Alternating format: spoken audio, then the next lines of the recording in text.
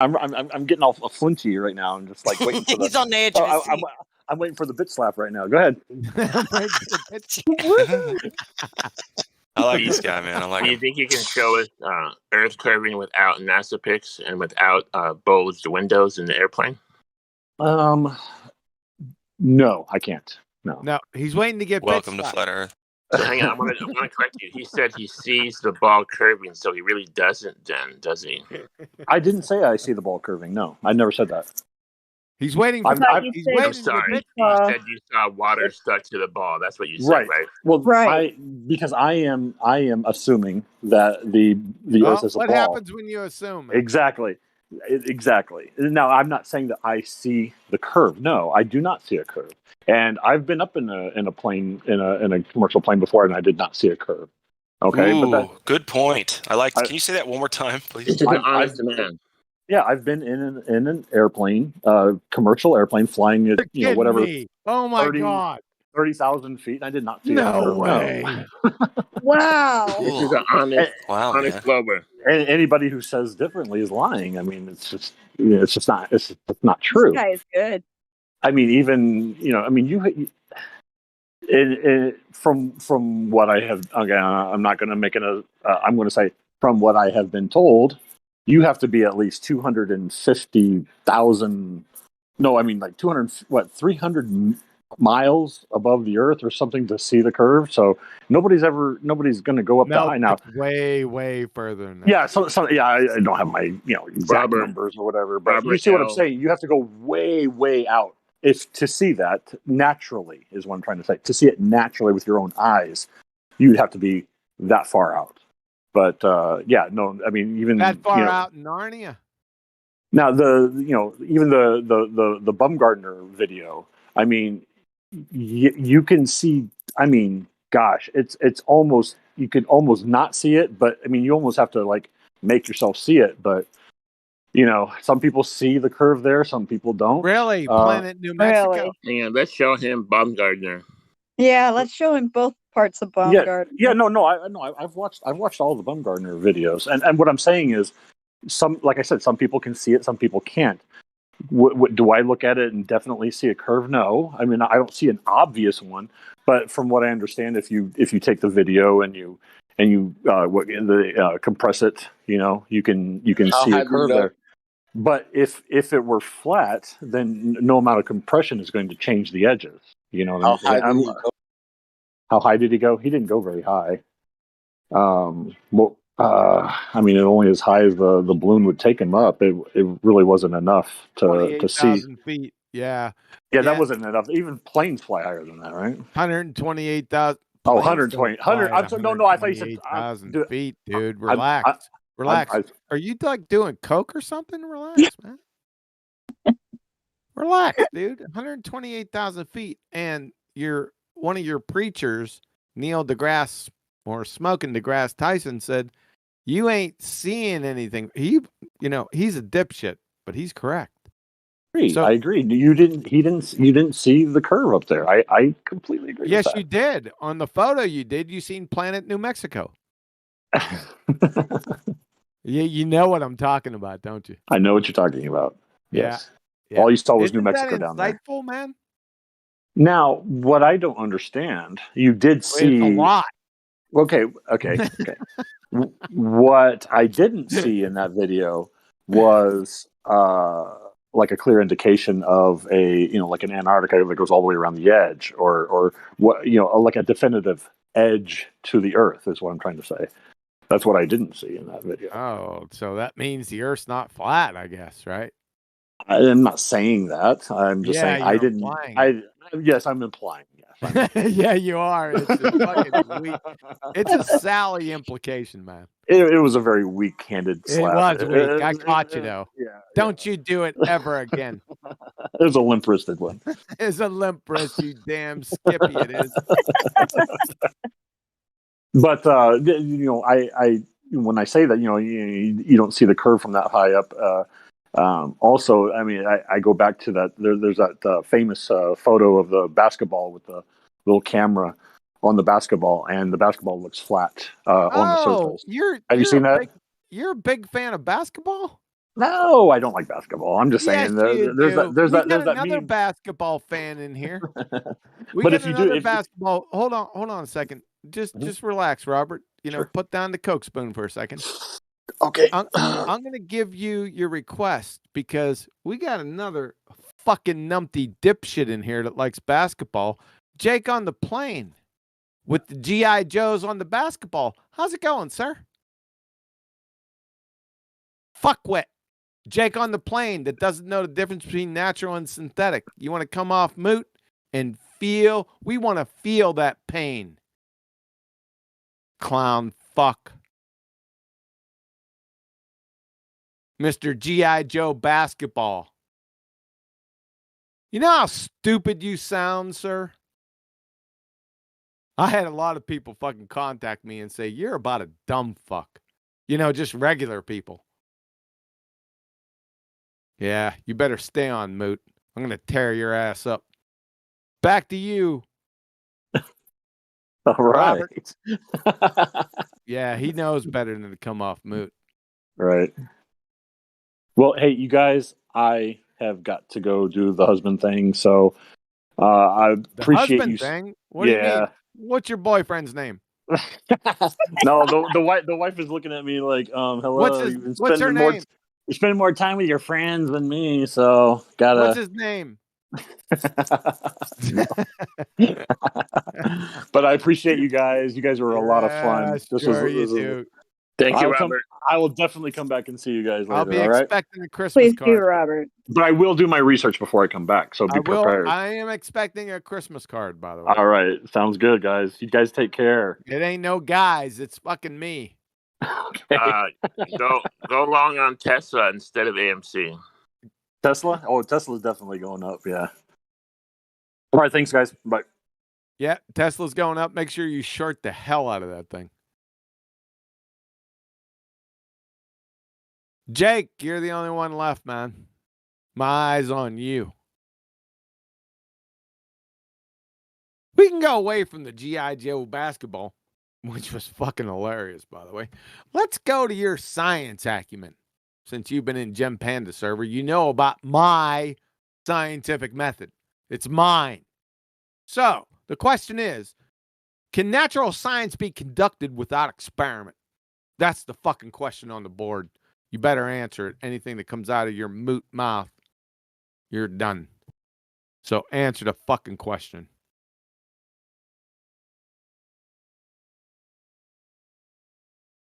Oh, you're stonewalling me, huh? About to take a baseball bat to the back of that Corvette.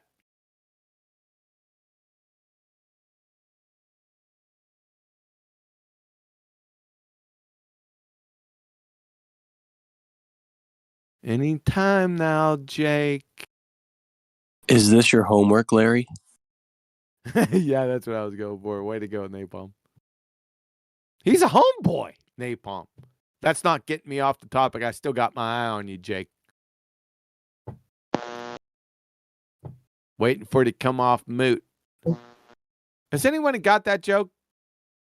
It's not mute, it's moot. Anyone got that? Let me tell you a little story. Timmy Osmond, that fucking idiot, back in the day, like 5.5 years ago, he used to always conflate mute and moot, and we would just let him do it, me and Cathexis, and we'd sit back, we'd write messages to each other. This fucking guy's clueless, right? He'd always use moot and mute and conflate them in his sentences. And it was just an inside joke for years, right? So that's where that comes from, just so you know. You're listening, Timmy Clown. Don't worry, Jake. I still got my eye on you. I can do 2 different things at the same time. Timmy Clown, you listening? You idiot. You want to listen to something real funny? Go back in Gem Panda. I don't know. I know he still has his old channel. If you go back all the way to the first 5 or 6 videos, you'll hear me and Cathexis in there. And I was trying to explain to that Fama Lama Gamma Panda Ding Dong retard the Coriolis effect back then, right? And it got so bad after like 45 minutes, Timmy Clown started laughing at Jim Panda because he didn't get it. It's still on his channel, man. I looked at it about 2 or 3 months ago. It's still there. I'd go back there and listen to those videos. Nothing's changed. Nothing. Same arguments. Here's Jim Panda's argument, because he's a fucking moron. You mean to tell me that you two guys have come up with an argument that's defeated everything in natural science or everything in science, and no one's caught on yet? Does anyone know what that argument is? It's a fallacy. Guess what fallacy it is? He's still doing it even today. I got him on numpty clips doing the same shit. What fallacy is that? You guys caught on to these arguments and no one said anything. What fallacy is that? Nothing? Consensus. Argument from silence. Opposite. The numpty dipshit fallacy? Nope. Argument from silence. You mean to tell me people have known the second law of thermodynamics, the millions of people that have studied this haven't figured out that there's no problem with it? Or that there is a problem with it? Yeah, argument from silence. You fucking moron. Is there they appeal to one that's like the opposite of that, right? That's like, you mean to tell me that so-and-so's discovered this? Well, where's his Nobel Peace Prize? No, Nobel Peace Prize. That's pretty fucking funny. You see, Globers, they think it's a Nobel Peace Prize, but that's a specific prize for peace. The Nobel Prize in physics is kind of different. But they do it. You just did it, but that fucking cracks me the hell up. That shows it's undeniable pretender clown numpty dipshit of epic proportions. I still got my eye on you, Jake, just to let you know. I see you there. You definitely off mute. I checked that earlier, by the way. Yeah. What's up, Matthew? Matthew learns. Have you learned anything tonight? Since Jake's not saying anything. I don't know. I mean, it was interesting hearing what the other guy was saying. We went on for like 3 fucking hours, dude. You haven't learned anything? What? Who are you? You're teaching undergraduates? Undergraduates, that's right. I figured as much. Sorry to conflate the master's. I know you got a master's degree, but I know you weren't teaching above that level. Why don't you let me have Adam for just pick a class and just 25 minutes, man. Yeah, I'd be up for that. I'm happy for my students to hear all kinds of ideas. Well, they're going to hear some ideas, but I'm going to challenge each of them. Is that kosher? I want their names because I'm going to call them out by name. Yeah. Yeah, that would be cool. And then you could put it on your channel and shit. And then it would just be flowers and fucking rose petals and shit. I don't know if they'd have much to say, though, because they haven't thought about this as much as they kind of shy. They're undergrads, so yeah. I wasn't shy as an undergrad. I think I wasn't either. I can't remember. It's been a while. It's a different world these days, guys. Different world than what? Well, they're all on their fucking screens, and so they don't have a lot of social capacity. No, well, that's true. I can't argue with that. Yeah, I agree with that. I was right at the border, right? Right, 98, 96, 97, 98. I was right there at that cutoff. Well, Well, let's take that back. 93, 94, 95, 96, 97, and 98. So towards the end, that was right there at the cutoff.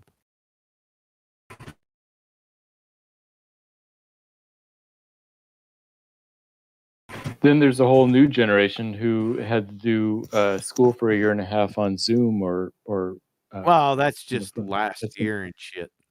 Yeah, it'll be interesting to see what effects that has in the coming. Oh, that has many effects. I can already tell because I have a couple teenagers, so I already know the effects of that. What are they? I'm curious what you've seen. The effects, well, you don't have any more or less contact with the professor or instructor, and we just get bogged down in the fucking logistics of communication. That's what the big thing is. So it's well beyond the subject material now. That's just a secondary issue. Right? And I called it too. I said, watch this. Watch what's going to fucking happen. Well, it wasn't a great prediction. I mean, a fucking idiot monkey could have called that one. Yeah, that's where we're at right now.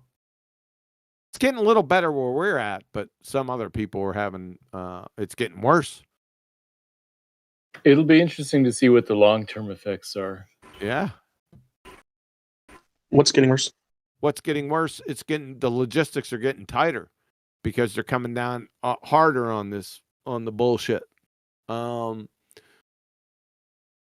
But I'm not dealing with that. Well, my kids aren't dealing with that. I should say one kid's not dealing with that. My other one's out. What logistics? I just joined, so I don't know. Logistics. That is, okay. What subject are we discussing?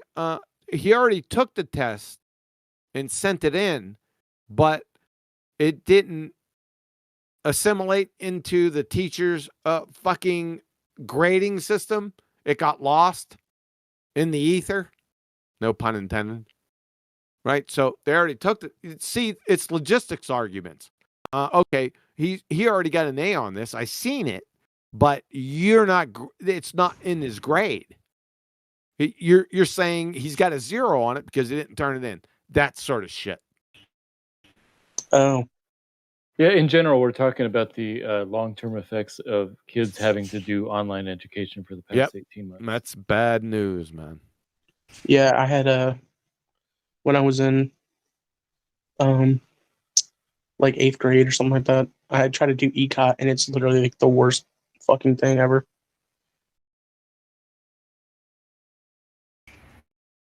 Online schooling is just not ideal. So I'll give up the mic for a little bit. I've been on here for a long time, man. I need to take a break. So go ahead, carry on. You better watch yourself because I may come back and start listening and shit. Be on your best behavior, especially you, Matthew. Jake, I still got my fucking eye on you.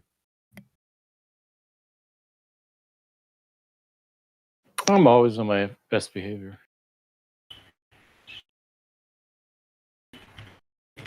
Always? Well, I like to think so, maybe. Oh, was that you, Matthew? Yeah, that's right. Oh, yeah, no, you are always. I was saying that I was celebrating that earlier. Yeah, you're a pretty behaved guy, man.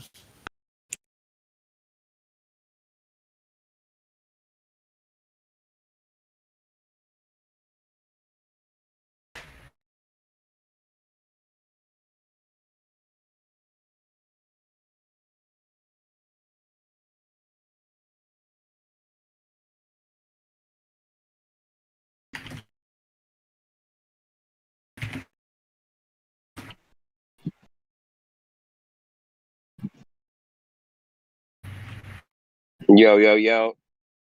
Check, mic check. What's up? Yeah. We hear you loud and clear. Flat out, dude. Excellent. Thank you. What's going on? Nothing much. We are Just chilling. Chilling. Just chilling. Nice. That's all we're doing. Yeah, QE just got done ripping a couple Yeah, I was listening, man. things apart. Yeah, That was fun. So And then yeah, always is. QE's an old man. He had to go to bed. Right. All right. Just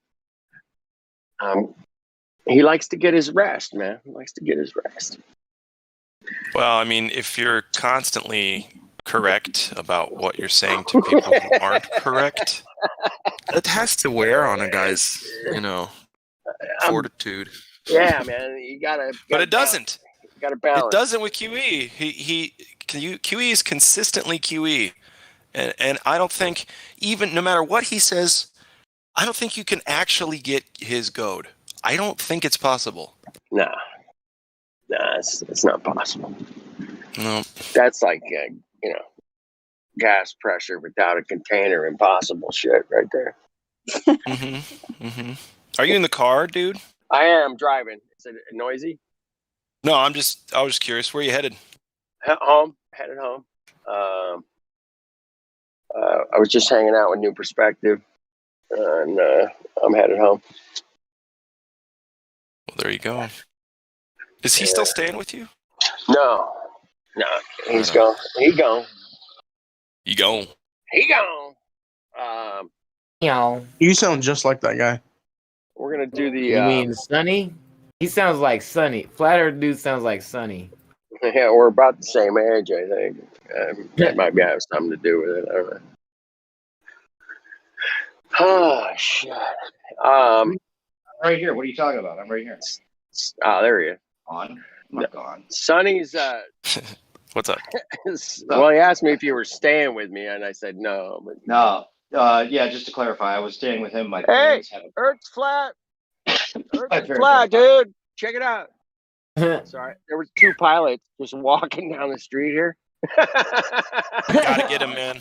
Gotta get him. Drive by. It was a drive-by. Fucking drive-by flat Earth, man. They were pilots, yeah. Yeah, they had their little suit.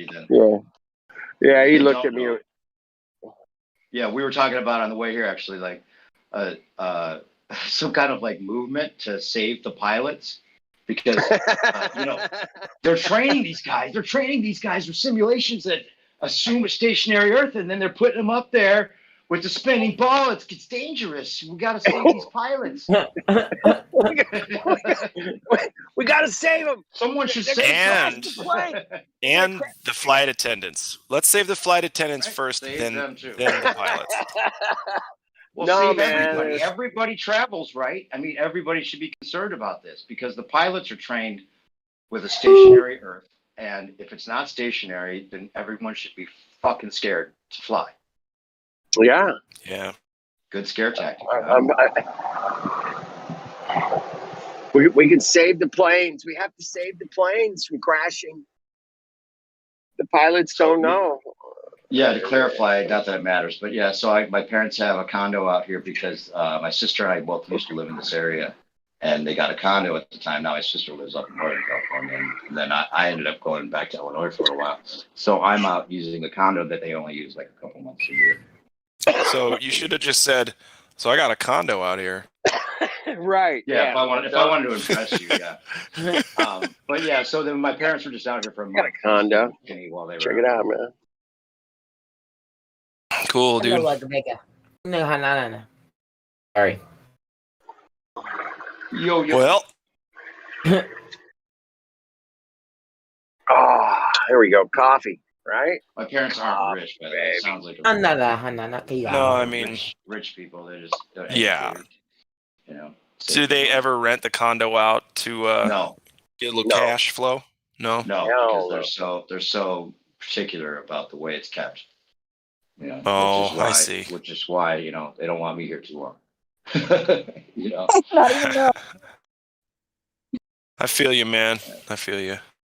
Yeah. Yeah, they're paying for the fucking cable all year long because it costs more to disconnect and reconnect the thing. If they come out, twice a year, it's going to cost them more in the long run to have it disconnected and reconnected. So they have to keep everything going the whole time that they're not here. So it just doesn't make any sense for no one to be here. Well, At it least makes that sense was- that was if you my want to pitch. stay there. Right, exactly. Yeah. Phone's there, man. Cable. Right. Let's hang out. Wi-Fi. It's funny. Right. It's so funny though. Like we tell people, hey, don't watch the TV, but but every once in a while I'll turn it on and just I check in on the stick to my normie shit stomach. just to see what's going on, just for the Bozo Yeah. show to be confirmed. Yeah, you got to watch the Cuck show occasionally, man. And Cuck exactly show. right. Predictive programming. I still get into stuff. You know, I'm a writer, so Yeah, man. I like to see what's going on with stuff. Like just as far I as still the love sci-fi movies too. Oh, All yeah. that shit's still so Did awesome. you check out the first episode of Raised by Wolves that I sent you? No, I need to do that. I need to do that. That's like some leisure Is it on homework Netflix? that I need. Ridley Scott, dude. Yeah. Here, Chief, I'll send you the link. Is it on Netflix? Yeah, it is. It is Yeah, on it is. Netflix. All right, cool. So just watch it there. What is it Raised by called? Wolves. Check it out. Raised by Wolves. It's called Okay. Raised by Wolves, but the title's kind Raised by Wolves. Okay. I think I might have seen it. I seen that. I don't know if you guys seen it. It's called Dances with Wolves. Yeah. Hey, shut up! Don't Nothing fucking like laugh it. at me. Wait. Hang on, guys. Chief, is this the first time you ever saw it? I haven't seen Raised by Wolves. No. No. Dances with The dances. No, I seen that when I was a kid. I just seen it Oh, recently yeah, okay. when You they were just put it on joking. here, You were dude, joking. and I was like, "Fuck yeah!" Yeah, that's a great movie. It is a great movie. It is. It was a Tom Cobb. 2 It's Tom cassette. You know what, dude? It was a 2. When it was on VHS, it was a 2 VHS movie like Titanic. No one knew. Right. Super long, So- yeah. Long. It's one of those. It's a first date movie, and it's a litmus test because if you are able to watch the whole movie through, that whole long thing through on a first date, you probably don't have much chemistry. No, definitely not. Fucking He put the Enoch second got tape all in. anal about it. No, He I goes, didn't. I "What got I a mean little about that booty movie?" tickled. I got a little booty tickled because you were like saying the Raised by Wolves and Dances with Wolves in the name, Right. and I was like, I thought you were making fun of me because it was the first time I seen it. No. How do we know what movies you're watching in private? How would Do we you know want that? me to tell you? I watch a lot of porno in private. Well, Sorry, whoa, I didn't at TMI. least it's in say that. private. At least you I keep that really shit to didn't mean to yourself. say that. Nah, I really Was didn't mean to that, say was that. that damsel? Yeah. Was that damsel medic chiming in there? Did I hear damsel?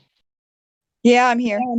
Hey, Sorry. I'm a big. I I'm a really big fan of yours. apologize. I didn't mean to We've say never that. talked before, but I'm a big fan. You're of good, yours dude. 'cause I've been You listening think to I I'm you. love offended? listening to Danzel. Have you guys heard Danzel sing? Danzel, Let's hear you it. have an No, never heard amazing her sing. voice. Oh, well, I thank bet you. she does. But I You're- haven't sang you're none. Multi-talented. Fucking flat earther. Of course she's got amazing voice.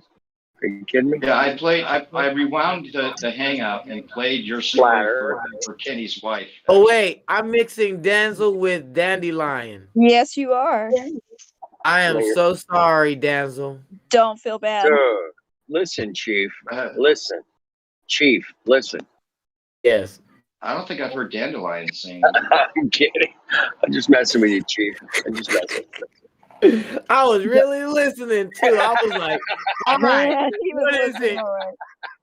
I have my They- ear to they the keep mic and mixing you up. everything. I was ready to go. But listen to this. And, hey, for the women in here, I have to say, the guys, there's so many guys to keep track of, and there's only a few women. You'd think we'd be able to keep them straight. You know what I'm saying? We I mix have No one with You shit. one guys woman. mix us up Right. all the time. We Yeah, get mixed step it up. up. Fuck's sake, bro. man. So Come lame, on, really. boys. Come on, Step it boys. up. One guy Yeah. thought I could do everything because he thought I was like three I heard different that. women. Oh, Yeah, that was crack going. He was like, oh, I've got you mixed up with 3 other girls. You were all one in my head. Yeah, it was pretty funny. But don't That worry sounds about like a offending. personal issue, not Yeah. hers. Come on. Come I on, Yeah. flat earther. apologize. He's got one I'm- fantasy. I'm I'm sorry, damsel. You don't have to be Hey, worried. Matthew. You do learns- have a pretty voice, though. Just saying. Hey, Matthew, how You are have I you? appreciate it. I just don't Matthew? sing much on here. I'm doing okay, thanks.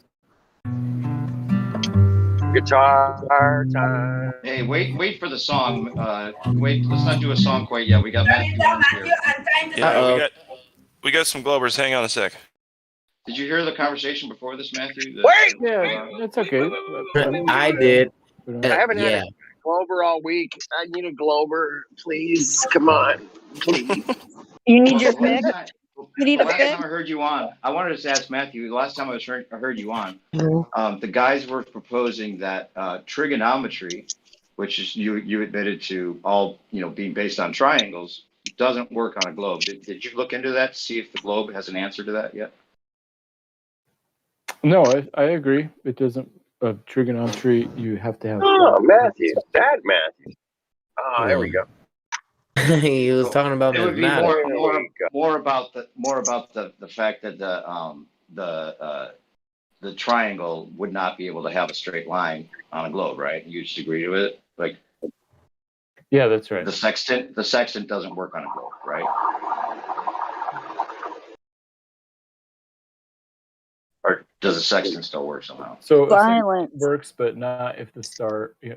The difference when we were talking about that, it was we were looking at stars, and there was some image of a star above a flat plane, and that wouldn't work on a globe. What? I'm referring to some previous conversation. Yeah, the triangulation of the star, Triangulation with the right? sextant, Doesn't work on a globe. Well, that's a step, right? No, that type of triangulation doesn't work. Okay. So there is. Okay.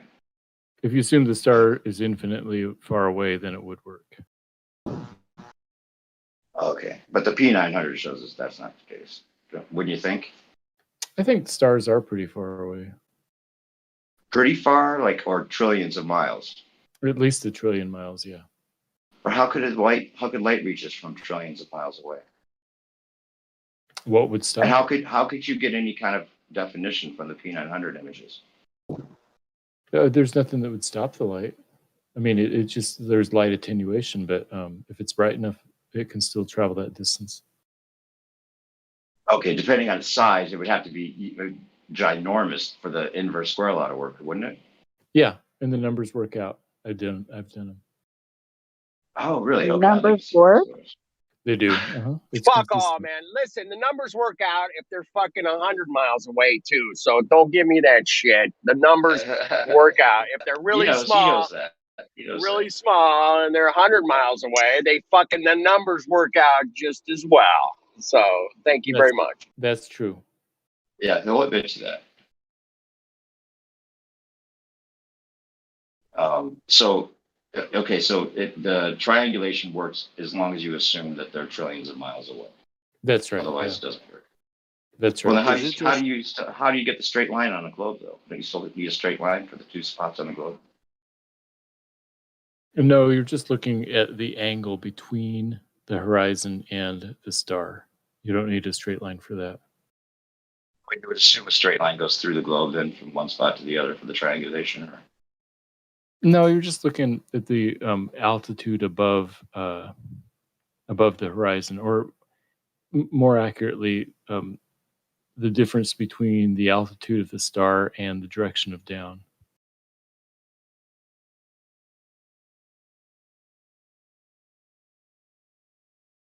So, as far as your overall take on this, you came in strong Glober, and you've talked to us for a long time. Has there been any kind of doubt in your mind that there might be something to what we're saying? Absolutely zero. I've never had a doubt in my mind, not even a single minute. You don't think there's any doubt in your mind that No, it's very clear to me. This is all just a problem with epistemology and evidence. Epistemology? What does gas pressure without a container have to do with epistemology? Epistemology is the study of how you know what you know. It's a philosophical term about the study of knowledge. Oh, so philosophy means Earth's a globe? That's what I'm saying. really. No, how could that be? How could that be no doubt in your mind if it's just a philosophy you're taking rather than science? The only reason people believe the Earth is flat is a flaw in their epistemology, and they don't have. That's Wow. that's what I was saying. I know you. So you don't know what the word Whoa. empiricism means. Empiricism. You don't know what that means? It means taking things empirically. What do you mean, like looking at evidence? Like, absolutely, evidence. Real evidence, not opinions, not beliefs, not appeals to authority. Evidence. Matthew, I know I've shown you this before. I just put it in the live stream voice text. One of the P900, one of the many P900 or P1000 images that you can get with looking at the North Star, right? And the North Star is supposedly 6 trillion times 430. I don't even know what that number would be, 430 times 6 trillion. So it's 430 times 6 trillion miles away. And you're looking at that image, that GIF that I posted with what the P900 shows us for what the North Star is, and you can confirm that many different people taking the image. And do you think that's what you would get from trillions and trillions and trillions and trillions and trillions and trillions? I mean, I can't even write the number of zeros for it. How could you be so sure when you're looking at that GIF that star would be that many trillion miles away?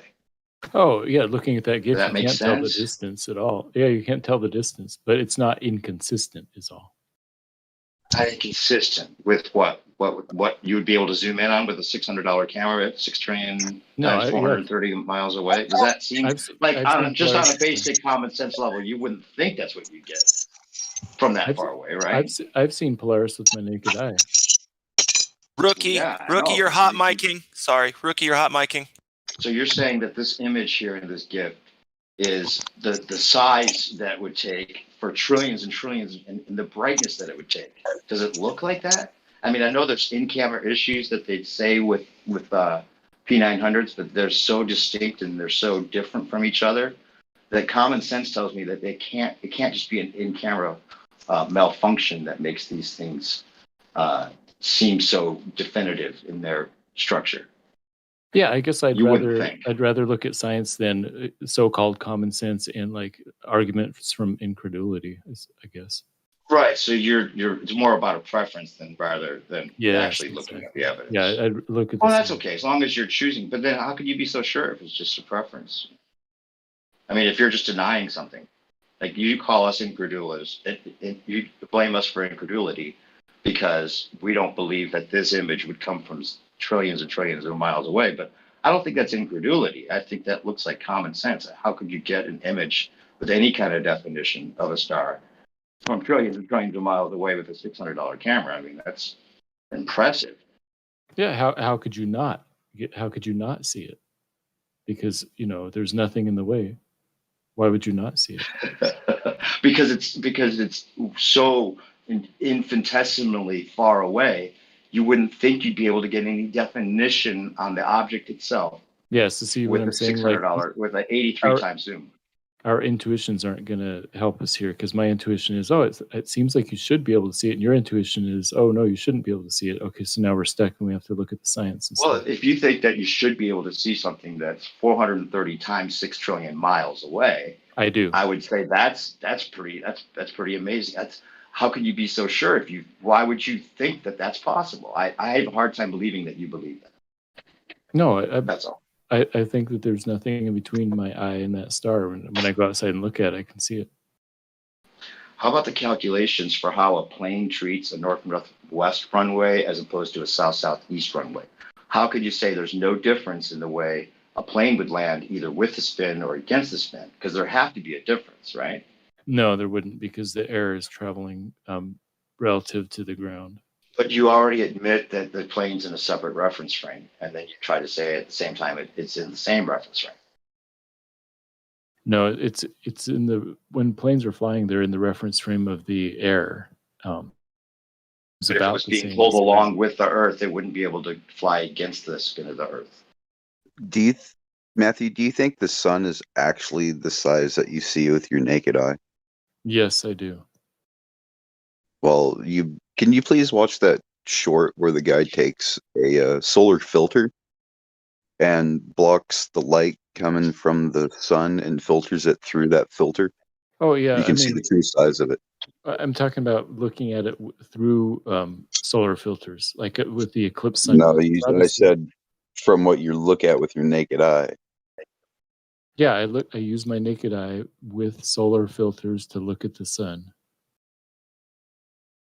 Yeah, I doubt that. No, you don't want to look at the sun directly. Yeah, I doubt that. You doubt what? I doubt that the sun causes irreparable harm to your retina. Well, that's beside the point. Feel free to try, but I'm not going to try. I have done it Either way. several times. I don't wear Well, glasses. I don't want to recommend that to someone. However, what kind of filter did you use, Matthew? Solar eclipse sunglasses that I bought for the 2017. Oh, well, that's not really a solar filter now, is it? That's just a polarizing filter. No, it's a solar filter specifically designed for looking at the sun for the eclipse. It's a polarized filter with both layers of polarity overlapping itself. It was I don't know if it didn't look. So you're only receiving incoherent light. If you were to take, like, say, a welding helmet, which is a proper solar filter, number 12, you can actually see the size of the disc, and it's much smaller than what is represented by, like, say, a photograph. In fact, the lens flare that you would see is about the correct size of the sun. It's a very small object. No, yeah, I know what you mean. It's a lot smaller than the moon. No, it's the same size as the moon. No, it's a lot smaller than the moon. You can look at the moon, promise you it's the same and you size. can I've look looked at at the it moon before. with a filter on it, and it doesn't change the size. However, the sun shrinks when you use a filter.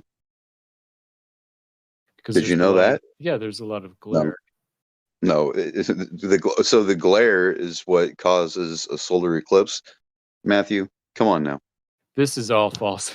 You don't understand. No, it's not all false. You can sit there and take it. Eclipse? You come over to the shop, and I'll give you one of these fucking welding goggles, and I'll say, now look at the sun. Now you see the sun there? Now look at the moon behind you. You see there's two different sizes? Okay, fine. How different do you think the sizes are? You cannot tell the size of the sun by a photograph. I agree with that. But both the sun and the moon are about 0.5. Nope. You agreed with it. So how was the size of the sun equated again? About 0.5 degrees. No, how was the size of the sun equated? Measuring with the sextant? What do you mean? No, it was measuring by a picture, wasn't it? No, you don't use a picture. You need to actually physically measure it. All right, but beside that, physically measure it without touching it. Physically measure an angle. You can look at that. We're talking about an apparent angle. Does an angle tell you how large something is? No, it tells you how wide it is in the field of view. The distance. It tells you the relative position from the looking point, from the vantage point. Sextant. It tells you the angle. About sweep, but then once again, you're still going based off of the visible light glare. That's why you use a solar filter when you do that. When you use the solar filter, you measure the angle, the apparent angle of the sun in the sky. It's about 0.5 degrees, and same with the moon. This is just basic observation. Like It's this is not. do your own research type stuff. I have done my own research. Okay, I so have what number welding goggles. What number did you come up I with? have a welding helmet for pipeline work. And the picture I took of the moon earlier is a lot larger than the picture I took of the sun through the same camera.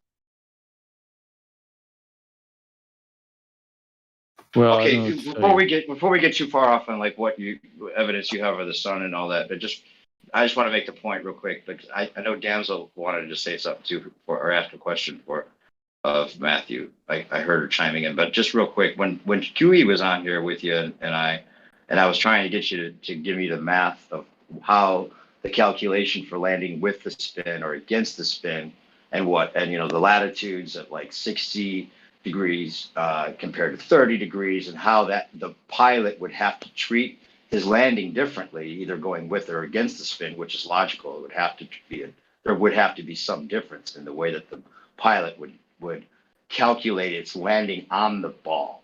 regardless of the wind, regardless of the atmosphere going with the ball or against the ball. None of that matters. It would have to treat the runway that it lands on differently if it was going with the spin or against the spin. And then QE got you to admit that, yeah, the plane's in a separate reference frame. And yeah, to ask you to have those calculations would be unfair because that would be ridiculous to even try to calculate. Isn't that right? Yeah, according to the globe model, you can ignore all of that because it doesn't make any difference. That's according to the globe model. Pilots do not have to take that into account.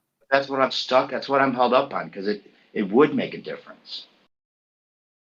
It couldn't possibly be just the same landing with the spin or against the spin at a different angle, a different latitude, different speeds. All those things would have to factor in. Okay, let's say if there's no wind. I mean, I know there's obviously sometimes wind, but let's say it's a calm day with zero wind. Then in that case, the air above the runway is going the same speed and distance as the runway itself. And so it doesn't matter which direction the runway is, the pilots don't have to take that into account because it's moving Yeah, in but the that's air. it. It has nothing to do with the air. I'm talking about landing on the surface that's moving separately from the plane. Yeah, but the plane is in the reference frame of the air, and if there's no wind, it's moving right along with the ground. So you can. If it's in a separate, but it's a separate reference frame from the Earth, correct? It's separate, yes, but the yeah. So then landing with the spin on the surface. I'm talking about the surface, not the wind or the air. Even though that's ridiculous that all of the atmosphere would be traveling in one direction, and we have wind directions in every which way, right? Does that not debunk it for you? It does right not. there? No, it's just a Why not? misunderstanding on your part of how reference frames work. Okay, so the reference I frame promise you it being works separate from the better. Earth, the reference frame being separate from the Earth, traveling against the spin, and then landing against the spin, or landing with the spin. You can't say there would be no difference because it's moving separately from the plane. The air atmosphere above the runway is pretty much moving about the same as the runway itself. I mean, I'm not talking about the atmosphere. I'm talking about the difference between the plane and the surface of the Earth. Yeah, the plane is in the atmosphere.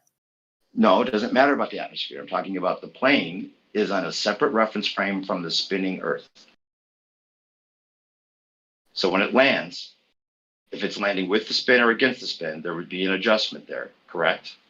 No, because it's in the Why reference not? frame. Because it's not in the same reference frame. You just said it wasn't.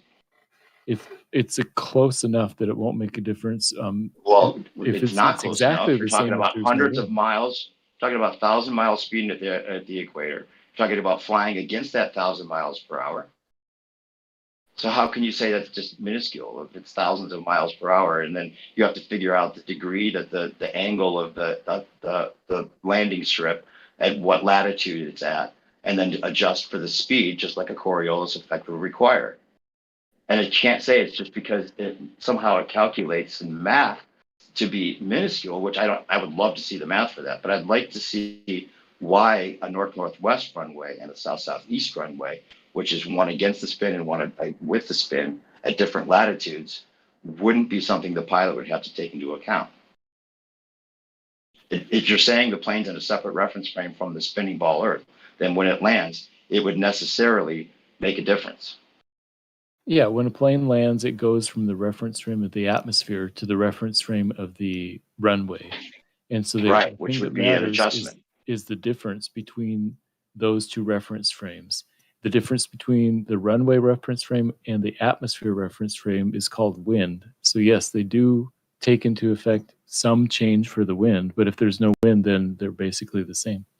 I'm talking about the wind. I'm talking about if you're saying that it's a separate reference frame from the spinning ball Earth, then landing with the spin, meaning that it would be going with the spin when it lands or against the spin when it does nothing to do with the atmosphere or the wind or any of that.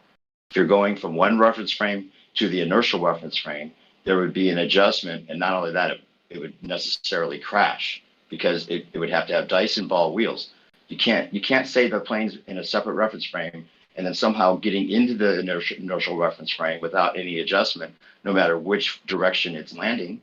You know that common sense would totally negate that from being the case. It would have to adjust differently if it was going with the spin or against the spin. I don't understand how you can believe that it wouldn't. Because there's only two reference frames: the atmosphere and the runway. I've posted a GIF. Does that I've answer it? posted a GIF. Okay. That doesn't answer it. It doesn't seem like you can intellectually, honestly believe that. I believe it. Plenty of people do. I'm having a hard time It understanding shouldn't be a belief. It should be a calculation. You're a mathematician. You should know that there's a difference. If the plane has to slow down or speed up to make sure that it stays on the runway, not that that would be even possible if it was going thousands of miles per hour compared to the plane's 200 miles in the opposite direction. You know that just that on a face value, you see that there's not, the numbers can't be the same. In fact, it'd be ridiculous. Like when aircraft carrier, when they land on a moving ship, they have to be very precise, because you're landing on a moving target. That's a good example to follow. Yeah, it's not the same as just landing on a regular runway, right? Because the ship's moving. So the Earth moving separately from the plane would be so strategic, depending on its latitude, it would be impossible, in my opinion. I don't understand how you could think it wouldn't make any difference. What I'm saying, it would be impossible. So why is it that we're on such opposite ends when you're already admitting that at the equator it's a literal 1,000 miles per hour and that the plane can fly against that 1,000 miles per hour? Yeah, and the answer is because the atmosphere is basically moving about the same speed as the runway below it. That's the basic answer. Atmosphere has nothing to do with it. You're landing on the ball. You're landing on the ball. And the plane is flying in the atmosphere. Makes no sense what the fuck you just said, Matthew. You're dumb, dude. Yeah, we're So losing with- respect for you. This as is what you I'm just- talking as about. So with which an is the aircraft problem in carrier. epistemology. Hold on, wait. You guys Let's don't not get understand this mad. well Let's not enough. get mad. So I with just an want to aircraft understand carrier. why you think about it in the way you do. I really do want to understand. So with an aircraft carrier, what you're saying is they don't have to factor in any movement of the ship. They only need to factor in the wind and the atmosphere and the runway. That's what you're essentially saying here, Matthew, is that the vector of the moving runway has no bearing on how the plane needs to come into land on an ocean, on one of those carriers, airline carriers. So how can that possibly make sense if that ship is moving either away from or toward the way the airplane is wanting to land? The airplane has to take into consideration, yes, the wind and the atmosphere, but also the movement of the fucking runway. Yeah, so the difference is... But you just said the opposite. You said he doesn't have to factor in any movement of a runway. You said you only have to take into consideration wind. So with an aircraft carrier, they only have to look at the wind. The speed of the ship below them has no bearing, correct? The difference, landing on an aircraft carrier, the thing that makes a difference is the difference in the atmosphere moving compared to the aircraft carrier moving. So it's the same thing. No, it's not. Versus the runway. So once again, so you've agreed that you don't need to take any speed of the ship, of the aircraft carrier. You don't have to take any of that into consideration. Of course you do. Any swell height, Yeah, any movement to the ship is irrelevant because, like you said, only have to factor in the air, only the atmosphere and the wind. Hey, Matthew? The thing that you have to take into account is the difference between the runway and the air. And the plane speed and the latitude that the runway's at. Yeah, so when any airflow in the runway. Yeah, so and any other movement that the runway would be doing besides the atmosphere. Right. Now, an aircraft carrier is moving at 10 knots. The ground is moving at 1,000 miles per hour in your imagination. Which one do you think is more? 10 knots or 1,000 miles per hour, Matthew? 1,000 miles per hour is more. Which is why it's negligible, hey? It's why we don't have to factor it in. But an aircraft carrier, they definitely have to factor it in. But the Earth that's moving, say, 10 times faster to be conservative, no requirements, no mathematics needed, no alteration in vectors needed, no rotational wheels to allow you to be landing on a northeast or a southwest runway or any other variation. This is nonsensical. You're smarter than this, man. Do you really not understand the contradiction we're trying to point out? I do understand what you're saying. He understands it. I understand it. It's just that you guys have nonsensical ways of thinking about relativity. The only thing that matters is the difference in the air and So the air, the runway. Those are the so the things. airline carrier and the aeroplane, because they're relative, because they're both in the earth, they don't really have to factor in anything, right? It's just relative They motion. factor in the airspeed relative to the runway speed. That's And what the ship Assuming the speed? runway speed is stationary. No, you don't have to assume that it's stationary. No, that's what they do, Matthew. They assume it's stationary. That's That's an what the easy way to manuals do the say. calculation. Sure. Matthew, would you like to bet on it? Sure, $100. That they count for the runway spinning. That they don't need to. So they assume it's stationary. According to the globe model, you don't have to account for the difference in direction according to the Coriolis or the spin of the Earth. So when then you're they landing assume on a it's runway. stationary. Then they assume it's stationary. Then. That's a convenient way to do it. And yeah, Okay, so you would have lost $100. What's wrong with you, man? I think I'm the most rational person in this thing. Well, that's what's You crazy. just disagreed. Because you're Genetically He asked you if modified. it's You got a little stationary. bit more bold, Matthew. He Look. asked you if it's stationary. You said no. Then he repeated himself, and you said yes. And then you think you're the most rational here, Matthew. Yes, I do. I think that I'm. You contradicted probably yourself smarter. within 10 seconds, Matthew. Matthew, if I'm landing on the ball and it's spinning the opposite way of that I'm landing, and does the plane go forward or backwards? Say that again. If you're landing east and you're going east, If I land the plane the opposite way of the Earth's spin, is the plane going forward or backwards? oh, it's going backwards. Oh, it's doing both, actually, right? Yeah. So let's say that the plane is landing to the west, like they do at LAX, even though the runway is going east at 800 miles an hour, according to the spin. Yeah, give or take. So both the runway and the plane, you can add in an 800 mile an hour eastward vector. It's easier just to assume. But you just said it's stationary, Matthew. You just said it's stationary. It's easier to assume it's stationary because both the Because that's the only atmosphere way that and you the could land runway- the plane, Matthew. No, That's the only because way it's you just could land it. because you could just take out the 800 miles an hour because you could apply them to both of the air and the runway beneath it. But Do the you air have isn't any other moving with- mathematics? Sorry. No, I'm saying the air isn't moving with the Earth in your belief system, bro. But I'm asking you, It's is close the enough. plane close enough? That's very Yeah. global. It's called wind. If there's wind, then it's moving a little bit different. But if it's no wind, then it's the same as the runway beneath it. No, your religion calls it Coriolis, but here No, I'm asking you. Coriolis doesn't. You don't have to take into effect Coriolis in this. Oh, so the atmosphere isn't connected to the Earth, but we don't have to account for that. We can assume it is connected, and we can assume that the Earth is stationary as if it's actually spinning 1,000 miles per hour. That's is the right. plane going forward or backwards, Matthew? From which reference frame? From the ground or from the North Pole or from the air? Depends on what you're looking at. When the plane lands, is it going forward or backwards? It's going forward from the reference frame of both the air and the ground. It's going backwards from the reference frame of the North Pole. If you want to look at that reference frame. So it's going forward and backwards. Yes, that's what different reference frames mean. They're different. Yeah. And you then if it understand how lands different with the reference spin, frames. it's going forwards and forwards. Right. That's how reference frame works. I think you guys are starting to But get if it. it's a separate reference frame, no, you're not getting it still. That's the point. You're not acknowledging the contradiction. That's what's frustrating. Because there is none. Yes, there is, Yeah, Matthew. Well, you're saying that the Earth's a spinning ball going roughly 800 miles per hour in LA, right?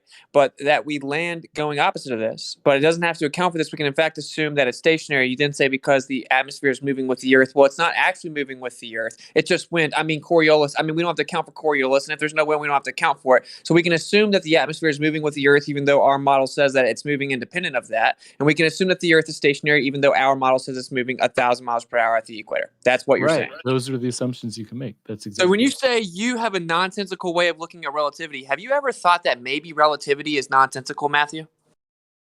It's like mathematically proven. What do you? You mean it's just a self-fulfilling circular logic fallacy is what it is?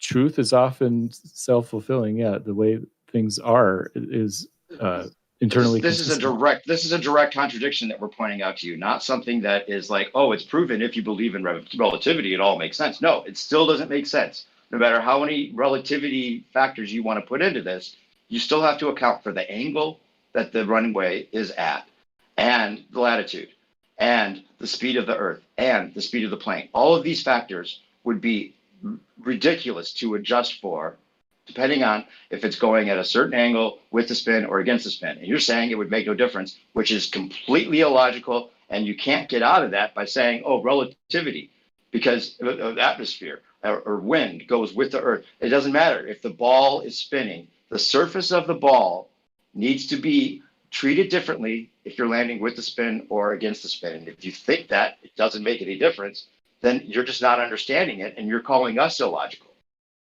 Okay, so I like the example which it was using earlier. So let's say a plane is landing at LAX, and it's landing to the west, which is how they do. And let's say, just round numbers, the globe model says that the runway is moving 800 miles an hour towards the east. So there are two ways, and let's just say that planes land at 200 miles an hour. So taking all those things, does that sound like a good assumption?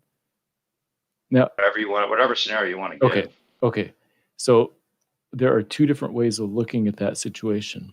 One way to think about it is that the runway is going 800 miles to the east, 800 miles an hour to the east, and the plane is only going 600 miles to the east because it's flying, 200 miles the other direction, 200 miles an hour the other direction. And so, it's kind of like the runway is catching up to the plane at 200 miles an hour, and then the plane lands. That's one way to look at it. Now, but how would it stay on the runway if it's going 200 miles separately, 200 miles per hour separately from the plane? How would it treat it the same if it's not going 200? It would have to catch up to it then if it's going the opposite direction, right? You would have to wait for the runway to come towards the plane. It would be something you'd have to catch up to, just the way they explain it in Google, that it would have to, overtake the spin of the Earth, right? It says that in Google about these planes. Or Matthew, this is what we'll do. So Matthew, we're going to show how dumb your worldview is. Okay, it's not dumb. It's perfectly rational. It's incredibly ignorant and depraved. You sound like you're in denial. He hasn't even given you the scenario, and you're saying it's not dumb already. No, he was calling it dumb. Let's wait for the scenario. Let's see if the scenario actually depicts dumbness or not. Let's hear it. Right. So answer my questions, okay, Matthew. Is the Earth's atmosphere an independent frame of reference to the surface of the Earth? Yes, it is. So when the plane leaves the air and touches the surface of the Earth, is it entering a new frame of reference? Yes, it is. It's called landing. Okay. So there's a differential there then, right? Yes, you would have to figure out the difference between the atmospheric reference frame and the runway reference frame. Okay, so the very moment that the wheels of the plane touch the Earth, it's entering a new frame of reference. That's correct. Why would there not be a reaction there? Because those two frames of reference are pretty close. In fact, they're identical if there's no wind. Your model does not claim that, Matthew. No, they're independent, but they're moving at the same speed. No, you just said there would be a difference at least of 200 miles per hour. If we're to believe that somehow the plane is still traveling with somehow kept to the Earth with its 600-mile subtraction from this 800 miles, and then the runway would be approaching at 200 miles, and then you have to figure in, okay, so now it has to land on something coming towards it at 200 miles compared to something going away from it at 200 miles, and you're saying there'd be no difference. Right. So to simply summarize your point, Matthew, in your worldview, the atmosphere has an independent frame of reference from the surface of the Earth. As the plane leaves the atmosphere and touches the surface of the Earth, it's entering a new. Oh, you cut out. We can assume. But we can assume that there isn't a change of reference frame. Correct. If there's no wind, then they are different reference frames, but they're moving at the same speed. So you can ignore them. So we can assume that there is no different reference frame. If there's no wind, then there's two reference frames. They're moving at the same speed. It's like jumping from one car to another car that's driving the same speed. Driving in the opposite direction. No, the same direction. The atmosphere and the runway are You going just in the said same you direction. just said okay. Even taking into account that it's 200 miles an hour difference that's that it the would have to plane. account for. No, the plane. No, we're not even talking about the atmosphere. We're talking about the surface of the Earth being in a different reference frame. Has nothing to do with the atmosphere going with the Earth or against the Earth. Even if the plane were somehow being dragged along and you were to do the math and only subtract it to make it 200 miles difference, even at that 200 miles, you can't say that that's minuscule and something they wouldn't have to adjust for. Okay, so you're talking about the third reference frame. There's the runway, which is one reference frame. There's the atmosphere, which is a different reference frame. And then there's the airplane, which is the third reference frame. So yes, the airplane and the air are 200 miles an hour different. And then the airplane and the runway are 200 miles an hour different. Because right, the and runway, why would that be not? Okay, so you admit that it would be an adjustment to enter the new reference frame. If there's no wind, then it's the same. Oh my God. Matthew, this is wild, brother. Okay, let me try to explain. Please help me. Yeah, please help me understand because I'm so dumb. When the plane is flying right above the runway, there are two reference frames: the atmosphere and the plane. And the inside the plane, it's 200 miles an hour difference than the air around it. Then when it touches down on the runway, there's two reference frames: the runway and the airplane. But it's the same 200 miles an hour because the runway was moving the same as the atmosphere. If there's no wind, so that's all. So then, why would it northeast be the same as a southwest? Why would there be no difference? You're saying there's a difference, and then you're saying there's no difference. It's because the difference when you're landing, the difference that makes where you have to take into account is the difference of the reference frames of the atmosphere versus the runway beneath it. And if there's no wind, they're moving at the same speed. No, they're not. No, you're saying that there is an adjustment because there's a new reference frame it's entering. Even if you're going to try to whittle it down to a 200 mile per hour difference. Oh, that 200 even miles. If you were able. That's the plane versus the atmosphere, and the plane versus the runway. I'm talking about the runway versus the atmosphere. Okay, we're talking about the runway versus the plane. Just whittle it down to that for us. Okay. What's the difference 200 miles an hour. Of landing with or against the spin? Don't you think there'd be a difference? No, 200 miles an hour. No, I'm saying if the plane is in a separate reference frame from the spinning ball Earth, then there would be a difference if it landed with or against the spin. No? No, there would not. Why not? Then you have to explain that to us. Why not, Matthew? Because the thing that matters is the difference between the atmospheric reference frame and the runway reference frame. That's the thing you guys aren't getting. And no, those you're not getting. You're not getting it. You're saying that they're in separate. They're moving separately from each other, right? But then you're saying it makes no difference. They're moving separately a little bit. If there's no wind, then they're hardly moving. They're not moving that much different at all. At all, meaning there is still a difference. Okay, sure. So fine. There's 20 miles an hour wind now. Okay, well the plane would disintegrate. Thank you for talking about the wind. We're not talking about the wind. We're talking about the surface compared to the plane. 20 miles an hour. Dude, if the surface of the Earth is treated as a stationary plane, just like the manuals say, and just like the flight simulators assume, right? Then why are they training them that way and then giving them a totally different situation to deal with when they get in the air and flying against the spin and landing with the spin or landing against the spin, and then somehow that making no difference at all? And how can you even honestly say that you think there would be no adjustment in the difference between with the spin or against the spin? Because Matthew thinks he knows it's a foregone conclusion. You're spinning ball. Whatever comes with that must be true. It goes no further than that. Oh yeah, but this is a total contradiction that he's not acknowledging. He has because it doesn't matter. It doesn't matter. Whatever the contradiction exists, it just means that it's our cognitive abilities, inability to understand it. Relativity eludes the grasp of humans because the Earth is a spinning ball. Thus, whatever comes with it must be true. But they don't even have something on their side that makes it make sense. You can't just say relativity or it doesn't make any difference because the plane entering this new reference frame. It doesn't matter if it's with the spin or against the spin because it's just the same as the plane somehow. Somehow the plane's in sync with the Earth no matter which direction it's going or landing. That's a direct contradiction that I can't even believe you believe. Okay, so when the plane is on the ground, it's the plane versus the runway reference frame. As soon as it goes into Right. the air, it's the plane versus the atmosphere reference frame. So the question is, what is the difference between the runway reference frame and the atmosphere reference frame? And the answer is not much. 0 if there's no wind. And No, so the that's what question is, matters, and what's the that's why difference between the? No, you that's why keep you can bringing the assume atmosphere it's into it as stationary. if that makes the biggest difference. The biggest Yes, difference is because the planes fly in plane's your reference atmosphere. frame compared to the runway's reference frame. It's relative to ground speed. It's not air speed. It's not the plane to the atmosphere, you moron. It's the plane to the ground, the second reference frame that you need to be comparing it against. And you Why keep do planes bringing have up an the airspeed indicator? plane in reference to the air. No, the air is the second reference frame, which the plane is now in. It is its land speed relative to the ground, which should still be moving underneath the plane, Matthew. You're saying that 2 plus 2 is 4 or 6, or it can also be 8, and that's mathematically logical. And for you to claim that we're not understanding this is just what's appalling about this whole thing. Yeah, I agree, but the opposite.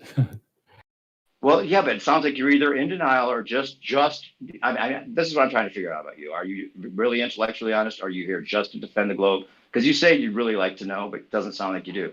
Especially if your confidence is at 10 with all the contradictions that have been pointed out to you over the last couple of years. Yeah, I can see that I'm not being very successful at explaining It's this. not about you not being able to explain it. It's that you're directly contradicting yourself within one sentence, and you don't even realize it, and acting like we don't understand. Yeah, pretty much. But you're saying there should be an adjustment, and there would be a difference between the plane and the runway, right? Yeah. So then there would be a difference in the way it treats a south-southwest runway compared to a north-northeast runway. Yes? No, because the atmosphere is moving the same, pretty much the same as the runway. No, you're saying it's a separate reference frame. The plane and the runway are a separate reference frame from each other. So why would it treat with the spin and against the spin the same? You can't. That's a complete logical contradiction. Okay, so the plane is traveling through the air at 200 miles an hour. Okay.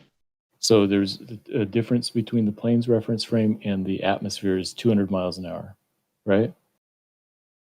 And the Earth moving 800 miles an hour at some latitude. Let's say that. Okay. So it's moving 800 miles an hour towards you, right? The runway's moving towards you at 800 miles per hour, right? If you're going against the spin, it's moving towards you at 800 miles per hour, separate from the plane. So that means when it lands, it would have to time it so that it wouldn't be able to do it, in my opinion. But somehow you've made it so it's like, okay, well, if the atmosphere is moving with the Earth, then it would only be a 200 miles per hour difference between the plane and the runway. Even if you can get the 200 miles per hour difference, then landing with it and timing it so that it lands on a runway that's moving towards it, which we never see. We've all been in planes. We've all looked out the window. You do not see the Earth moving separately from the plane, no matter which direction you're going, and that would be impossible according to your globe model. Of course, and to add to that, it would have to be in the same longitudinal plane. Like, imagine if like the runway was on any bit of an angle, not just off the longitudinal plane, but at like a 45-degree angle or a 90-degree angle or a 30-degree angle. It doesn't matter, just the angle. Now the Earth is still moving in your perspective, but think about the pilot has to land that fucking plane on the angle. You think every runway is built perfectly parallel to the longitudinal lines? No, of course not. No Even if way. it was going Impossible. with the spin, it would have to treat different latitudes differently because it'd be Yeah, but the pilot would have to account for that and nail it every time. You think And we pilots are never that smart? Not No only that, but we way. never see a runway approaching it. And that's according to the globe model. You would have to see the runway approaching the plane as it lands. According to even what you just explained, Matthew. The way you just explained it, even if it was moving at the plane at 200 miles per hour, it's different than the reference frame of the plane, which is approaching the runway.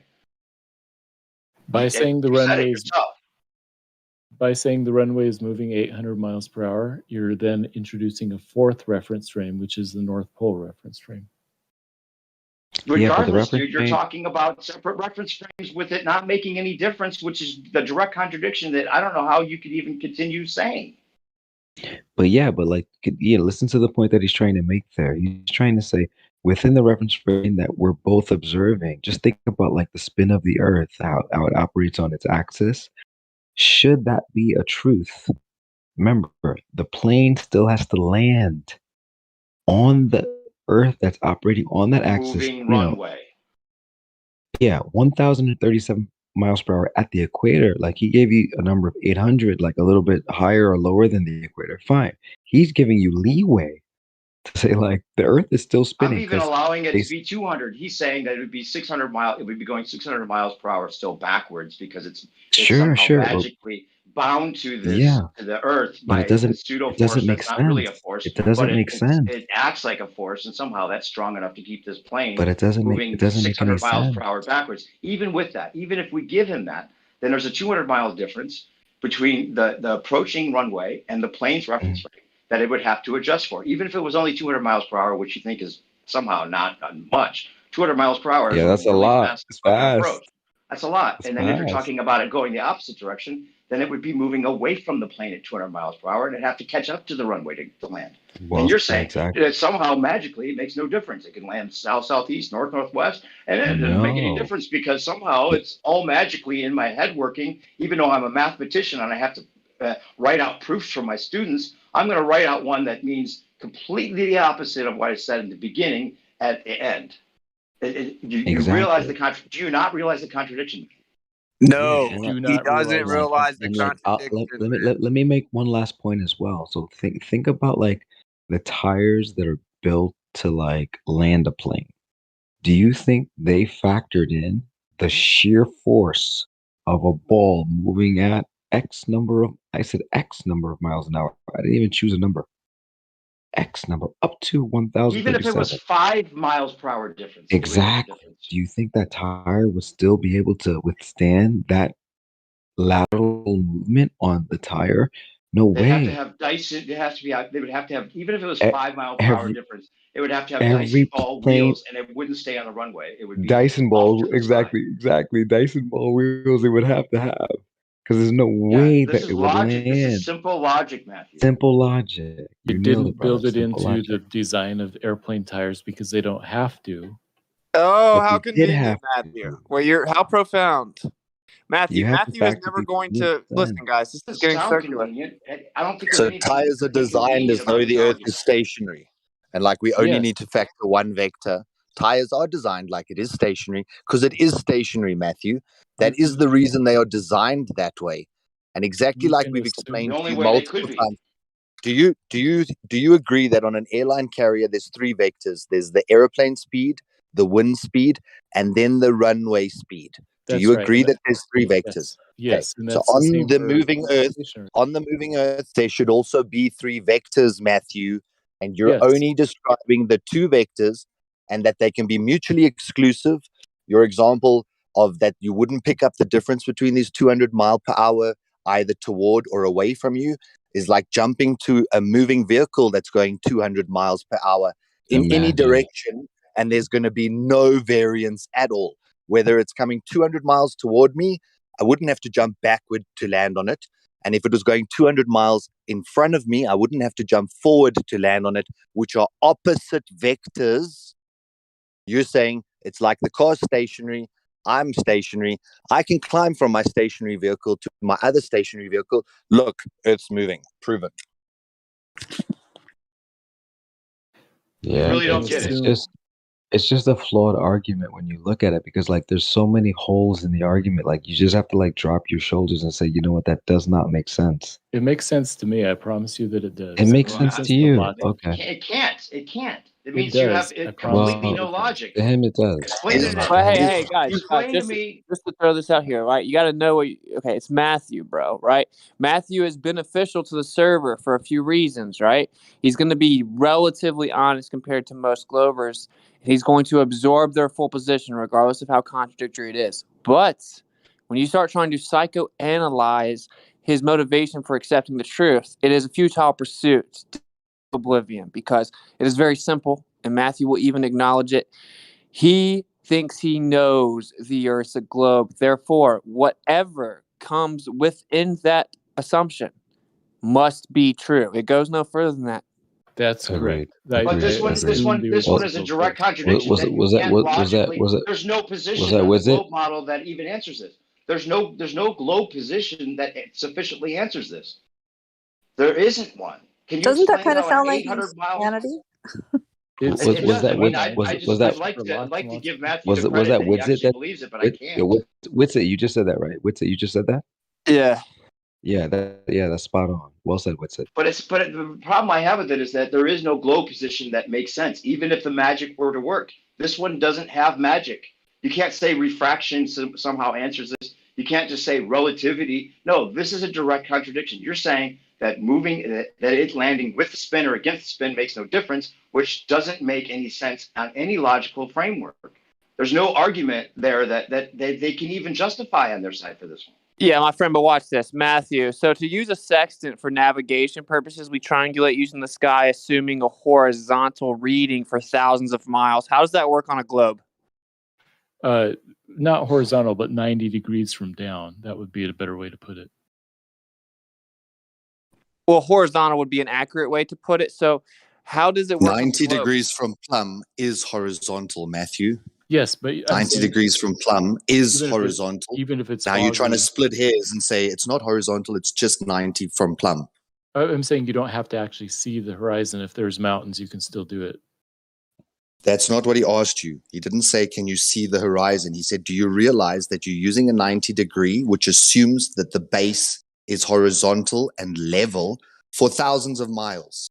No, just at that point. It doesn't have to be for But thousands of miles. what I would ask of Matthew is like, Matthew, have you done like construction work with your actual hands before? No, I have not.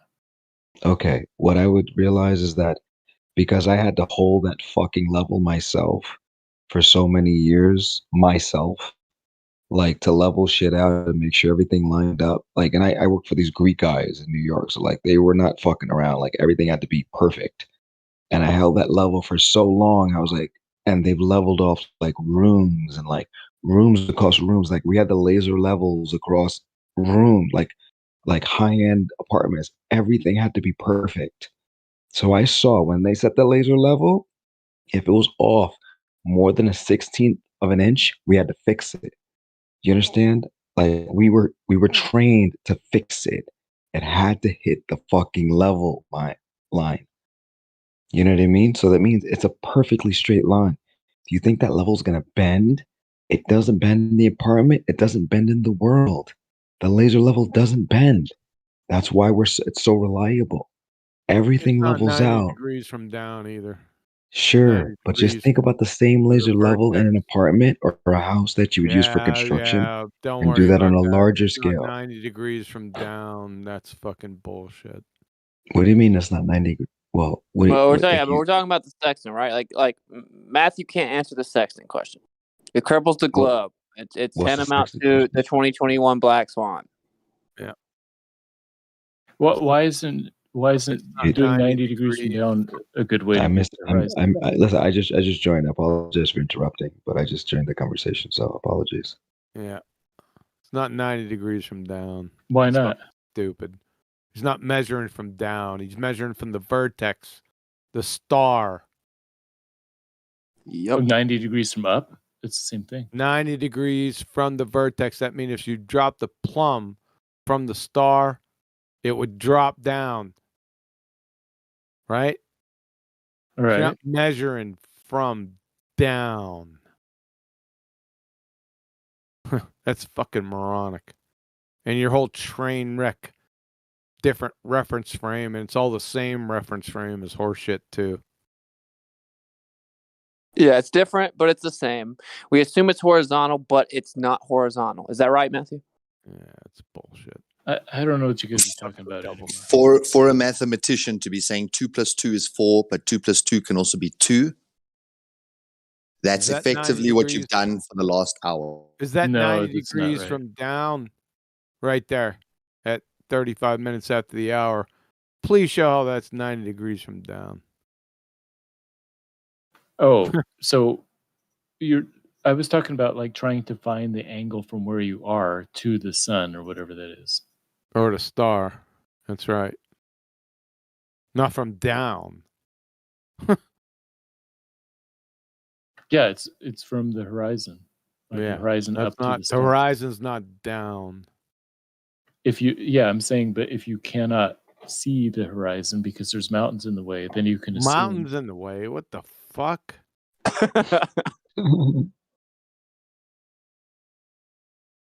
Matthew, do you not see how fragile your worldview is? I do not. It's very robust and more robust than flat Earth. Honestly. It's about as robust as a fucking crayon muncher. Crayon muncher. That's a good one. I'm gonna steal that, Kiwi. No, I do appreciate Kiwi's insults. Everything you said Crayon tonight was muncher. fucking horse shit. Crayon. That's a Hold good on, one. let me get my That's a crayons good out one. so I can write this down. Yeah. You can Good idea. munch on 'em. From down. Down from the star, not down from the observer's position. So, Matthew, how does it work assuming horizontal for thousands of miles on a globe? Oh, it doesn't. If you assume. Oh, you're no. Okay. Yeah, you're toast. It's over. Yeah, man. If you just think about this shit logically, like if you just let go of like your previous beliefs and you just like thought about it, just blank slate, clean slate. I don't know anything. Just let's let go of everything you're holding on to and just like think about it logically. It does not make sense. Everybody that lets go of everything else can figure out it does not make sense. Well, if I let go of everything, That's why this server exists, because we all agree it does not make sense. yeah, if I just let go of everything and look and go out and observe things, then But just hold on to the facts that you can know let him as finish. opposed to things that you can believe. Let him finish. Yeah, If- sure. Apologies. if I were to just let go of everything and look at just the observations, natural observations, it would look like the sun is going underneath the earth every night and then coming up on the Perhaps. other side. Perhaps. Yeah, Matthew, how about explaining me how can you see 50-ton megaton Tsar bomb explosion from 1,000 kilometers far away? How can you see it on a globe? I don't know. I mean, I don't know how high that. Well, explain why it was recorded on video. It has been visible from that distance. Hold on, Get. I see what you're going. Yeah. But Witsit brought up a good point with the sextant. Why don't you just stay right Yes. there and drop anchor? Right? Because It's a heavy anchor. I just listened to an expert in sextant navigation. Yeah. Yeah, and he pretty much drew this. It was an informal block of instruction, but very informative. How you getting the fucking angles? Sakatoa? How you getting this on a globe? I like that diagram. It's a good diagram. That would assume that the star has a certain height to it. Yeah. It only works on a globe model if you assume that stars are basically It only infinitely works far on a away. flat Earth model. You're not getting a 90, that corner pocket, right underneath the star's position to tell the distance. Sakatoa, brother. If the star is infinitely far away, then this wouldn't work. Sakatoa, brother. The star's not infinitely far away, as he explained in this video, by the way. The star's GP, you see 90 degrees in the corner pocket and that little dot right there? Yes. That's where that star is up above your fucking head. You think he just put 90 degrees in there for his health? No, that makes sense. The question is, how high is the star? Yeah, it's not infinitely fucking far away, unless you can demonstrate that. No, I But the can't point- demonstrate it. I'm saying on The point globe you're not model- getting, Matthew, on the is globe look at the model, we two assume men. that it is. Look at the man on the left and look at the man on the right. The furthest left and the furthest right. Both of them have a horizontal plane that spans for 900 miles, which cumulatively is 1,800 miles of flat horizontal land that can be met at 90 degrees to that vertex.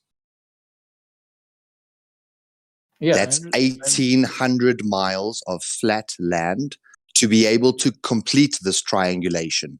That's The just ground has first to be star. horizontal. That's just the first star. He has 2 more to go. this is a good diagram of how it would work on a flat Earth. Yeah, what? He How it wasn't talking does. about a flat Earth in this discussion. In the globe Earth model, stars are not that close. It's oh, get the fuck out of here. This guy was a naval officer in charge of a billion-dollar warship. He wasn't talking about flat or globe Earth here. He was just talking about how the sextant works in navigation. Funny, this that looks like the same thing that 10th Man put out. Same fucking thing. Funny how that is. We bring the sextant back. Hey. Yeah, so take a look at that and then take a look at this fucking Herman Munster fucking idiot right here. Let me ask you a question. In Herman Munster's view right here, he has a line coming through the center of the earth where he doesn't know where that is, coming up through the observer's ass to a zenith. How does that fucking relate to what I just posted? Did you see a line coming up through the observer's ass right here? Your latest image hasn't loaded for me yet. Yeah, it's loaded now. See, the far left is the original guy taking the sextant reading. Where is the zenith up through his ass? Or is this fucking numpty dipshit ball-tart Herman Munster flathead fuckwit out of his mind? You know why I call him Herman Munster, right? No.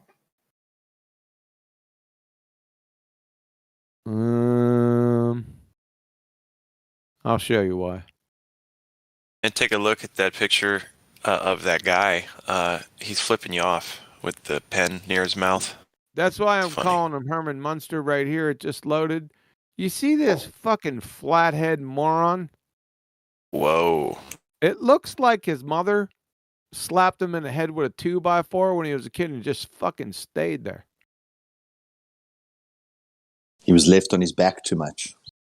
So Yeah, that's why he's exactly a right. Herman Munster moron. Back to the point. Where's the line coming up through the observer's ass to a 90-degree zenith above his head for no fucking reason whatsoever? Yeah, that's what I fucking thought. The 90 degrees is down from the GP of the star. As the fucking expert said. So let me post this video here for you. Okay, so in your diagram, 41 minutes after the hour, the star would have to be 1,072 miles high. Yeah, it doesn't fucking matter. Right? That's just using trigonometry, right? 900 miles away. Using your trigonometry. Well, how do you get a 90-degree corner pocket right there on the Earth, on a sphere? Oh, you can't on a sphere. Thank you very much. Welcome to Flat Earth. Snacks are in the back. That bathrooms on the diagram would left. not work on Smoke them if you got them. Have a nice fucking day. That diagram. That's how a sextant works. That's how the sextant works, Matthew. It can't work on a globe. Thanks for that concession. On a globe, this diagram would not work. On a globe, we assume the stars don't are assume infinitely shit. far away. Yeah, it's fucking bullshit anyway. No, that's how it works. Doesn't matter anyway. It's not how it works. At all. Unless you could prove it's that far away. Wouldn't matter anyway. I mean, it'd be interesting to do that with the moon instead, because then with the moon, no fucking difference. There's no difference. He just said star, sun, moon. Doesn't make a fucking difference. The interesting thing about the moon is that it stays the same Who gives a size. shit about the moon? How do you have 90 degrees on a fucking sphere?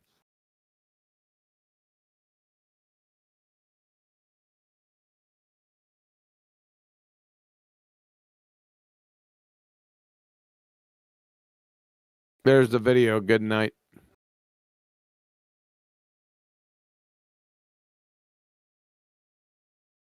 And QE, don't you think that this also brings in the whole Muppet Vision orthographic view bullshit that we've already discussed with perspective? You could go at Bob with that, but not with this video from an ex-naval officer. You're fucking done. The globe Earth is dead. It's been dead since I come out here, but it's actually dead right fucking here. Like so dead, like for thousands of miles dead. Yep. It's over. It's laughable. Yep. He had no bend. He didn't have any bias, globe or flat. He was just teaching the sextant as he knew it. So. But Whitsett, you described Matthew so well just now in terms of his zealotry, that there is literally nothing that you can present to him that will cause him to even start to remotely question, because he's already assumed he's 100% right. No, right, but that's why we keep him here, right? Like his silence is very telling. So yeah, but it's like trying to convince a religious person, say someone who's fallen into scientism, that scientism is not good for them. Then they're going to deny it. You can show them all the evidence. You can show them that it's a financial system, that there's no actual merit to it. You could break it down systematically. You could break it down metaphysically. You could break it down in any which way. The person who believes in scientism will just continue to believe in scientism.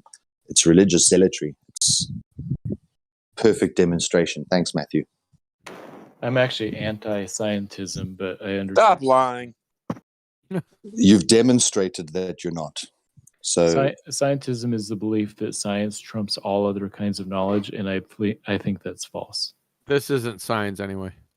This is just trigonometry. Yeah, and that's why I think scientism is false. Yeah, well, that's not a reason. He brought up scientism. It's non sequitur to the discussion. So why does this numpty dipshit Herman Munster flathead fuckwit have in his drawing a line that comes through the center of the earth up through the observer's ass to a 90-degree zenith, when the expert in sextant over to the left, far left, the 50 degrees right there, 900 miles, where's the fucking zenith at? 90-degree zenith? Is it above the observer's head or over at the GP where the fucking star is?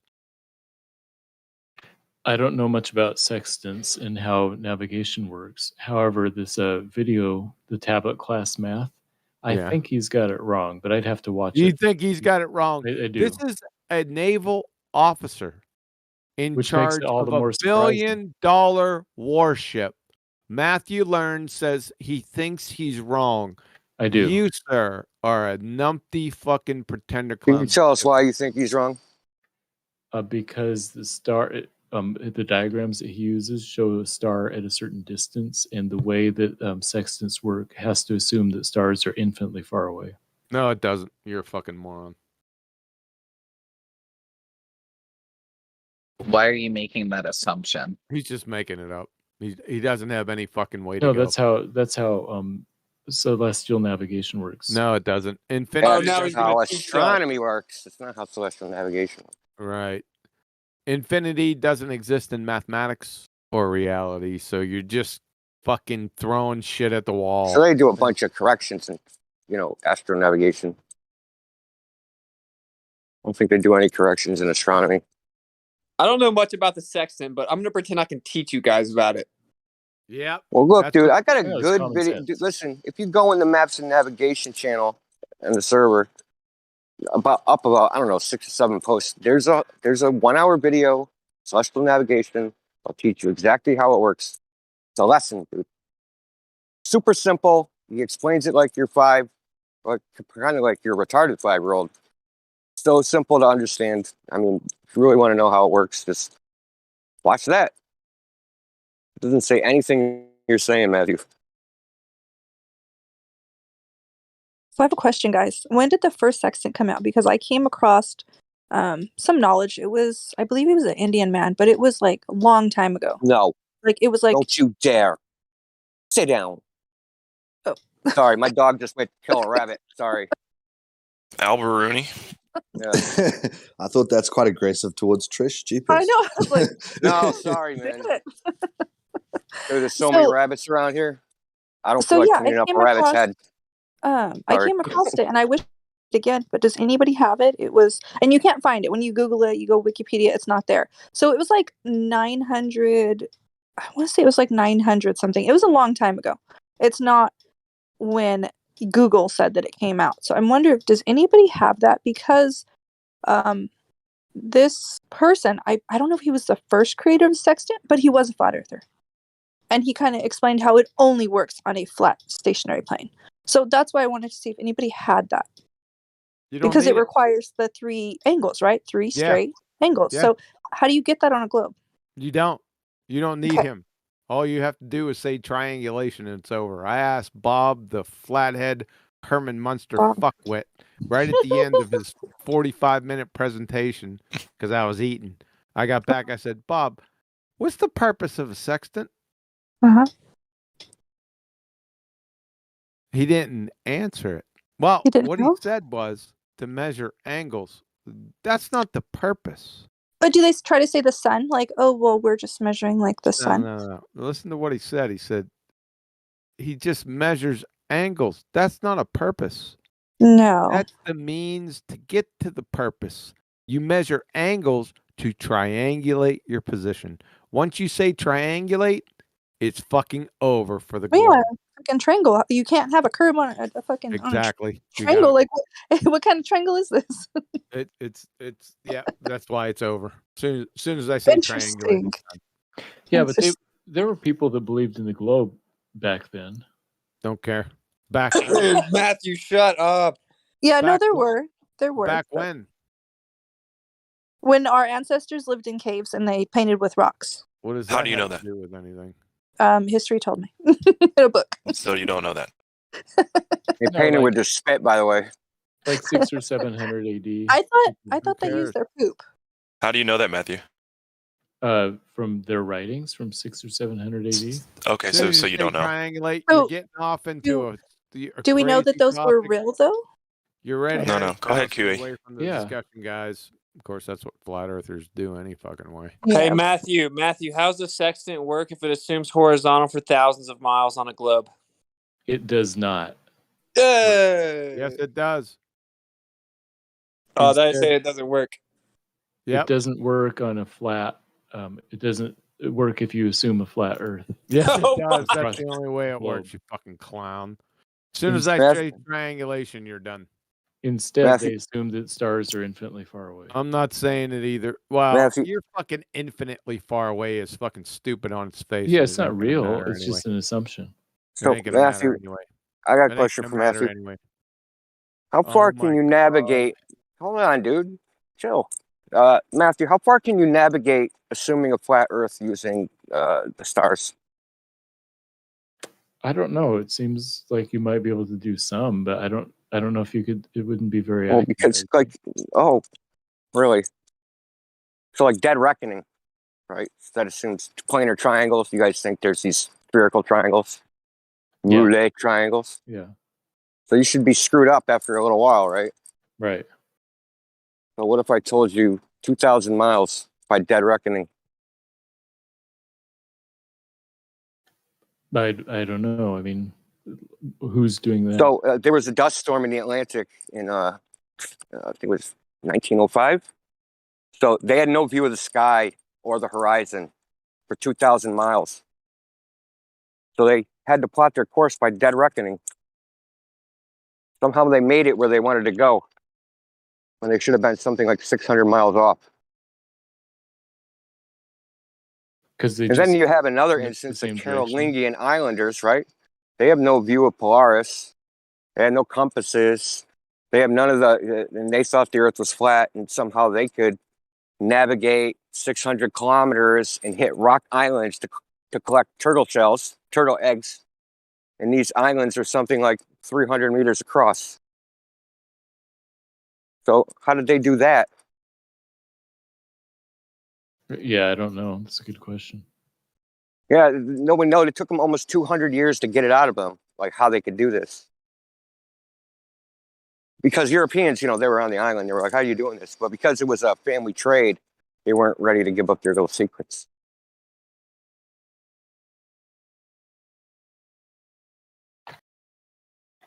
So on a side note, the way celestial navigation works is they spot a star, and they look in the nautical almanac, and they see what star is directly at zenith at that location,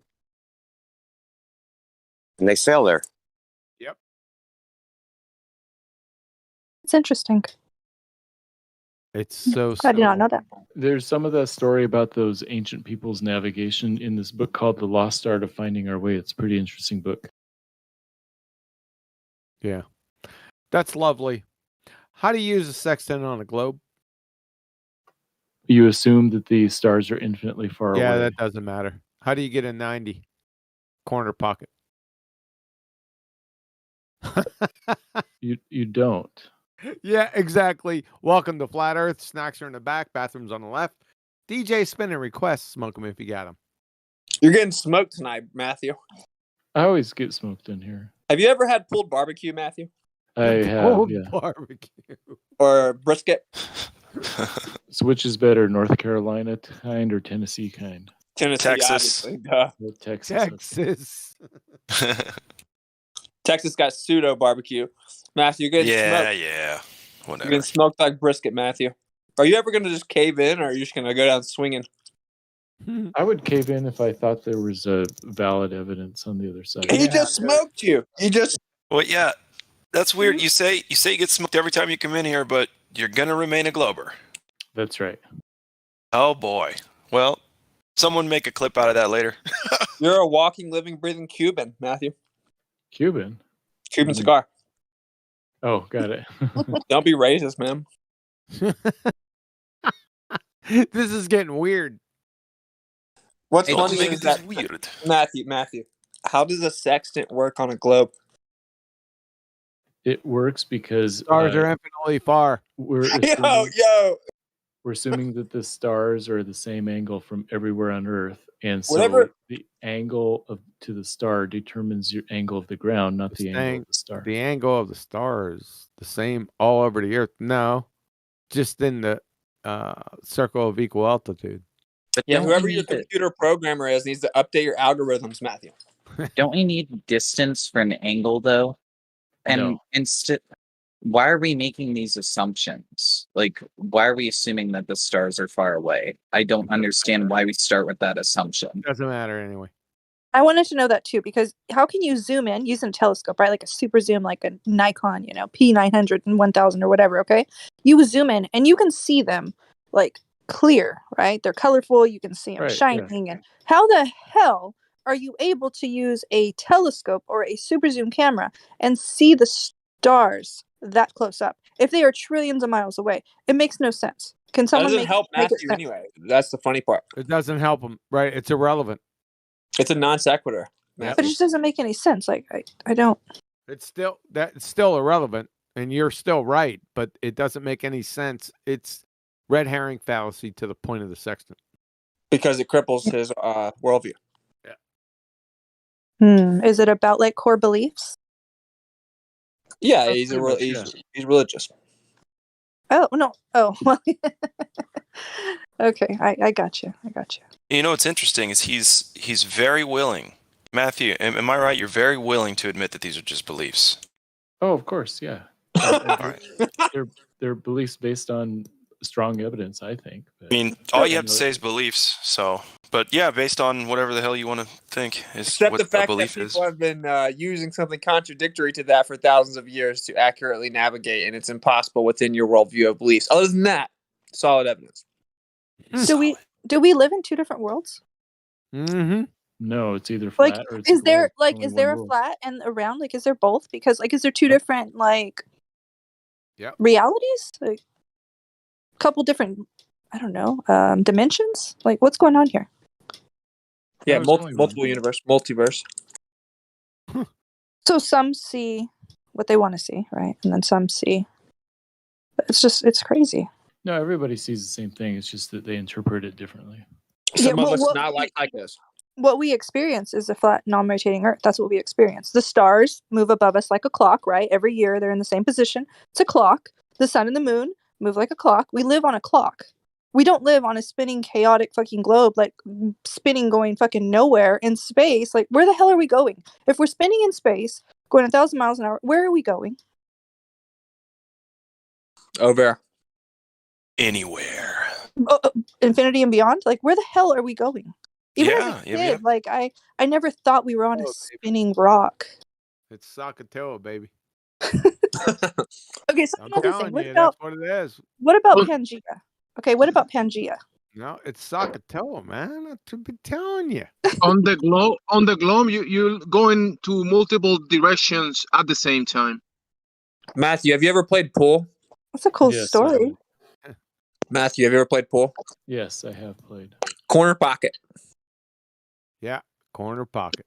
That's right. I'm gonna sink corner pocket for the dub, Matthew. Yeah, there's Sakatoa there for you. Yep, and using that plus your So but it's just so big that it's locally flat, and it's so big that only locally you can use a sextant. There's no way to just do it all over The the sextant place. proves the Earth is flat for thousands and thousands of miles. Well, yeah. Yep, it's over.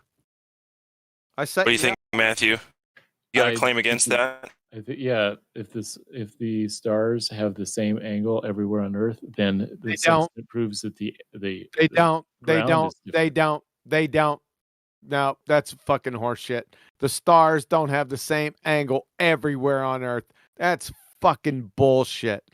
So, you saying the stars have the same elevation angle No, not everywhere elevation. on Earth? Are you fucking high? The assumption is that the That's not an assumption. light coming from the Light. star is parallel everywhere. On Parallel, Earth. That's really? That's not fucking true, dude. Well, either It it's wouldn't matter true anyway. in the Earth Well, is a globe, or it's false and the Earth fucking is matter flat. anyway. That's why it makes a difference. So Matthew, I have a saying question for you because you're religious, right? You believe. Yes. Okay, so the flood, right? The whole flood, like that let 'em flooded our off the whole hook. Earth. Okay, so with Pangea, you familiar with Pangea? It was all one continent, and then it broke into different pieces. Okay, so do you think, logically, that that's possible that that happened on a globe? Like it just broke and it just went to these, like it knew where it was going to go, and like, is that possible Yeah. on a globe? Questions about origins are like confusing to me because I don't know what happened. Well, nobody knows. But It's it just doesn't. Theory. Nobody knows. That's what I'm saying. But like, A global flood could happen on a flat Earth or on a globe Earth. Like not a well, on a flat, non-rotating, enclosed system, it makes 100 complete. It makes sense because water would fill it, right, and it would flood. And there is proof that there are cities and land under the water. What the fuck? How did we get there from the sextant? Why'd you go there?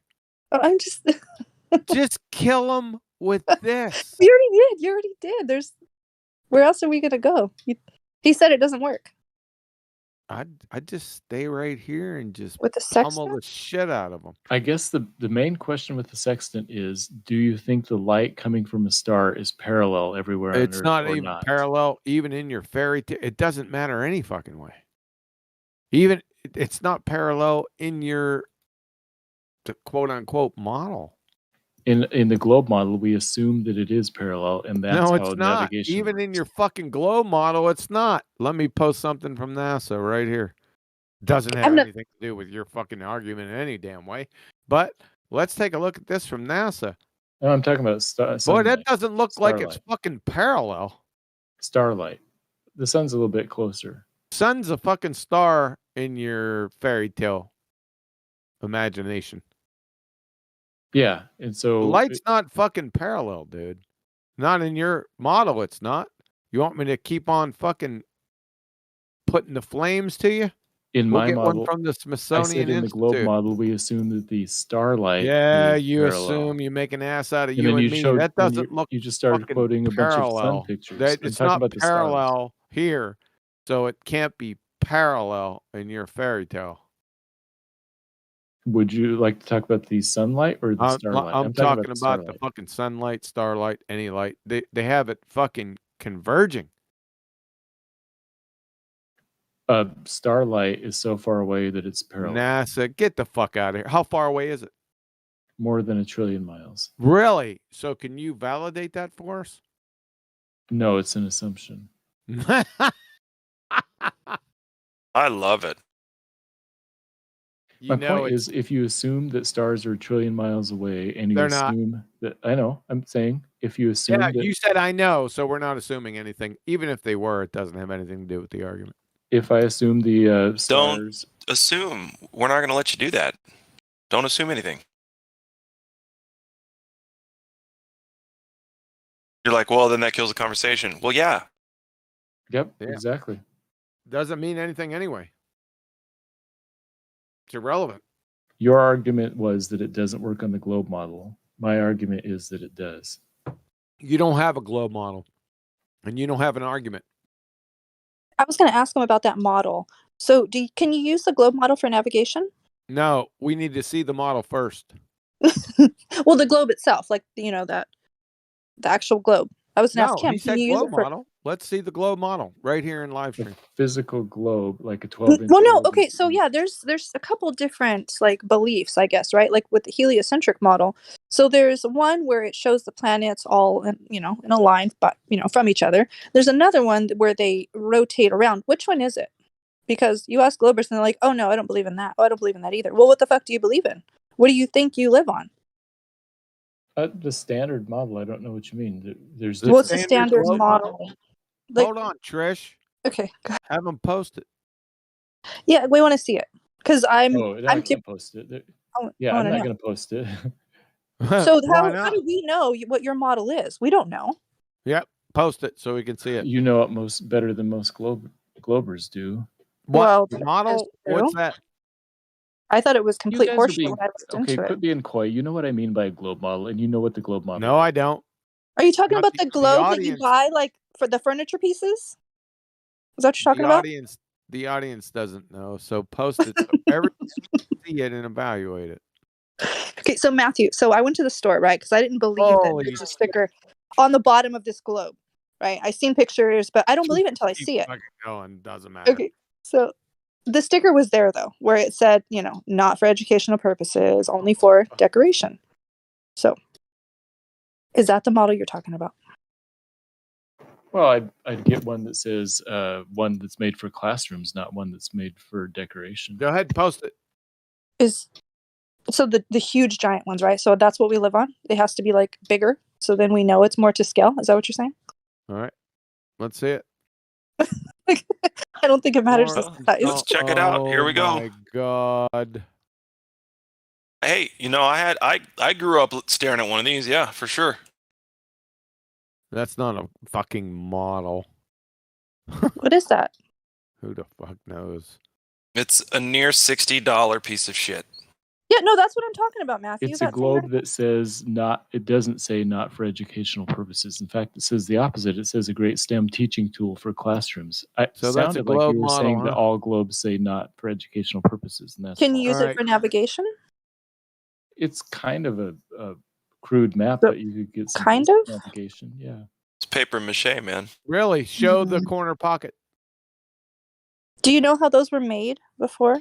Like the globes? Have you seen how they were made? Oh, this is going bad. Are we talking about manufacturing processes? Oh, Well, for before. fuck's sake. I just thought it was funny. Matthew, how do you know this lines up with reality? They No, cut up a show the flat corner map. pocket. Show the corner. I'm just gonna overtalk you. Show the corner pocket. Yeah, you can't. I don't know what You're the corner dead. pocket is. I don't know what you're talking Are we about. playing pool? 90-degree angle. The 90.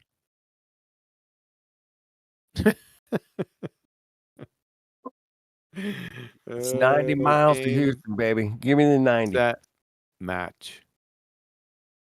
Bye. That's how easy it is. Gotta love it.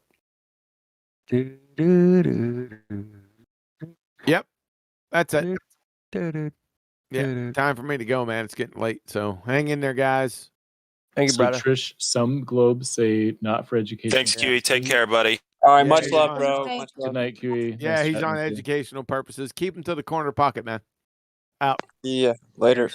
Later. Okay, so Trish, you posted some that says not for educational purposes, and I posted one that says Matthew, why are you for running the away from the classroom. sextant, bro? Are you scared of the sextant? Does it make you No. uncomfortable that a simple device used for thousands of years debunks your religion?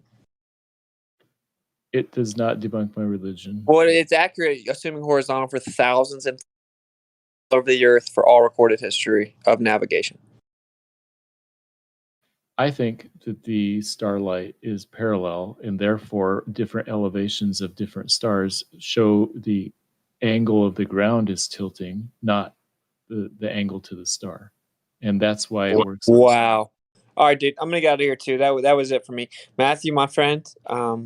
It's been real, man. Feel free to let go of your religion at any point in time, or don't. Get your third booster. Hey, I'm Did you the only say one. get your third booster? I'm the only one in here that's actually met Matthew in person. Shook his hand. No, I met Nathan Thompson. He's not in here, but he's not in here tonight, man. But I am, and I met you, and you're a good mathematician, man. You're very good at math. Thank you. Thanks. I'll keep it at that. You know your math, baby, and I love that, man. Now, if you want to build a guitar, you're gonna have to talk to me, because I can build a guitar from scratch. So there's that. We both got skills, right? There's that. I could build a fucking piano. So take that. I've done that. It's pretty cool, man. Thousands of fucking times, by the way. So I can barely play a piano. I know how to measure shit and see if it works properly, and I know geometry, because to build a piano, man, you got to know some serious fucking geometry. So I appreciate people that know math and leverage and physics and how things, work. That's what I'm all about, man. How do things work? I want to know. We got to test those things and make sure they work. They don't just work on their own. Mathematics, that's not a real thing to me as far as proving something other than measuring, because that's really what I'm doing, measuring force, distance, blow distance, pressure. You got different leverages, some geometry. It's good. But to put it into actual practice, man, yeah, fucking I'm in. I can do that. And Matthew's trying to put what he sees in the sky into some kind of situation where he can actually physically manipulate something. He can't. You can't physically manipulate these things that go over our head, man. You can't. I can't. And there's no way to verify any of that shit. How far the fucking star is, man. It looks like it's right. It looks like an airplane flying over my house. I don't know. I'm super nearsighted. Thank you. But if I stand outside without my glasses on, man, it's just a bunch of little twinkly little lights. I can't tell what the fuck anything is. I can see the moon. I go, hey, there's the moon. But without my glasses, man, I can't see shit. It's just little flickers of light going into my skull. And saying, hey, that's a pretty light, man. And it moves over my head. That's pretty cool. Yeah, I don't think I'm shooting through space 1,000,000 miles an hour, man. There's no way to prove any of that shit, man. Can't. Not with math. No. It's not going to do it. That's like saying that you can prove the shape of the Earth with the Spanish language. It's literally the same thing. Some will understand it, I guess. Senor. Yeah. Senor Glatlob. So horrible. Can't you create any type of formula to say whatever you want? Because math's a language, right? So can't you just... Hey, this lighter in front of me can, it can hold up an entire car. Just, if I just... I guess if you will hard enough and you believe. The math will prove it. Hold on. Let me show you lighter hold the car, okay? Give me 1 second. I got Make sure you put enough gravity in it, okay, to hold it down. If car was balanced just right. Just right. Maybe just hold car, okay? I'd like to Please. see that. I got a story for you. I got a story, man. Tell us. Matthew left. That's your story. All right, he gone. I drove him off, man, because I'm the only one that's actually met him in person, man. Fucking scared. Uh-oh. Oh, spill the deets. So Spill the I beans. don't know. That's the only way he found this place is through me and Dave New Perspective. We fucking flat smacked that motherfucker for like 3 hours one day. I was live streaming at the beach. Dave New Perspective was on a hangout. I was on the panel just grilling him from the start. I was like, who is this guy coming out of nowhere? Is this some math guy coming up wanting to argue for the globe? And I mean, it's the same thing, just still today. And that's what's so frustrating about him, because he seems like such a nice guy, and he is. I'm sure he is. But he's the a fact really that nice he guy. holds, yeah, and I want to like him. And he's And good I at do. math. Man. I do like him. But I just, you know, I Yeah, can't he believe laughed, that man. he believes it, and so that makes him completely dishonest and unlikable. You know, so Hang on a second.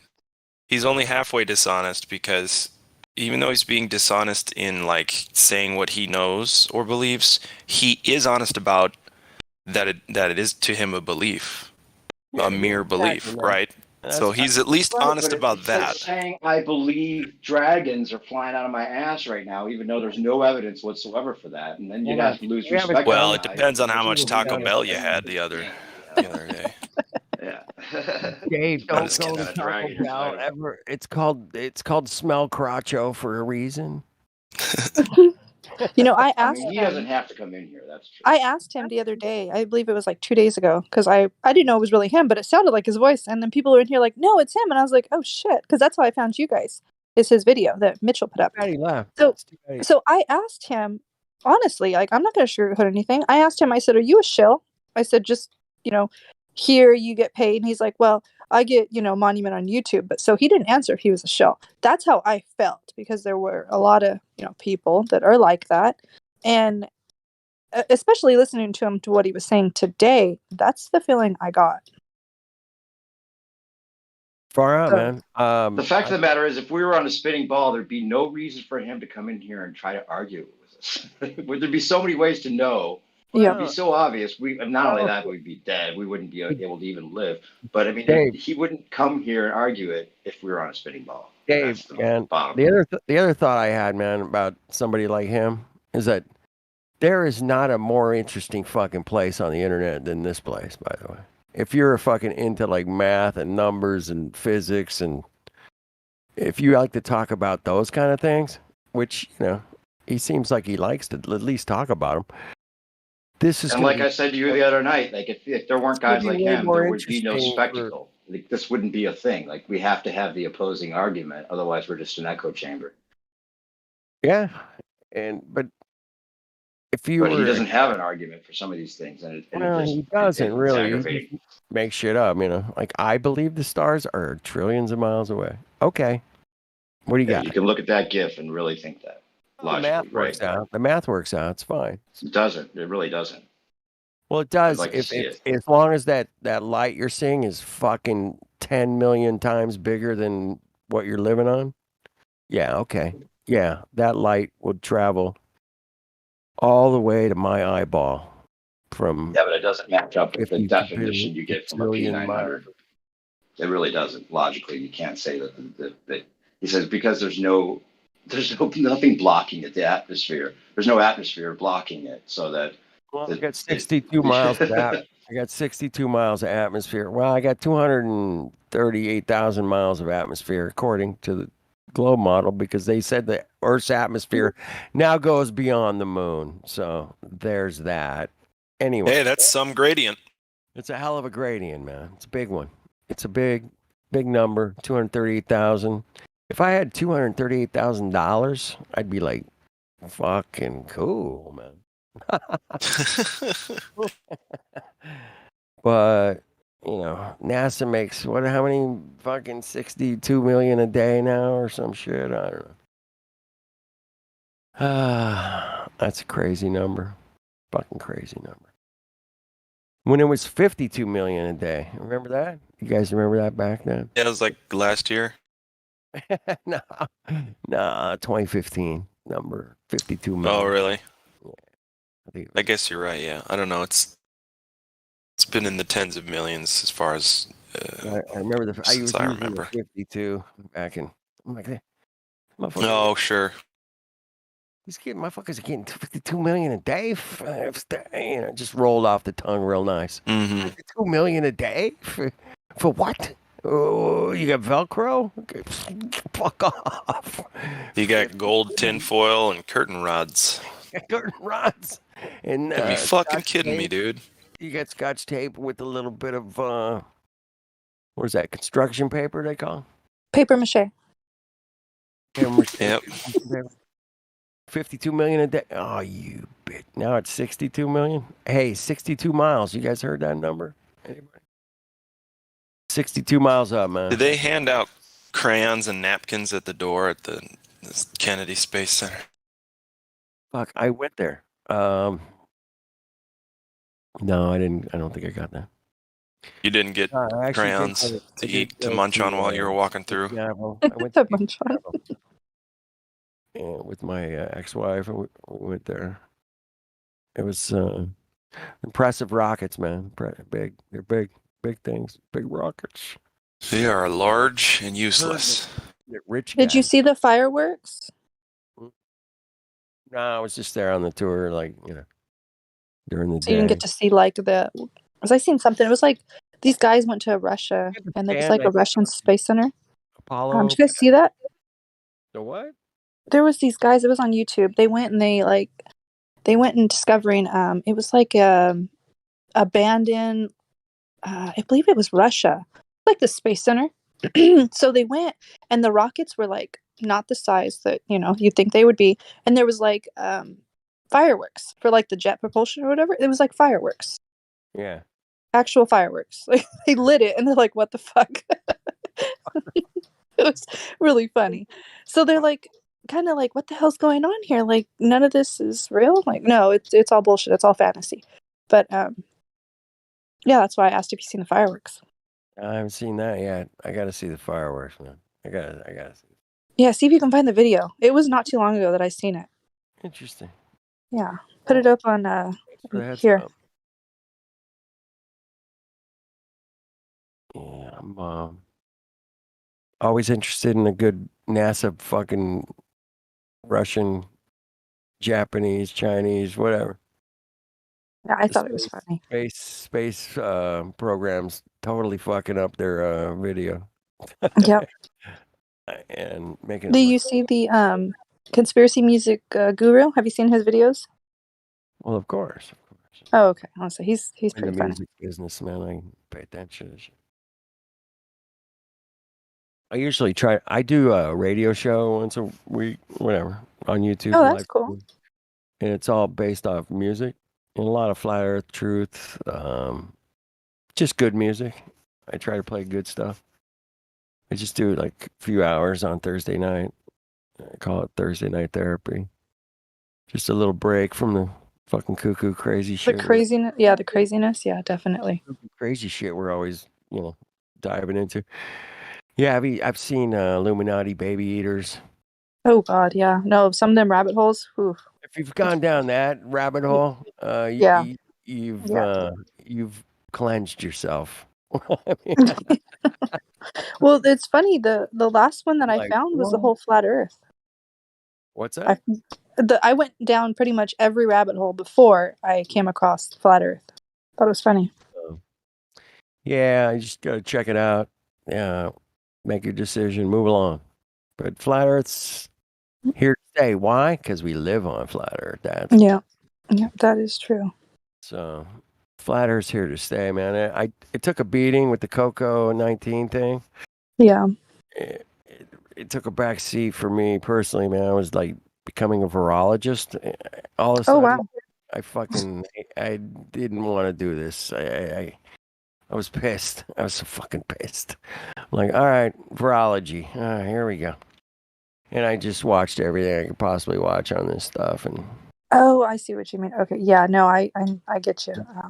just Definitely a lot of holes. That's for damn sure. walking down, like, you talk about flat earth, fucking misconceptions and globe earth and fucking Mhm. everything else. Virology is like a whole nother fucking level of complete deception and Yeah. fucking trickery. It's just on the macro. It's on the micro.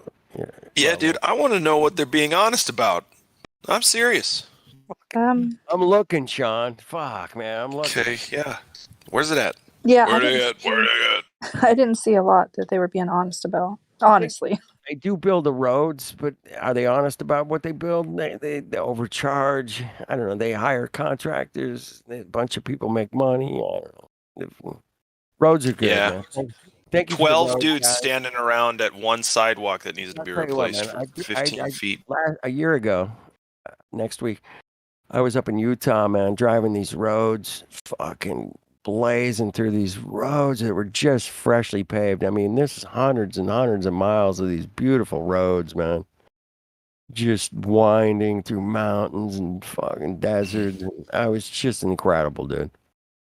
But the roads in Utah were just outstanding, man. I couldn't believe how good they were.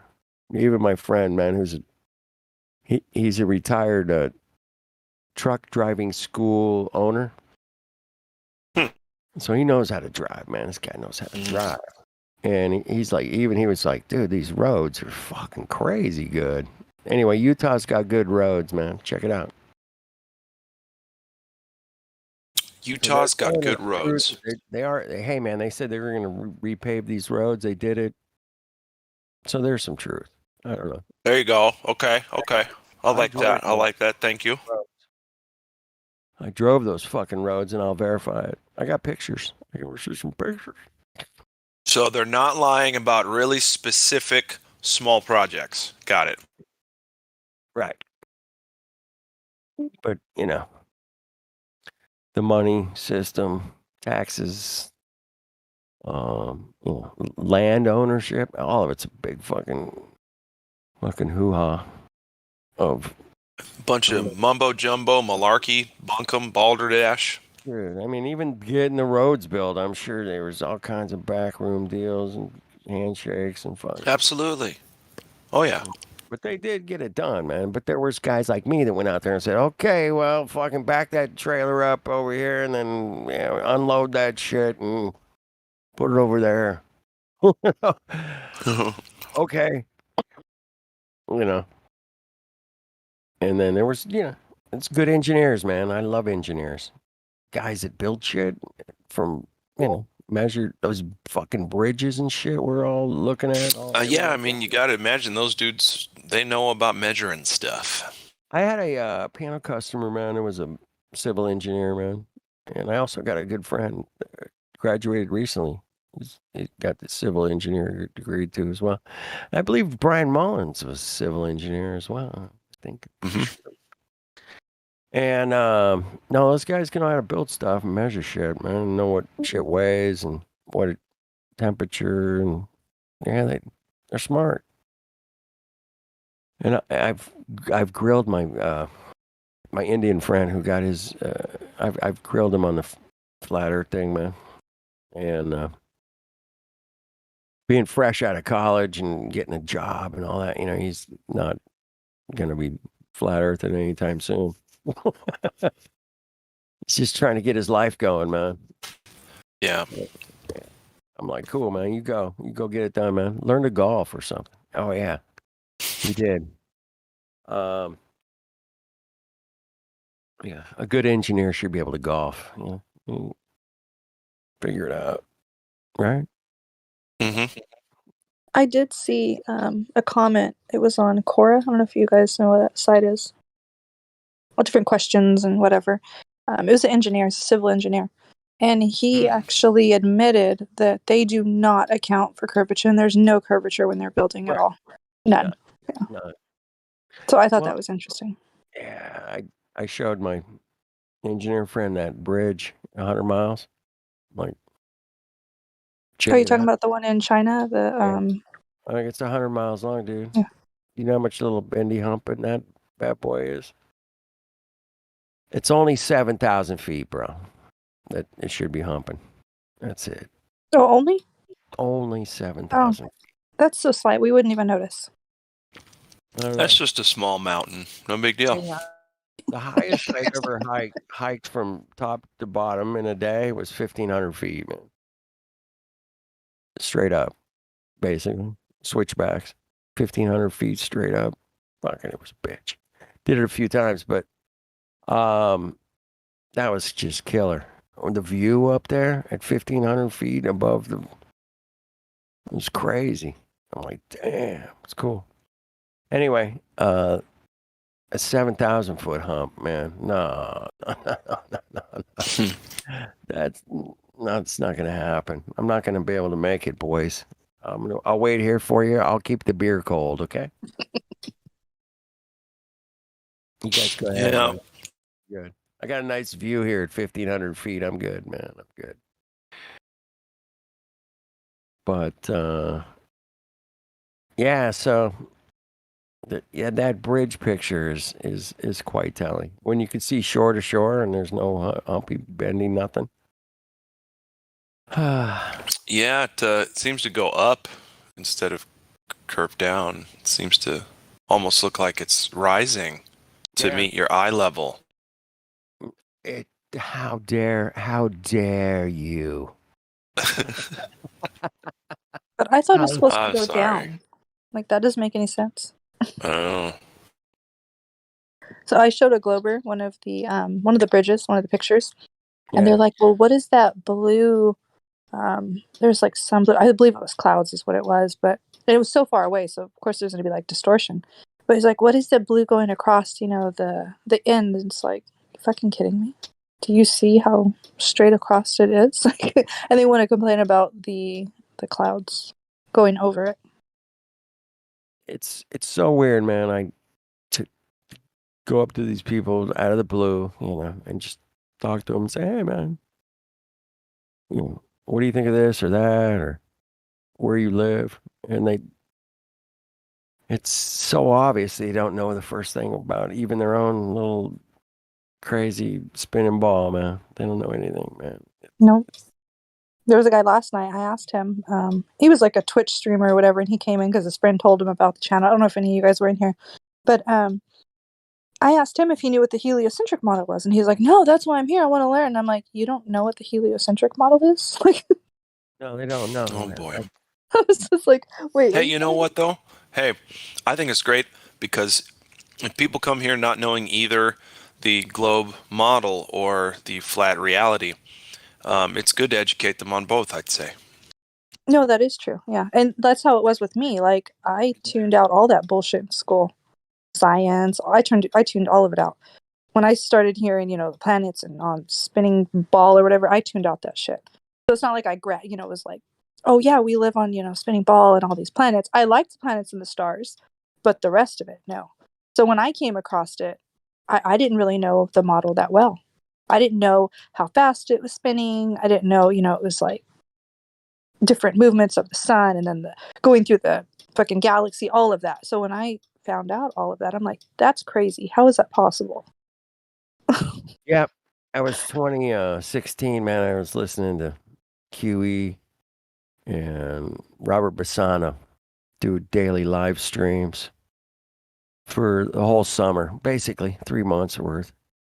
And they just every day they would re-educate me on this spinning fucking bullshit fucking ball.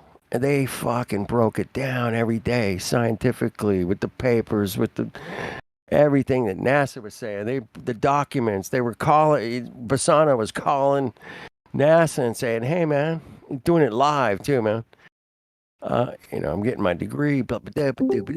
He would get these guys, the guy that was in charge of the Hubble for 25 years. He's talking to the guy on a fucking live stream. That was fucking crazy cool, man.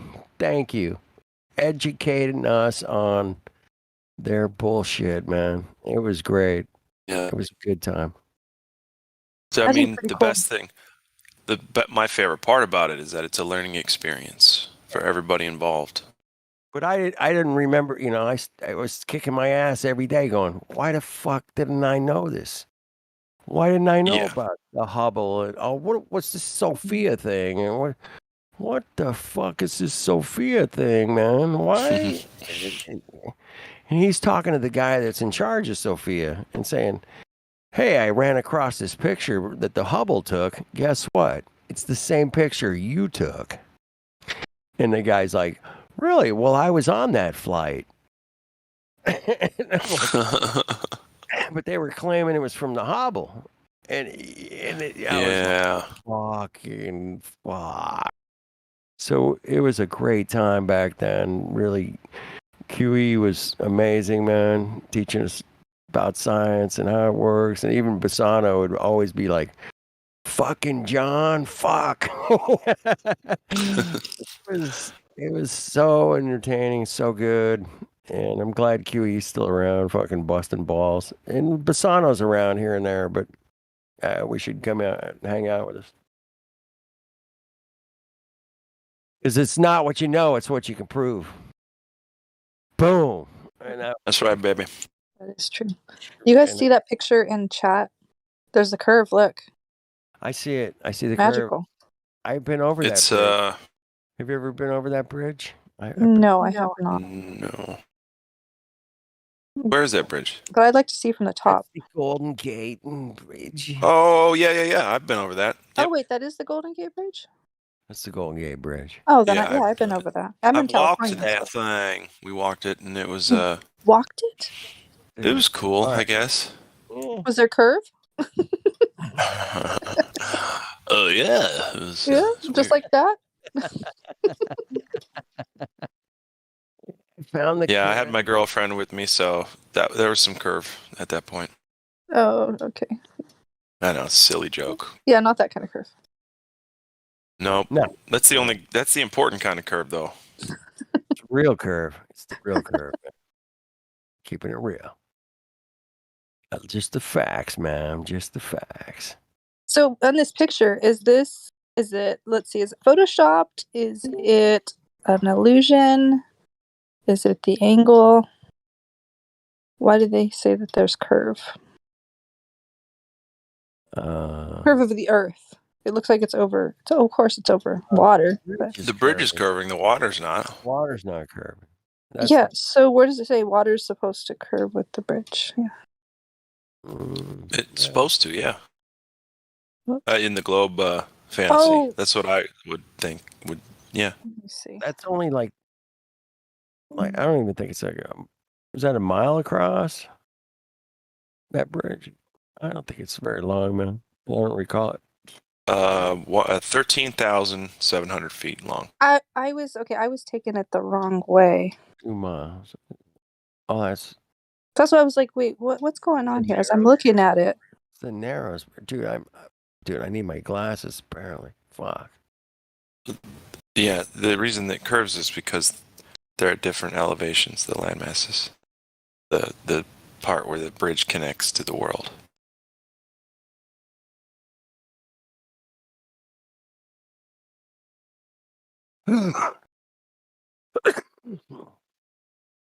Dude, I thought it was a Golden Gate. I don't know.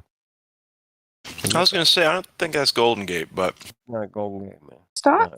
It's not. No, it's the... Let me see. Dude, let me click on the fucking picture. The Verrazano Narrows Bridge.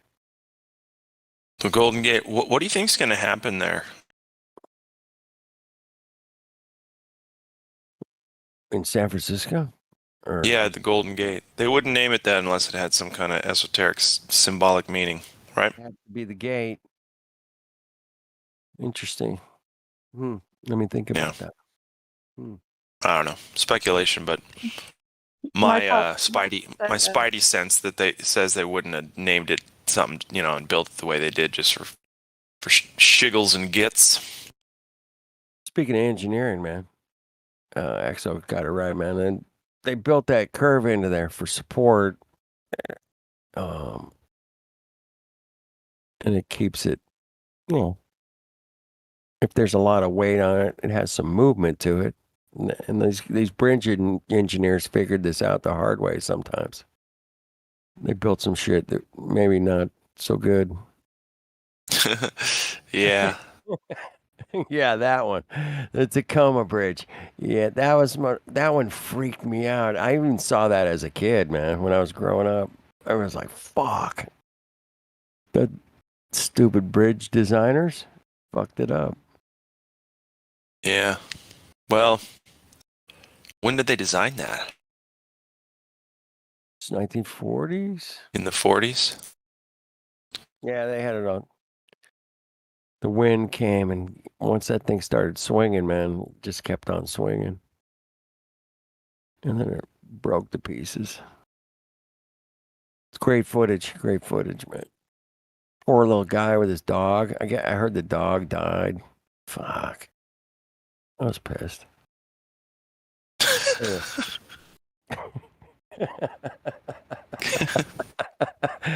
Like the fucking dog. Poor dog. That guy could have grabbed the dog, and he left the dog there. I don't know. Like that sucks. That's the story I heard, but you can see it in the footage. The guy's scrambling from his car, and he left the dog there. Anyway, Tacoma Bridge. Wow, that's so funny, dude. Like, how is that allowed to exist?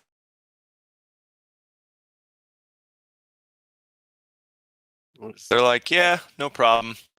When it calms down, you can drive across it. Yeah. Yeah, it does collapse, and the poor dog. Ugh. I feel bad. I was gonna ask Trish if she could do a good Gretchen. How dare you? How dare you? How dare you? Are you talking about Miss oh, what the hell? Gretchen. We just call her Gretchen. If you type in the word Gretchen, that's all you get. Are you talking about Raggedy Ann or are you talking about the kid? Which one are you talking Yes. I dated The answer Gretchen is for a yes. while. about? Raggedy Ann? You know, a circleback? I was talking about Miss Circleback? I don't know what that is. The press secretary or the kid? The kid, the girl, Gretchen. Oh, okay, yeah, okay. That's why I wasn't sure. How dare you? Yeah. Oh, yeah. Feta Grunberg. There you go. Yeah, Greta. Greta. Grunberg. Yeah. It's good. Yeah, did you see her parents? That kid's so fucked in the head. She's bitching about like, hey man, you fucking up my globe, and Her climate change and everything else. I gotta grab my jet to go to my next. Yeah, she's on a jet. I seen video of her puffing blunts, bro. I gotta grab my private jet, go to my next speaking engagement. Thank you. Fucking cock. Yeah, it's funny. She's funny. Yeah. Did you see her Well, wearing? you know Did you see her the wearing the flat Mars shirt? What was it? She wore a flat Mars shirt. Oh my god. I ain't fucking with you. You guys Google that fucking shit straight away. Yeah, flat Mars. I will. Yeah, you'll find Greta on her 18th birthday. She was sporting the fucking flat Mars shirt. That is crazy. Yeah, how about that? Flat Mars Society. Oh my gosh. Why aren't there other planets that are flat? That one threw me for. I didn't grab the. I should have screen grabbed that shit when I had a chance, but hopefully it's also, Greta is not a female. Oh, it's a. I think so. Well, that's Look how at a lot this of. picture. That's how. Look a at this lot picture I'm about to share, man. These things are monsters. Look at this. Ugh. Look at that. Look at the big hand, big thumb. Yeah, no, that looks like definitely a boy. Flat Mars. That's it. That was it. Oh, what about the Adam's? Look at Adam's that. apple? Yeah, I mean, if you zoom in, let's check it out. It's hard to tell because it's kind of blurry. Let's check it out. All right, let me zoom in. No, you can't see it in that picture.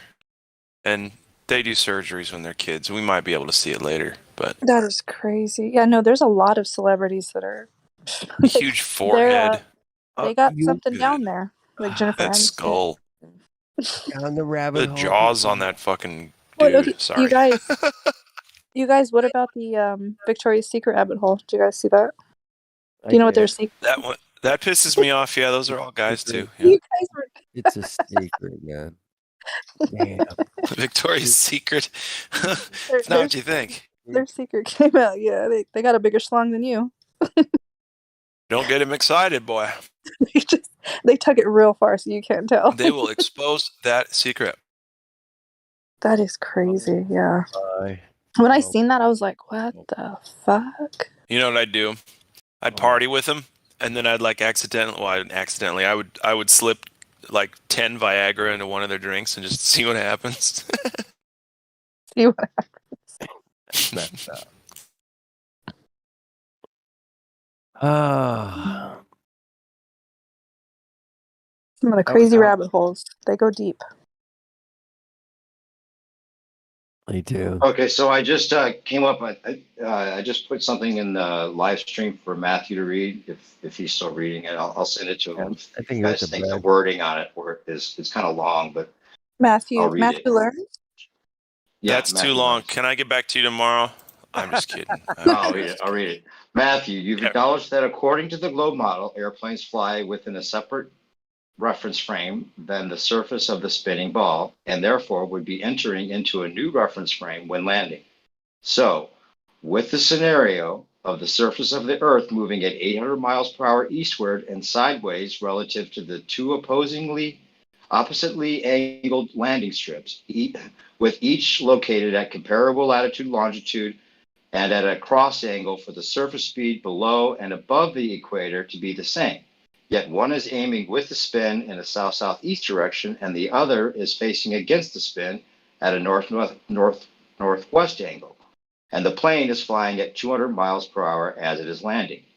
Please include the math and an explanation that clearly shows how a plane would be able to treat both landing strips exactly the same if one is aimed at a cross angle with the spin and the other is facing at a cross angle against the spin.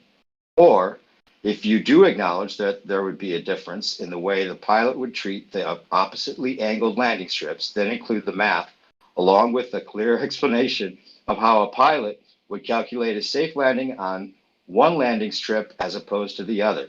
Please respond with the calculations of the difference in having to adjust for the 800 mile per hour surface speed and the 200 mile per hour plane speed that would be hitting the runway from opposite angles in relation to the direction of the spinning surface. Kind of wordy. As long as you know that that's helping him beg the question for the sake of it. Far out, man. Far out. Right. Hey, man, I took off. I was at the North Pole the other day. I was flying my plane. Check it out. I took off. I was going 0 miles an hour, right? You know, on my spinning ball. And my plane has so much fuel, I was able to fly all the way to the equator. And now the spinning globe is doing 1,000 miles an hour. And I got to land this plane just perfect on this fucking northwest fucking landing strip, man. I'm fucking fuck off, right? I'm like, New perspective. I like it. Have him do it. Have him do it. Fuck it. I'm like doing these calculations in my head. I'm scratching shit on the paper. I'm looking. And I'm like, hey, the fucking ball's doing 1,000. All right, how fast are we going? You know, I'm like trying to figure it out. And guess what? I fucking crashed and burned, and I'm dead. Too bad, so sad. I'm dead. I'm fucking dead. I told you. Have you not heard them say though, like the Earth is so big, it's such a what they say, like you can't. Yeah, Earth's so big that you can't really tell the spin. So when the pilots land, because it's so big, it's not that much of a difference. It doesn't really affect anything. There's so much movement going on that it all just kind of makes so little sense that it makes sense. Does that Yeah. make sense? Yeah, no, it doesn't, but yeah, I get you. It's kooky sense, I call it. Yeah. Totally kooky senses. Kooky senses. My But it's new like, do they know which way the Earth's spinning, so then they go with it, or do they go against it? Do they? Yeah, they always know which way the Earth is spinning. Of course they do. Of course they they do. know because it Like when they're flying out? spins. You know. Is it west- counterclockwise or it clockwise? spins, yeah. Or is it east to west? No, we're spinning west east. We're West spinning. east. If So you're then the standing- sun if you're goes. standing in California at the beach. You're spinning backwards at 850 miles an hour. Oh shit! I don't feel like I'm spinning backwards. You're falling backwards 850 miles an hour. So wait, when the sun sets, we're going backwards, right? Yes, we're going way backwards. We're going back. Interesting. Huh. I know. It is Wow. interesting Just shit. And boggles my most mind. interesting place you could find on the internet, I think. But it's just me. All right. So yeah, you're spinning backwards fast. Landing planes on spinning balls. It's a very difficult place we live. It's hard to. It sounds tricky, yeah. It's very tricky. Yeah, hey, thank God for random chaos that made it so we could stand on this violently spinning thing. Random chaos. Don't you love it? Don't you love how an explosion created all of this finely tuned Yep, set of nothing. patterns, and deliberate design? There was nothing, and then two big rocks came and they hit each other, and then created everything. Uh-huh. Mm-hmm. And then we came from goo. Oh wait, From some goop That's- stuff. Yeah, yeah. that was us. No, pond scum. Come on. Pond scum. Mhm. you know, I'm missing a few million steps in between, but I don't have time to go over those. So You came from pond scum, monkey. Oh man, I remember when I was in elementary school and I was buying the whole thing and I was like, so dude, what is the missing link? Like, common sense. What about Lucy? I saw the thing, Lucy. They found a bone, and it's Lucy. Lucy, who's Lucy? I love Lucy. Oh, Lucy. Apparently, is the oldest. Lucy is a deity that these pathetic losers worship. Oh, you're talking about the telescope. No, Lucy's like no, but sure, but whatever. Oh, Derry, they called her Lucy, man. There's some dudes in Stanford or something, one of these colleges. Oh, the mummy. They found this old bone somewhere in the desert. They were about 2 days away from running out of their funding, and they go, "Hey, check it out, man! We found the missing link." Here's Oh my god! Oh my god! I did not. I've never heard that. And it was paper mache with raggedy clothes wrapped around it. Some hay bale hair. That's all it was. Does someone have like a picture they can put up of Lucy? Yeah. Mm-hmm. Is that the redhead? Was it the redhead or no? No, I don't that they found. I don't know. Was she red? The reason I think she was, yeah. But the reason they named her Lucy is the Lucifer stuff. Okay. Changed my mind. Yeah, no, that makes sense. What about the Vatican? They got a telescope named. That's what I was. That's what I'm saying. Lucifer, their telescope. They haven't done anything. Church's telescope. I think that's perfect. Yes. Yeah, Catholics. They just. Great idea. That's a really good idea to do that. Just call it fucking devil horns. Next time, make it easy on us or something. Don't just go full out, man. Since you got all your cards on the table, you might as well call your next telescope. This is the devil's hell pit from hell. Pretty much. Well, what about their whole Big Bang Theory? Okay, that's a good name for the telescope.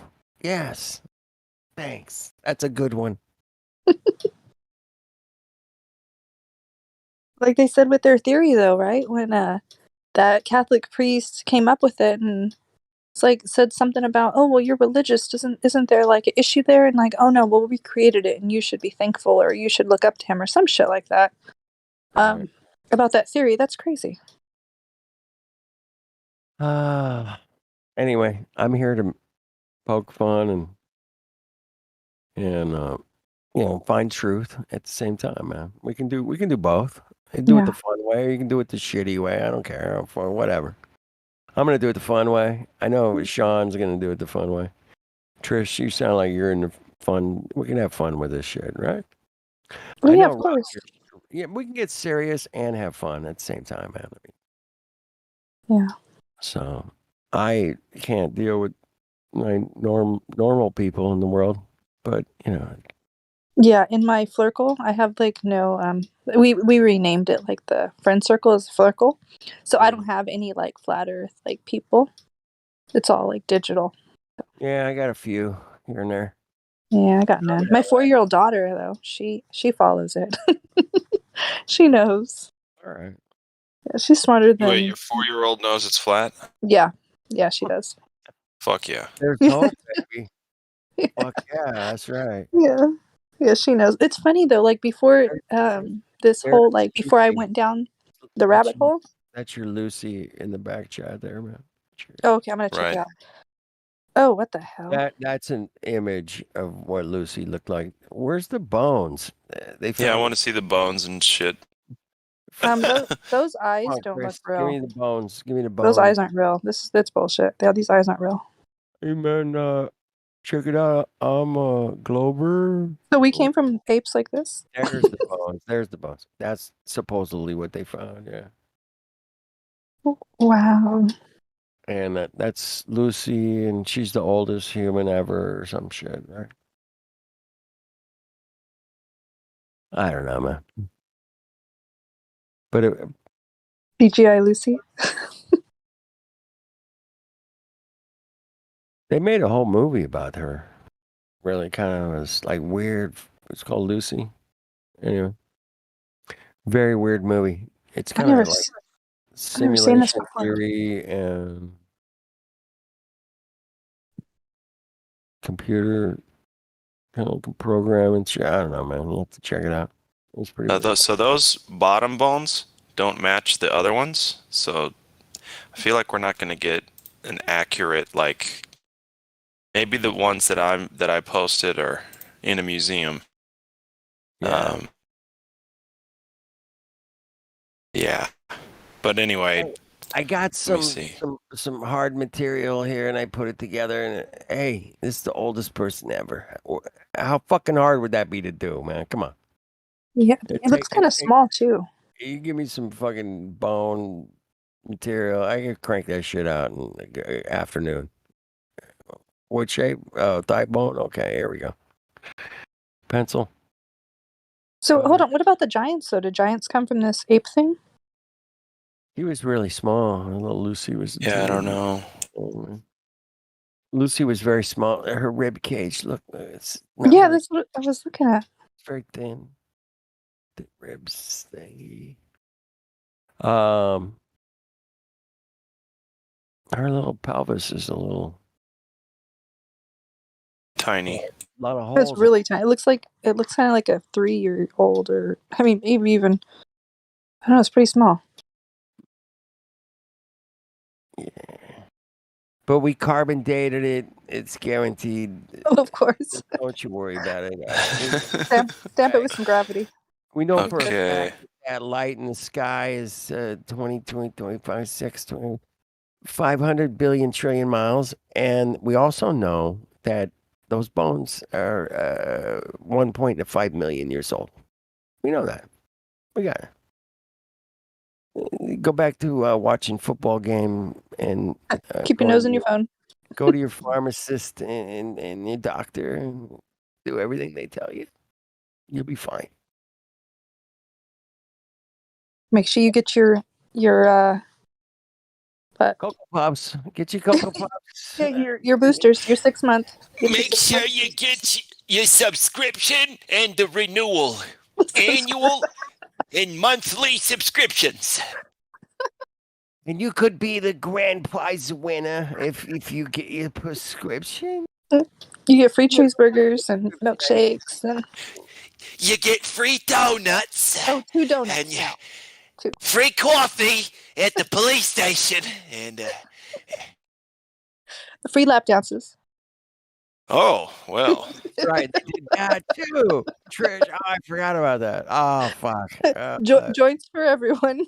Joints. They did the joints. I talked about that today earlier, but yeah, they Oh, forgot about man. they were doing lap Oh, dances. If you get and if you're a convicted criminal, you can get out early. oh, Just take that their just right. take their, you know. Oh, that's their right. medicine.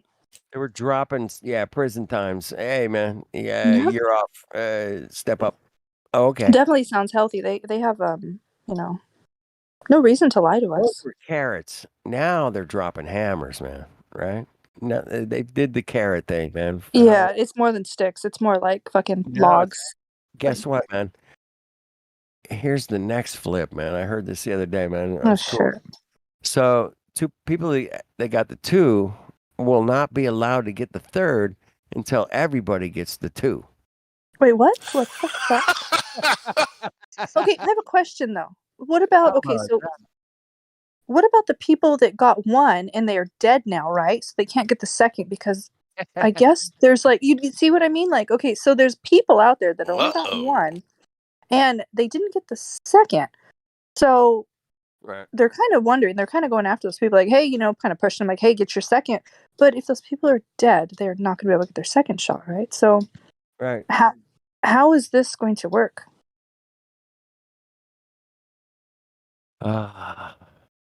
It's not. No, it's definitely not. Let And me then tell now you how this is going companies. to go down. Oh, New Ugh, York gosh. City's giving away $100 if you go down there and get some Cocoa Puffs. Oh shit! Yeah. $100? Let me tell you how this is going to go down. $100. $100. They're going to keep doing their little experiment to see when we're going to break. Then we're going to break, and then it's going to be bad days for them for quite some time. And both sides are going to have a lot of losses, and then we'll pull through. Damn. And they will lose once again. That's all. I'm in 100%. I'm in with that program. Yep. I worry about my kids. Like, you know, Well, yeah, you got a 4-year-old, so. I have 4 kids. Oh shoot. Okay, never mind. Just go somewhere underground if you can. That'd be my first, if you can. And if not, then I just find somewhere remote. I wish I could. Sean, I'm in like one of the worst states What's ever. up? I'm staying into the fight right in the heart of the belly. I'm staying, man. I couldn't. I know. left. But I stayed because I paid a lot of money to see this show. And I'm gonna see it all the think I way bought to the that end, too. man.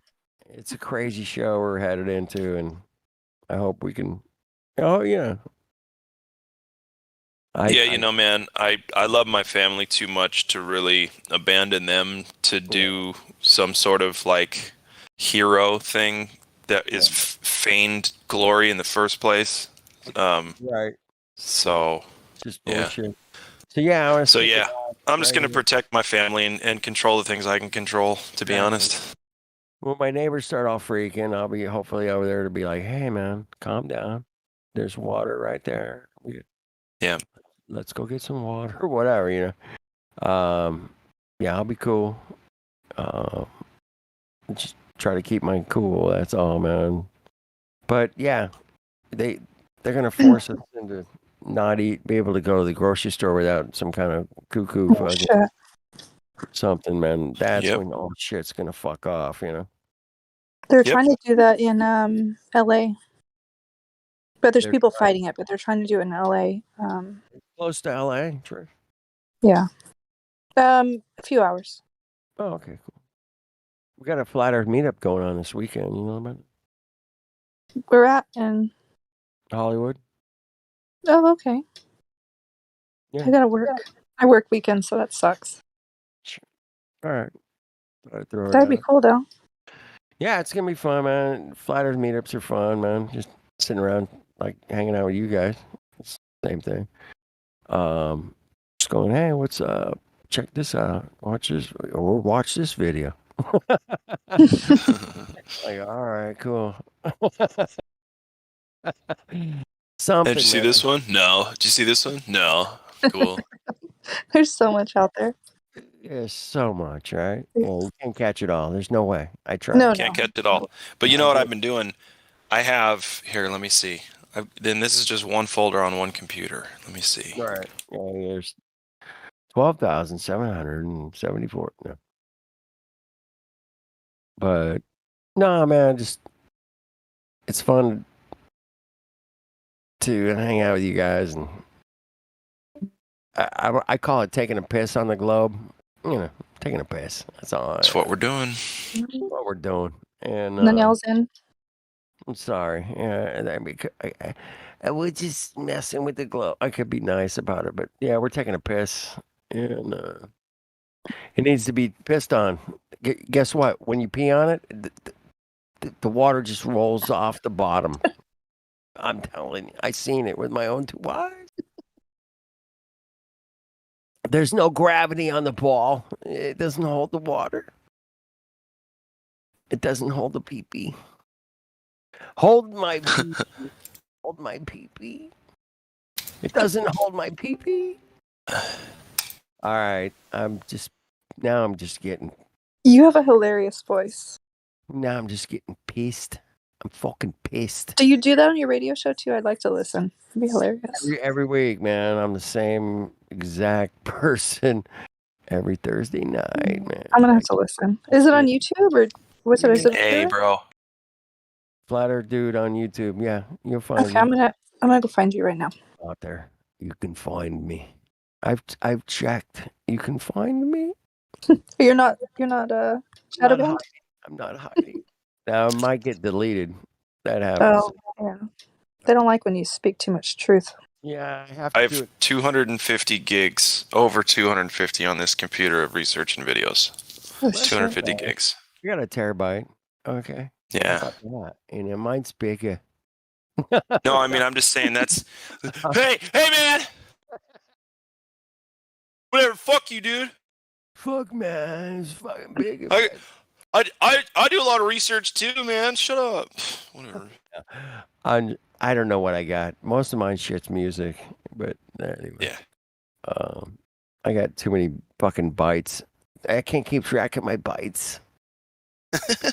My bytes and my bits. I'm biting my bits now at this point.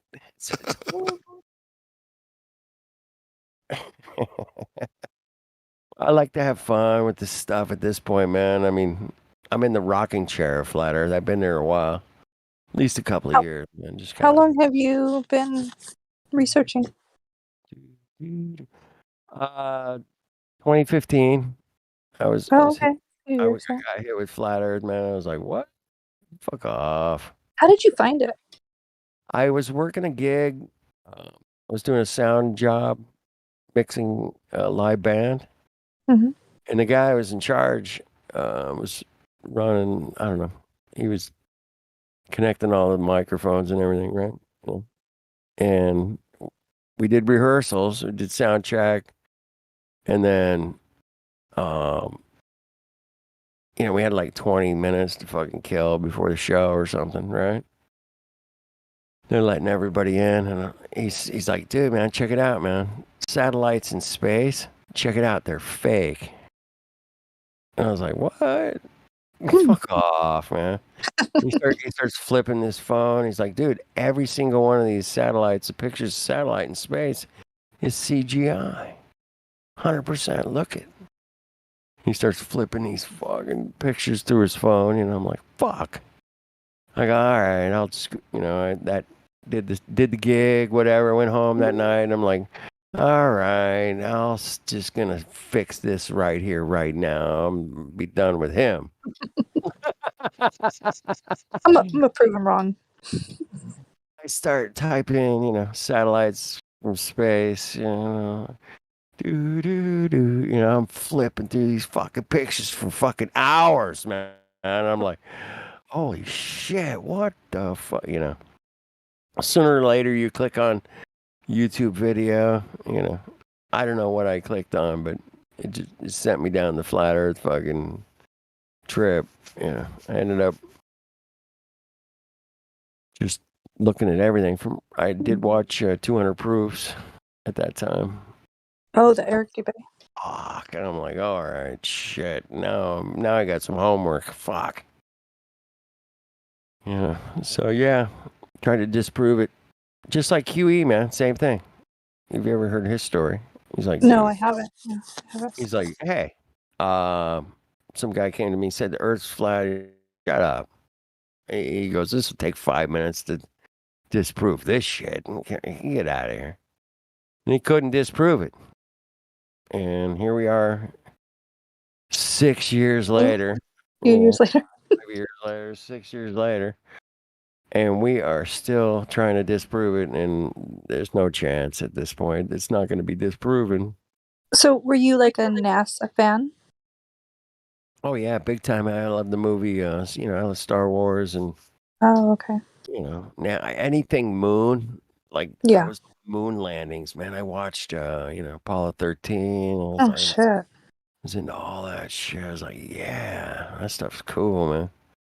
Damn, I can't believe they did that. They fucked up, man. I can't believe they made it home. That was cool. Apollo 13. Thank you, Tom Hanks. You made me cry. Did you see that? What was it? Interstellar? Oh yeah, fuck yeah. I've seen that a couple times because a lot of truth in That that. was pretty good. That was pretty good. Yeah. Crazy, but pretty good. Yeah, I found it with Dave Weiss and his astronauts and like under the water and water just. I was watching Russian vids, ODD. Oh yeah, he's good. I was checking out David Weiss was popping.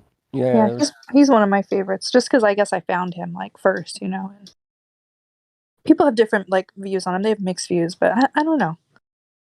I have his app, so I had a couple hangouts with Dave. He's a cool guy. well, that'd be awesome. Pretty straightforward, flat earther.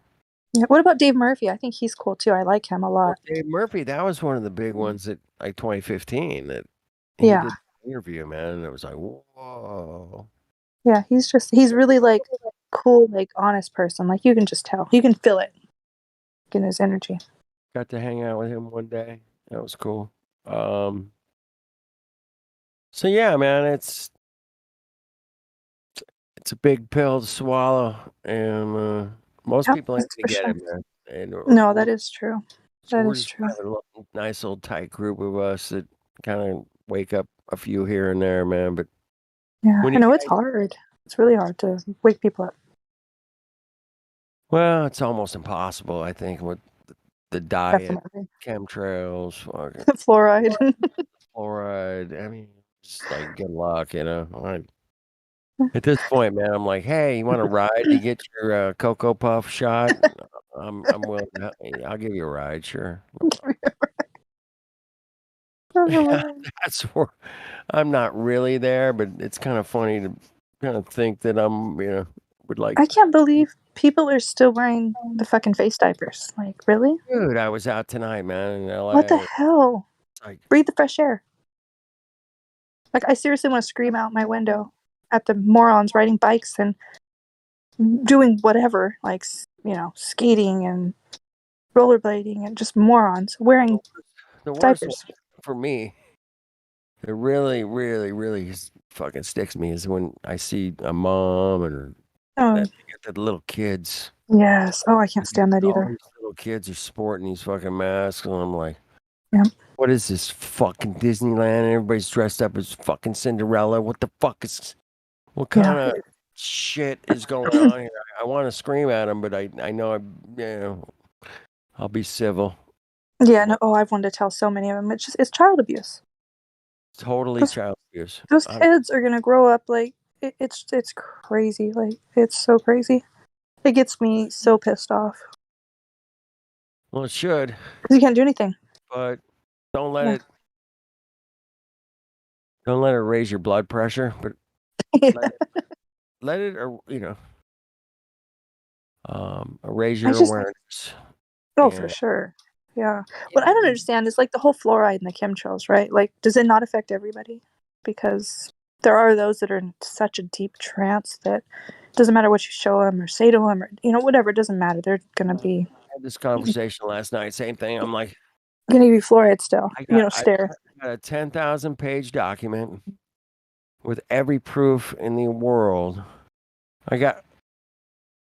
You could show up with every video you got, Mhm. I can show you 47 doctors in a row telling you, don't fucking take these Cocoa Puffs.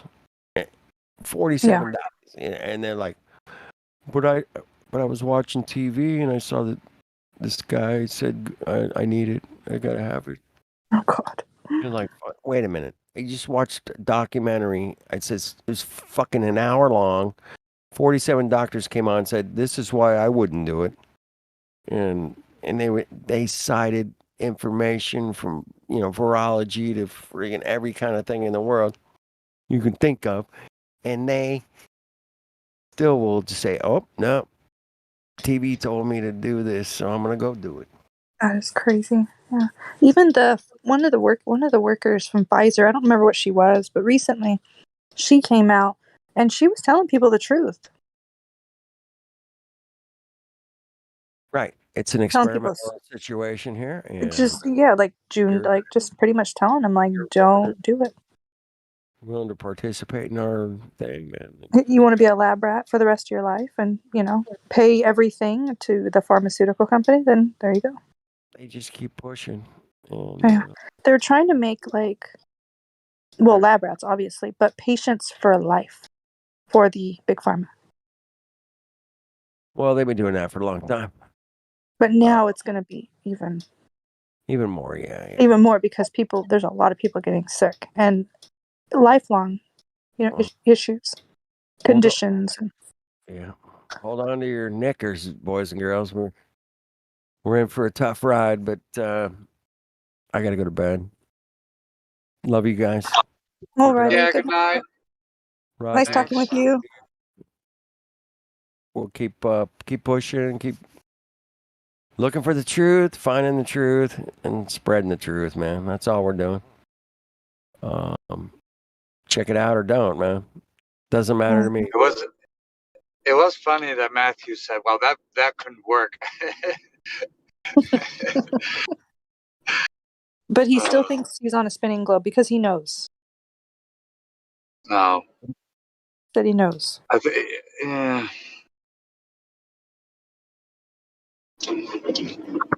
Matthew knows he's on a glow because of the evidence. Then you ask him for the evidence, and he doesn't have any. No, there's none. Yeah, it's our epistemology, right? It's our fault. Yeah, what did he say that it's the flaw in knowledge? Is that what he was talking about? The flaw in Oh, he says that we aren't that we interpreted the evidence wrongly.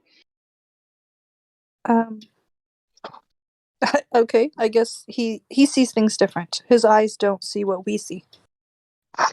He doesn't trust his eyes, for one. He trusts the authority and whoever else. He trusts what they say. Yeah, a true Matthew answer would be, well, I do trust my eyes.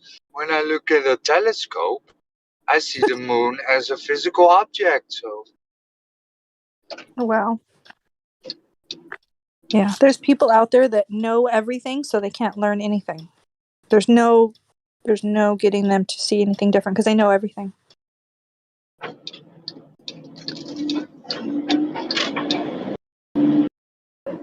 And he seems like that type. yeah, well, it's fine. Matthew is entitled to his own beliefs, right?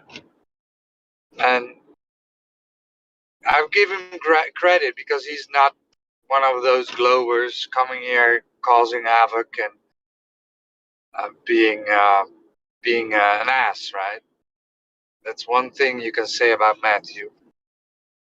He's respectful, calm, and he will tell you, yeah, it's an assumption, it's a belief. He will tell you so. So what is he doing? Is he like psychoanalyzing us? I don't know. I think he's always at ladies' night, so I think he's fond of the ladies, happy ladies. Okay. Yeah. Is he psychoanalyzing? I don't know. Oh yeah, he says, and I'm paraphrasing, that he likes to challenge his own beliefs and then coming here, right? Mm-hmm. And then concluding that his beliefs are right. That's basically what he says. Then he's not analyzing them. In his mind, he does. Not with common sense and evidence, right? Like actual proof. Yeah, you heard him talk about, well, the difference between the two reference frames is so negligible that it doesn't matter, right? So he argues from the globe stand, and this is what the globe says, right? And yeah. What? Yeah, I didn't understand. What was up with him with the whole? Well, what is the frame of reference and this and the whole frame of reference was like that's what he kept parroting over and over. Coriolis effect would be seeing an object from the non-inertial reference frame an apparent deviation, right? It's not an actual deviation, but it's an apparent deviation. And he's claiming that the Earth, so the Earth would be a reference frame, and the air around the Earth is a reference frame, but these two reference frames are moving together. So that wouldn't make a difference.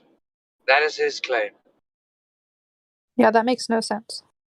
Even though you could look up and you see the air moving on different directions. So how can the sky be the same reference frame as the Earth, the ground you're standing on? It's not the same, he will tell you. But it's negligible. It's not the same. It's not the same, but it is.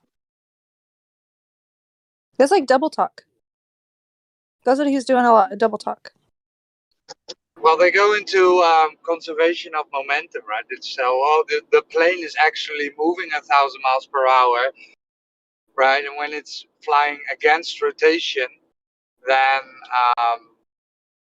basically flying backwards when you are outside of Earth, right? When you look at it outside of, if it was possible to go outside of Earth, you would see the plane flying backwards. Wow. But moving forwards. Yeah, that's crazy. Technically, it's correct, right? Because they claim Earth and atmosphere are moving along together.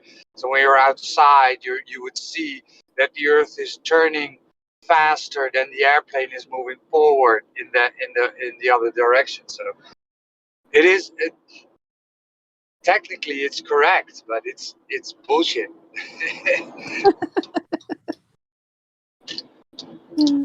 It looks like the sky itself, right? Like the clouds and everything is moving, but we're not moving. I mean, you must be moving because you feel motionless. That's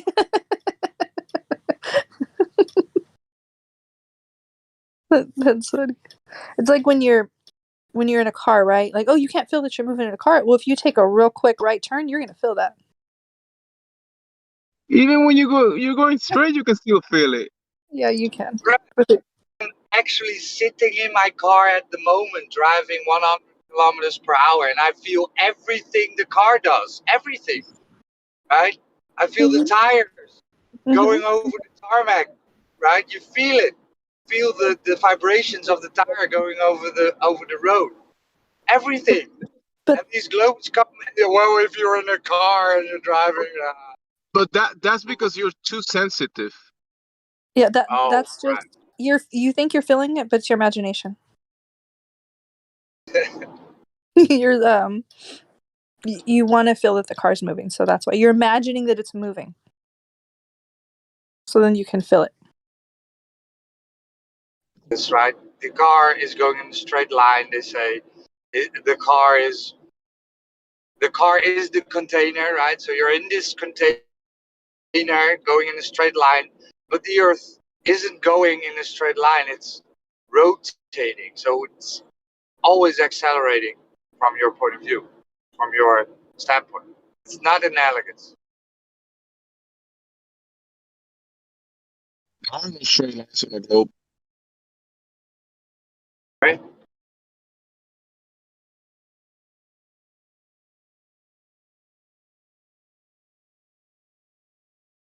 Yeah, I didn't hear what he said. I didn't even see who said something.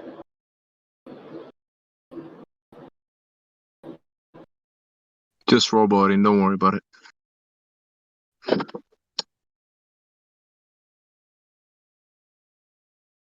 So, Roger, have you heard when Globers try to say when you're in a car and you have a ball, right? And you throw the ball up and down and it goes back to your hand, they try to say that that's gravity. You're in a container.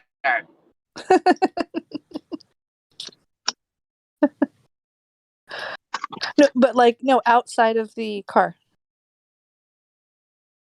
Right. So I'm in a car with the roof down, right? I'm convertible, and I throw my ball.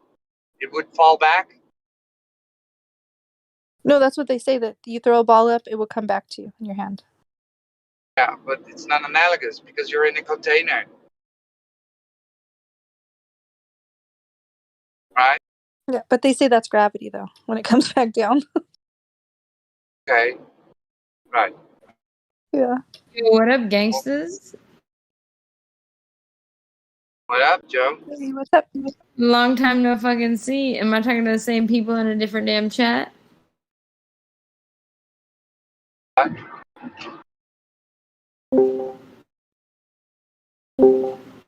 Thomas, what up? What up? Dude, Tomathina.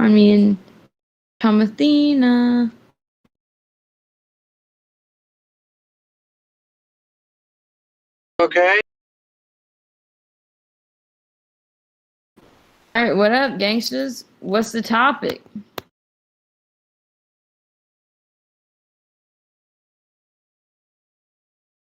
Not rotating. Stationary. Alright, got nothing. Y'all shooting blanks tonight, huh? What? Why? Alright. Yep. We were talking about how there's no evidence for the globe and how it doesn't spin. Oh yeah, the world's flat. Haven't we already reached that part? No. Well, some people don't know that though. Many. Yeah, but I feel like people here are like, yeah, we get it, it's flat. We're, like, water doesn't bend, you know. Right. We get it. That's not enough for some though. Well, I mean, you know, might not be enough for them, but who gives a shit? I'm not gonna waste my life fucking bending over backwards. Water don't bend, why would I? I mean, Jesus Christ. So what's next on the agenda? Somebody get the scroll. Thomas is here. He taught me how to. Oh, he's not here anymore. Sorry. He hasn't talked. No, he's not here anymore. He left. Sorry, this guy who was really nice and he helped me learn how to work it. He's actually not in the room anymore. He left real quick. He had like a Yoshi thing. Anyway, what else? Hear ye, people. What up? Time. So, right. Sorry. Yeah, you're muted, Coffee Time, Thomas. I don't know why you were muted. There's not a Thomas. Yeah, it's Coffee Time, Thomas. Wait, what? You're unmuted. Don't know what happened. Why people muted I you. don't think he's in here. Finally, I can talk. Yeah. I was like this for 3 months. 3 months, Hi. guys. I had to Back go through from the grief and dead. pain and tears. Oh my goodness. Back you- from the Why would you mute it? This is my friend. This is my Well, friend. This is my I good have friend. no idea. Look, if I'm you go through the check through everything, I wouldn't have a clue. Someone decided to mute me. I don't know. Well, it wasn't fucking me. You know I can't figure out shit. Australian. Dude, this fucking guy right here is the motherfucking man. Can you? I mean, this is being live streamed. Oh god, it's being fucking recorded. Thomas, make it stop. Well, It's how do being I make it recorded stop? to two Why- YouTube channels. Why would you record? Why would you record? Why not? Why not? You come and get this. Come and get this. Yes.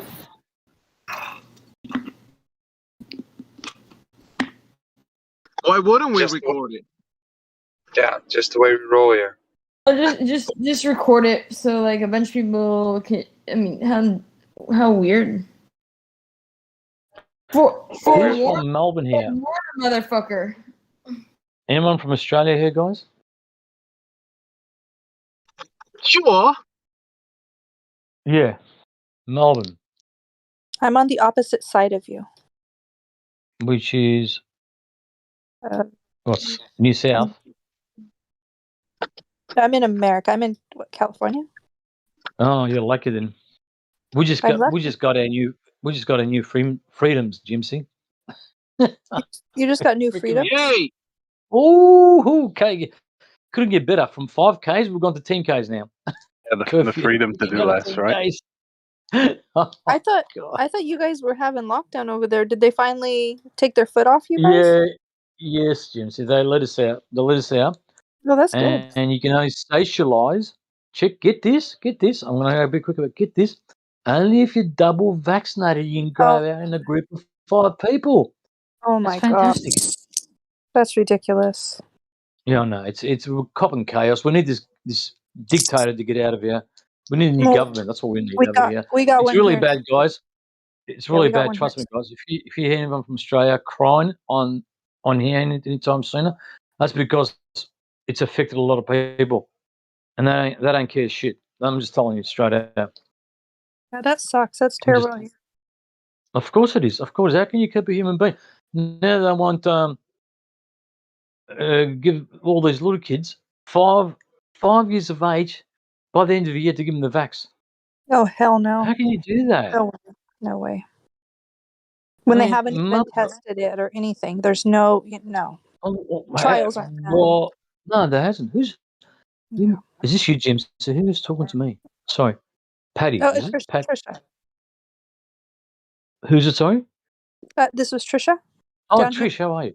at the bottom. Good. California. I've got a few friends in California. Yeah. I've got a few friends in California. I don't think it's that bad in California, is it? Well, it depends on the area. I'm like towards the middle, so it's not real bad, but depends on the area. LA's having it kind of bad right now, and then San Francisco too. Oh, okay. Yeah, they're just really Oh, strict on the, show me your papers and, where's your face Yeah. diaper, that type of thing. Yeah. Do you know what I reckon, guys? I don't think we'll go back to normal again. I don't think so. That's my Yeah. opinion. That's think what we they're will. already saying too. That they needed a crisis for the New World Order. They clearly said that. So. Oh, thank you. Someone agrees with me. Thank you. Crisis, yes. Yeah. Exactly. They just needed the right crisis to get it going. So. Yep. I'll tell you of a little episode that happened today in New South Wales. That's the Gestapo territory. Guy goes to the cemetery to pay respects to his folks. Guess what? 20 cop cars show up. 20 policemen show up and escorted the guy off the cemetery. Yeah, man. It's Gestapo, mate. Nazi Germany, mate. I'm telling you. And you know what they are? And they're proud of it. They're freaking proud of this shit, man. Was he not wearing his right gear? What? He was wearing a mask to go pay respects to his folk. He was wearing it? Yeah, he was wearing a mask. They just didn't want him there. They just Oh told him my to get off, God. and they put him back in the police car. It's That crazy. is, It's that is freaking crazy. I'm telling you. Yeah. Yes, I'm not joking, you guys. I can show you things. You will lose your marbles. It is crazy here. It's not like Paris. You know how they get all these protesters. They get 60,000 protesters. We can't do that. They don't They've let you. locked the city out. They've put Oh. barriers. You can't get in the city, so we can't protest. Barriers. And each one of us, if anyone of us gets caught, it's a $5,000 fine. To see what sort, they use emotional blackmail to get to us. Unbelievable, guys. It's really bad in Australia. I'm telling you the truth. That's how it is. That sucks. So is it like mandatory jab? Like, do you have to Oh no, have no, it over there? not as yet, but it's getting there. But remember, what is mandatory is not law until it gets passed Well, by the yeah, Governor General. that's not going to happen. Yeah, so that's not going to happen because I'll tell you what, the nurses, not here in Melbourne, but in New South Wales, which is the next state up, and Adelaide, they're resistant. He goes, my body, my choice. I'm not taking an experimental drug. I was in a Zoom conference with over 500 nurses and ambulance drivers, and they could not believe what was happening. The hospitals, pretty much skeleton staff, because everyone's just about walked out. You know what I mean? They just, no, we're not taking the jab. You Good, can do man. what you Good. got. Yeah, man. And they're trying to recruit these new guys. It's going to take them a year to train these nurses. You know, they're going to have medical experience. Some people have been in the field for 20 years. A 1 year staffer, they're going to train up. It's not going to know as much as a 10-year-old nurse. There's no way. They've been in the field for 10 years. So they've got problems there. A lot of the police officers have joined up, a group of them from Queensland. They just can't take the shit. They don't want to treat. Look, police officers are good. It's what they've been told by this freaking commie government. That's the bad thing, and they're doing it. And they don't want to do it because that's why a lot of them have rebelled. And they goes, no, we're not taking the jab. We're not taking it, guys. That's what they. It's yep. Oh my goodness, it just goes Yeah, on but and they on. keep pushing, man. They keep pushing. They Oh, want they to keep incite a pushing. civil war. They can do whatever they like. They can push. You know, you just say no. Oh, of course. I Yeah, do I not know. consent. You know. Yeah, but I mean, But as long as these fucking cretins stay in any position of power, they're just going to keep with the boot they're on the drunk with. face, you know, man. Yeah, They have man. to But be they're drunk with forceful. power, man. They have to be forcefully removed. At the end of the day, there really is no other way around it. What you got to Well, do, we have to. Yeah. just fucking ignore them, get about your lives, and they're just gonna sit in their fucking castles with their decrees constantly. It's like it's not gonna Well, happen. that's what's happening at the They moment. need to get them out of there. We've got another 14 months with this freaking governor. Yeah, You believe that? Oh God. yeah. I've seen a lot of videos out of Australia. It's just madness there, man. Seen that one where they were pepper spraying the 12-year-old girl, man, for not having a mask down at the supermarket or whatever. Three Yeah, that's what's cops happening. around her, you know. Her bigger sister's fucking crying her eyes out. It's just no emotion. You say most like these police are good. Nah, 85% of police are total shitheads. 15% have got some kind of 55%. moral compass left. You know, it's just Yeah. not enough. You know, they recruit. They look specifically for the most degenerate type people for these positions, these jobs. Yeah, that's the problem. It's not an independent thought in their brain, you know. Unfortunately. Yeah, I really hope you guys can pull something off, man. Because yeah, it's Oh, I hope like so, mate. it's like a test bed for total tyranny over there, by the looks of it. It is, man. It is. Where's Yeah, Pappy? She's gone. you said 14 months to a new government. Our Yeah, government in no, the to the elections, Yeah, I But know. apparently, I know. I Yeah, don't think it's going to last that long. Well, our government fell last September, because of frauds. The whole government fell, and we had elections in March.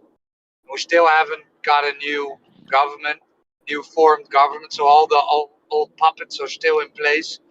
They even anointed 3 new ministers during this period, whilst the government isn't officially in place, right? Still place new puppets.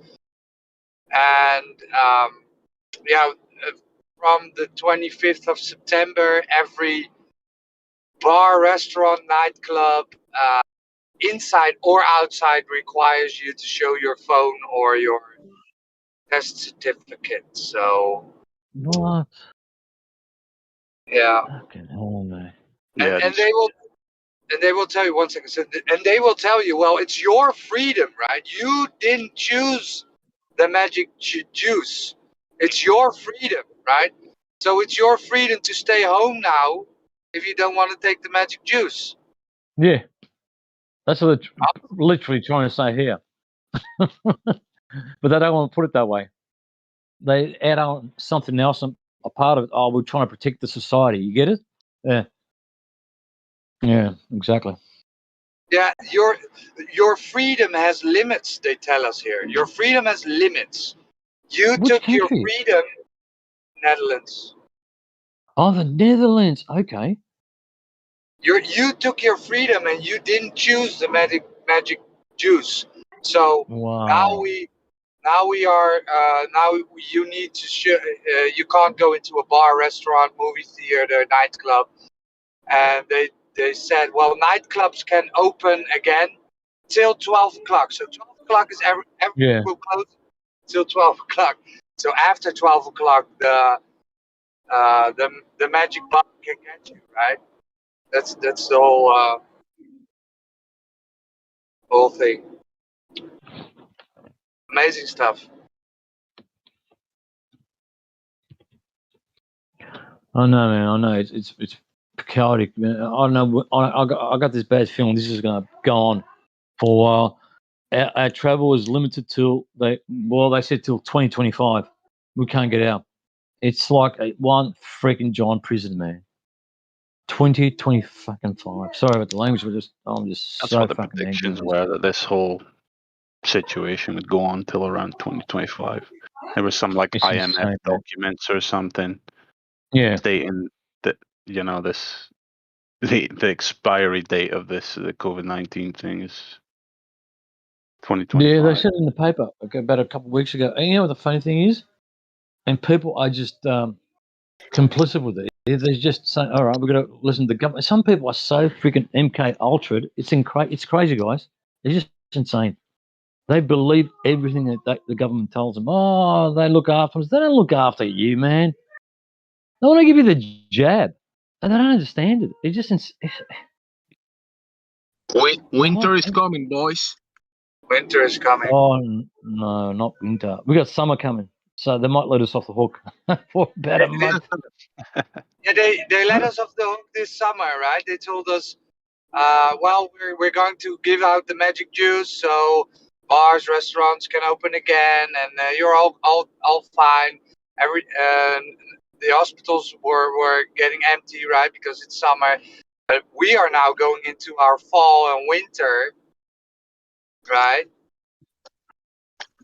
They coupled. So they said, well, we're going to let go of all the rules. So no 6-foot rule, no nothing of that anymore. But show your phone, right? You need to show your phone if you want to go inside somewhere or outside on a terrace. The hell? And they coupled this. So they asked, well, when is the phone, right? When this going away, this phone thing? They said, well, if there is a 7-day average of 40 people coming into the hospital a day and 10 people going into the ICU a day, so 7-day average, and the magic juice percentage. So they told us, well, we are at 80% and we need to get it to 95. So they're going to pull this joke indefinitely because they're just going to say, well, it's not at 95%. So yeah, we need to keep it up, guys. And then they told us, Too yeah, funny. it's basically also to get people to get the magic juice. So we're going to Yes. use the phone and the test certificates basically to get people to get the magic juice. That's all. They told us. They Isn't told us. isn't it funny from us? They told us 40%, then 60%, now it's 80%. So it keeps on climbing every time. Yeah. It's crazy. So I might as well tell. Listen, we want to give everyone the jab 100% instead of freaking lying between their teeth. You know what I mean? Just saying, there's 100% will do. You know, they don't tell you that. Just take your juice. Yeah, Just take the juice. it's almost been 2 whole years. Like, does the average person 2 not years, know Roger. that even Yeah, if man. this was a genuine thing, event, health crisis, whatever, it'd be past. The worst of it would be past at this point. You know, Yeah, I know, man. I know. like It's all taking. these measures are based on scraps at this point. You know what I mean? Even if their numbers they give us are genuine in any way, which they're not. They're absolutely not. Not their percentage, taking the juice numbers, not the case numbers, not the any numbers genuine coming out of them. Trust me, guys. The amount of people that are suffering here, it's just incredible. Even people that have been vaccinated or haven't, there's little stress levels. Yeah. Can you watch the words? It's on YouTube. Stress So. levels? Did stress levels? All right, I'll just. Yeah. No. The just don't say the V word, right? No, Say magic the juice. juice. Yeah, the magic juice. Yeah, I got it. The magic juice. Yeah. So, the kids, the suicide rate is here is incredible, guys. It's just Right. insane. People admitted to hospital, kids. It's just insane. I mean, it's crazy because they don't get out to do their own thing. The freedoms. You're 14, 15, you're stuck indoors 24. You know what I mean? It was every day. You go to Yeah, school, I they've got to feel put terrible for the the magic teenagers. mask on. For the kids and the teens, man, yeah, I feel just horrible for them, man. What they're gonna, Yeah, how do you what put they a have mask to on a put kid up with, 24/7? Disgusting. just everything, And every little joy in their kind of life, as far any joy you can get out of these indoctrination camps, schools, which is the socializing aspect, being with your friends and it's all. That's gone. just been Forget it. decimated. It's been Oh, destroyed. of course. There's Yes. absolutely Yes. no joy in that building anymore. It's just grueling authoritarianism. So you got to look forward to. There's nothing to look for. There's nothing to look for anymore. Yeah. Once we were called the lucky country. Now we're called the. Sorry to say, I don't think I can put words to describe it. Really. Yeah. Do you need the juice to fly out of Australia? Or are you just Yes, you straight do. up not allowed to travel right now? I think if you go to, say, for example, Greece or Italy or Portugal or something like that, go one way, you don't come back. Depending what their country is saying. If you need the magic juice over there, a few of them are left the country. They're not coming back because they just can't take it. They just can't take it, guys. They just can't take it. There's just too much pressure. They're just pushing and pushing all the time. That's what they're doing. So people can crack and get the magic juice. That's what it is. The strawberry flavored one or the chocolate. That's what it is. That's what it comes down to. Interesting. And you know what? Now we've got these the caretakers are getting asked to take the juice, right? And in some Really? countries they tell the caretakers, well, you can't work because you didn't take the juice. So yeah, you're fired, right? So Yeah. there's Yeah. going to be less people in the hospital working. So then they can then say, well, the hospitals getting overrun, and we don't want to get the hospitals overrun because we don't have enough people working there, right? So it's just a cycle going over and over and over again. It's just Yeah, I know, mate. We can't. We just have to keep on fighting, man. Just do not consent. That's it. Simple as that. And more, even the magic juices, they've had the second dose. They're going to realise sooner or later they've been lied to. 100%. Anyway, we'll see. The one positive to stick on is that the opposition grows by the day.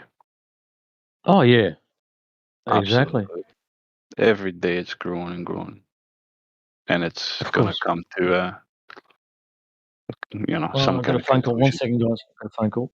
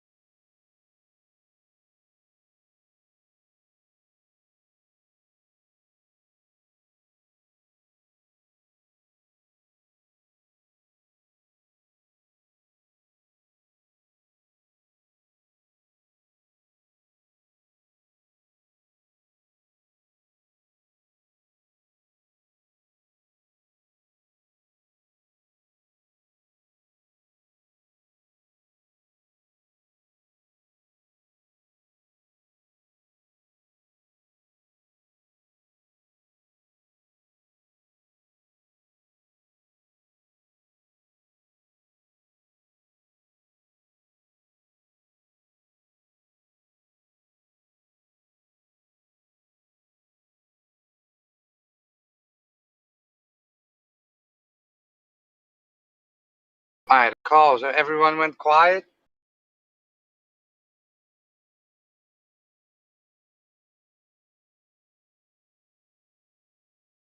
Hello? No, I'm still here. I was wondering the same thing. I thought it was a glitch. Yeah. Everyone just stopped talking.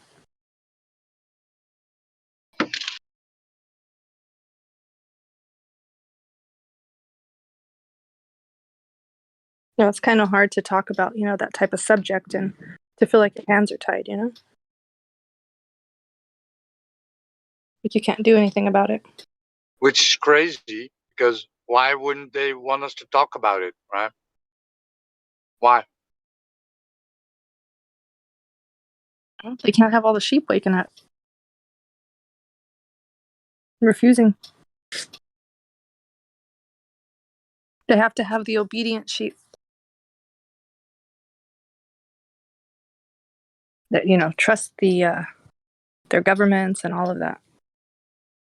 That they care about their health and, you know, they believe all that stuff.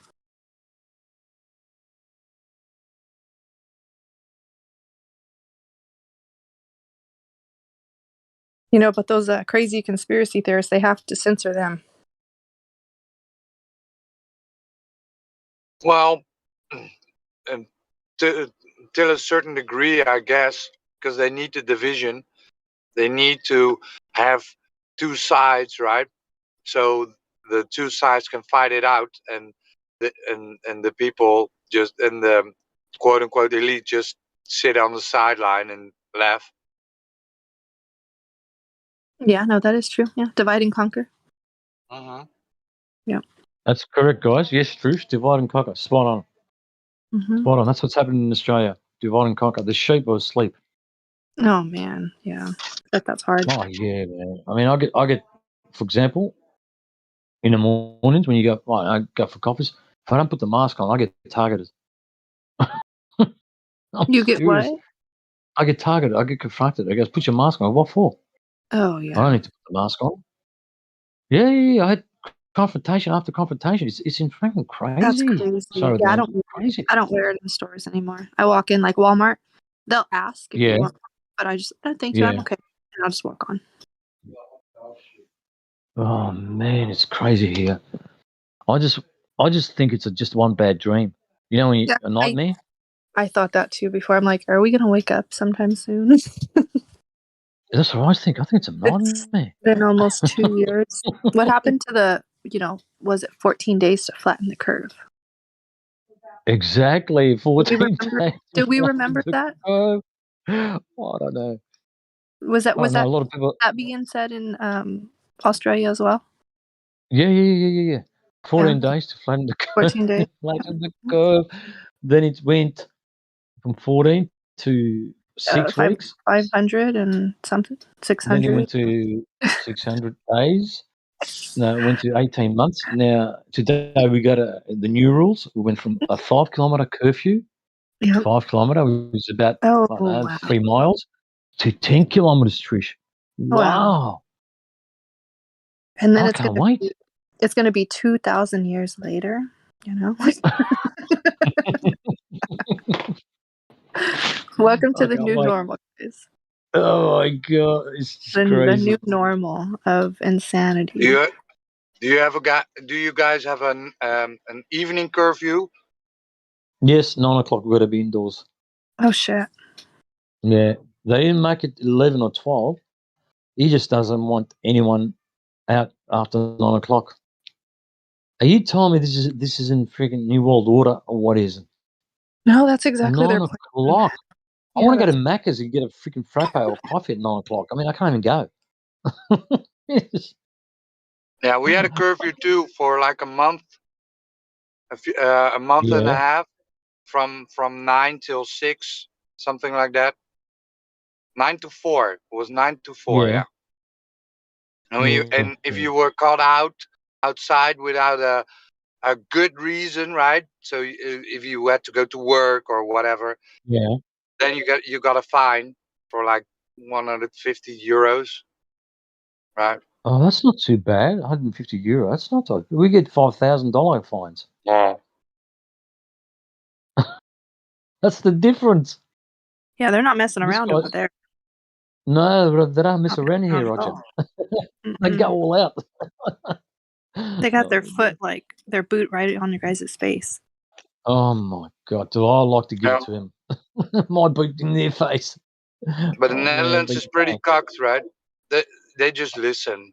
They just listen. So Well, yeah, because it's just the infrastructure, the way we are. I mean, we just can't get those numbers, the big numbers like France. You know, the protests, we just can't do them because everyone's got their families that they're telling you, oh, don't come on Saturday because we've got to protest this Saturday. I don't know how these guys are going to get there because the whole city's blocked off with barriers. Do you know? And police commissioner goes, don't come, just think of your families. Just look at the emotional blackmail. Think of your families, think of your kids. It's not a good idea to come. You see where this is getting to? Mhm. Yeah, exactly. Exactly. and It's yeah, got to be a and night. yeah, go ahead. No, go on, go on. I just think Well, it's a nightmare. The whole thing's a nightmare. the It's just the thing with the curfew, right? Nobody mm, really got it, but my bet, right? I'm gonna bet that they're going to use that and tell us, yeah. well, we saw that when people weren't outside, that the emission of CO2 went down, right? So we need Oh, to okay. save the planet, right? The planet is I'm playing a global, right? Because there's no planet, but the planet is warming up.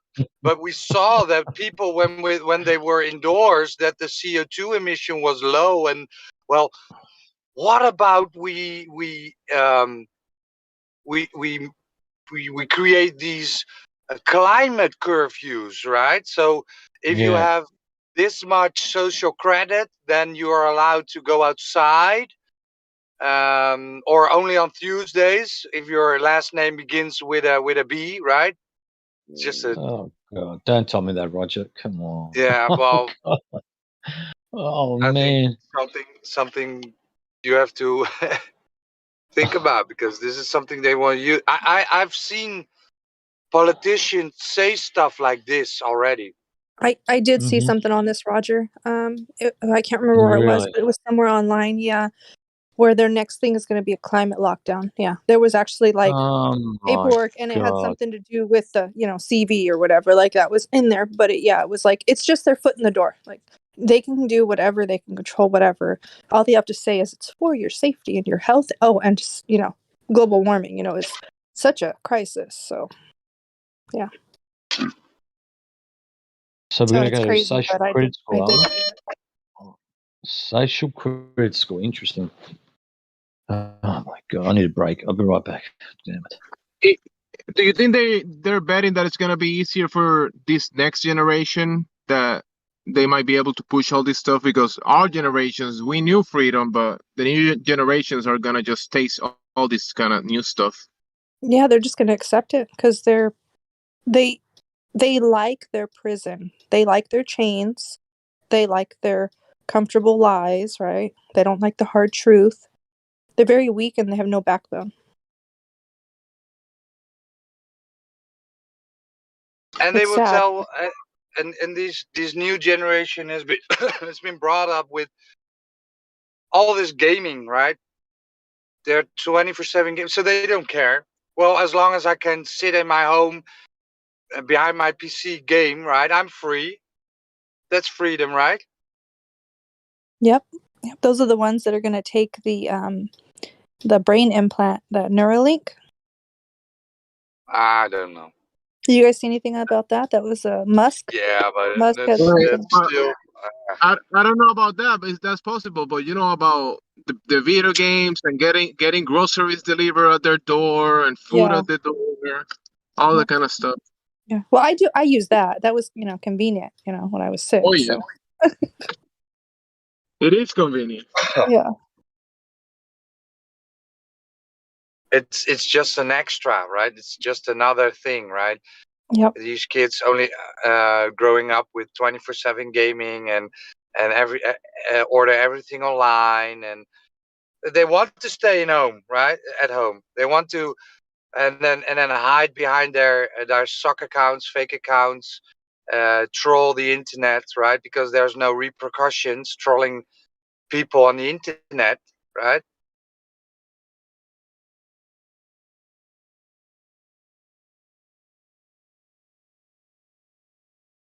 Yeah, no, that's true. It's like the last little form of control over their lives they have, or to like exert any power they have left in themselves. Just trolling people. Yeah. It's sad. What an existence, huh? Yeah. It's sad though, because those kids, they think like, well, there's some that will take, the magic juice or whatever, and they think they're proud of it. Young kids, not even developed yet, don't even know what's going to happen. They're proud of taking something like that.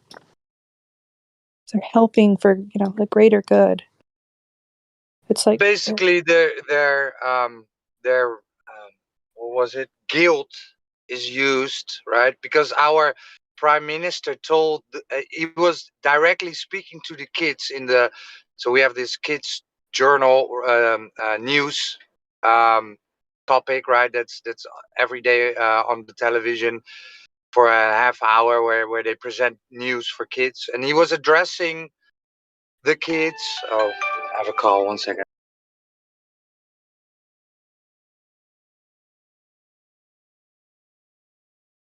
I know it's sad how they target the kids, because that's going to be the next generation of voters. That's all it's about.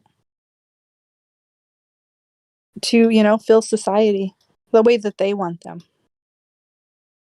The kids aren't allowed to have their own mindset. They can't think for themselves. They can't even breathe because they're, stuck behind a face diaper. It's really sad. Some kids They feel a part of something, Yeah. I think like this generation of kids have grown up with kind of apocalyptic movies, far more kind of apocalyptic movies than anybody from like that grew up in before the 2000s, I would say. So Yeah, that is true. Yeah. they're like some little part of their subconscious is kind of wants an event like that, That's insane though. and then when something like this comes along, they're like, okay, this is it, and shit, I'm part of something huge, something that the whole world is involved in right now. It makes them feel very alive in a sense. I don't know. But then they're Or really dead involved. inside. Yeah. I wouldn't want to be a part of something like that. Like that's crazy. But it's like the predictive programming though. They put that out there and then they put you through it. Well, it's just like stems from it. It's just twisted nihilism, Hmm. Because shit, man. I mean, I was born 91, and even I was, my education was, had us all coming away feeling worthless and insignificant, 'cause of obviously heliocentrism, and I can only imagine how much worse it is today if you were schooled in the 2000s or 2010, right up until this day, but Oh yeah. I Common can only, Core, which was I can only garbage. imagine how Yeah. even more insignificant they feel, because the propaganda is like tenfold now, Yeah, they were trying to dumb down all the kids. They had them all on like a equal type level. 'Cause they don't want kids to be smart. Yeah, and when you're in that nihilistic state, the only thing left to look forward to is like some kind of big event, like I was just saying, Like the new map on Fortnite. Nah, not quite. Like, no, I was thinking beyond that, but yeah, you're right. Stuff like that, yeah, that's all to live for. for most kids. So I don't know how to really put it in words. It's like some distorted kind of, what's that word when you like pain? Is it masochist? oh yeah. Yeah, it's some kind of like twisted masochistic emotional psyche going on based on nihilism and shit that you like. You don't want to see everybody die, but if it did happen, you'd feel alive because something was actually happening in your little insignificant life. You know, Right. not that they are insignificant, they're not, but they believe themselves to be. That's kind of how I was coming at it. It's kind of crazy. Yeah, so I was finishing my point up. So our health minister said to the kids, right? So and this was in the middle of it was before the Jews came out. He said, well, we see that the kids don't obey the rules, right? The 6-foot rules and this and that. But you have to think about your grandfather and grandmother, right? You can make them sick, right? So you need to think about that. That's what he said. So these kids are now being raised with the guilt feeling, right? So I can kill my grandmother or grandfather because although I'm not feeling sick, I'm not looking sick, I don't, right? I don't, my body says I'm not sick. I still can kill my grandfather or grandmother, right? So it's a twisted form of when they said, well, we're all doing this together, right? We're doing this together. We need to help each other. But basically, they just try and talk into your guilt because you don't want to kill anybody, right? It's not that you're doing it for anybody else. It's about you feeling guilty about killing anybody. And that's such a sick, twisted way of propaganda. Yeah, absolutely. And you know it's been done. You know there's some really shithead parents out there that, like, you know, the mother or father of the parents has passed away, and they've most likely passed away in the last year and a half because they were of the age, you know, and it was their time kind of thing. And you know, maybe their kid went round to see granny or granddad or whatever, and then they died in the next week or two, and then they put that emotional blame on the children. You know, it's definitely happened.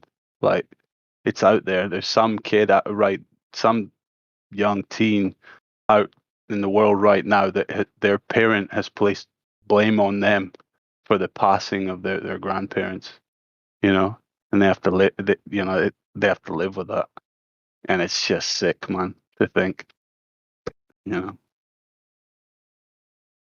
But you're totally right. They can only get us on guilt tripping, Roger.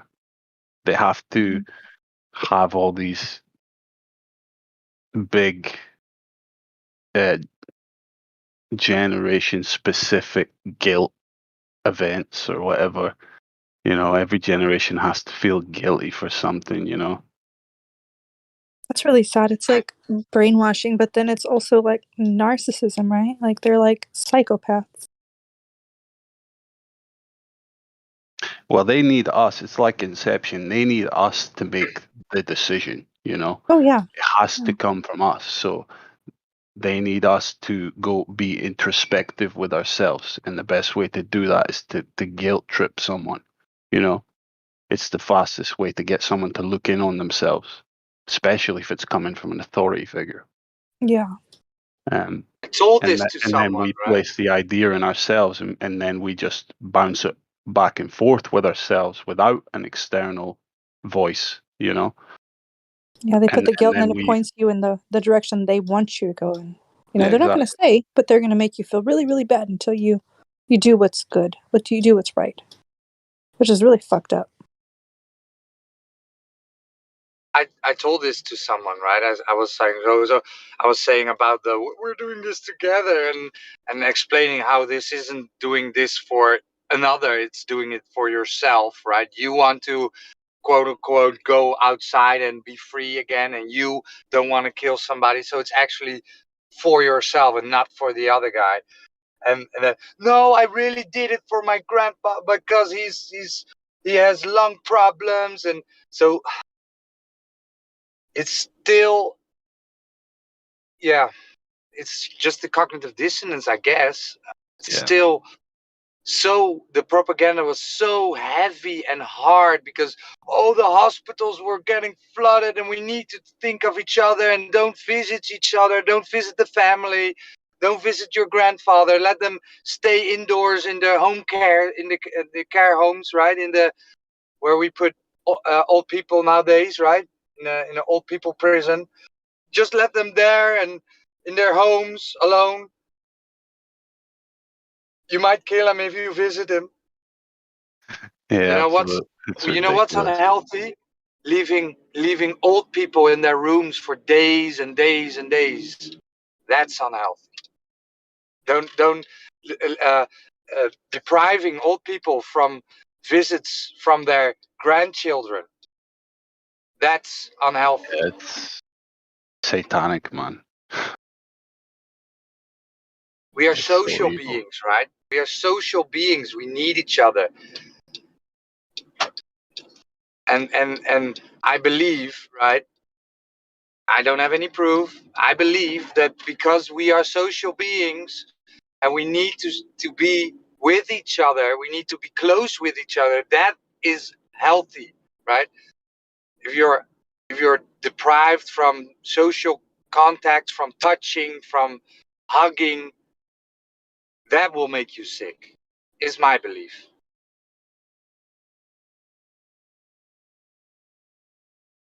Can't prove it, but it's my belief. And then now you can't even see each other's expressions. Living in fear.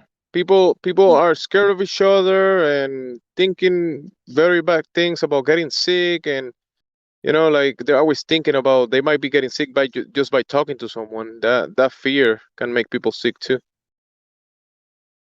I'm always just amazed at how quickly the whole world became these altruistic saints, man, as soon as 2020 started.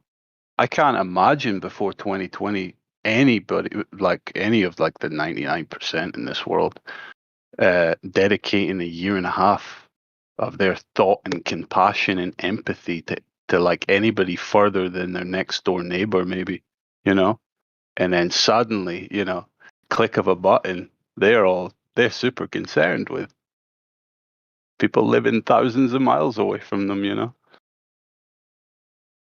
It's just height of hypocrisy and just fucking delusion.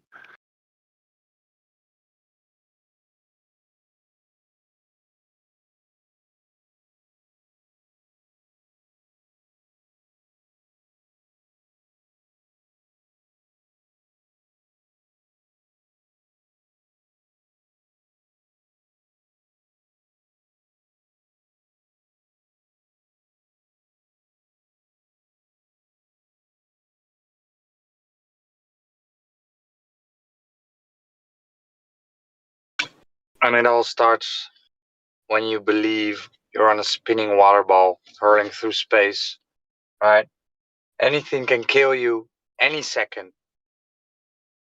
This rock, right, comes from Narnia and can kill you. The air can kill you. The angry terrorist that's around the corner, right, can kill you. The foreigner that takes your job. It's always the invisible enemy. Yep. Always something that can never be properly defined or measured. The atom bomb that could be dropped on your head any second now, right? Or the communist that can invade your land and put you in tyranny. Or the hackers. The hackers are gonna get you. Oh, the hackers. Yeah, Yeah, the that's hackers. the new. Cyber criminals. Oh my gosh, it's like they have to drive that fear, the fear mongering, and it's crazy. It's like what was it, the KGB, when they came and they said they can brainwash people. All it takes is a month of just giving them like, I can't remember how they worded it, but something about like false information or like fear, like drive fear into them. And it only takes a month. Can you imagine? It's been almost 2 years.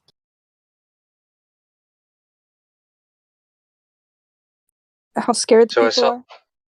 so I saw this on somebody brought it to my attention. Was the so we had this press conference and they told us, well, the 6-foot rule is going away. Okay, fine. And then somebody brought this to my attention. There was this the same evening was a talk show.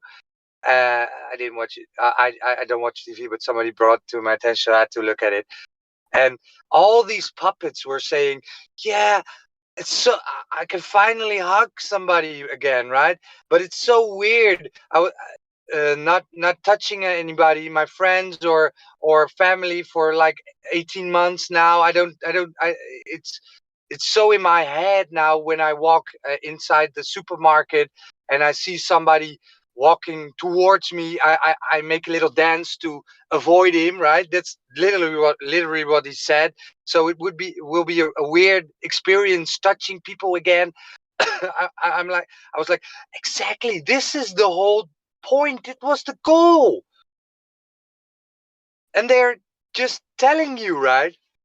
These puppets on TV telling you that they find it an unease. They have this unease feeling about touching each other again after Yeah. 18 months. They made it alien. Wow.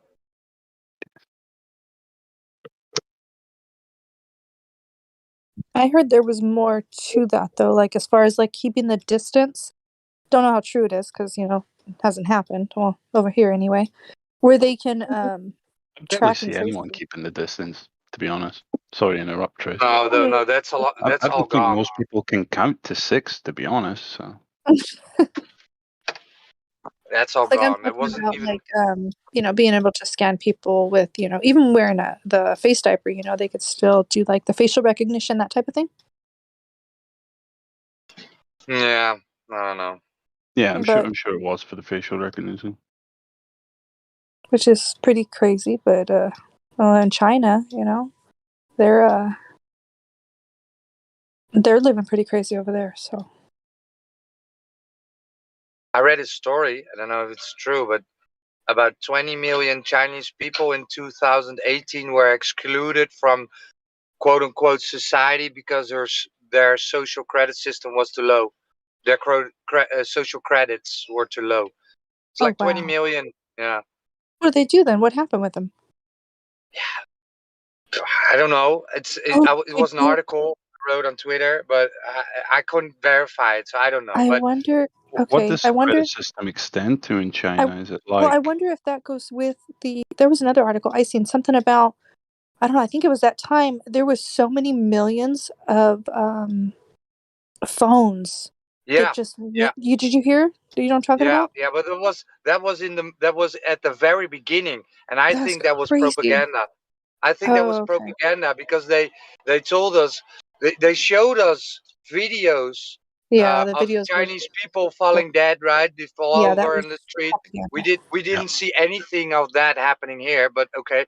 And then this whole story about the phones came out, right? That millions of phones were just gone, right? So they was and then they were like, well, yeah, China, we can't really know what's coming from China, so they could be dead, or yeah, it could be the V thing, right? So Yeah, weren't they burning man, too? Weren't they I think burning it was bodies? part of the propaganda to induce the Okay. fear the That. hardest. Yeah, what, that's so what do you crazy. mean? What do you mean by millions of phones were gone? Well, I never it, saw this story, or yeah, it was in the beginning. So I remember the videos and such that came out of China, but don't know the phone the, part. the story went that so a phone is connected to a provider, right? And somehow these numbers were presented that there were millions of phones disconnected from their provider, so they were no longer in service anymore.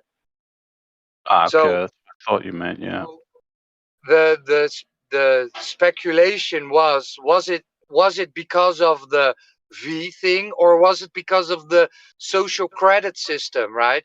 Because as far as I understand it, And I'm not sure, right? I'm not in China, but this social credit system does involve excluding you from certain things, right? I think it's public services.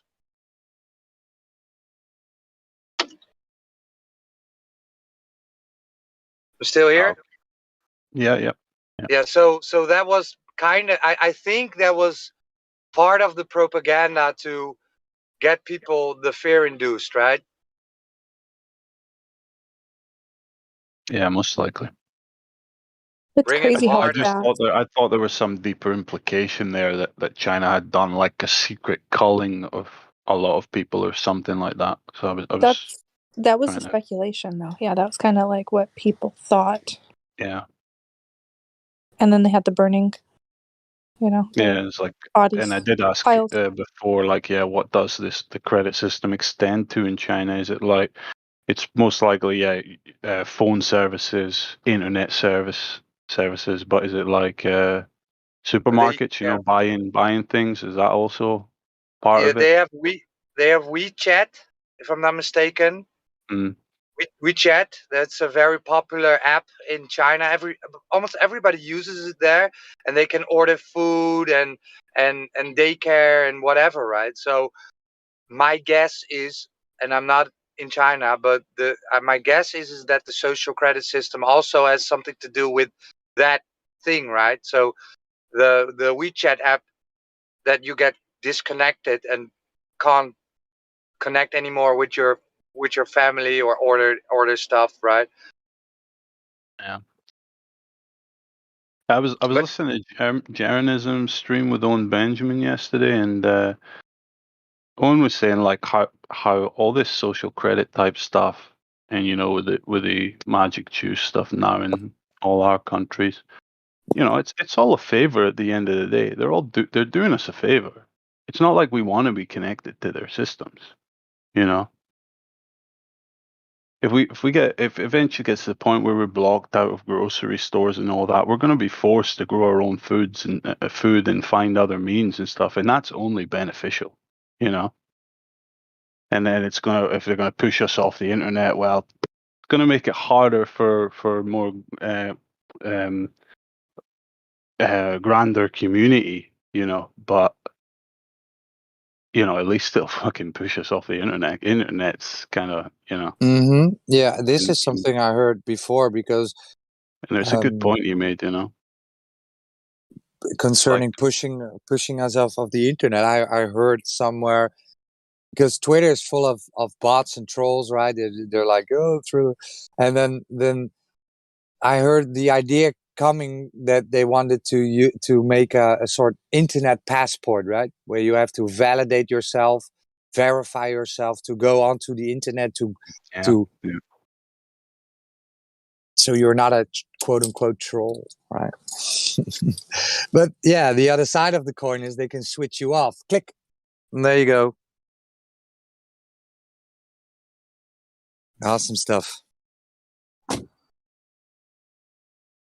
Yeah, but I mean, with or without a social credit system, it's inevitable that the beast system gets to, you know, improves in any way. It's only going to get worse. Food's only going to get worse. Water's only going to get worse. You know, what's available on the internet's only going to get worse. Everything's just going to constantly just become more and more shit. So, and the whole point is to try and get away from it anyway. So, if they do try to do that stuff in our countries, which they're going to do in some form or another, they'll only be doing a lot of us type of people a big favor. You know, they'll just be forcing our hand, and yeah.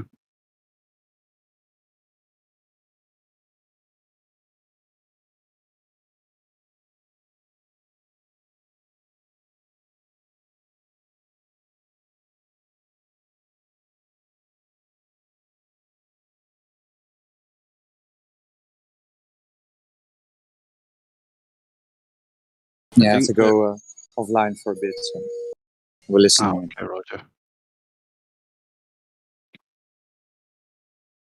The thing that gets me at this point with anything coming out of the mainstream is that they can just make up whatever outrage they want at this point. Like, let's just say, for example, 99.9% of people were against the magic juice. They could still just make it out as if, like 70% were against anti-magic juicers, It's going to the point where they really don't need to, they don't need to show their work, Nobody cares about verifying anything at this point because, as soon as you try to verify anything that comes out in the mainstream media, it quickly becomes an obvious lie or a twisting of context or whatever,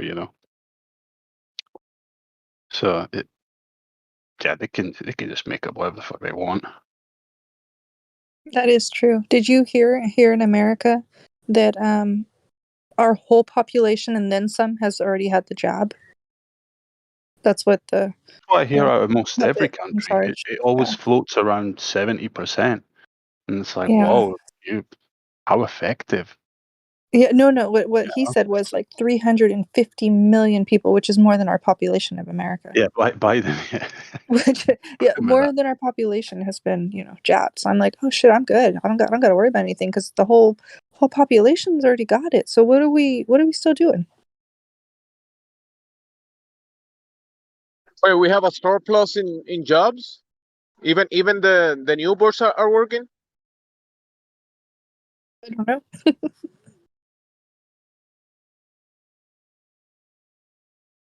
I just thought it was funny that more than the population of America, I think it's like 330 or 320 something is our population. Well, 350 million were already, jabbed. So, he likes big numbers. So, He certainly does. and young children. So, Even the newborns are getting that jab. the new person? I think he said newborns. Oh, yeah, the newborns. Well, the whole population, like, yeah, that's what I'm thinking, because it was only for 18. Well, I think 12 and up, and then they did something weird. If you look on the site for like CDC, I think that's what it was. It's not for under 18 no more. Like there was something that happened, and it wasn't for under 18, but they're still doing it. So it was weird. It was strange. I But thought the FDA approval was to push it for 12-year-olds, as yeah, no, as low as that 12-year-olds. was BS. The whole FDA approval, because it wasn't even the same one, and there's just that's BS.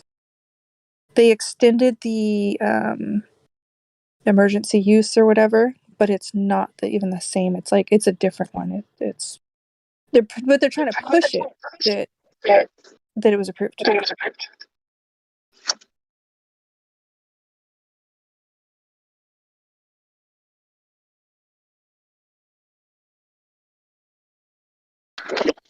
I mean, they said it on TV. The FDA approved it. Like people repeat it. Yeah, the FDA approved it, so it's fine then. Yeah, no, that's bullshit. I don't think it is. It did get approved. I mean, not like it means anything. We know it's still all bullshit, but Yeah, no, there was like when you look into it, there's little things in there that it doesn't make sense how they word everything. And someone even called. There was like a video. Someone called, and I can't remember who they called. I want to say it was CDC or something like that. And they were asking, and the way that even they said that it wasn't fully approved. So it's like, well, what the hell? Yeah. But of course they're going to push in the mainstream. Oh no, safe, healthy, and effective, right? That's their words. Safe and effective. Anything they push in the mainstream, I don't believe it. Yep. Safe and effective. It might give you myocarditis, but it's safe. Yeah. Yep.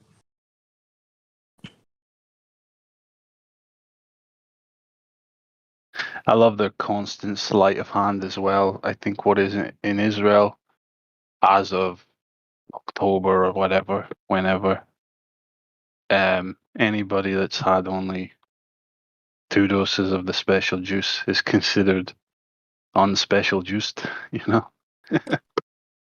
and then they're just, of course, gonna, you know, put out more fear, saying that, oh, all the people that are filling up the hospitals, it's all the unjuiced people, you know. Oh yeah. I seen. Yeah, they're trying to cover that up, but I think we know what's going on. The whole Yeah. variants didn't come until It's so after. obvious what they're up to, you know. Oh yeah, 2 for seconds of sure. looking at it and applying some critical thought, and you're like, oh, okay, I get it. I see this. I see Yeah. the magic, you know. Yeah, here in America, they're trying to say that there's people out there that have only had one, jab, and they need to get their, second and whatever, and that they need, I don't know, 90% or some shit. I don't even know. It's crazy. They go back and forth. You can't keep up with the lies Yeah. because it's So I just so mean, much. in Israel, it'll be the definition of fully jabbed is 3 Wow. Yeah. soon, if not already. You know. What about the boosters? Yeah, I mean that'll be the How are next you month. Then it'll be fully? 3 Yeah. plus 1 and 3 plus 2 and 3 plus 3. You know what I mean? It's like never Yeah. ending bullshit. Yeah. How are So you going to be fully, whatever, you filled? you're you're fully jabbed when you're dead, man. That's when it's Yeah, working. that's kind of what I was thinking. Yeah. Once you're dead, you don't have to take anymore. So then you'll be fully jabbed. Yeah, but can you imagine though if you would have caught it? It's a good thing that you were, jabbed though fully. So And then because it'll be like people that all the dead people will be like, oh, they died because they only had, 87. They didn't have 88 jabs, you know. You Shame on needed you. 80, you needed 88, but you only had 87. Yeah. oh my god, the insanity. So selfish. Yeah, well, it's definitely agendas. Like there's an agenda, like a test, right? I don't know if this is the real thing, but I don't know, they're testing people. But why will they lie? Um, yeah, it's a good question though. Of course, they don't lie to you. They care about you. They care about your health. That would take the whole world being in on it for them to lie about something like that. So that's too The big. whole world. The whole Everyone wide has to be in on it. world. Everyone, and that's not possible. It's just too much, No. right? It's too far fetched. No. The little Yeah. little girl selling lemonade down the street, she'd have to be in on it, you know? Little girls. Let's just forget about the whole fact that Oh wait, sorry, she's getting shot down and has her stall getting smashed by 20 police, and she's getting pepper sprayed probably. Yeah, so dang, yeah, that's crazy. she dared not wear a mask. That is too much. Yeah, I seen videos that were just crazy, like little kids being drug out by like the collar of the shirt for not having, it on, but not even on. It wasn't above the nose. When I did wear it, I didn't put it above my nose. And people were like, pull your mask up, and I just kind of look at them. You're lucky I'm wearing this damn thing. Pull your fucking standards up, please. Yeah, I'm just like, oh. But then I got to the point, I'm like, no, screw this, I'm done. I'm not cattle.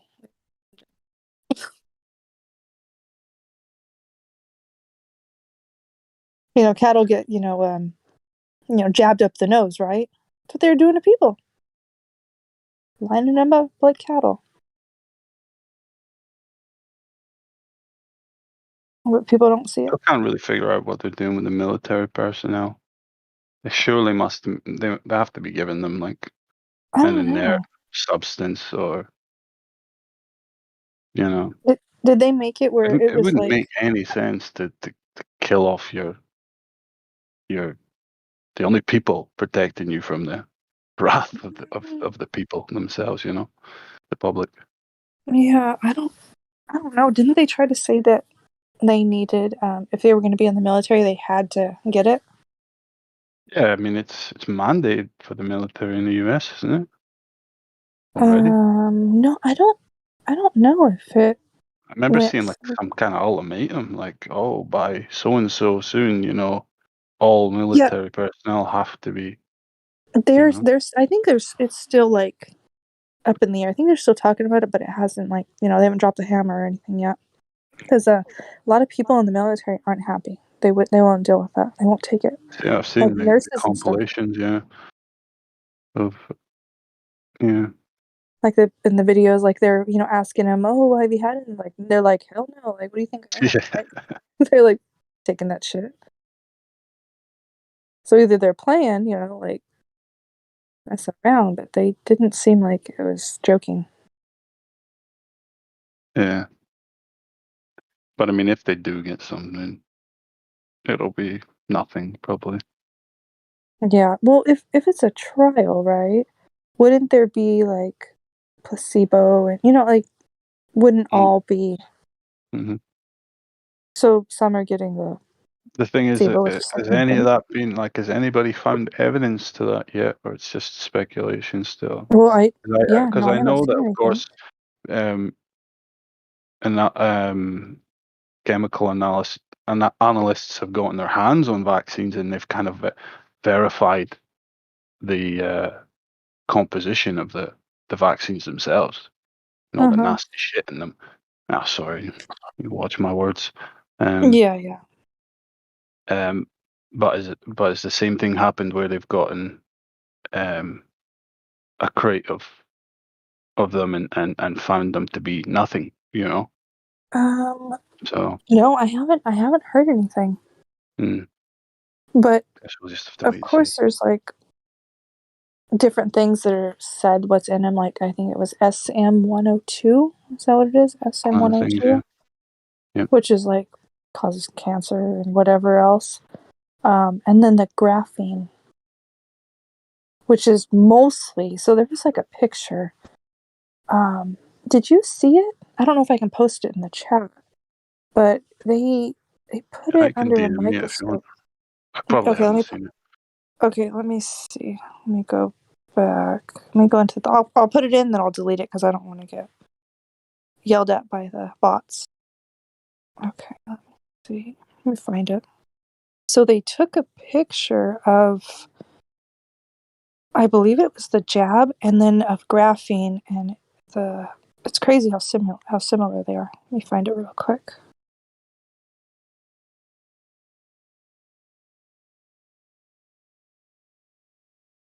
Yeah, I was kind of waiting on the connection between 5G and the jabs. I couldn't really put it together. You know what? I just knew that like Don't even if there is no connect, even if they're not intended. don't post it into the live stream voice text because that stays in YouTube even if you delete it. Oh shoot. Okay, I can send it to him. I'll send it to you Yeah, directly. yeah. Let me send it to you directly. Let me see where you at. But anyway, saying it was like hard to really see how they were going to tie them in together. But yeah, with the graphene Yeah. stuff, it becomes kind of I have seen something with the whole 5G or whatever, and the radiation poisoning being the same symptoms as the whatever, mm-hmm. the germ, the bug, whatever, it being the same symptoms. So that's kind of crazy. And I actually went through it. I was sick. Yeah, I the big tested problem for positive. me was that just 5G hasn't been rolled out in many places, So that was the kind of issue I couldn't get over. Yeah, well, in China they did. Yeah, But it was that was after. always the claim. It's like Wuhan was the first city in the world to. Yeah, it was after they had mandatory jab, though. So they had mandatory jab, and then that happened. All of them. Like, they have something in China that was, like, mandatory. They had to get it. I don't know if it was flu, something like that. 2020. It was It's a different 2009. job. It was 2019. It was not too long Okay. before everything came out, yeah. It was, like, months before. And then people were, dying. Okay, here it is. I'll send it to you. So you can check it out. Yeah, I'd rather not have the magic juice stuff in the chat. Yeah. That could get us striked on YouTube. Okay, yeah, I Thank don't you. want to do that. Told ya! Do you see the picture I just sent you? Yeah, looking at it now. Yeah. Okay. Yeah, it's really similar, isn't it? It's crazy, It's huh? almost Yeah, identical. it's yeah. So that's the P, P Pfizer. So the whole thing is entirely that practically. Yes, yeah, that's what's kind of scary. So the graphene oxide, that's like the freaking like magnetic material that takes over. Like it would take over your whole body. Yeah. That's crazy.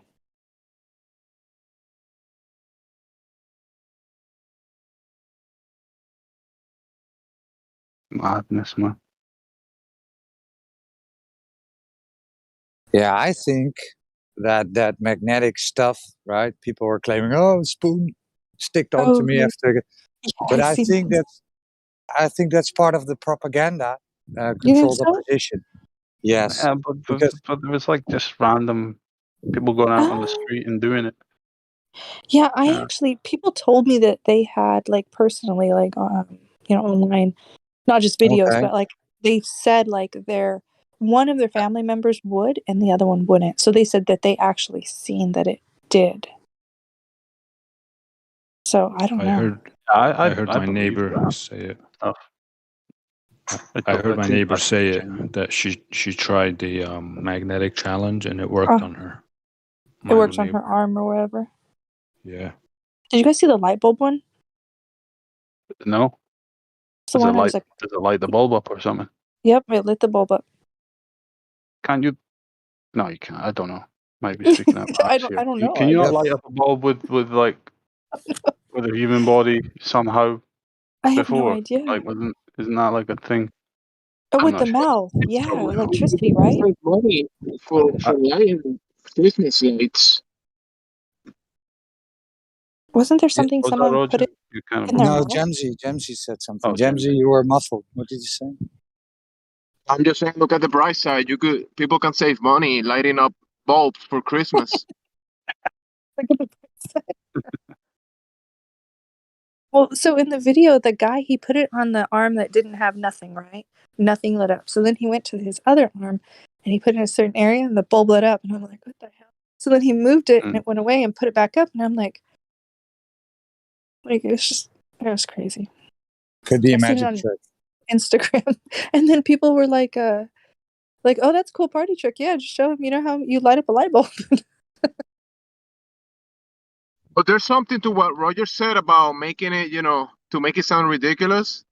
A lot of these videos, maybe there's something to it, maybe not. But there is some research about these heavy metals, causing the body, that raising the toxicity of the body. Also, some pathogens that have been found inside the injectables, like some type of parasites or some sort of organisms. And with frequencies, these organisms can be made more aggressive inside the host. So there's something to that. Yeah, I have heard that too. I've seen stuff on that. It's like when I'm pretty people much get convinced that any neurological disease is caused by heavy metals at this point. oh wow, it's like when people get sick, right? Their bodies are full of toxins. So what I've seen is, the whole like viruses or whatever aren't contagious unless they're, put into you, right? Not like person to person, but put into you. So when you get sick, what I was looking at is it's like your body detoxing from the toxins and whatever, Yeah. which was pretty interesting. It was like your, I can't remember the word for it. I'm not a virologist or anything, but there was a few doctors that came out and they kind of said how it works. And of course, that's not the mainstream narrative. That's not what we hear. We hear, oh, it's super, contagious Korean and right? stay away. Yeah, when they use this controlled opposition and then they shoot it down, right? So you bring out these videos of people sticking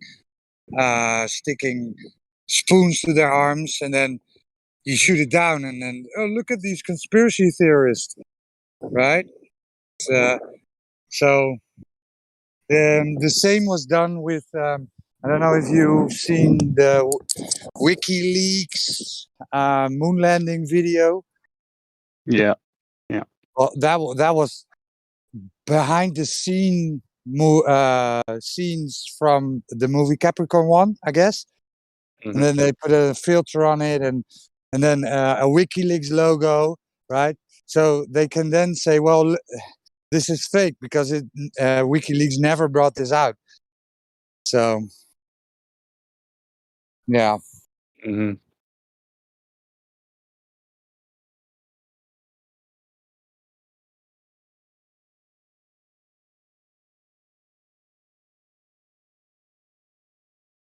Well, I mean, when when does it stop being a magic trick as far as people sticking metal things to their jab site?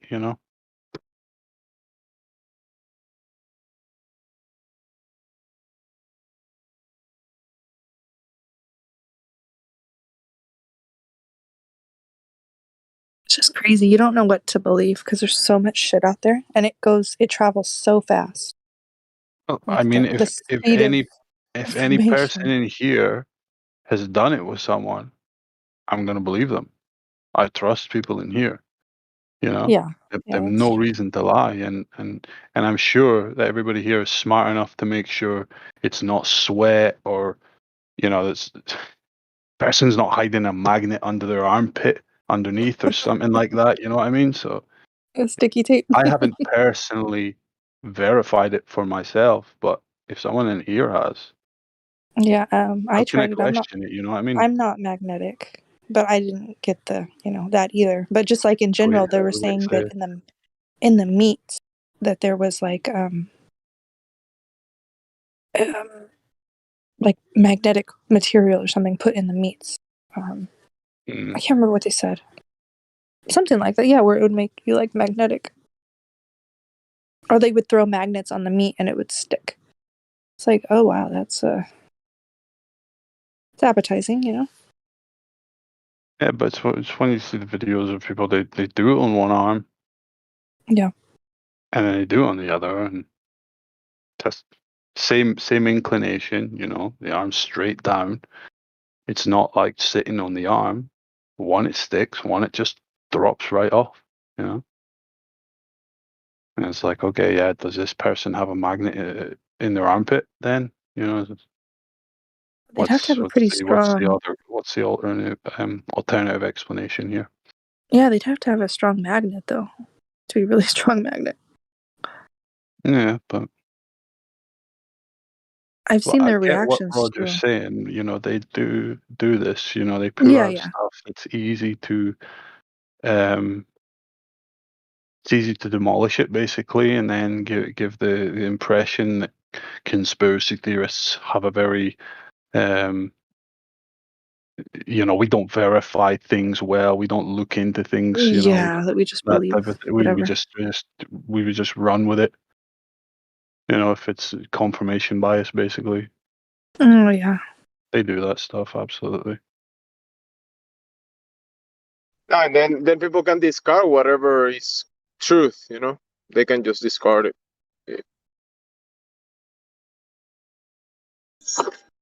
Yeah, but talking about all this is the same as talking about flat Earth and some globers going on about the sky. Ultimately, it doesn't matter one shit. You don't have curvature. You don't have any of this. So none of that's even relevant. Same thing. It's like this whole situation with the juice jabs is so unbelievably transparently nefarious that it doesn't matter what the conclusion here is with magnets on arms or anything. At the end of the day, whatever's going in people, it's not good. But we know that disease is evolving, and evolution needs the globe.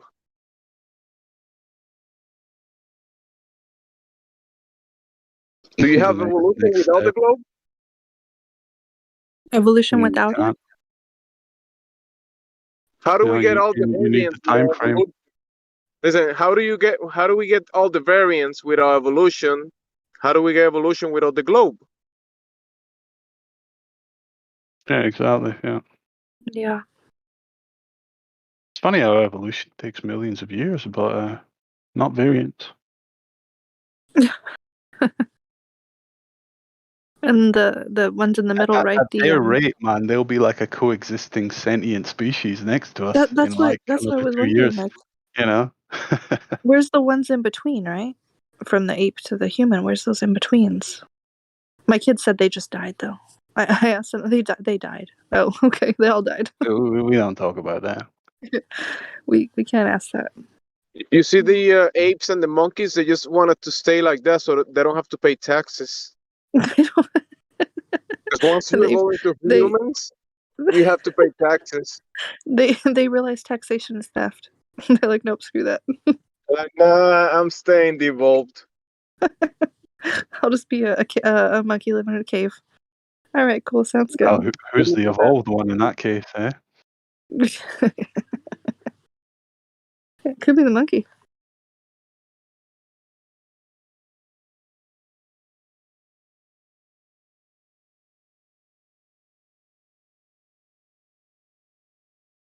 It's just a clown world we live in. The whole world is a stage, right? There's puppets and there's actors. And the whole world is a stage. And there's a script.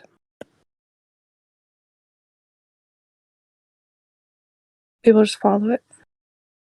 I wouldn't have a problem if all the Looney Tunes wanted to just live over on that side of the world and do their thing. Oh yeah. Just give us some land for let's just go and take our own land and be anarchists, and voluntarism, then we'll be happy. That's the only problem with this situation. There's no real haven, to go to. No, And yeah, you're pretty much like screwed anywhere. most of these people want to be clowns and walk themselves off cliffs. By all means, that's what. If that's where you get your giggles from,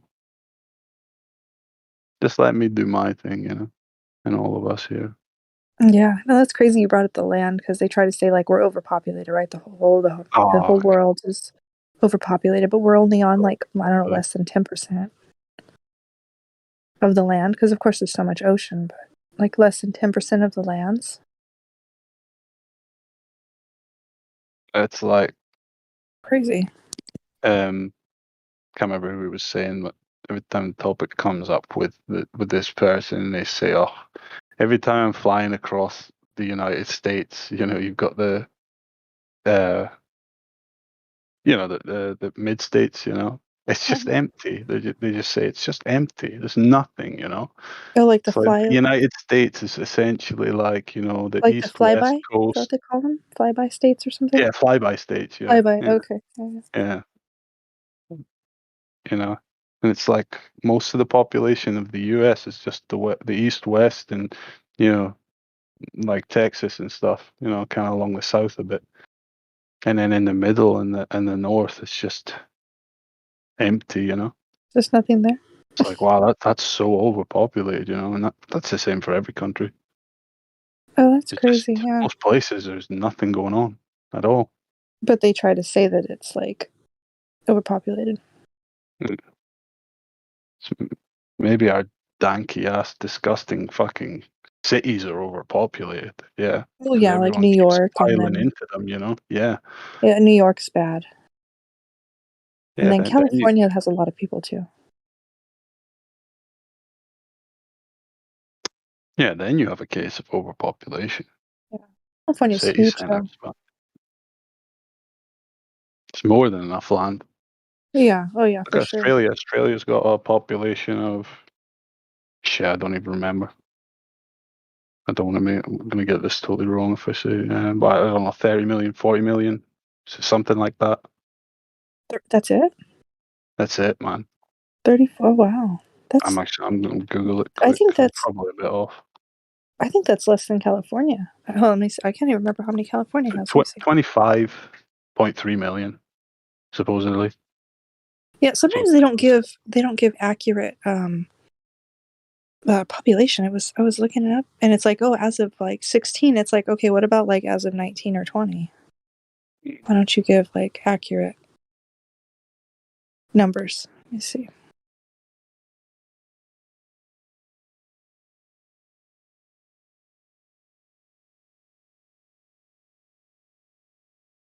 Yeah, and it's like what Australia's like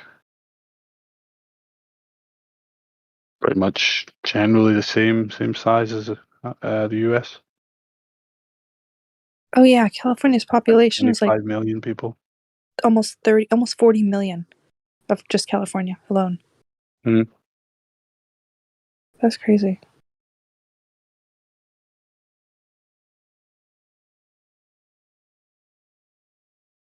So Australia's, I guess it's not that big, huh? Well, it's about the same size as the US, Australia's about the same size as US? and more or less, give or take, maybe a bit Oh, bigger. oh dang, I thought it was small. I mean, we're talking the US has 350 million people population. That is crazy. Australia has 25.3 million. Yeah, so California has almost 40 million people in it. And Yeah, more the people in whole, California than all of the continent of Australia. that is, yeah, that is pretty crazy. It's like just nothing going on over there, man. So, oh yeah, you don't have that many people to be able to like, I don't know, I guess like group together and, like just kind of push back. You know? I mean, 25 million is nothing to laugh at, It's a lot No, of it's people. it's a good amount of people, You but don't need a lot of people, You get 1 million people in any, 1 million people ready to die for a cause. yeah, It's dangerous, I mean, for any yeah, rulers. dangerous, yeah, for the establishment and the controllers. It can, like, what's the military personnel of America is like 2.5 million, Yeah, it's not that many. something like that. I mean, no, it's a lot of people, of course. But then, When you think about people in if you general, can though, get like, like 10 million citizens behind the cause, yeah, they're going to overrun any military in this world very quickly. yeah, But, but yeah, just as far as the overpopulation thing, it's just not going on, no, yeah, I didn't believe that either. I was like, what kind of shit is that? There's more than enough. And again, with flat Earth, who knows? Possibly even more lands. Yeah, I have seen that, like with the moon. Did you see I can't remember what it's called. The reflection of the moon. Yep. It being the reflection of like, our world. We only see like a part of it. So there was like looks like an extra like area of land that we don't see. Yeah, I think I've got an image here from the So video. I thought that was like really interesting. I'm like, whoa, what the heck? Like, how would it match up? Because I have screenshots of I'll put it in the live chat. It's this one, right? Can't remember what the YouTube was called.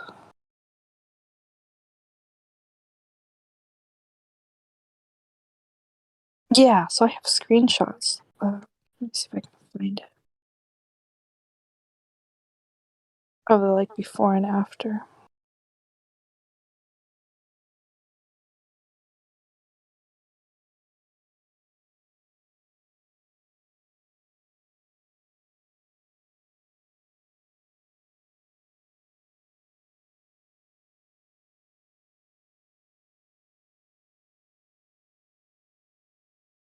I don't see him anymore.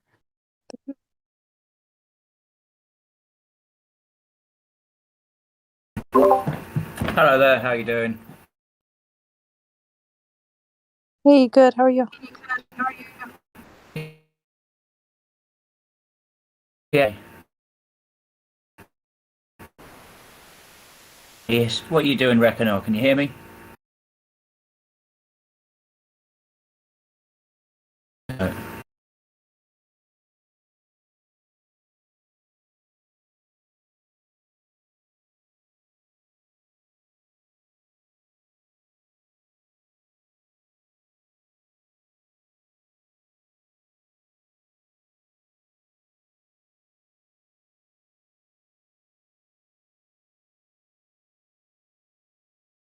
Yeah, we can hear you.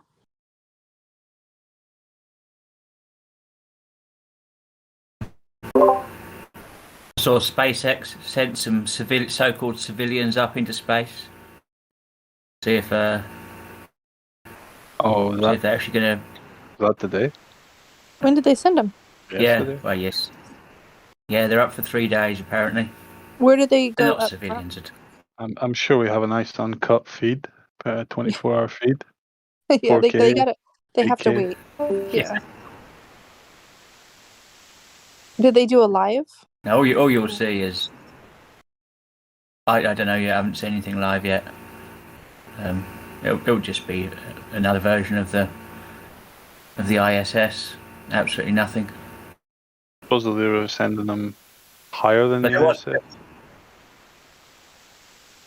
Yeah, it's about they claim it's about 100 miles higher, about 300 miles high, something like that. So how many people? 4 they've sent. As I say, they're 4? not civilians at all. Only what? Yeah, none of them are civilians. Oh, okay. Claim they are. And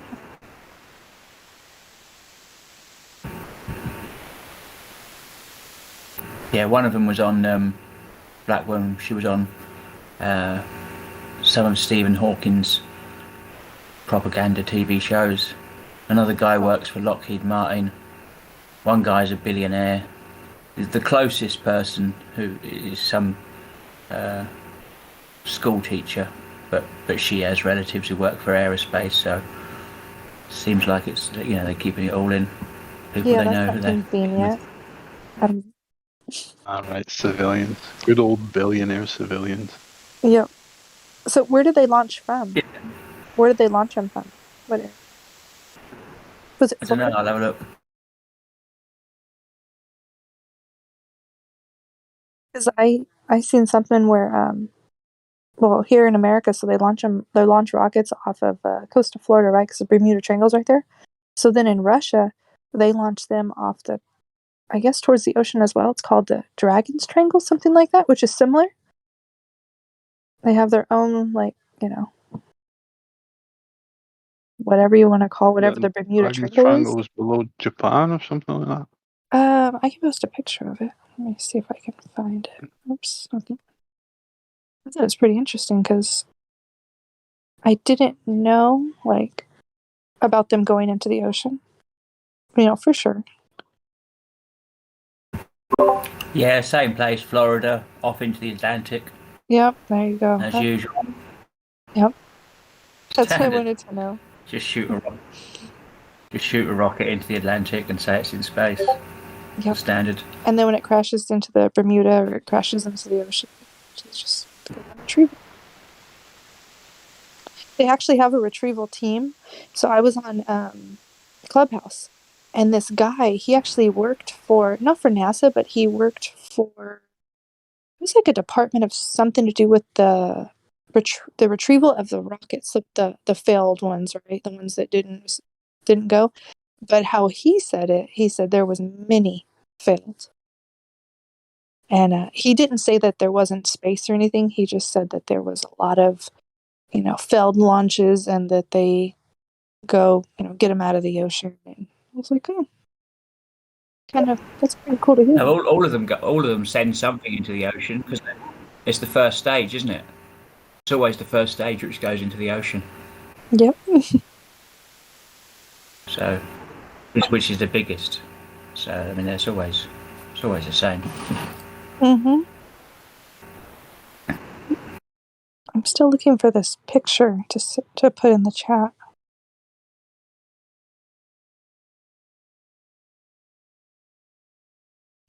Yeah, 3 with 4 people in a space that's not bigger than a car, a minivan. Are you gonna shit? How long are they going to be up there? 3 days. So how high are they going? I don't know. I just scrolled through it. It was all cuts and. Yeah, it's claimed to be 300 miles high. That's what they claim. 300 miles? Oh wow, yeah, I don't believe that. Yeah, above the ISS they claim. Yeah, that. I think that's a lot of horse shit.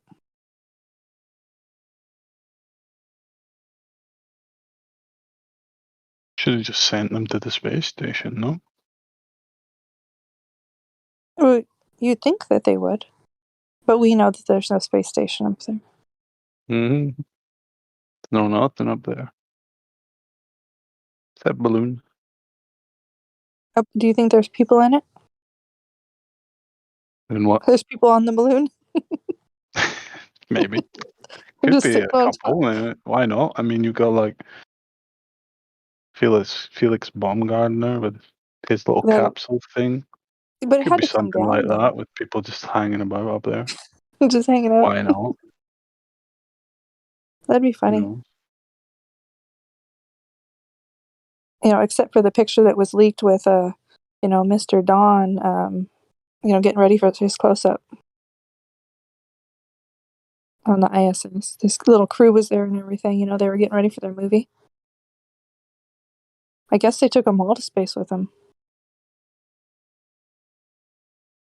I don't know if I know which one you're referring to. Have you seen it? I mean, I've seen plenty of Don Peretz stuff, but Yeah. No. Well, this one, he's like, there's the camera people, like the whole crew, and he's like sitting there, and they have it blocked off because of the light. They need to have the lighting, perfect. So it's like the set. oh, maybe I don't know. Yeah, link me. Okay, I'll send it to you. I There's so can't much find. stuff I forget. Oh yeah. There's a lot. I can't find the picture of the rockets and the two different triangles. I had it, and I can't find it because the colors blend in with all the rest of them. I was trying to send it in the chat. So Trish, you mean that one? Did you post it already? Let's see. You mean that one? Don Pettit. Camera Yeah, that one. Yeah. crew. Okay, I'm gonna save that because I had just like a Instagram screenshot, so I'm gonna save that. Yeah, look at. Did he take? They took the whole crew with them to space. These people aren't even in space gear. Jesus, what the hell is that? Like their Didn't camera. Like see that one now. how did they get their how'd they get their camera into space with the? Wait, come on now. What the Dude, fuck? But you flat earthers are just stupid. Of course, he's just on Earth. They build a studio, Just man. a mock-up. Of Yeah. course. It's just They a just have to studio, man. practice. They had to make it look like a studio. They're in space though because they say they are. So we have to take their word on it. Wow, I'm surprised a picture like that even got out. I know, that's what I was wondering. Like, how did that get leaked? I mean, they must want people to figure this out. Yeah. I think whoever did take a picture knows that it's bullshit, and they're like, "Hey, let's leak this," and They're probably like waiting for the public to start questioning them on this stuff so that they can tell their next lie. so they Oh, can bust out the aliens. we needed to lie to you about flat Earth because we had to deal with aliens and Oh my god. So they're trying to push the issue now with putting out all this blatantly obvious crap like this. I have heard that that's going to be a thing. Yeah. Like the whole moon They thing. Like, just want to get rid of it. You see now every other day I'm seeing an article where something's up with the ISS, like the latest thing, or there's smoke on the ISS and it's falling apart. I think there was like seal Wasn't there a issues hole? on the Yeah, Russian side and all that. there was a hole through it. Yeah, that was years ago where there was a hole and they just I remember stuck their seeing that. finger in Yeah. it or something. It was and it turned out to be, the cover of some music album, the picture. Oh, that's funny. But yeah, they just want to get rid of this at least the ISS at this point, Yeah. So, if Their not, movie just prop get is people breaking question down. them on the whole thing, so that it can tell their next big lie. Oh, it was for your own safety. We had to lie about the shape of the Earth Because there's or the aliens nature and of the Earth. we have We're to protect just you. looking out for you. Yeah, we always care about your health and safety. It's gonna go that way. That's my biggest fear. We're That from the they will. government, and we're here to help. People are so docile and passive. That Oh yeah. So long as they don't need to do anything or take any responsibility, they'll accept whatever they're told, even if they're told that, yeah, we lied to you about your the Yeah. nature of your existence and where you are. Yep. They're Ah, that's brainwashed. fine, no problem. That happens to me every day, man. People always lying to me about the nature of my existence. Yep. No problem. Let me get back to fucking games and porn or whatever. Porn. Leave me alone. Oh man. No, that is true. It's crazy how brainwashed people are. They can spin it, They're masters of the spin. Oh yeah. They'll be able to reveal the truth and still have people subservient and listening to them, their next lie, Yeah. That's just so crazy. They could come out and say, "Hey, it wasn't us that lied. The people that lied is already dead. It was like 70 years ago." 70 years ago. Yeah, it was the Nazis. Yeah. Of course we didn't go to the moon.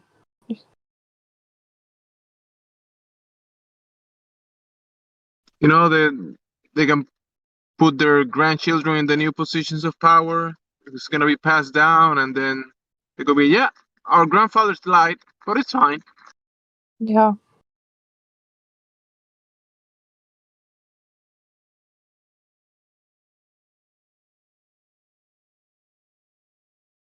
Yeah, but we had to, man.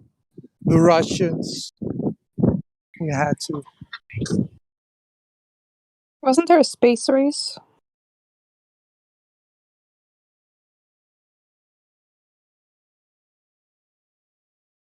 Supposedly, anyway. Yeah, that's why they had to lie about the moon landing, right? The space race. Because we needed to.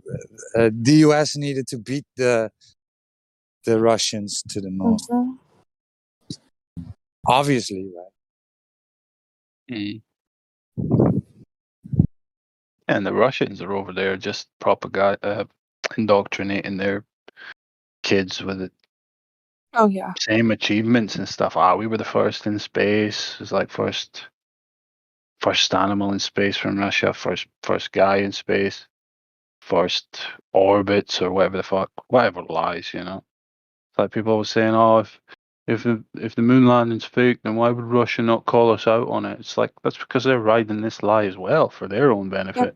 They're It's like yeah. it's like you Americans, you can have the moon landing, you can have, you can get all your people, all chest pounding national pride over that thing, and we'll have our lies, we'll have first man in the moon, first man in orbit, first satellite in orbit, etc., etc.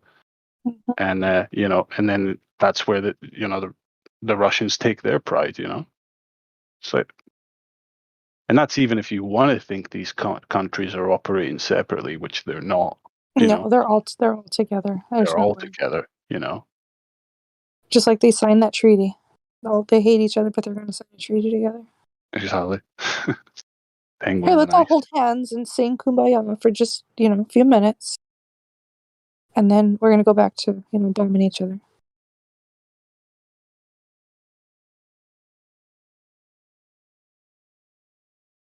I don't know why you think that people that would rule countries would still have such an animalistic philosophy of mind to hate other countries because they're different, If you're a ruler, you're intelligent enough to know there's no benefit to mindless hatred of others, That's like fucking peasant level thinking, where it's like, God, these people they're different from me, so they're my enemy, Yeah. It's like if you're a ruler, you know that like you benefit more by cooperating with other civilizations, other societies, than going to war with them, Yeah, no, that makes sense.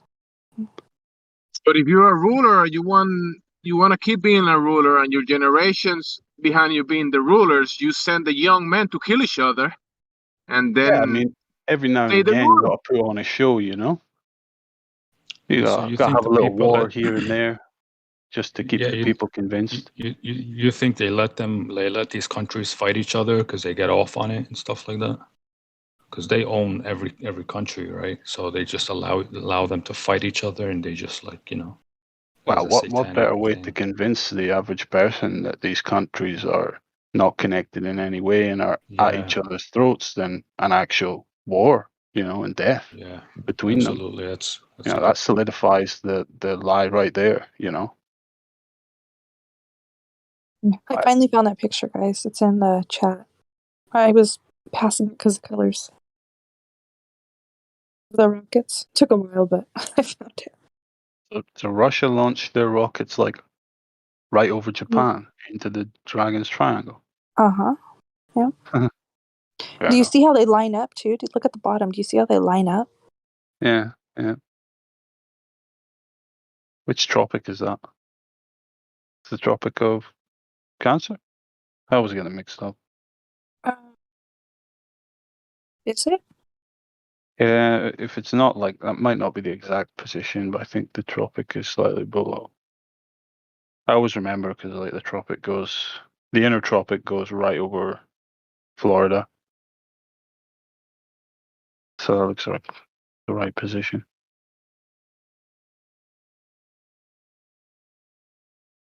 Oh, okay, now I see.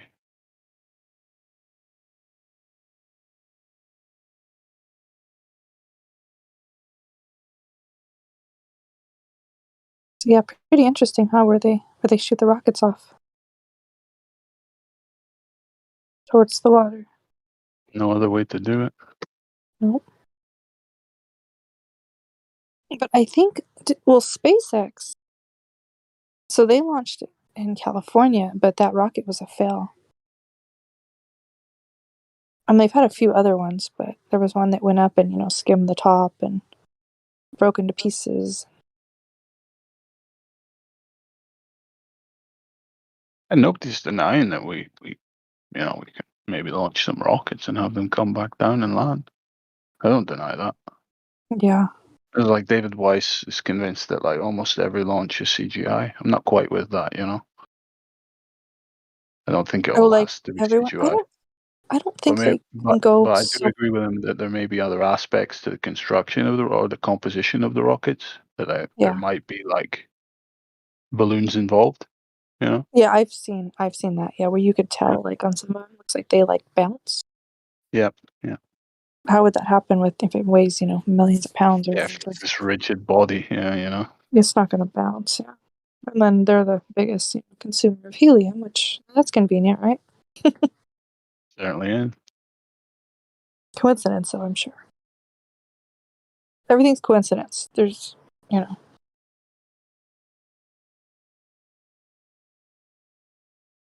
if it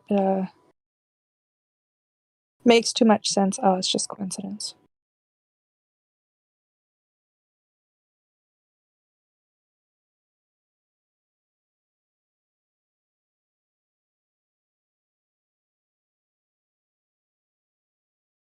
I just don't think when they do shoot the rockets, there's really people on them that go past a certain height. I don't think that. I doubt that. Beyond the, I don't know, the radiation belt, supposedly, they say, and yeah, there's. Oh no, definitely not. Nobody's going to them distances. Yeah, I don't think they've been anything beyond. Well, let's see, even with balloons. Well, they pop though. They'll get up 130,000 feet, and they pop. Like the weather balloons. Yeah. Amateur balloons seem to only get up to about 130,000 feet. So I wonder They're how. thereabouts. Yeah. Yeah, so I wonder how high the rockets. But It's that the it's thing is, we shown. can't verify if whether once you get to them altitudes that you suddenly transition into a different medium. And I'm not Oh saying yeah. vacuum of space medium. I'm talking Yeah, maybe a thicker. viscous medium or something, because if you look at Iru Landucci's footage that he digs up of rocket launches and stuff going up, and Uh-huh. not conventional like NASA rockets, more like kind of go fast rocket Oh yeah, things, you know? I've seen that. Yeah, Yeah. launches like that. And they all seem to enter this more, well, this some kind of medium. I don't Like know, a you know? thicker type of Yeah, atmosphere, maybe. yeah, something like Like that. a. It looks like I don't know, maybe You like. know, and they seem to float around there for a bit, and then they do come back down, you know? And I don't think the footage is fake or anything.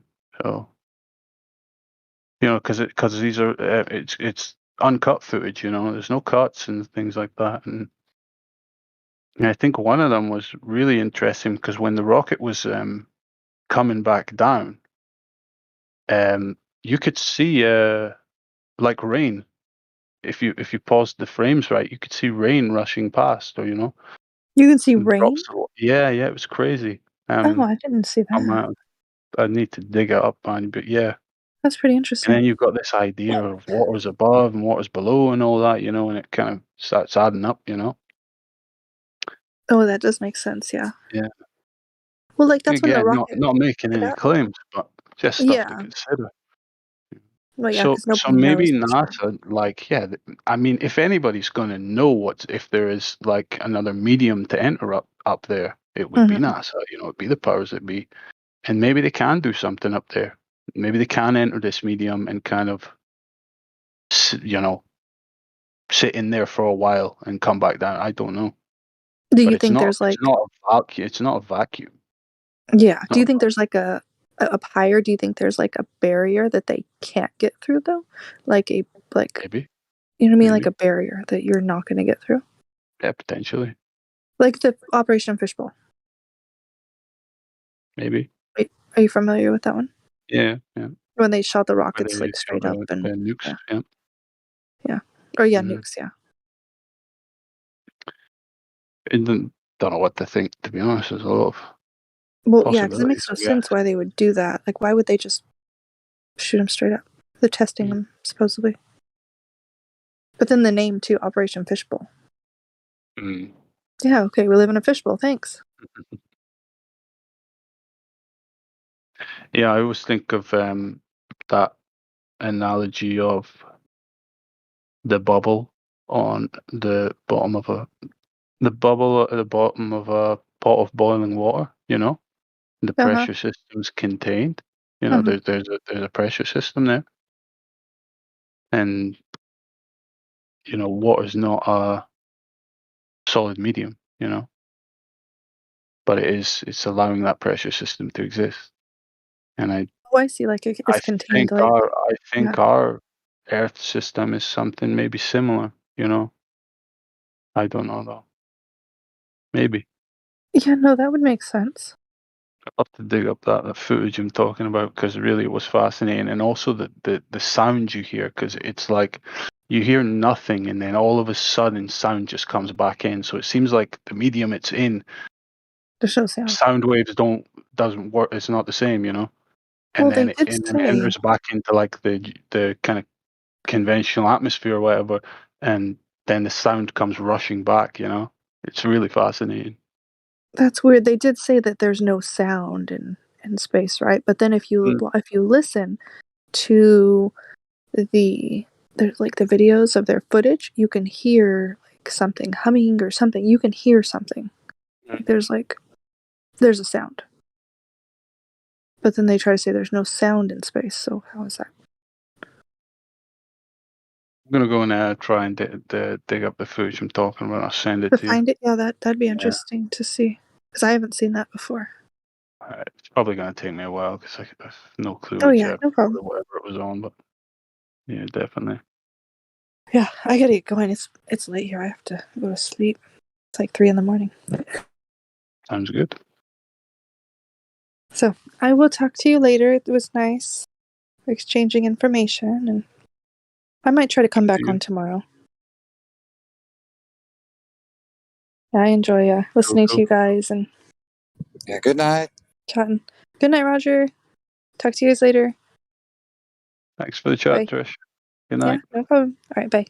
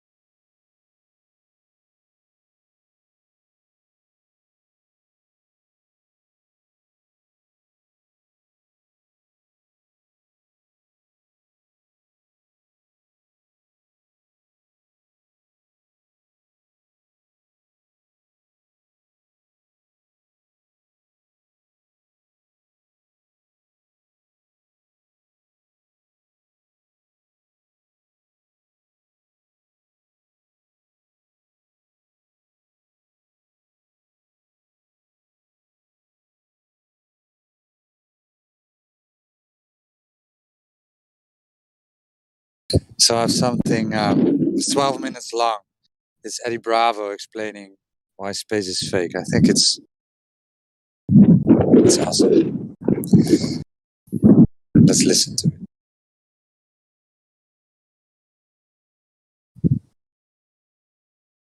So the video starts saying that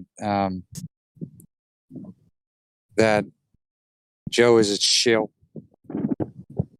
I'll tell the government right now, tell you right now if you're listening, NSA, CIA, I'm available, okay? If you show me all the real wreckage, I swear to God, I will make fun of that crap to the end of time. I'll make up stories. I'll lie to my mother. I don't care. You show me a UFO, I'll lie to my mother.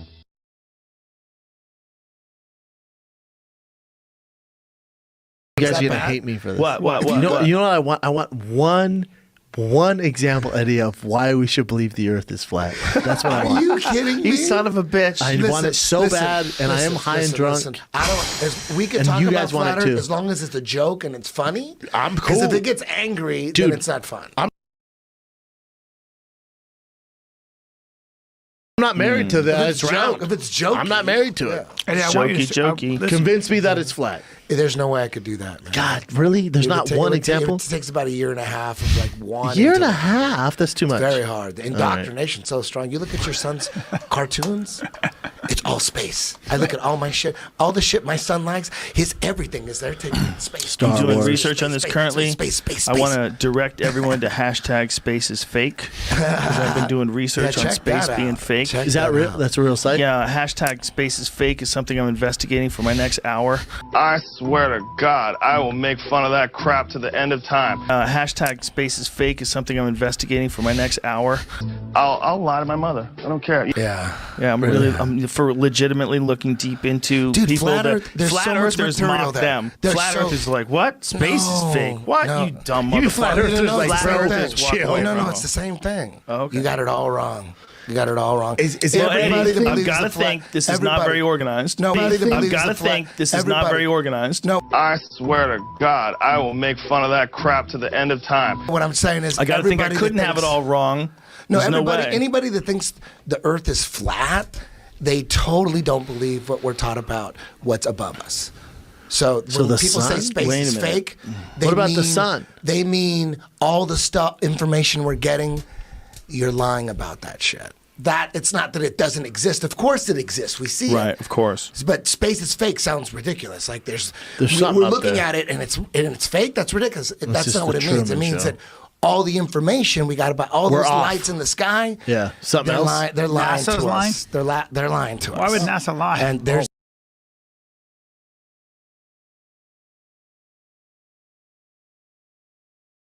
a reason, Well, and why I can sit wouldn't here they, and tell you, Brian? but you guys don't want to hear it. Hold on. So I don't want to talk Can you about give us the Cliff Notes? The Cliff Notes are, man. Have you studied any kind of a? He doesn't need to, From- B. Let's hear just a few of it. The goal has always been for the most powerful emperors is a one world government. They always wanted a one world government. All the Roman emperors, they try to figure out, they try to do different combinations. How about and they would fall, and a new emperor would come and go, you know what? I'm going to fucking rule World the world domination, in other words. Aztecs. I'm not going to let my soldiers get married. That way we'll have a stronger army. They have different philosophies. Everyone believed different shit. But they all wanted a one world government. There's no way to have a fucking one world government. Nobody's into that shit. Right. Not even other rulers from small countries are like, one world government? That's going to put me out of a job. Fuck your one world government. People that don't know shit about politics don't want a one world government. There's no way you're going to sell a one world government. It's impossible. The only way to make a one world government work is to have the people embrace it. They have to want it because nobody wants it. So the trick is to make people want it, to embrace it. There's only one way. I gotta pee. There's only Hold one on, way. Joe. This is very You're gonna important. miss I've out heard on this. I know this. I know this. Okay.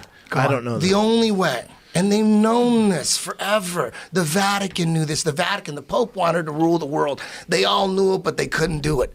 They all knew it, but they knew one way, but there's no way how they're What's going to the pull it one off. way, man? The only way is if there was some extraterrestrial threat from up above us. That would be the only way to have everyone embrace the one world government. They all knew that for years. But it didn't work That's so the far. plan. They could never It's a make shitty it plan, work. though. They didn't have the technology 500 years ago. The Vatican knew about it. They wanted it. And you go to the Vatican, you see paintings of like Have you been there? UFOs with aliens in them. And back when I used to believe in UFOs, but before I figured out that UFOs they want us to believe in UFOs. They're preparing us for a fake alien invasion. That's always been the plan. A one world government. The only way to do it is to get us to embrace it. And the only way to embrace it is from an alien attack. Ronald Reagan talked about it many times at the UN, CFR. He talked about it because wouldn't it make, he looked at all the leaders of the nation, of the world, and said, wouldn't it make our lives easier if we just had some kind of extraterrestrial threat? Perhaps we need some outside universal threat to make us recognize this common bound. I occasionally think how quickly our differences worldwide would vanish if we were facing an alien threat from outside this world. And yet, I ask you, is not an alien force already among us? He said that shit. He said that in front of the UN. Like he's trying to get everybody into I don't think he ever said that, believing. but- No, he said that many times. It's on video many times. Ronald Reagan? Ronald Ever Reagan. heard of him, and Brian? while- Ever heard of while him? listened to George a lot of Bush speeches.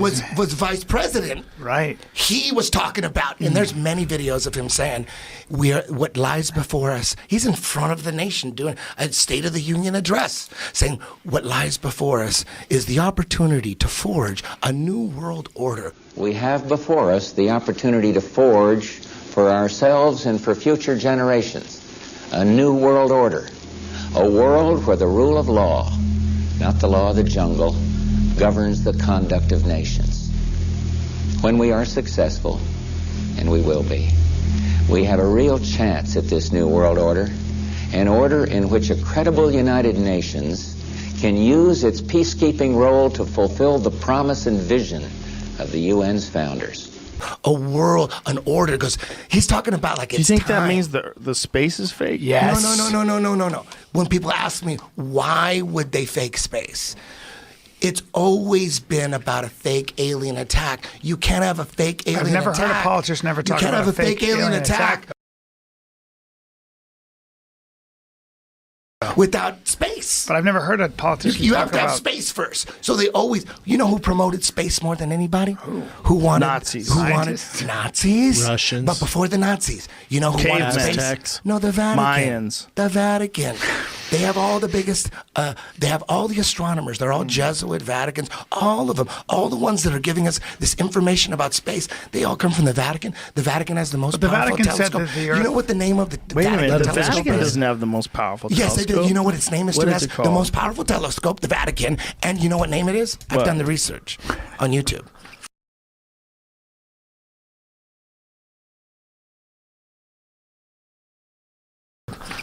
on I have the YouTube. links. But you know what the I have name the of links. this? Do you know Isn't what the the biggest name one in of Chile? this? The most powerful telescope in the world. It's in the Vatican. What Do is you it? know the What's the name? Lucifer? Lucifer's What? dick balls. Lucifer? Lucifer's dick and balls. I've never seen this fucking telescope. Yeah, it's legit, dude. I think the biggest one's in Chile. I think they have to be in high It's in altitude. the Vatican. Yeah, I don't think it's in No, the Vatican. You guys didn't. So when people ask me, why would they fake all this shit? Well, I don't think They- that's they- the biggest this telescope, This Eddie. is just a crazy theory. It certainly is. We're Now, talking I've a never theory. But heard- here's the It's funny. thing: these It's a funny theory. But Eddie, these new Chile Very Large Array telescopes that they're creating are fucking gigantic, and they These take guys over know. enormous Hey, pieces listen, of land. Listen, I If was you with you. Google I the was with Very you. Large Listen, I was with Array. you. It's called the Very Large Telescope. I watched the documentary with you at your house. It was like 2001, and Yeah, I it said think- in 5 years Yeah. there's a documentary about them putting together the Very Large Telescope in Chile, and they're talking about by the year 2005 we're gonna have 3 telescopes linked with a computer to make us. We're gonna see further into space than ever before. None of that shit came. What are you talking about? None I of think- that shit came. Is that They up? said, Is the very very large array up yet? Nope. It's a very not up? large telescope. But I know they all have they have them in Hawaii. Isn't it weird? Isn't it weird that every space documentary, all the series, I had them all, Joe had them all, we watch them all the time. I try to remember all the shit about a neutron star and a supernova. I was balls deep. Me and Joe were balls deep into space. And then every now and then we'd watch this documentary after documentary. Morgan Freeman got the universe. We had all that shit. I DVR'd all that shit. Anything that said space. Will Smith I was has a new fucking one. ball. I thought I was better than people and shit because I knew so much about space. And every now and then I'd watch all that shit and wonder what. This is all cartoons. Eddie, why not? This is all cartoons. And then I go, okay, whatever. And then I keep watching. All DVDs on space are all CGI. There's nothing real. And everyone watches that. They believe it. The narration is all programming. What's above us and what we're on, we're being lied to. Once you go flat, you never go back. Listen, this is a campaign. Listen, they're lying to us about everything, dude. Who is they, though? It's not about. Who are it's not they, about Eddie? belief. Eddie, who's they? This is the one thing I want to say. Okay. It's like it's not that we believe something ridiculous and you don't believe it. We're gullible. We're gullible. We believe some weird shit about the flat earth. We believe some weird shit. You don't believe it, you're smart. It's not about that. It's about we actually don't know what we're on, and we always say that. We don't know, but based on all the shit that we got by the mainstream, we don't believe that. Here's what you believe that. So it's not that we believe something crazy and you don't because you smell it, the bullshit. But isn't there a scientific tradition? We look at it totally different. We look at it as you believe you use all this, the hold shit on, from Bubba, NASA. you Hold use- on. And we don't believe any of that Yeah, shit. but you use So that. we don't wait, believe wait, that Eddie, shit. you use that microphone. You use a cell phone, right? It's science. Hold on. I believe in it. That's science. I believe in it. Okay, why do you believe in it? that? And Because why don't I you don't believe? need a study. I don't need to read something to verify. But you It's benefit not from you scientism benefit from because science. I experience You it. benefit from I know science it. every day. I know. I love listen, science. So why wouldn't you I believe that those? think we I gotta love cut science. this off. It's 10 o'clock. Man, we gotta get out of here. It's 10 o'clock. Come see me in Vancouver at the Vogue Theater and in Salt Lake City at Wise Guys, March 1 and 2. I love science too. I love science. I don't want to fight. I want to laugh about it. I'm an idiot. I believe in flat earth. I'm crazy. That's all you need to know.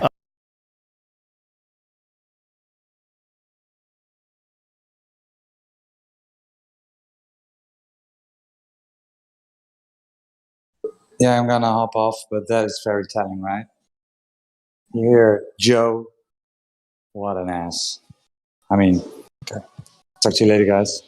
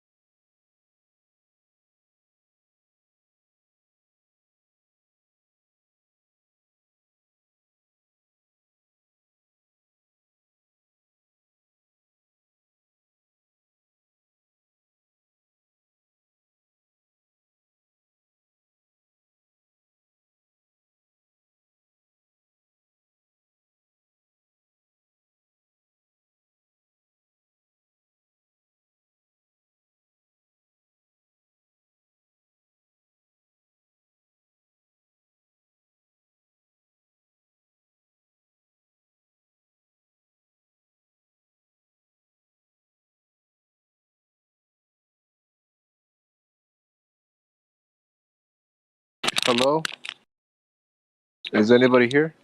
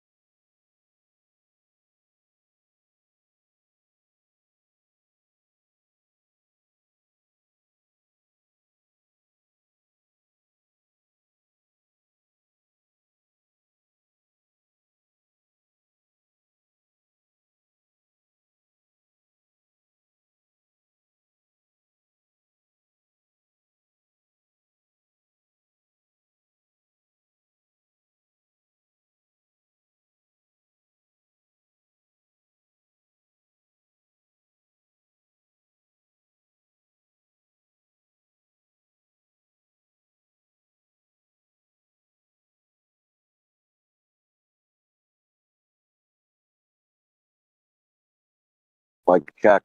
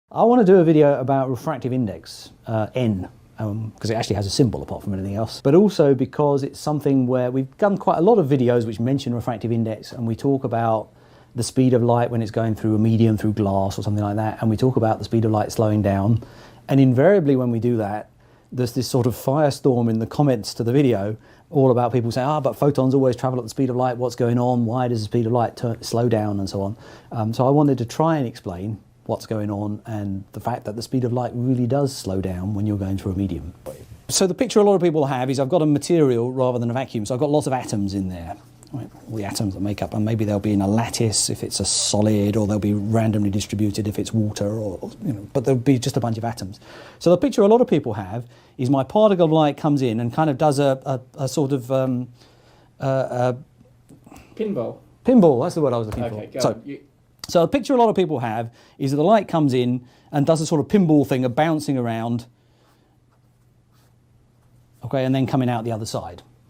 And that sort of makes sense, right? Because if this thing is still travelling at the speed of light, obviously now it's travelled a longer path to get out the other side, and therefore it should take longer to come out the other side. The problem with that is, if you think about it, take glass as an example, where you've got this refractive index of around 1.4. That means that the path the thing has to travel along has to be something like, instead of travelling straight through, it has to travel 40% further. That means it has to be sort of travelling on paths like this, right, in order to come out the other side 40% slower, because that's the angle that typically you have to be going for this path to be about 40% longer than the straight through path. Okay. The problem with that is that would mean that some of the light will do that, and some of the light will come in and bounce this way and this way and this way and this way, and then end up coming out that way. So what you'd expect for the light coming out the far side in this case is that the light should all be heading out in all sorts of different directions, just depending on what it happened to bounce off last. And of course that's not what happens. If you shine a laser into a piece of glass, then the laser beam comes in one side and it comes out the other side, and it's still a laser beam, still all pointed in the same direction. So this picture really doesn't work of thinking about this game of pinball going on, because if you start doing that, that should mean that the light really should be spreading out in all directions. Okay, so that's fine, but then you have to get, okay, so that's sort of a macroscopic view. Now let's go down to the microscopic view. What's happening? What's the light doing when it interacts with the atoms? And there is another possibility, right? The other possibility that could be going on is, again, here's a bunch of atoms, and it could be that the light's coming in, it's getting absorbed by one of these atoms, it then sticks around for a little while until the atom chooses to re-emit the light again and send it on its way. And that's sort of, at the microscopic level, that's this sort of what's going on in a treacly picture, that things are just being delayed as they're going through. Again, there's a couple of problems with that. I mean, we know that atoms on their own absorb light. So this picture sort of works, that atoms do absorb light and then they'll re-emit it some time later. There's two problems with that. Firstly, atoms tend to absorb light at very specific frequencies. And so you would then expect your refractive index to affect those particular frequencies a lot, because the atoms are absorbing light at those particular frequencies, and other frequencies not very much at all. So that means that the refractive index should vary dramatically depending on exactly what wavelength of light you're looking at. It doesn't happen that way. Refractive index does depend on the wavelength of light, but generally rather smoothly rather than this very kind of discrete way. The second problem with that is that is, again, fundamentally a kind of a stochastic process, a random process. How many atoms did you happen to bump into in your way through? How long did each atom happen to delay the light for? Because how long an atom takes when it absorbs a photon of light, how long it takes to re-emit it again is just a random process. All right, then. You've convinced me that they're wrong. Tell me what's right. All right, this is where life starts getting very complicated. Because, good. Yeah, that wasn't complicated enough. This is where things do start becoming a little more complicated, because now we have to start thinking always with these microscopic systems. You can think about them classically, or you can think about them in terms of quantum mechanics. And at some level, they're sort of both getting part of the picture. It's just like, you can treat light sometimes like a wave, sometimes like a particle. So we need to think about both possibilities. So let's start with the classical end of things, the wave end of things. What you've actually got in your solid is a whole bunch of atoms arranged in the lattice. As the light comes in as an electromagnetic wave, okay, it's basically a varying electric field. That's going to jiggle all the atoms in this thing because they've got charges and so on. So all the electrons are going to get pulled around by that electric field as it goes past. And that's going to, when you then start moving these electric charges around, that means that each atom is going to respond by producing electromagnetic waves of its own. Okay, so the waves come in, they start jiggling the atoms around, which means that each of the waves will then start kind of oscillating in sympathy with the wave that's causing it.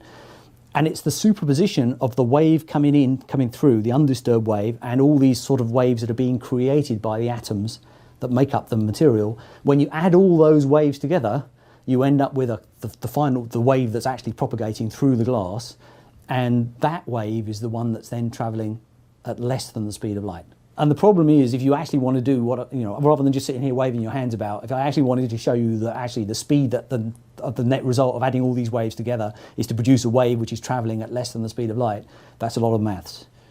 And so you can do it by solving the equations of what happens if I add all these different waves together, each with different phase shifts and so on.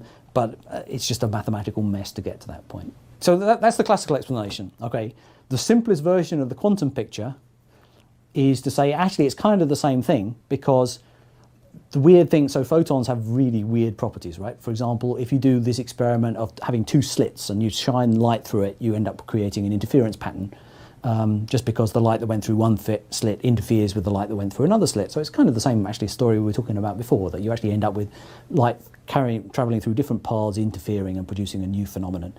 But actually, if you think about things in terms of photons, even if you have a light source which is so weak that only one photon is going through at a time, you still create an interference pattern. And the only way we can understand that is if the photon actually went through both slits. So one particle manages to go through both slits at once. And this is getting us into this weird quantum mechanical world. Okay, we can do the same thing with our solid of saying, okay, so if I think of my light as a bunch of photons, I can actually think of a photon following every possible path through this thing. And as it goes through, it interacts with each of the individual atoms, gets re-radiated. And what I see as the kind of the final light that this is producing is the superposition of all those things. The superposition of the light, the photon that came in undisturbed, but also all these other paths that it followed interacting with all the atoms on the way through. And that really is basically the same as the classical picture, where we're kind of, each atom is sort of producing its own version of the light. Here it's just thinking about the photon following every possible path, and then those photons, that photon by following every possible path ends up interfering with itself and creating a net effect of light that's travelling slower than the speed of light. Where do you draw the line, though? If our photon is going through every possible way, and we add up the superposition, every possible way seems like an infinite thing. It could have... It is. Yes, it's very clever how a photon manages to follow every possible path to get to where it's going. Nonetheless, that seems to be, when you do the maths of say, what would I expect to see if that's the way that photons were behaving, and then look at the real universe, you find actually that's the way the real universe works. I understand you gave two scenarios there. This classical one, Yep. You know, the jiggling and the adding of the waves and that, and this quantum one, which is a bit more mind bending, but nevertheless the maths works. The maths works for both of them. Yes. I accept that. Which one is actually happening? So that's the problem with physics, right? Is that physics, what we're doing is we're modeling reality. There's one reality, and you can have multiple models, and sometimes the models are exactly, or you know, as far as we can tell, there's no, you know, the models are entirely right. In other cases, each model kind of captures some aspect of reality. In this case, you can sort of explain the whole thing in terms of the quantum model. There are things you can't explain in the classical model. So in that sense, the quantum model is more right. But actually, the classical model is very helpful because it's much easier to picture. And actually, you don't end up with these mind-bending things of one photon following an infinite number of possible paths and those kinds of things. So actually, a lot of the time, it makes sense to think about things in terms of classical physics just because it's soluble, we can understand what's going on, we have a physical intuition for what's going on. But once in a while, you have to delve into the quantum mechanical explanation for things.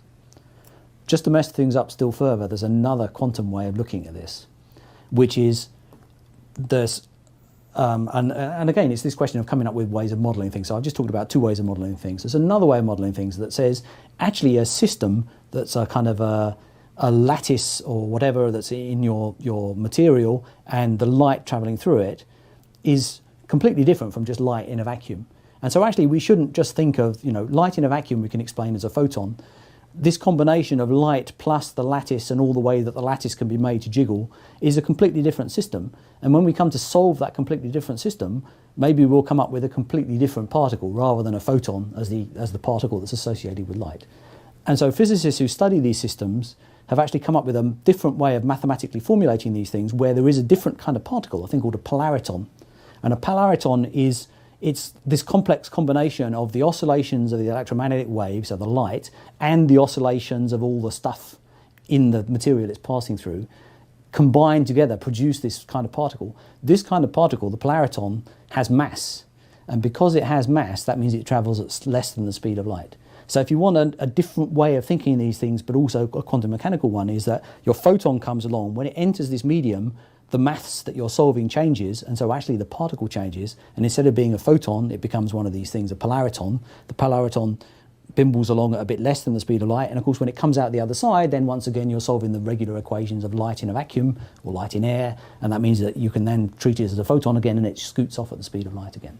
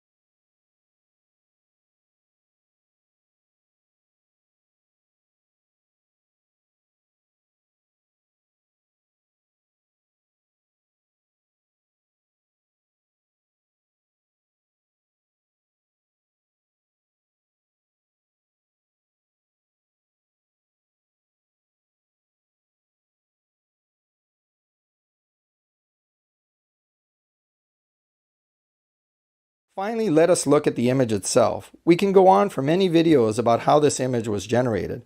However, I just wanted to make one point, and that is relative to the reported resolution. If you examine this image, you will note that it is made up of 7,416 pixels by 4,320 pixels.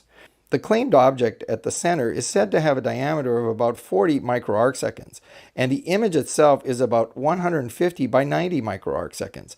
That means that they are displaying an image with a pixel-based resolution of approximately 0.02 microarcseconds. This is a resolution which is 1,250 times greater than the diffraction-limited resolution available by their telescopes.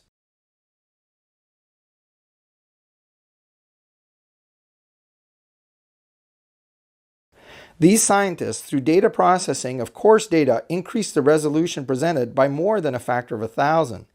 Is there any reason to question why I state now that these images are simply not science? Here is what the real resolution grid looks like for this image. One gets a total of 6 voxels horizontally and about 3 vertically, and that is if one believes that the PV data could even be used. I note in contrast that the highest resolution MRI images obtained to date on the human head were obtained at The Ohio State University to celebrate the year 2000. You can learn more in the link provided below. Those images had an in-plane resolution of 100 microns, or 50 times better than the typical MRI resolution. The resolution on these images was determined almost exclusively by the acquisition. Now the astronomers are asking us to accept that data processing can increase resolution by a factor of more than 1,000. If one would do the same in MRI, resolution can be increased by processing from 100 microns down to 1/10 of a micron, much less than the size of a typical human cell. The claim would have no scientific merit. It would be made possible only by the lack of independent proof, a luxury afforded only to cosmology. Pathology and anatomy do not exist in astronomy, and as a result, none of their pronouncements can ever be questioned. In any case, in stating that a claimed black hole image represented the most important scientific accomplishment of 2019, the journal Science has simply discredited itself.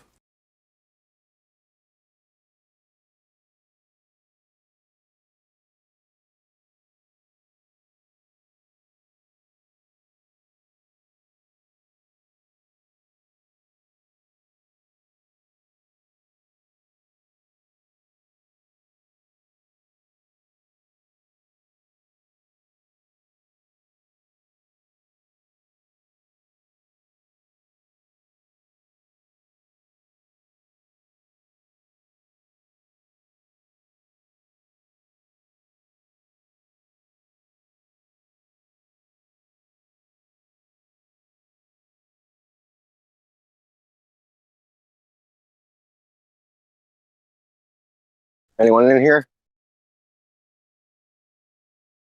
It's me. Oh, I'll just keep playing shit off my channel then.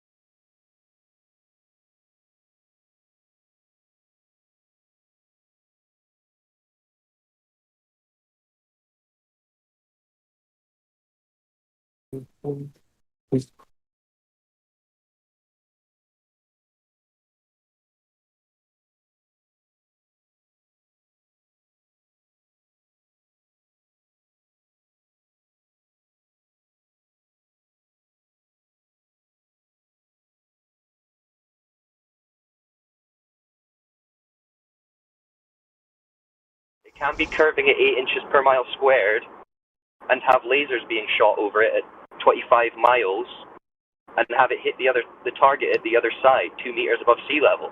That can't happen. Okay. That's the whole point. That's the crux of this whole thing.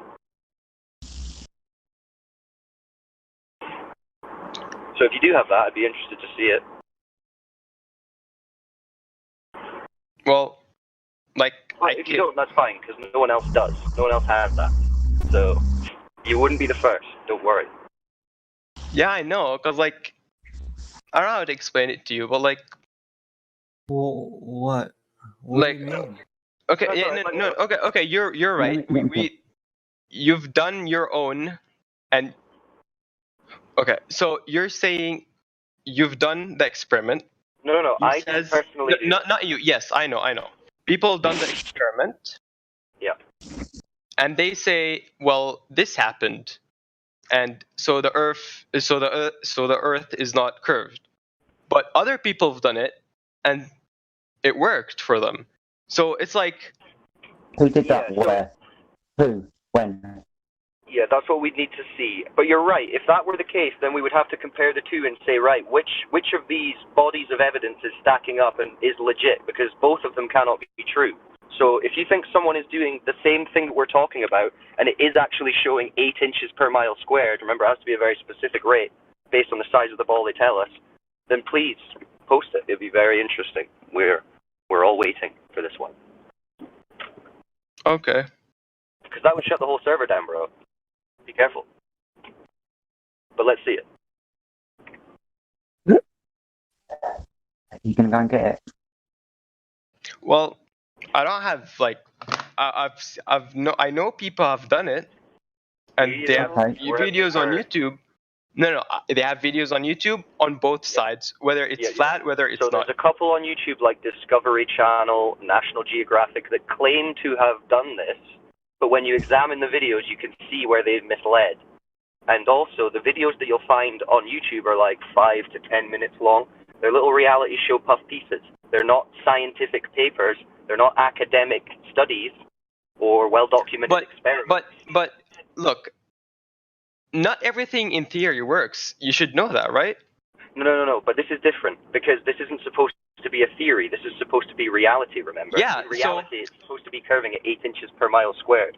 So, in reality, as you agreed, a laser would be able to evidence that. A high-powered laser, when referenced against the surface that it's being shot over, would demonstrate convexity of 8 inches per mile squared. That's very measurable. Yeah, and you'd also have to tell the militaries of the world to use laser targeted devices from vessels at sea. I haven't finished. Okay. I'll start again. So you'd also have to talk to the militaries of the world who use laser targeting devices from vessels at sea, using lasers to target ground-based targets at over 100 miles away. Now, the laser aiming device is only 40 to 60 foot above the surface of the water, shooting a beam at over 100 miles to target something that they can shoot the shit out of. So we can use lasers to hit targets at 25 miles, but practically in everyday use by the militaries of the world when they want to blow shit up, they use laser targeting devices from vessels at sea, over 100 miles. This demonstrates the practical use of a flat surface. Otherwise, the militaries of the world wouldn't use this shit. You know that they use satellites, right? No, they... yes. Right, you didn't listen to what I fucking said, so I'll restate it. No, okay, I've listened. Laser targeting devices, beam pencil lasers, RDF, requiring a direct line of sight from a targeting device from a vessel at sea. The targeting device is no higher than 40 to 60 foot over the surface of the ocean, hitting targets over 100 miles away that are ground-based. This requires a direct line of sight from the targeting device on the vessel. Nothing to do with satellites, mate. Okay, I see what you mean. You're saying that people, cruise ships, and other military things are shooting weapons Laser from the ocean. Targeting devices requiring a direct line of sight at over 100 miles from a vessel at sea, no higher than 60 foot above the surface of the sea. It requires a direct line of sight. You're not going to get a direct line of sight over 100 miles from 60 foot above the surface of the ocean hitting a ground-based target because the curve of the Earth will get in the way.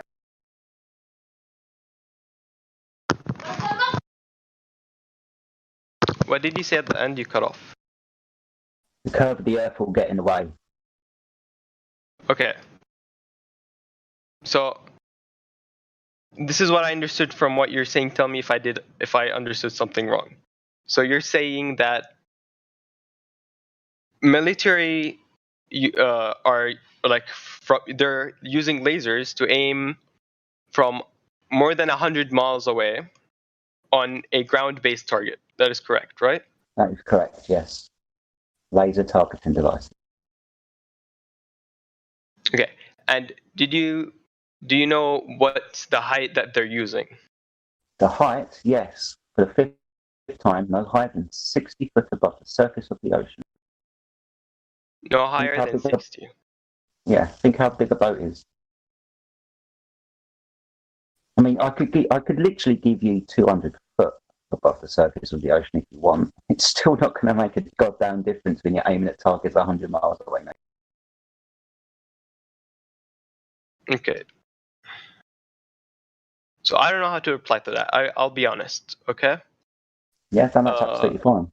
What I'm trying to demonstrate is the practical use of lasers by if they use them to blow shit up or help target things to blow shit up, then they wouldn't use this if the curve of the Earth was going to get in the way, would they? Wouldn't work.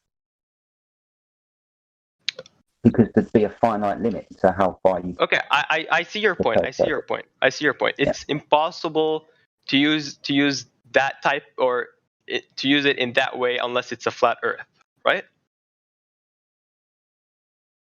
require a direct line of sight. You won't have a direct line of sight if the Earth is curved. Okay. So the military is not using the curvature of the Earth into calculations to make their laser work. So they're thinking in a level plane, in the level water. What? What do you mean leveled water? There should be a mile of curvature at 100 miles, over a mile of curvature. It's not there. Okay. I also don't know how to. I don't know how to respond to that. I'll be honest. Yeah, it's a big thing. It's a difficult concept because this, if true, what we're telling you, and you should check this for yourself. Yeah, literally destroys the ball. Definitely. I guess they both can't be true. They both cannot be true. The surface cannot be being measured flat in the way that it is at the distances that it is if it's curving at 8 inches per mile squared, which is what they tell us it is and has to be if it's the ball that they tell us it is. Like I said, this is the crux.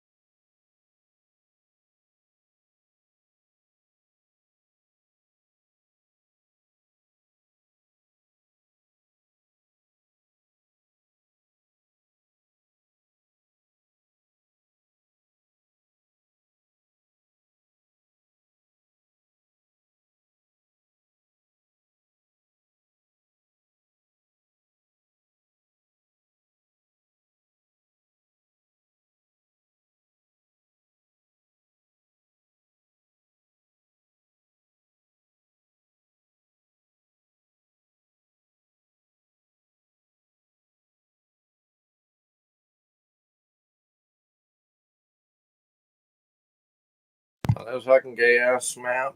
Fuck.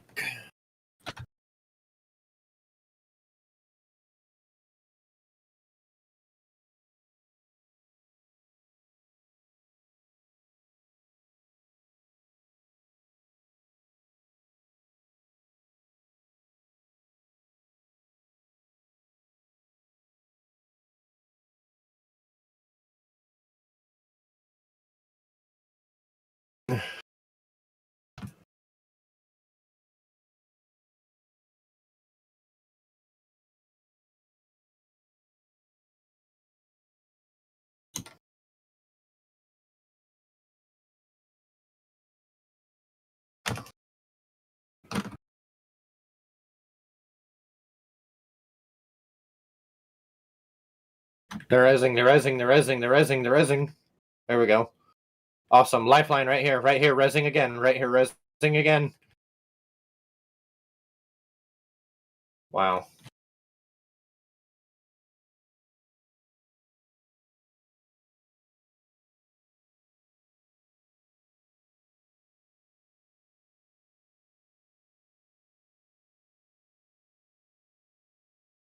Yeah.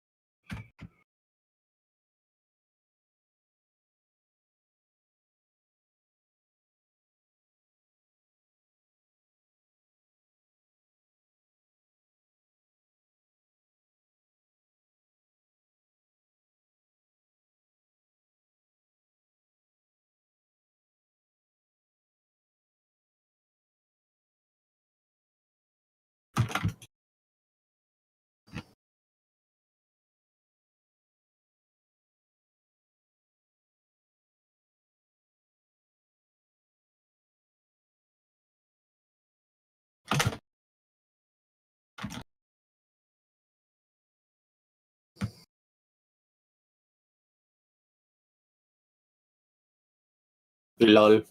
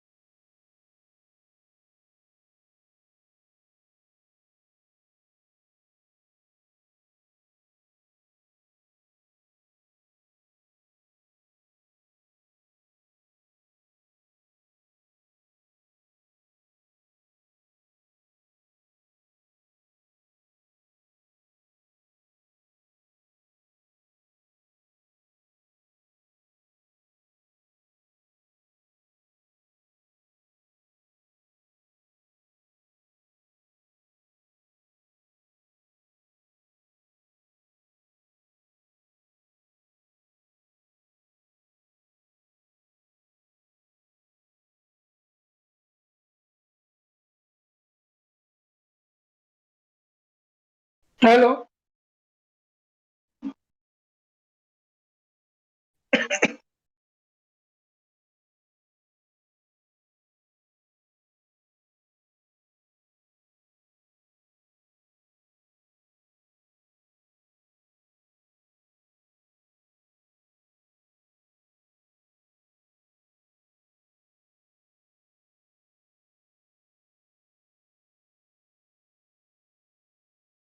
Anybody here?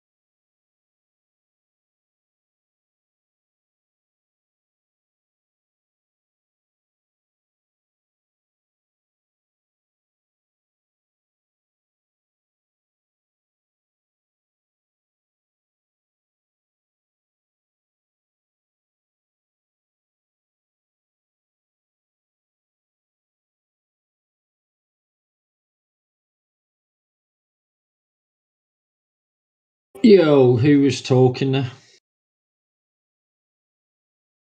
Yes, me, Eltron. Yeah, what's happening, dude? How's it going? Yeah, I'm flat earther. I believe in. I know it's flat. You're a flat earther? Yeah. So what's your proof of flat earth then if you're a flat earther? Yeah, there is no outer space because there can't be any because in vacuum there can't be water. Nor there, the heliocentric universe is. It looks like manufactured by human beings. It it can be real. It's all CGI. Yeah, what about long distance observations? Yeah, there is no curvature. P900. I see all those videos, so it's all makes sense. Yeah, keep telling me so what is it from the long distance observations that proves to you that there is no curvature? Like boats over the horizon. They normally when you look at the horizon, there is no boat, but when you zoom in, they come to view. So there is no curvature because horizon is just happens through perspective. It's not physical.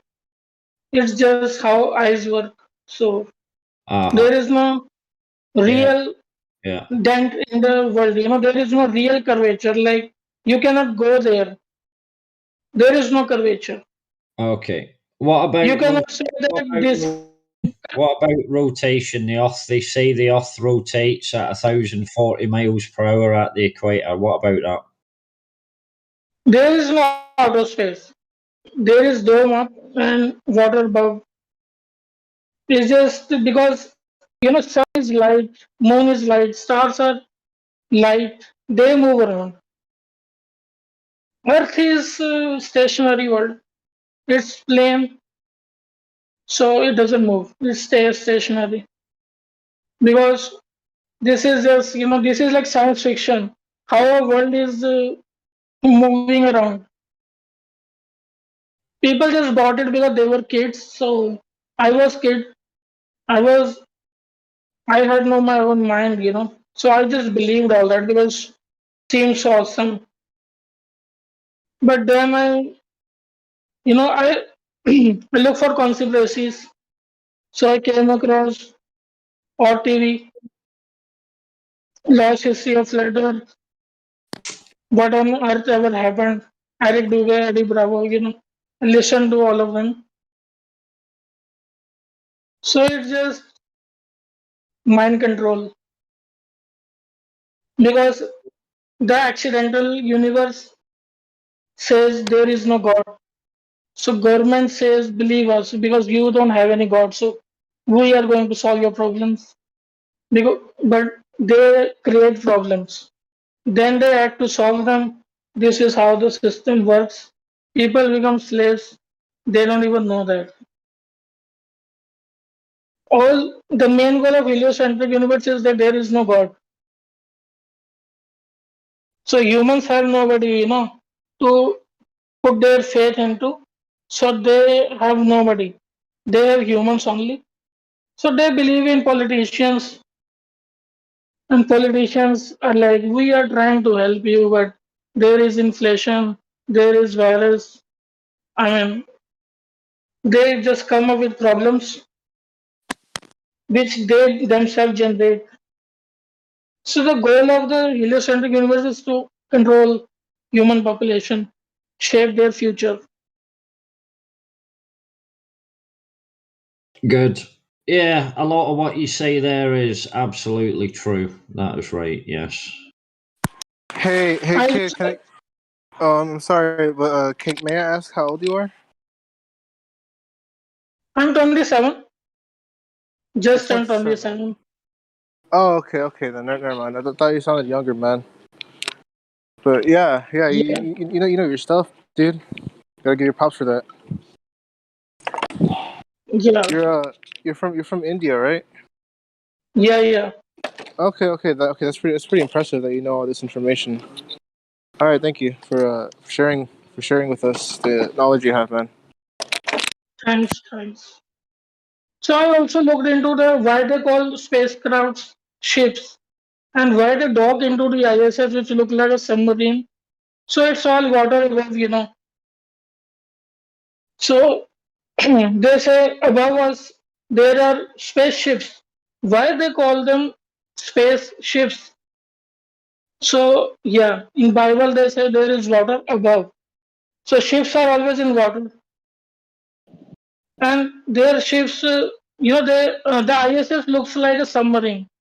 It's not real, but they came up with the idea of ISS through submarines. What do you say?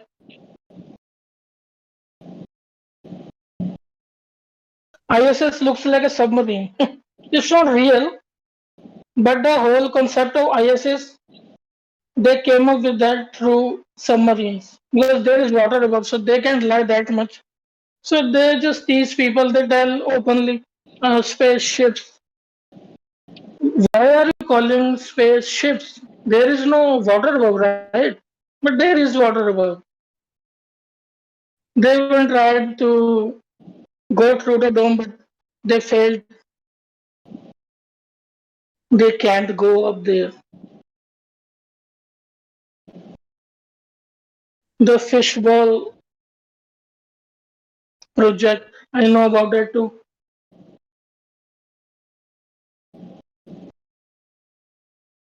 Are you talking about Operation Operation Fishbowl? Yeah. Okay. Making sure. The stars are just lights. Sun is not a star, it's local. So the moon is.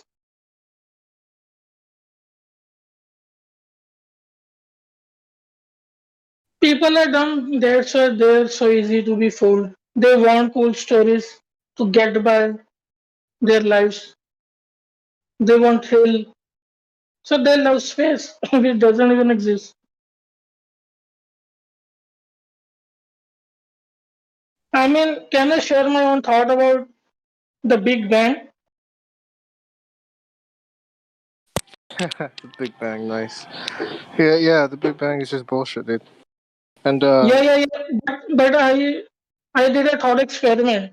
Can I share? Can you what? What I did a thought experiment that how they came up with the idea of concept of Big Bang. So it's just like can I share? Did you say chemistry? No chemistry. I'm saying the Big Bang. They came up with the concept of Big Bang. It's not real. But Yeah, I'm I sorry. just did a thought experiment that what is Big Bang in reality? The only Big Bang I know of is kind of NSFW, but this is a family-friendly stream, so I can't say it here. But I'm sure you can figure it out. I'll give you guys a hint. It was when you were conceived. Big Bang is the fiction. Big Bang is a fiction. Right. This, It is a fiction. Yeah, you're right. yeah. That's what I'm saying. That the story of the Big Bang.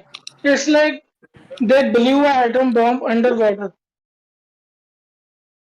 Because they say in the beginning there was no space. And there is no space underwater. It's just they blow an atom bomb underwater. It's all fiction. It's not Right. real. So Exactly. above there is water. So they just in their minds, in their imagination, they blew atom bomb underwater to create space. What's this about? It's just Did you say? fiction. It's not real. Did you mention an atom bomb? Like I heard that. Yeah, it's just a fictional. It's a fictional story. In a story, they blew an atom bomb underwater to create space because there is no space underwater. But when you blow a bomb underwater, there is space because water get vaporized and there is vacuum. So in their mind, they create space. It's not real. It's a story. Right, right. They came Okay. up with the story of Big Bang like this. It's just a fiction. Right. Do you know about thermodynamics?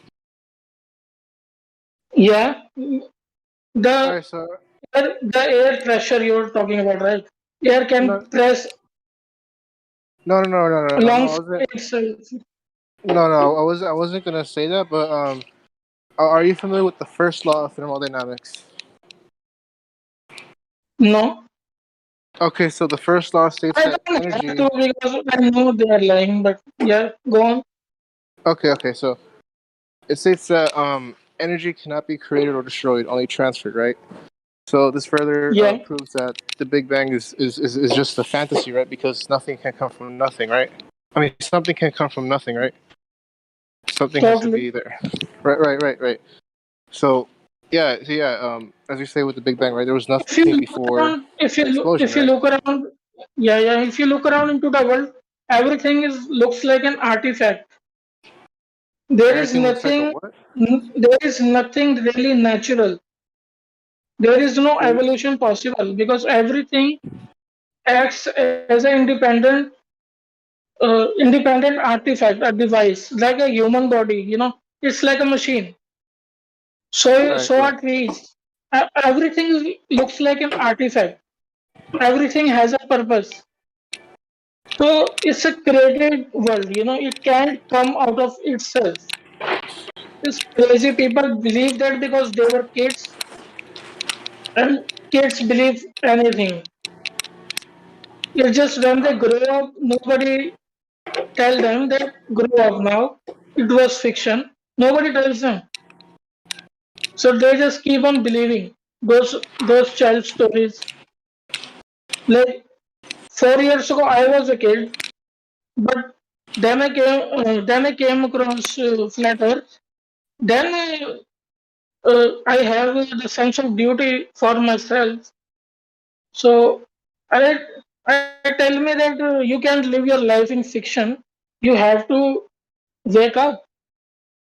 You have to take this flat Earth seriously because back then there was no censorship. So I used to watch videos all the time, but nowadays it's all censored. Everything is just it's just mind programming. Like flat earthers were telling about this all the time that government going to control the freedom. There is no internet anymore like there was before. There is just websites like YouTube and social media. There is no internet anymore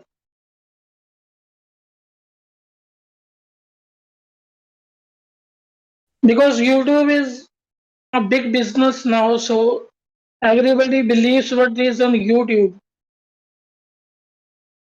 The more followers you have, the more believers you have. So it's all censored now. So nobody gets to watch real videos. There are no real videos. It's all fake.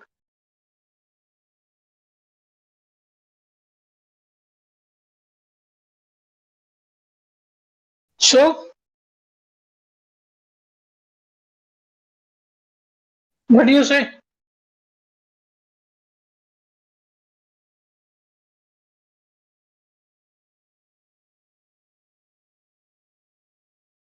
Hello?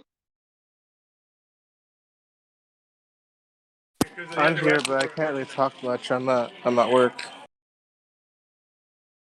All right, all right.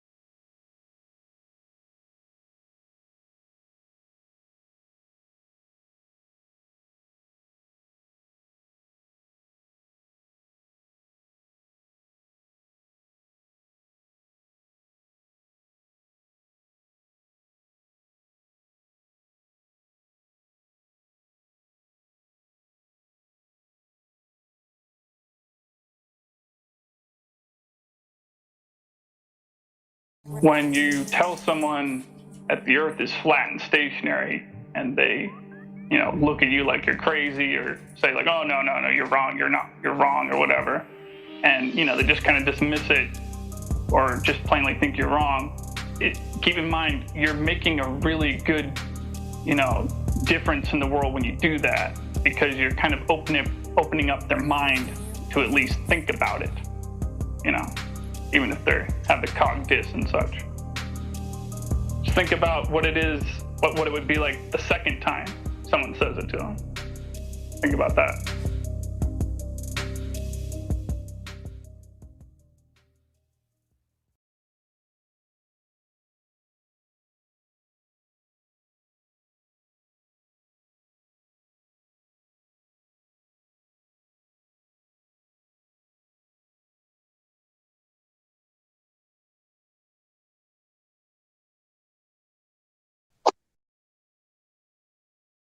Howdy.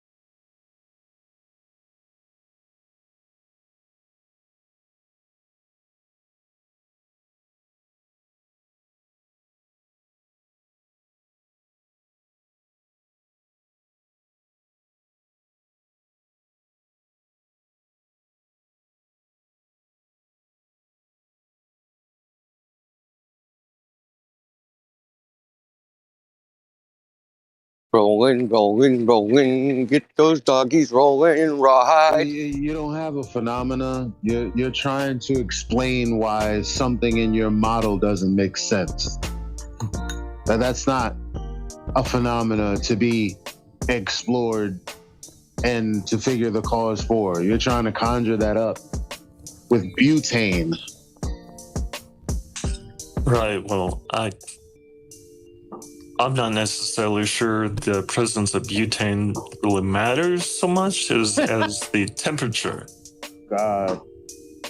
So then why didn't they just do it without butane then? You'd have to ask them, I guess. Unless it was cold enough to produce that kind of effect. Did IQs suddenly drop when I went on vacation or something, or has this been the same way and I just forgot?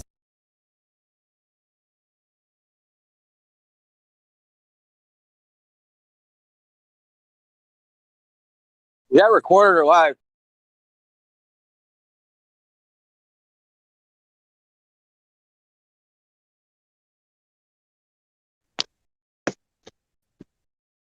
What up, Indio? What up? Hold on a second. It's super loud. Doing construction.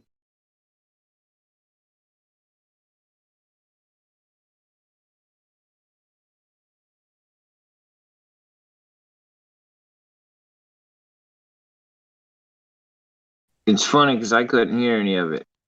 Oh, really? Wow. All I can hear is you talking.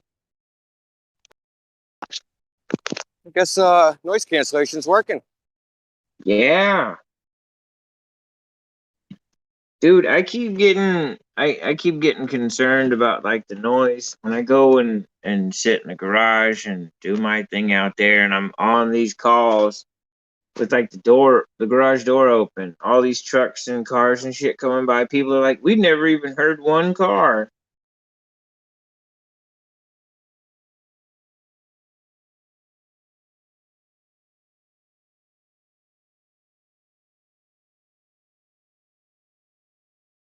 I was in a couple hours ago. There's dead in here.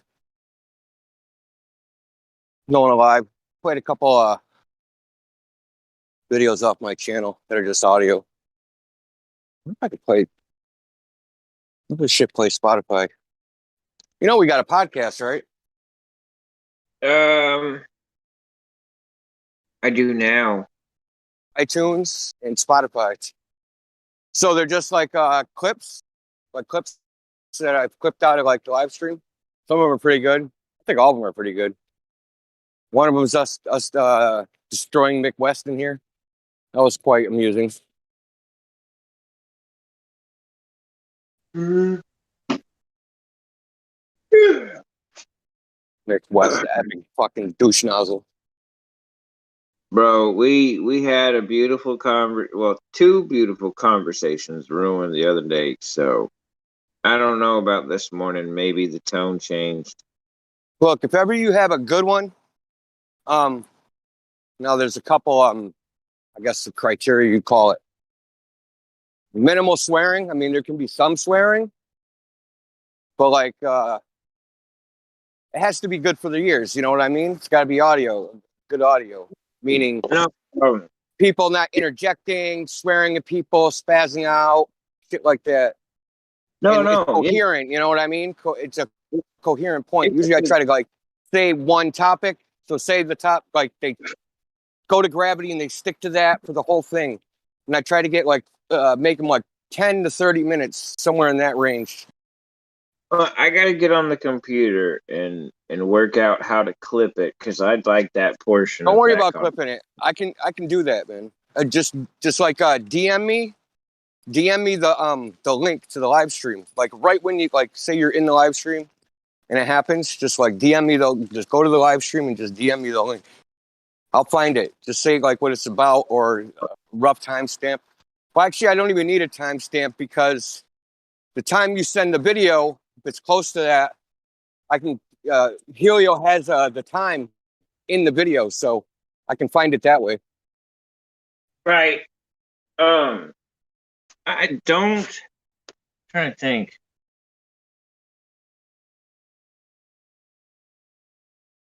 Like, see, this happened a few times. This is why I want to clip it myself. But this is all new functionality. Yeah, if do you want everything. to. If you want to, that's fine. It makes it easier for me. It's a pain in the ass, dude. Believe me.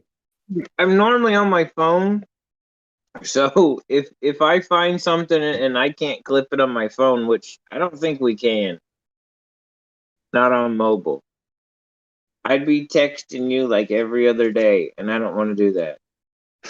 Not to just clip something. So what I usually do is someone will send me it or one that I heard. I'll download the entire video. I can't do it right away because YouTube has to render it, and the videos are like 11 hours and 45 minutes long. So it usually have to wait like 6 to 8 hours until it's rendered out. Then I download the whole thing, find the section of audio. I use Adobe Premiere Pro to clip it out. Yeah. Well, Pretty hell, simple. you could use Meta. Then I upload it to archive.org, so it's up there forever.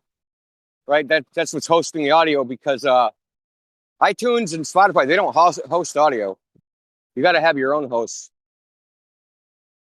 So I use archive.org because it's free for one.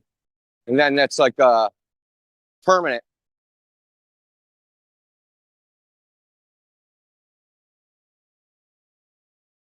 That's interesting.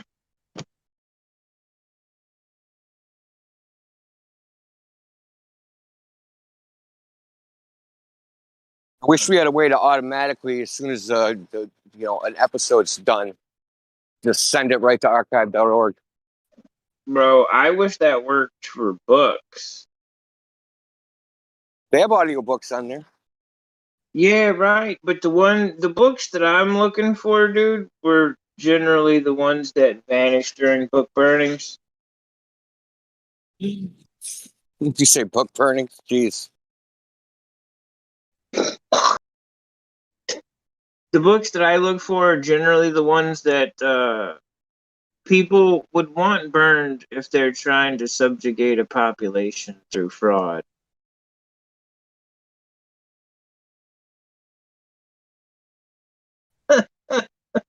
There's a legal book that I tried to find for so long. It took me like about 7 years, man. It's called Status in the Common Law. Ah, damn it. Common law only goes so far, though. Yeah, well, what it's about, it goes into like the status of, because this is England, so it's based upon common law England. Right. So it kind of goes into there's this thing called the relationship of the parties.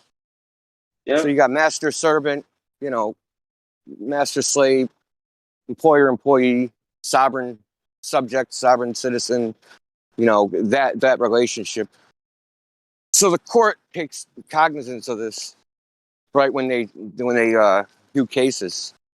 So I wanted to figure out how they determine like what the status is.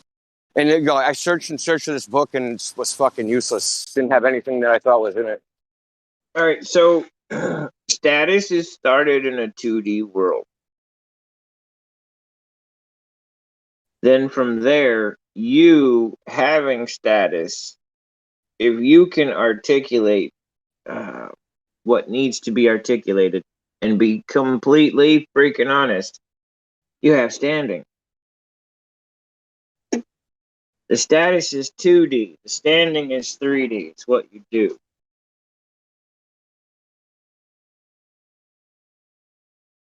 I mean, without status, sure.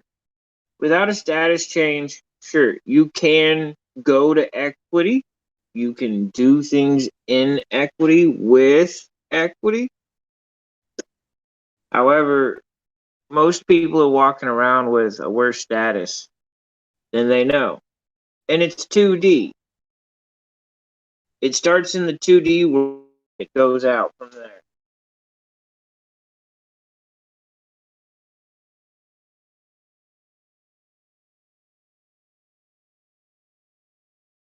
Anyway, I don't want to get into the legal shit, man, because I can swim in that pond all day. We fucking here forever. Kind of. I'm trying to simplify everything down where people will. There's a trick. Can't be simplified for the average person. I don't think. It can, but it can. Because look. There was a trick, all right? People were sold a bunch of snake oil, a bunch of pieces of paper. This piece of paper will help you. All you got to do is sign it. So they bought the piece of paper, they signed the piece of paper, they followed the instructions on the piece of paper, and they created the status that they have now, the standing that they have. Now they were tricked, yes. However, that 2D piece of Were they paper. tricked or were they negligent? Yeah, that's a fine line there, buddy. Yeah, exactly. But see, if the whole system of your learning is stunted, then you can't really call it negligence. Because, like, bro, I got here by a lot of struggle. There are hundreds of thousands of people that didn't even find the path in law that I landed on in studying law.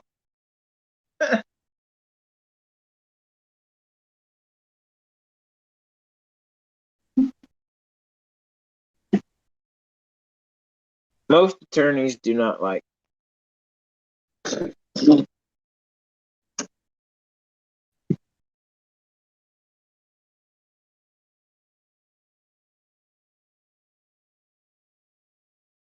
Attorney, the definition is to turn one's allegiance from one to another. Yeah, the original word was a turners. Yeah, a turner. Yeah. To turn over goods from one party to another. But I hate that whole like, oh, well, you're a lawyer, you got a law degree. I'm like, no. That's a Turner's, dude. A Turner's are supposed to have a Mickey Mouse license from their Mickey Mouse Club. Lawyers are just supposed to know the law and be able to articulate a defense for their friend or their dad or their mom. Look, you just ask someone who says that, just say, just ask them a question. Is ignorance of the law a defense? Okay, then shut up. Right? Right. Why do I gotta be a lawyer? Ignorance of the law is no defense. Right. Well, that's the problem. That's part of one of the tricks is that they've changed what words mean. A lawyer just meant like back shit. 17, 18, early 1900s, a lawyer was just, Grandpa Jimmy. He knew the law, he read the public law, he understood it, and he could articulate it.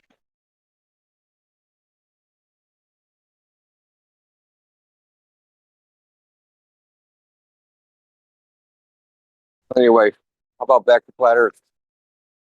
So I played an audio clip, kind of funny. Well, it's not funny, but so you ever seen the YouTube channel 60 Symbols? It's like a bunch of PhDs and shit. They do different subject matter. Right? So there's they do an episode on refraction. And they go through 6 different models. The guy says this shit's crazy complicated. I played that shit earlier when no one was in here. And it's just funny how Glovers come in and they're like, oh, of course there's refraction. It's obvious. Oh, 7.6R.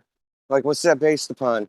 Like, because the question was, what is it exactly? And so he like breaks it down, classical physics, quantum physics, and none of those, he admits, none of those actually capture like what's happening.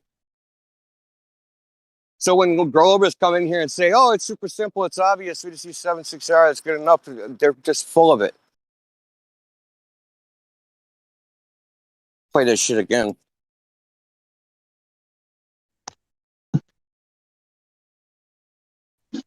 Wait, the clown Matthew Ernst comes in here. I'll play it for him.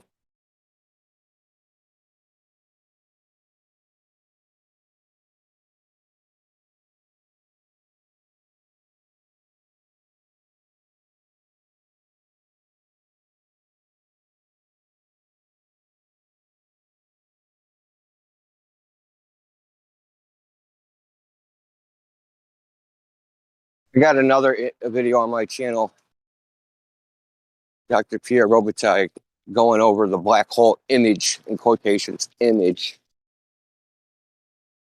The image that's 1,760 times beyond the diffraction limit. It's funny. It's just funny how much garbage is out there that they call science. It blows my mind. Then you have these stupid paraglobers come in here and just talk and just parrot it back at you. And it's just wrong.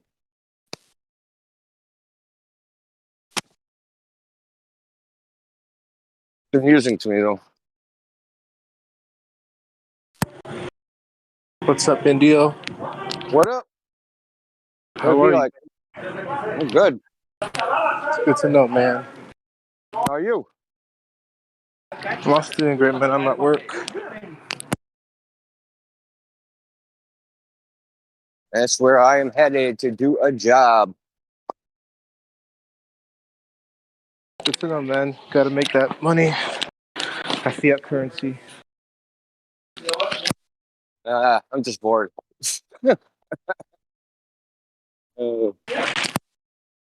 Dude, if you know, what else are you gonna do? Sit around and watch frickin' Maury Povich or something? Learn martial arts. Learn martial arts. That's what I do.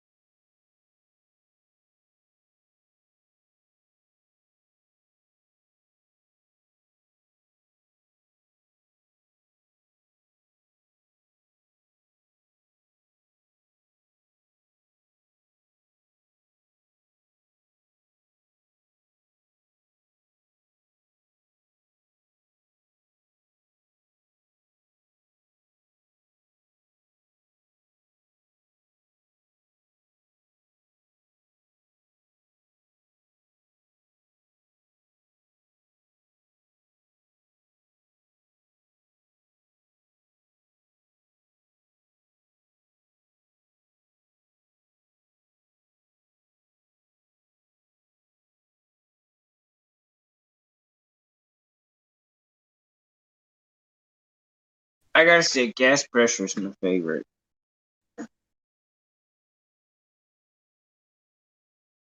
Yeah, another thing that they can talk about, can't demonstrate. The long list of things that they can just talk about. You know that farting proves that you cannot have gas pressure without a container? So, checkmate, Globers. Right. What did you say? I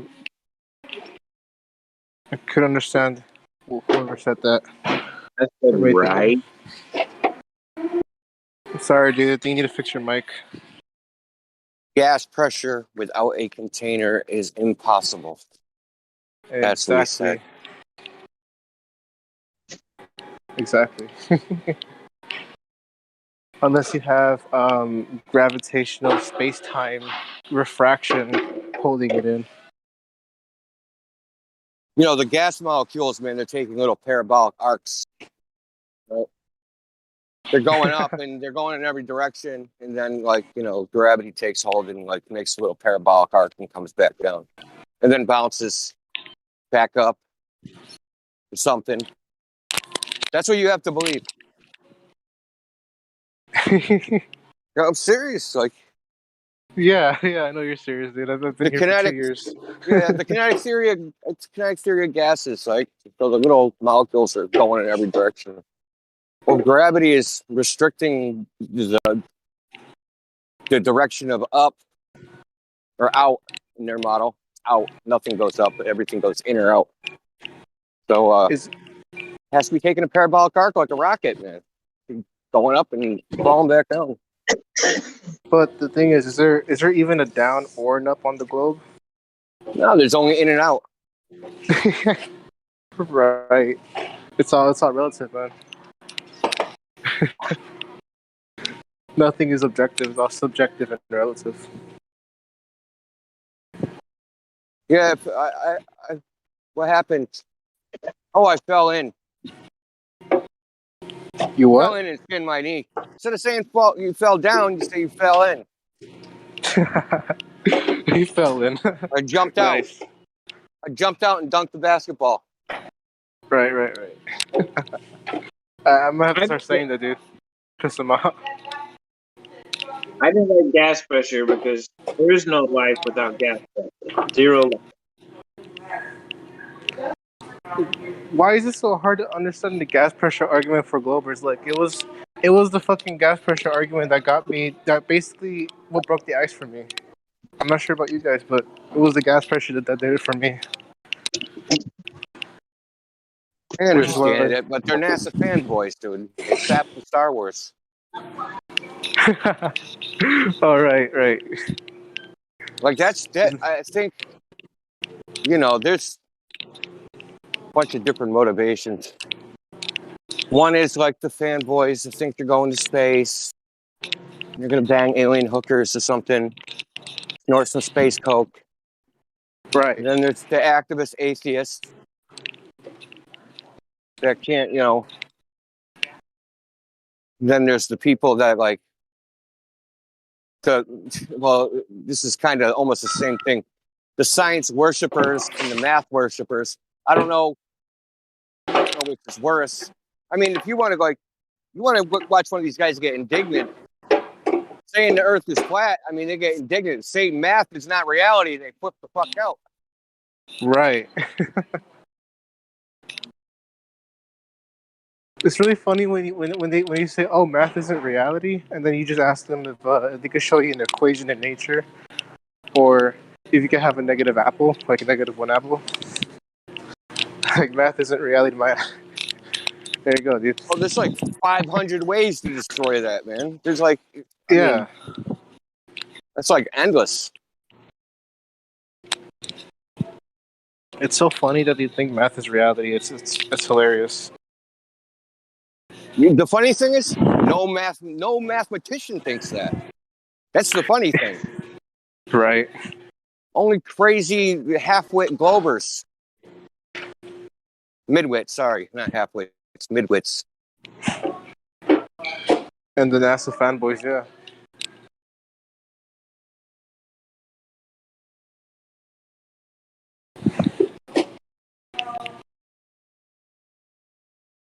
And then I think there's like another one that's like, I say this, I don't know about all the time, but the globe idea, the idea that, there's planets. I'm sorry, you cut out. Yeah, the globe idea and the idea that we're on a ball. That's kind of like the foundation of Western civilization, like the claim to fame. Right? So why is the West so great? Oh, Copernicus, and Galileo, and all these clowns. They're the foundation of Western civilization, Newton, and that's why we're better than the Chinese and the Mexicans and every other civilization. Because they were a bunch of flat earthers or something. But the Europeans are super smart. And they figured out the Earth was a ball and then took over the world.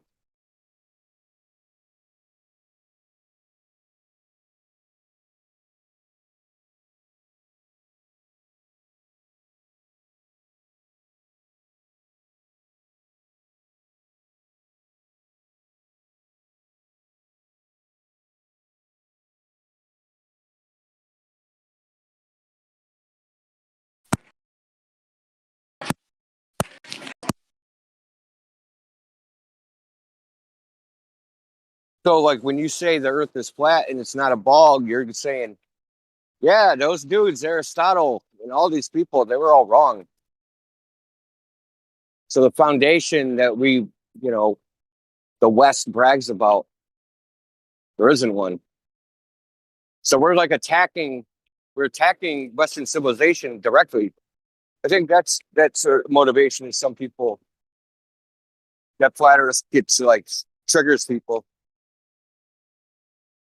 I mean, they get so triggered. The fact that they get triggered should be a big red flag in their own mind. Why am I triggered? Why am I emotional?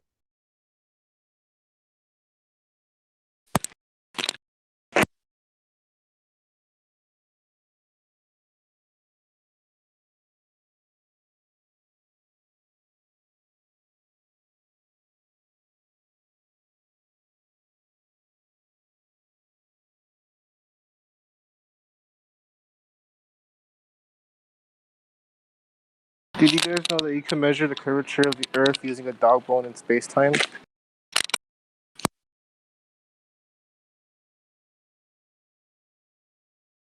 How much time is in a bone? Brenda's trying to get rid of her bone. Her head trimmers or something.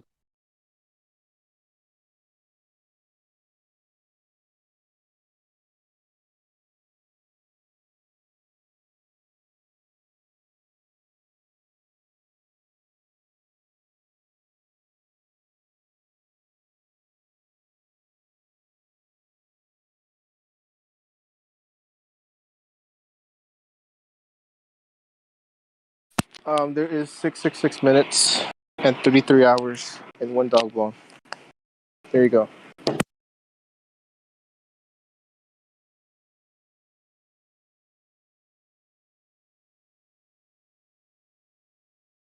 So here's something funny I just thought of. Globers will believe in aliens before they'll believe the Earth is flat, but they won't believe the Earth is flat because they think that's anti-science.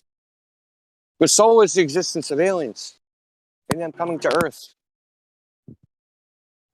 There's no known physics, right? That will get you from here to there. Right? So Voyager, the fastest object ever sent, according to them, it's going to take 130,000 years to get to the closest star. So, isn't that anti-science? No, it's not. You just don't understand, Indio. You're just taking it out of context. Oh yeah. I don't even understand orbital mechanics, so So you're not qualified. You're just crazy. Well, no, man. We're just gonna have to wait the 130,000 years till we can get a signal back. Oh goodness gracious me! Yeah. Also, I'd just like to say that the aliens have built Dyson balls around black holes to harvest the energy. So it's all legit. It's all in a science paper. Don't you mean the sun? Because that's what Dyson sphere is for. It's for sunlight.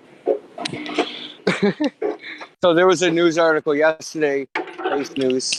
Hey, in space news, there's a planet 25 light years away that's hotter than the hottest star. A planet.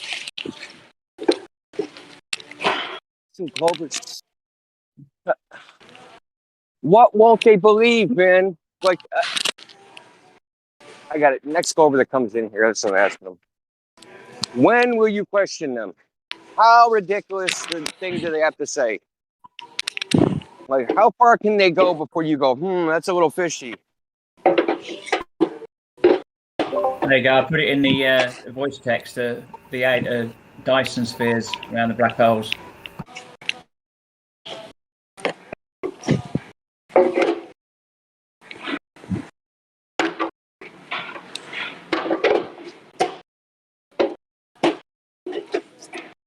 Oh boy. I think we should become astrobiologists instead of flat earthers. So here's the funny thing. What's up? Dyson spheres are like some dude came up with the idea. Now, why would the aliens come up with the same idea? Are they like what? Are they like reading our books? They're like, shit, that's a good idea. Let's make one.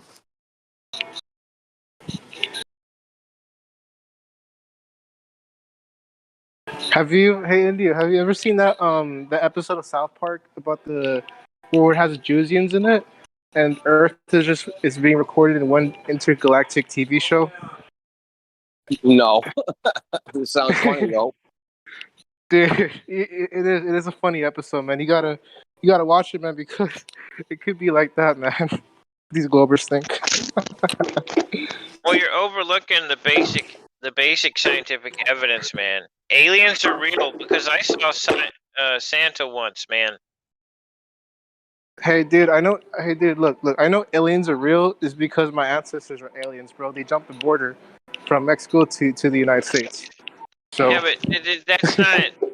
That's a whole nother. Alien would be not from Earth, and we're all from Earth.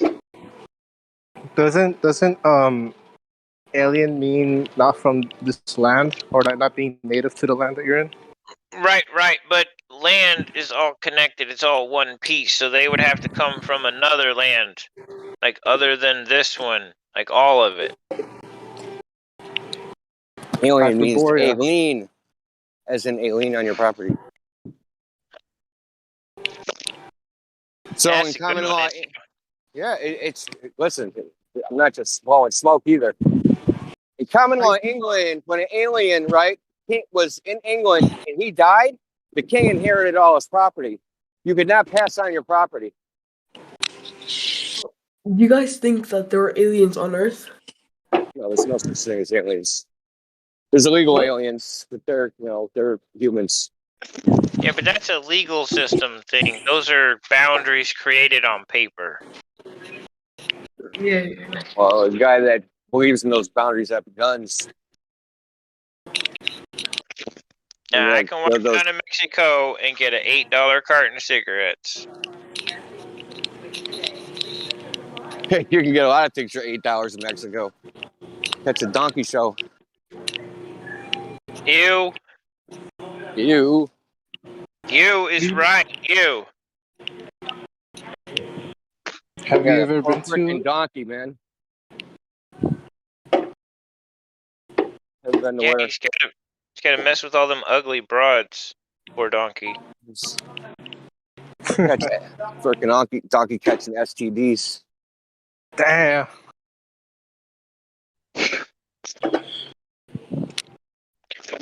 I think it has something to do with our body chemistry and theirs, that if you do cross that barrier, the germination process goes rancid.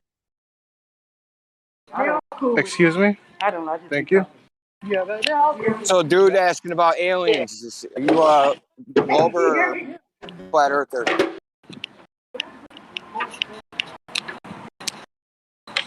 Huh. Okay. Who's asking about aliens? I have no idea. Just some kid. I think he's gone.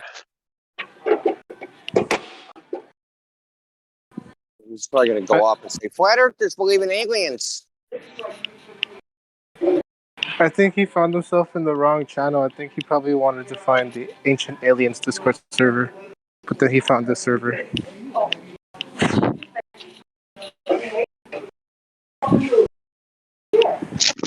I mean, think about how popular that show is, man. That's bad. I know. You've got a couple Excuse me? definitions, though. Thank you. You know what I think? I think that the Earth is shaped like a Y because why not? Oh, you're so funny. I forgot to laugh. Don't quit your day job. Oh, that's swaggy. Ha ha, that's funny. Swaggy. It was a joke. Like. Hey, bro. Hey, kid, No, kid. jokes are funny. Yes, what he said. And you're not funny, kid. I'm sorry, but you're not funny. Shut the. You heard that? Jokes are funny like most people mom's faces. Oh. Like yours? I said most people's mom's faces, dude. What does that got to do with me? That makes no sense. So you've been here before, right? I recognize your voice. Yeah, I've been. Yeah. Did I ask you? Did you ever come up with an answer to this question? When they told you the Earth was a globe, what evidence did they give you? Did you ever figure that one out? Nah. Yeah. Isn't Can you that at strange, least, kid? Can you at What? least admit that they didn't give you any evidence? What? Admit they didn't give you any evidence. They just said it. And you just believed it. No, it was. Let me ask you a different question then. Let me ask you this. Okay. Because it made sense to me. On a scale of 1 to 10, how important do you think the shape of the Earth is? The shape? Yeah, the shape of the Earth, like where you live. Like how important is that question, like to your life, to like human beings? Like, it wouldn't really affect us if we knew or not. Okay. So like I would say like a 6.5 to 7, but it wouldn't really change like what shape the Earth is. Well, if the Earth is flat, can it be created by a Big Bang or random natural processes? But like for now, all we know is like we're living, we have air, like the atmosphere is good, the gravity is like good, So like There's no atmosphere. What are you talking about? You need a sphere to have an atmosphere. Yeah, you didn't get me. I mean like I don't know how to explain it. Yeah. I can break down atmosphere for him right quick, Indio. Yeah. Well, I want to go to like. Because I want to stick now to the importance of the question, like why we're here, right? So, do you know what an existential question is? What? An existential question. No. Shape of the Earth is an existential question. Like, why do I exist? Where do I exist? How do I exist? Right? So all these are existential questions. Okay. I think they are important, right? Because you got to know how to live your life. Yeah, I'm not like. If you don't know where you are, how do you know how to live your life? You're just lost. Yeah, but like, I'm not that like, I'm living my life, Yeah, well, someday you're going to grow up and you're going to have a purpose, right? Exactly. Think your life has no purpose? Like we're breathing now, so like I'm if there's like You're major, dodging, dude. Does your life have a purpose, or do you want your life to have a purpose, or do you just want to have no meaning and float through existence like a leaf being blown by the wind? Nah, you get like I'm just trying, live. I'm not gonna take I'm not gonna focus my whole life about this, Peter. What? Of course not. Of course not.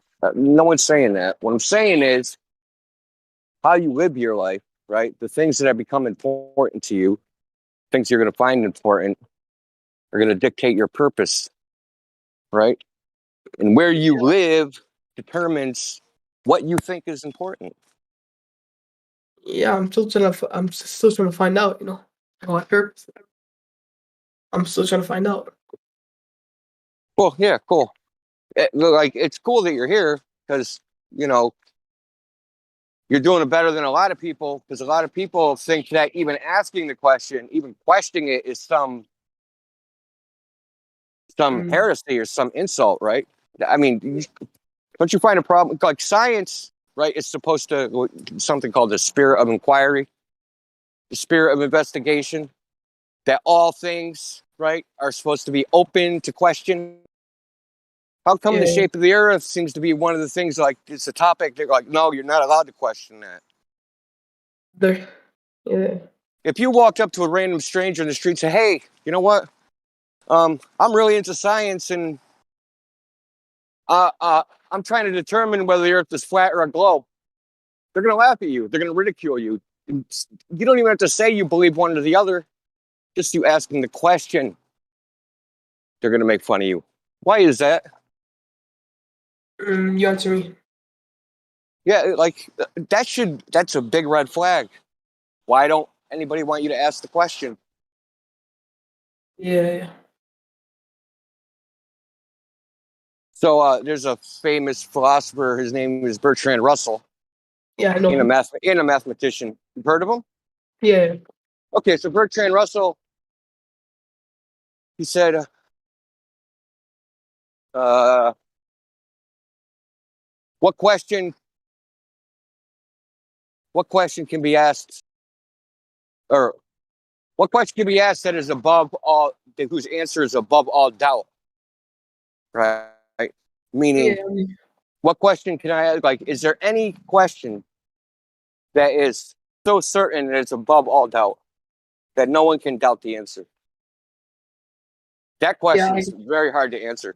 And it seems like the flat Earth seems to be like one of those questions that people think that is beyond all doubt. Like, the Earth's a globe, don't doubt it. Yeah. You're not allowed to ask. The whole point of what I'm trying to say is that there's more to this than just the shape of the Earth is a flat or a globe. There's something more to it because of these sociological, the social pressure and peer pressure. I'll give you an example. We have a lot of Globers. They come in here and they say, "Oh, it's obvious the Earth's the globe, blah blah blah." Right? So obvious. Then when you drill down on them, they say, "I don't know. I'm not a scientist." So how can it be obvious? But only super smart scientists can figure it out. That would mean it's not obvious.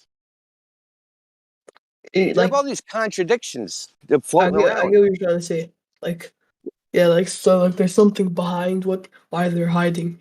Yes. Whether they're hiding it or not, there is some sociological aspect to this beyond, what the shape of the Earth is. There's something else driving this. Yeah. Yeah, sorry about my voice. No, I'm sick. No, it's okay. Hey, kid, can I ask you, how old are you?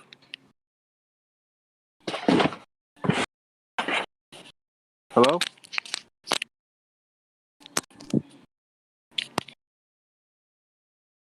Is anybody here? Or am I muted?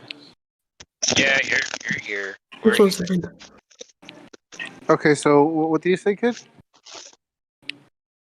You're He said, 14? "Hold on." Okay. Hold on just a second. Okay.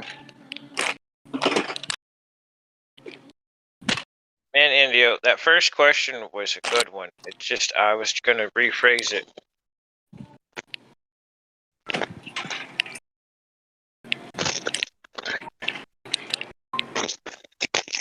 It's the fun thing about all of this is that I get to see different perspectives. I get to find new ways to formulate questions. If someone wanted to ask a question? Yeah, it was me, kid. I was wondering, how old are you? 15. Okay, you're 15. All right, good. All right. That's a good age. That's a good age to start this, at least. Okay. Is Indio still here? I think so. And Truth's here. Hey, Truth. Or no, Indio just dropped off. Okay, well, damn, what a shame. I always enjoy listening to them speak.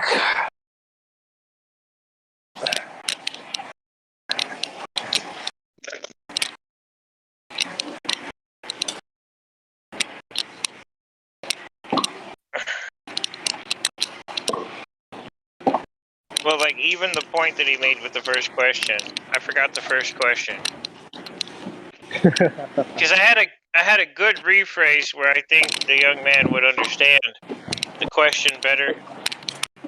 If I remember the question right, he asked the kid here, he asked the kid here, right? What evidence did they give him in school when he told him that Earth was a ball? Right. So, like, they tell you the stories. They tell you the story, oh, the Big Bang happened and all this stuff scattered. But did they ever, after telling the story, prove that thing that they told the story about? It's kind of a different way to ask it. Yes. Slightly. Did they ever prove it? And your answer from there ought to tell you, like, what's really going on.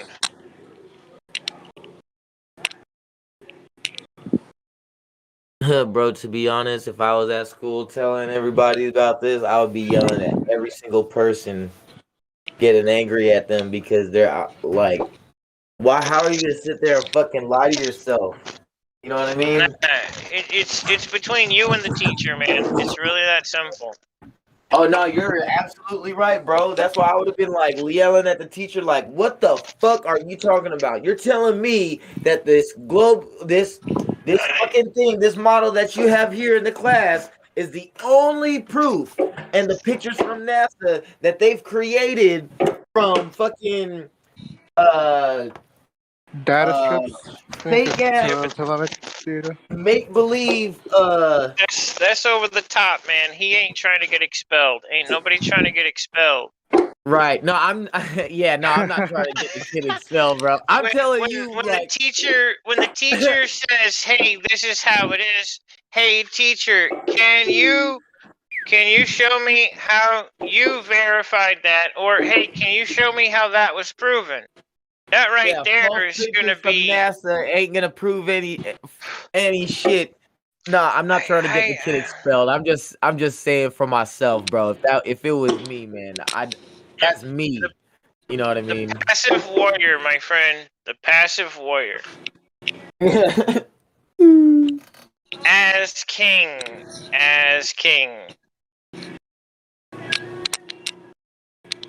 I don't know, man. I'm one of those people. Once I find out the truth, bro, I'm gonna expose that shit. You know what I mean? Well, dude, it's just like what I. Hold. Yo, California, your mic is causing some feedback, bro. Oh, sorry. Maybe myself real quick. It's like a lot of the things that I grew up learning. All right, and some of the stuff that I grew up learning in the community I grew up in isn't really like common stuff for everybody. Like everybody else didn't grow up knowing this stuff, being normal dinner conversations. So it's like I couldn't go to school and start telling people about the stuff that my family taught me at home because none of these people even know what the hell I'm talking about. Right. Who are we talking to, by the way? Each other. No, I mean Enoch. We have a Glober here called Swaggy. Swaggy. Yeah. Yeah, I was trying to find out. How you doing, Swaggy? I think he's busy right now. He said, "Hold on." I guess that means BRB. It doesn't matter how much you kick the screen, guys. You're at the still not a ball. I'm still waiting for one cable, and then I can finish my desktop. I'm just waiting for Globe Proof so I can finally leave the server.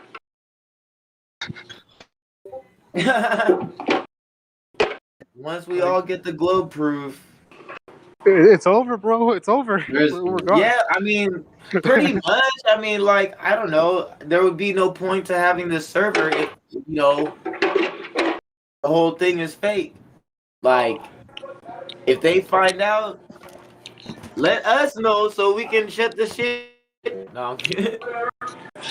I also heard India. I was talking to India about this before, right? A couple like a year ago, right? And he told me that now we probably won't delete the server, but we might change the server into like a NASA fan page, or NASA, yeah, like a NASA fan page server. Oh, if they prove it to be a globe? Yeah.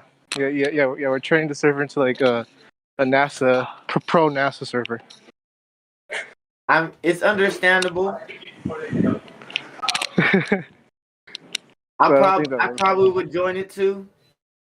Bro, if they show any evidence that it's an actual glob, I'm going back to building my space program and I'm taking that $1 trillion grant. Real shit, bro. That's what I would do. I'm gonna live on the roof right next to the launch pad. All right, I'll see you next week, Glenn. You too, man. All right. So, I'm the clock out of work. So I could go home and destroy more Globers.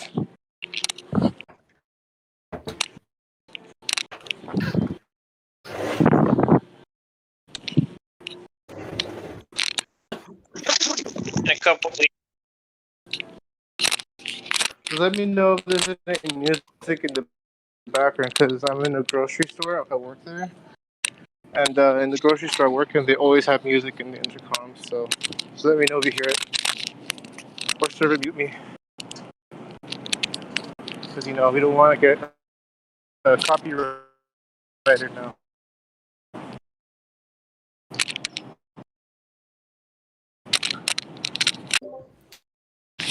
I was over here coughing, trying to hit the mute button.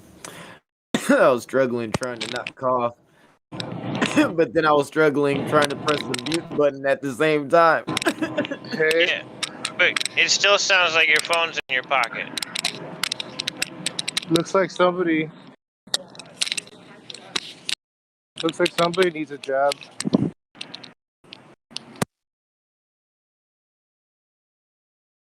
Yeah, I tried working, bro. I was working before.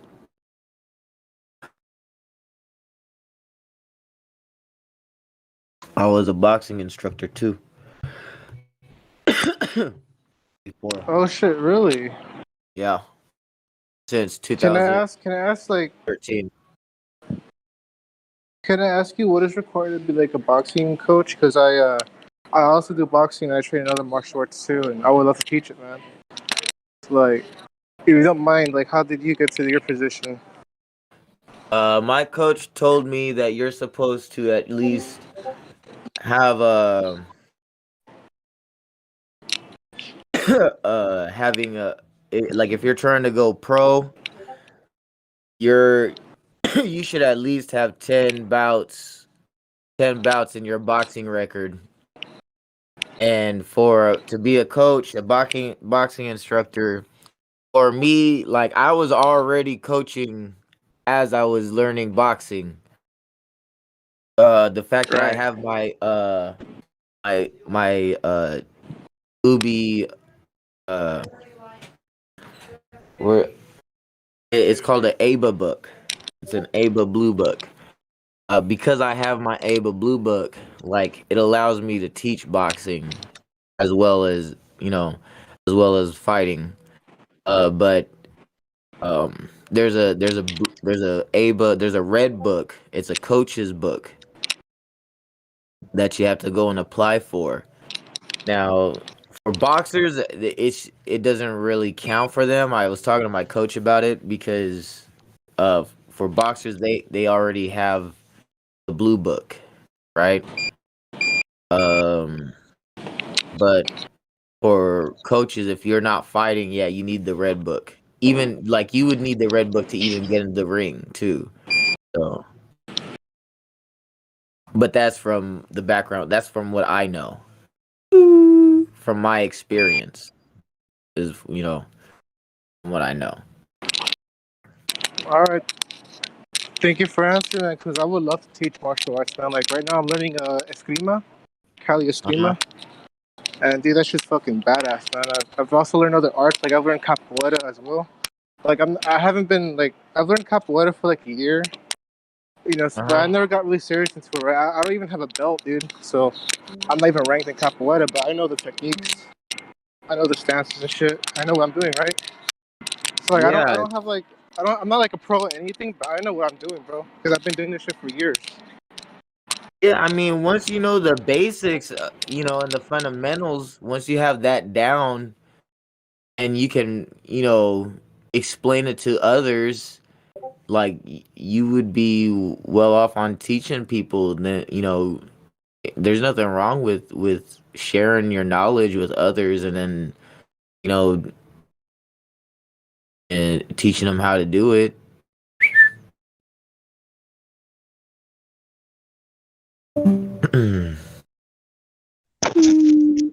But that's what I plan on doing. I plan on getting a business license and opening up a boxing gym.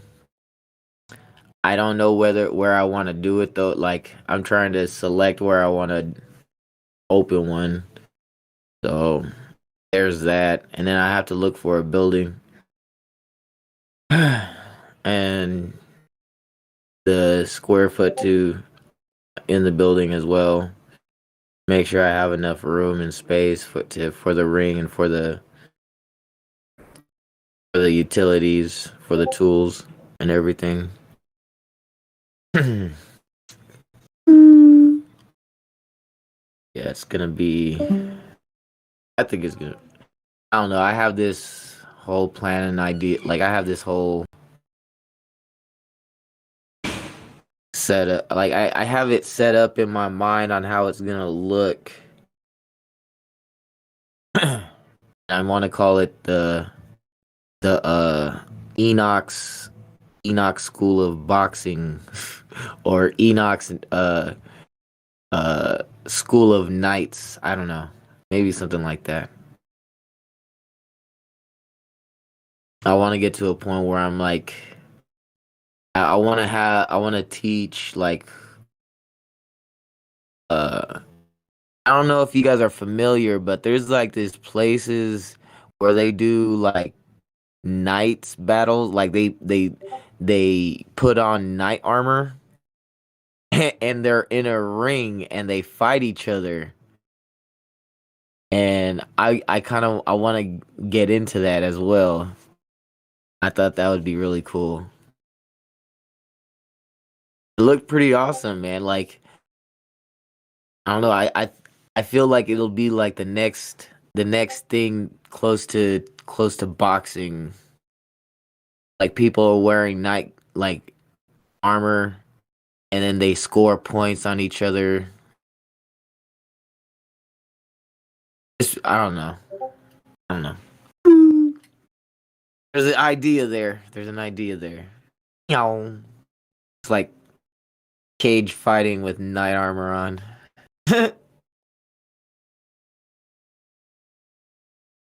Bro, you should see these people in the knight armor attack each other too. It's pretty it's kind of funny look watching. Pretty funny watching. But I'm pretty sure that shit hurt. What's fun is competing. Oh yeah. Definitely.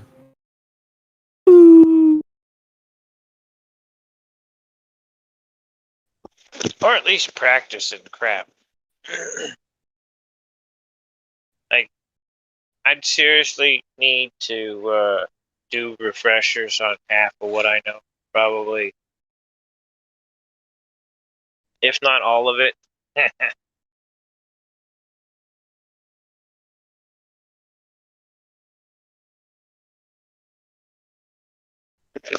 had a belt and like 2 stripes and back in Taekwondo a while back. I did one little I guess it's in style tournament, which was interesting.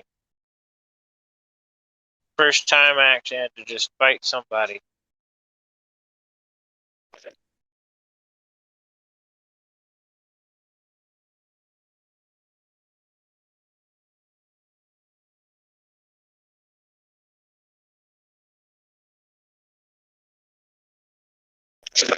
I don't get to deal with hitting people in the head though. Like, I'll avoid hitting you in the head just to save your brain some time so you can actually think what happened through.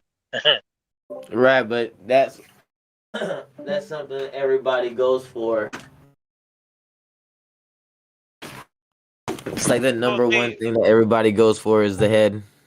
Boxing was the big sport, so what are they doing? Pounding each other in the face all the time. Ta-da! I was told to go for the body all the time. Slow them down. Slow their body down. Slow them down. I was I mean, showed like you all hit them body, you slow them down. the points, but then from there, I had to know. Like, in order to stop somebody else, I have to know things about my body. It's about Oh the yeah, same. of course. You have to know yourself before you know your enemy. 'Cause if you know Fun thing yourself, is if you get into trouble on the street, the fun thing is being able to stop them without hitting. like knowing yourself more than your enemy knows you, then you already defeated your enemy.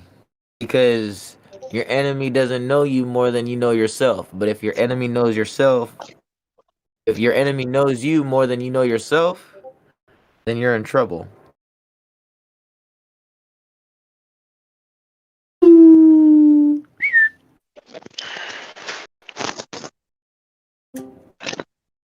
Because then they have advantage over you. That's why in boxing, like when Muhammad Ali was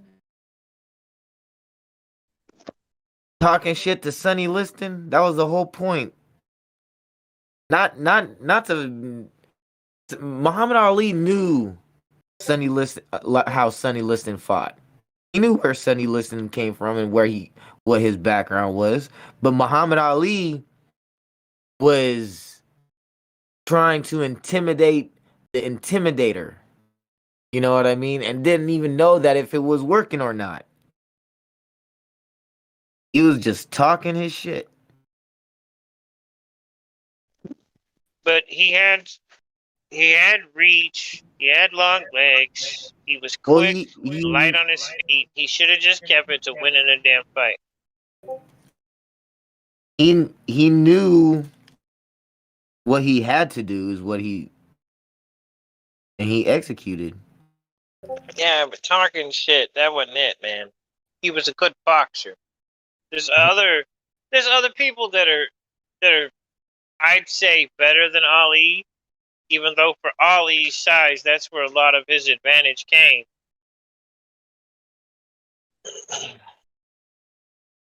There's other boxers out there.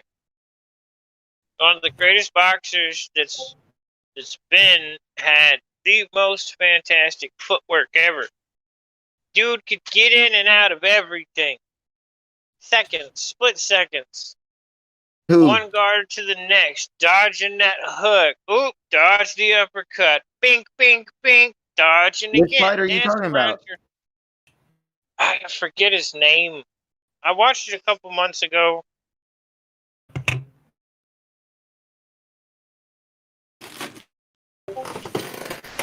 The guy was famous for changing his guard, like continually. I like watching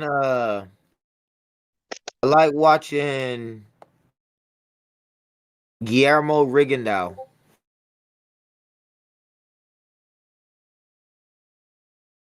Also Lomachenko.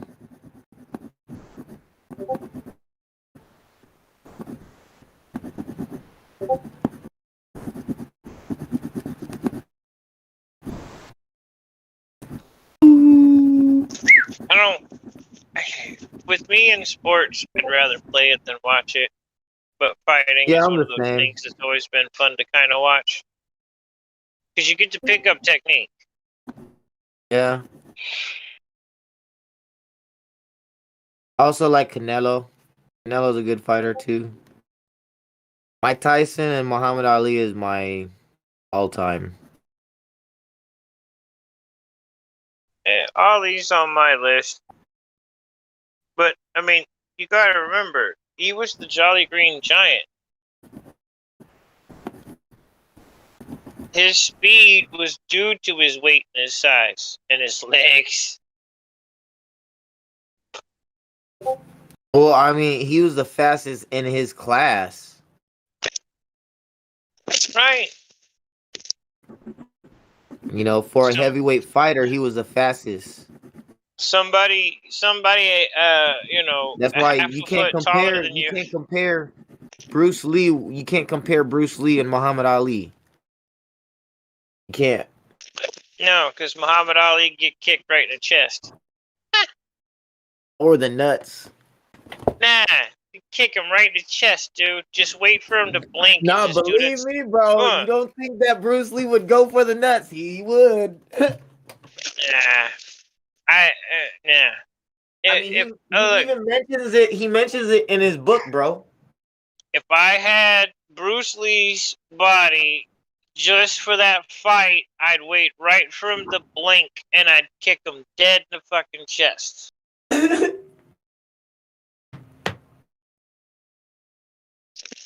Just right in the chest. It doesn't take that long once you start moving, and as soon as his eyes open up, he has to realize what's going on, and he's got to figure out how to defend that. And not everybody's going to catch that and actually defend it. That takes practice. Lots and lots of practice. Yeah. That's why I like the advanced Tai Chi. It teaches you how to, well, pretty much how to manipulate the situation instead of having two options. You got to think. It's like, I can just manipulate the situation, and boom. Now I'm not in danger anymore.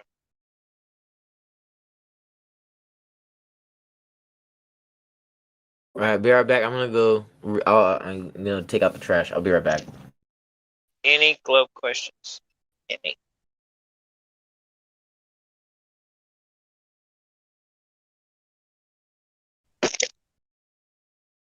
Here.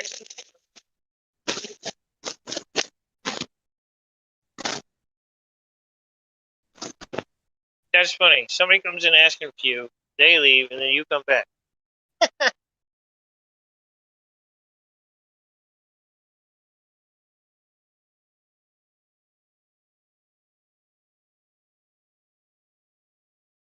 I got a question. How can astronauts see in space? So you produce tears every time you blink. And your tears drain out because of quote unquote gravity through a fucking, what do they call it? I can't remember the name of the canal. So the canal, the Lake Crumb or something like that. So it drains out the eye because of gravity. Well, if there's no gravity, how does it drain out of your eye? How do the tears drain out of your eye? Your tears, your eye should be filled with little puddles, little mud puddles. Right? When you ever see the little demonstration with the, what do you call it? They soak a rag, a washcloth. You ever seen that on the ISS? Yeah, I've seen a lot of their baloney. Yeah, so the water's kind of like stuck to the washcloth. It's just sticking there. So why isn't that happening to their eyeballs? What I want to know is why the hell we didn't get live footage of them actually in outer space. Because I wanted to watch somebody get pulled apart in every direction.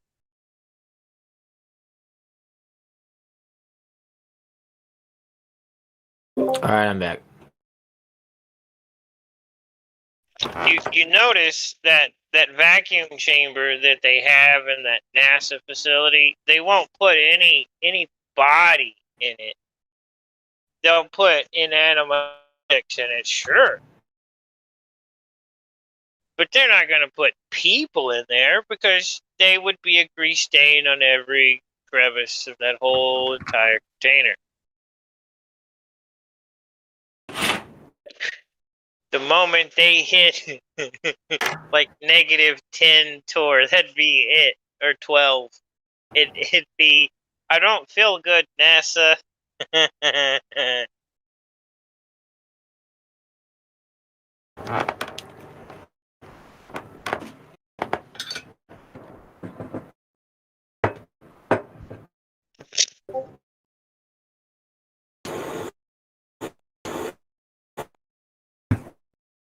But see, Indio, how do you see in the vastness of dark space? Remember, I looked off and it looked like it was a void. It was just blackness everywhere. No stars? No stars at all.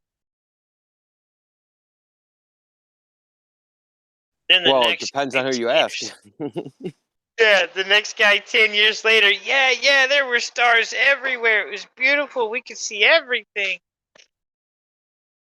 Like, dude, I know exactly what 2 drugs were involved in that. God bless. It's a video on my channel about stars in outer space. It's like a, I don't know what you call it. They're interviewing this guy. This guy's, I mean, these guys, none of these guys are flat earthers. It has nothing to do with flat Earth. But they want to know too. So this guy has been asking NASA since like the 70s. He was writing letters asking them, like, you know, can you see stars in space? And he's been continuously asking them and has never gotten a straight answer. Here, I'll post a link to it. It's kind of long. I think it's like an hour. I mean, the only interesting part is like all the things he went through, like how many times he contacted them and kept asking and asking for like 2 decades. He can't get a straight answer. We're talking about writing letters. We're not talking about like sending a dude an email. Like he wrote letters. Bro, I had a rotary phone when I was little. I know what writing letters are, carrier pigeons. Yeah. Well, I never know how old somebody is in this court. We have such a wide range of ages. According to the Grecos, they would say I'm 37. But for some of the things I know, I feel like I'm 300 or 400 years old.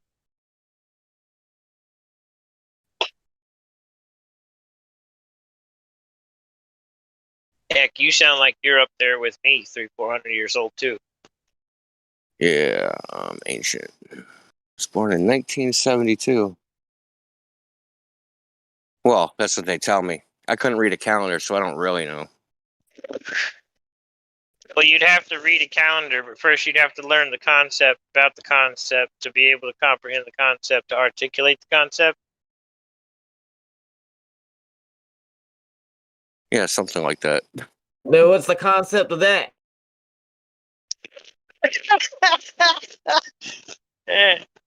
That's basically all it is. But see, that's the fun one. Like, they trick you, and a lot of people don't see this trick. This is one of the tricks. When were you born? Well, I don't know. Well, what do you mean you don't know? Because I didn't know how to fuck to read a calendar as soon as I came out, man. I have to go on what you people told me.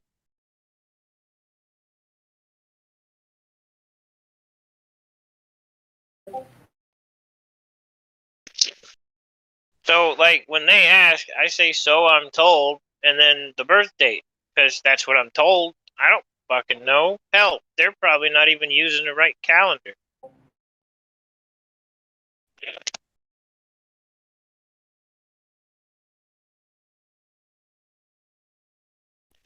Or I'm told it's blank, blank, blank. Yeah, you got me by probably 12 and a half years. Yeah, I'm an old fuck.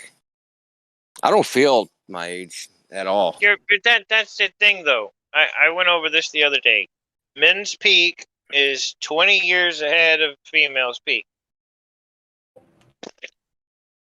It's behind, whatever. Our peak is at 50. Our peak starts at 50. Well, we don't have that biological clock ticking. exactly why our peak is at 50. And that's our peak. From there, things go down, start to degrade. But all the way up until 50, you could stay at your apex the whole time.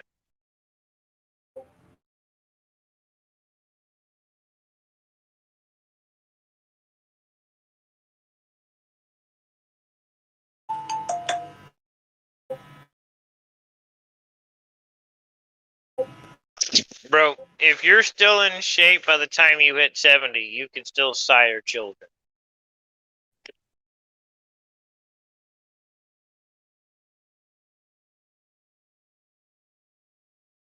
Yeah, that is an interesting dynamic, isn't it? Because I think, especially when you're younger, you kind of spend all this time chasing women.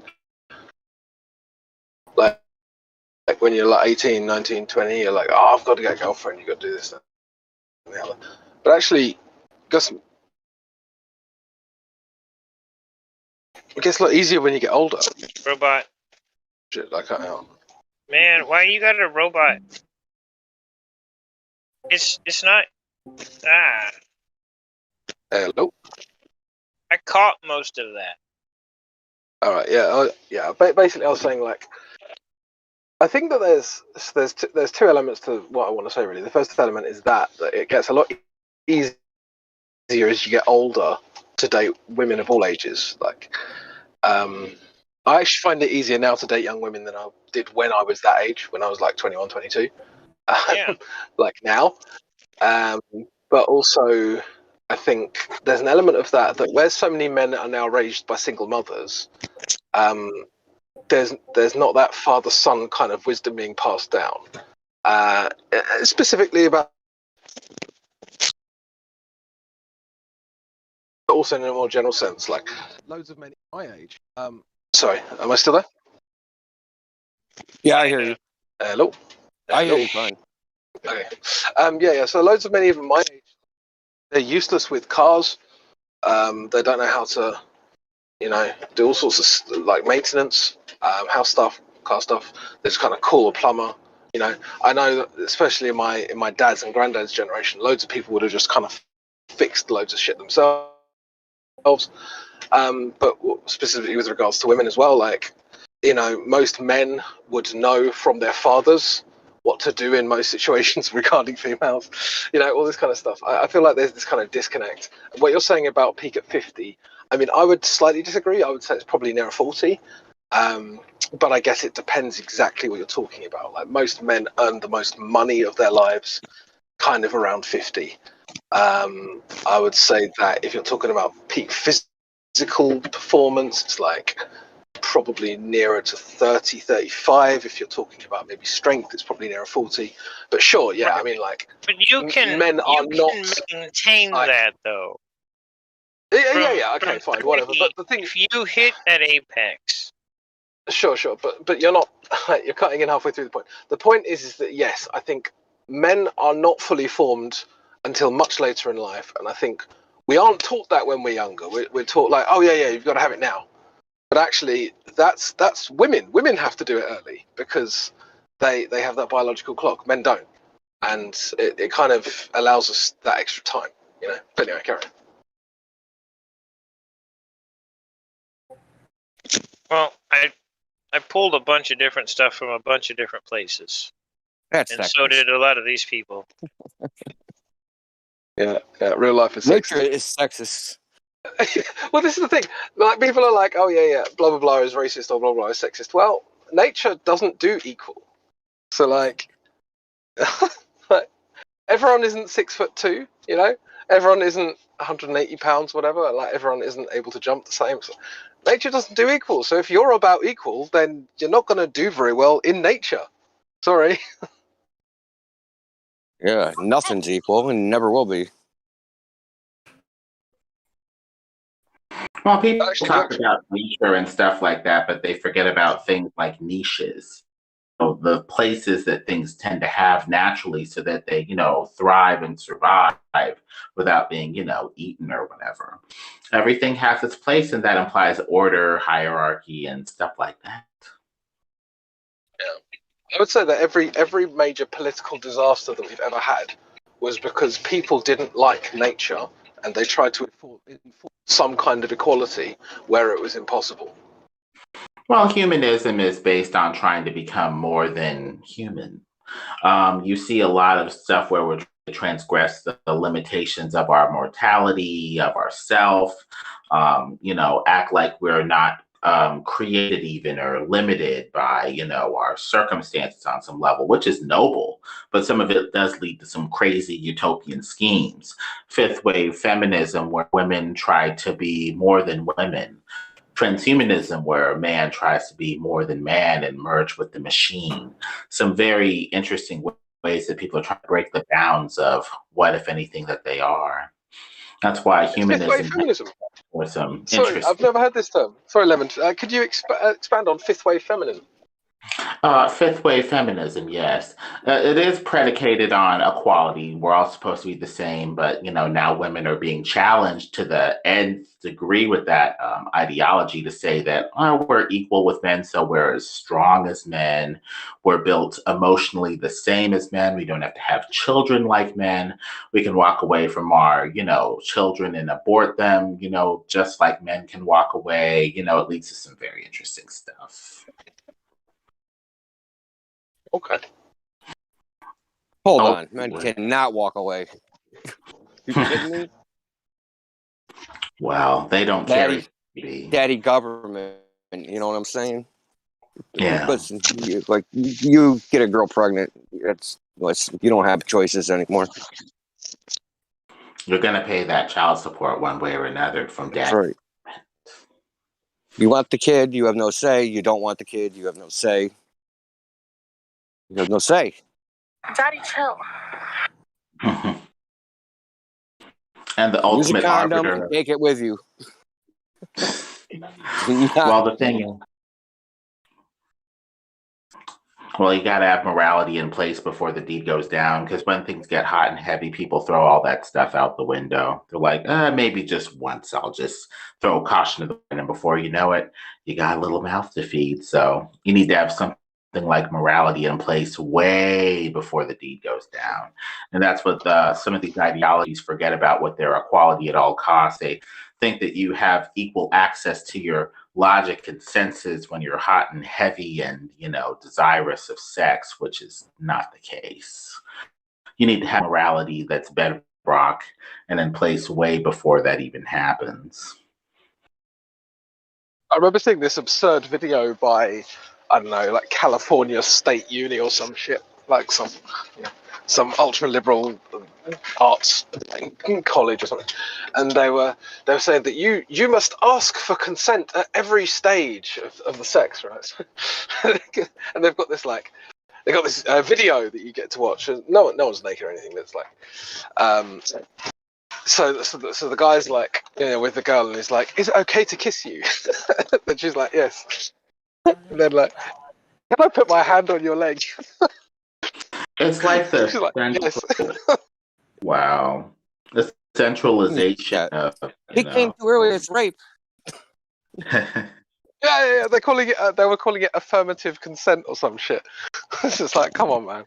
Like every woman is going to be drier. Like she's going to be drier than the Sahara Desert if you do. The fun one though around that is if I'm drunk and she's sober, I could still get in trouble. Yeah, because they think that the man really has more access to, logic, sense, and power in that relationship, but the woman needs to be protected. And so, they're trying to make everything equal and say, well, now the man needs to be brought down a peg or two while the woman is elevated to make things equal. We need to act like, believe all women, and go against men, and you'll probably be right, as opposed to the other way around, since the woman tends to be the victim. Right, but how many times in history, when men are the victim, have they actually been prosecuted for it? Yeah. Trying to make things equal, they're making things very unequal, because they're not really acknowledging the way things actually are. I think it was the 1800s. There was a lady, she's famous for it. She was a murderer. She made this beauty product quote unquote, cough, cough. And it was a poison. And when they finally caught up, Scotland Yard and everything, they had a record of 600 murders that had occurred. These women had murdered their husbands to take their estates, to inherit everything, and to get rid of their husbands. That was just the ones that Scotland Yard knew about.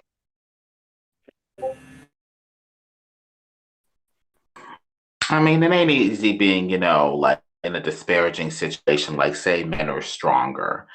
And so they're the ones that people tend to want to hire for certain, jobs that are dangerous and or high paying.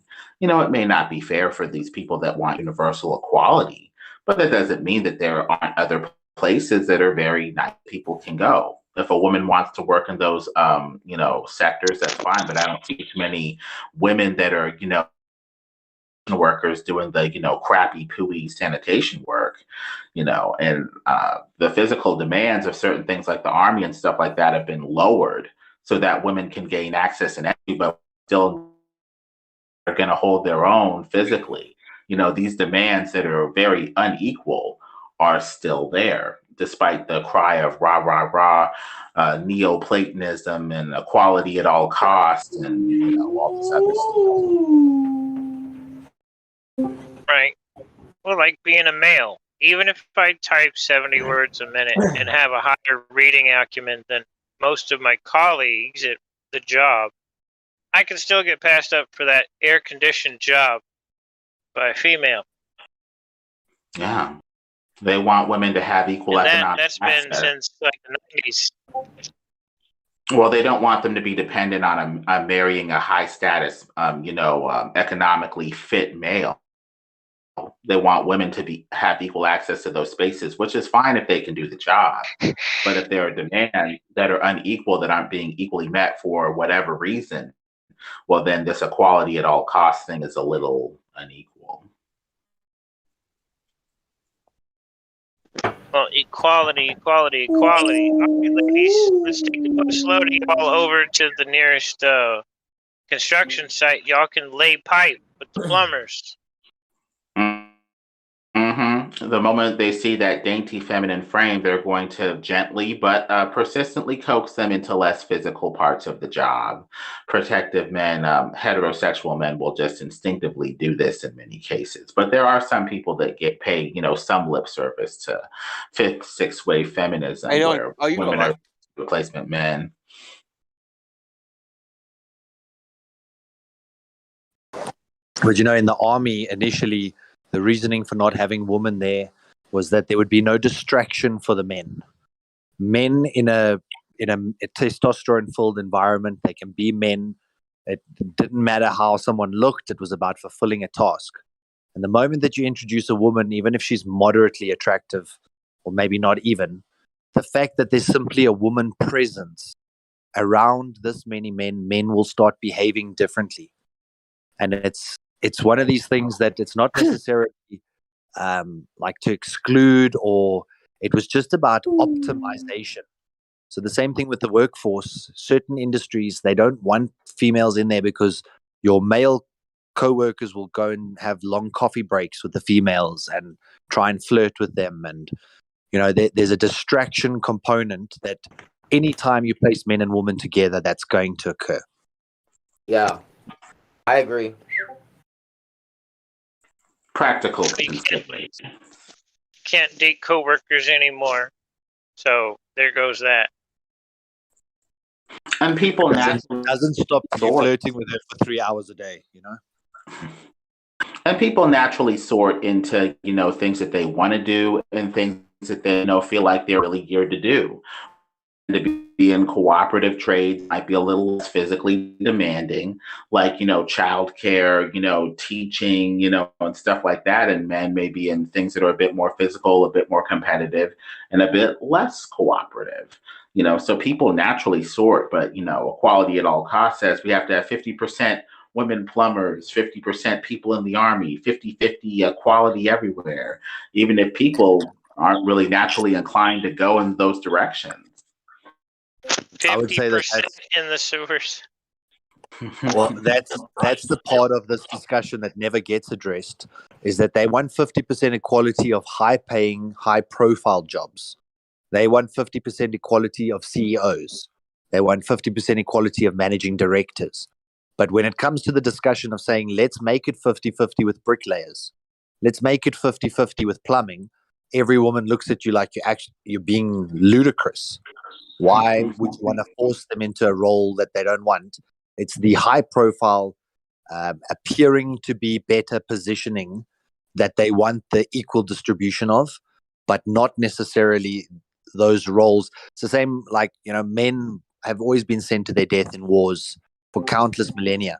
But effectively, this whole discussion about equality should actually be complementary. So a woman is complementary to a man. They have skill sets which we don't. And when in conjunction or when combined, you can achieve greatness like unequaled greatness.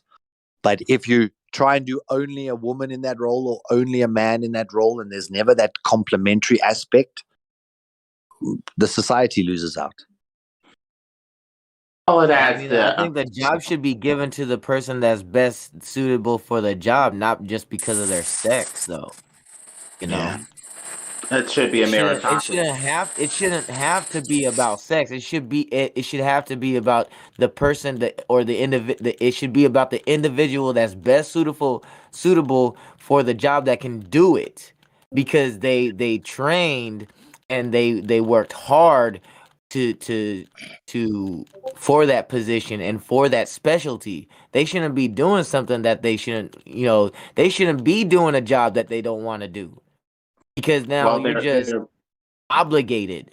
Well, you feel predicated not on merit. They're not basing what they're saying and predicating what they're saying merit as as for the job. They're wanting power, and they see that some of these positions offer a bit of a power struggle where possibly traditionally in the head of the household and women might have had greater pressure to get married or something, and so they really acknowledge that dynamic and bust that power structure. So are So you they're saying, willing for to instance, out somebody merit. that's a doctor compared to somebody that's like a house clerk or something? Yes. And so they want access to power. So they're willing to throw merit right out the door if it means equal access to power. And that's the main Marxist narrative that we're dealing with, where women should have freedom to bust out of that traditional structure where maybe there was pressure to settle down, get married, and find a high status male for support, where now they're like, I'm a CEO or I have more options. And that may have some positive effects, some negative, some unforeseen consequences in turn. There's a few things that actually get ignored in this debate as well. And the first one is that virtually all men don't have access to these paying positions either. You're actually talking about you're like a subsection of a subsection of men who get to be CEOs or get to be directors, like maybe a couple of thousand, out of 3.5 billion in the world. That's a very small percentage of men. The second thing is that women don't actually get the same benefit from these careers that men do anyway. They do in an economic sense, but how many men are interested in a woman's salary? How many men care?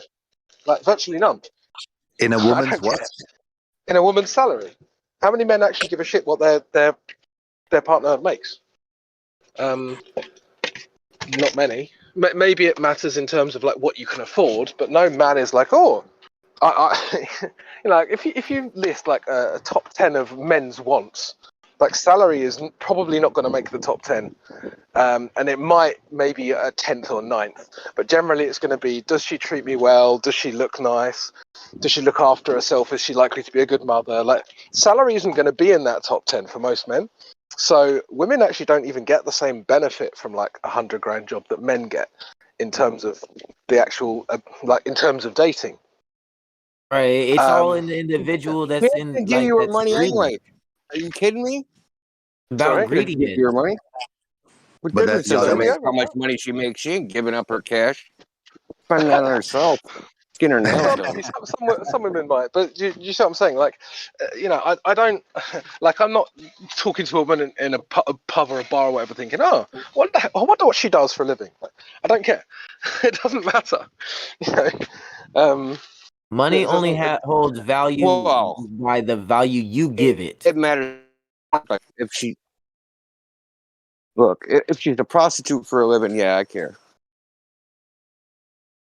So there are some careers women have that I do care. I wasn't talking about the career. I was talking about the end. Well, the earnings. Yeah, I mean that does. Yeah, I know, but the earnings. Who cares? Like I said, first of all, women marry up. So what they make is irrelevant. If you make less than them, they're not giving you their money, and you're probably kicking you to the curb anyway. Let's have real equality. All girls are 4s at best.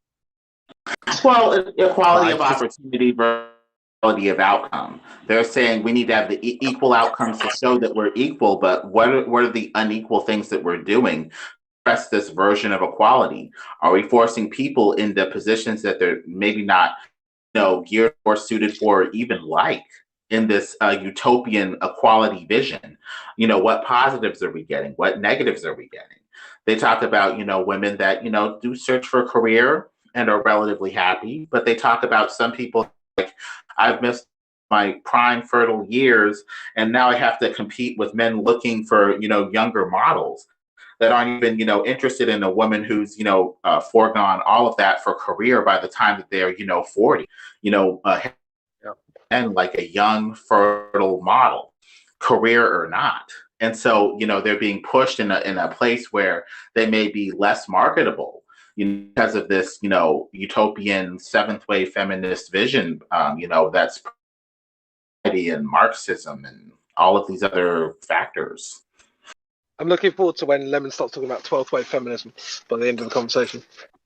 I think they're on version 7.5 currently.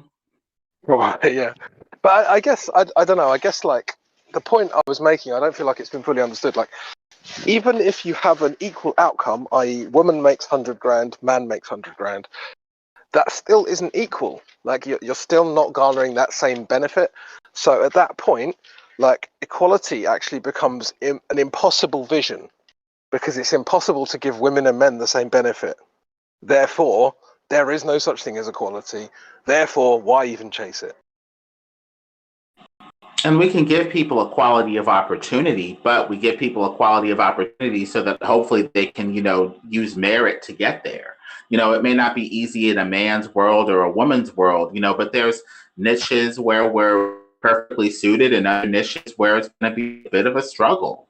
And, it's fine, freedom of opportunity, but that doesn't necessarily mean that we have to push equality of result per se. Sometimes that can have some really weird consequences too.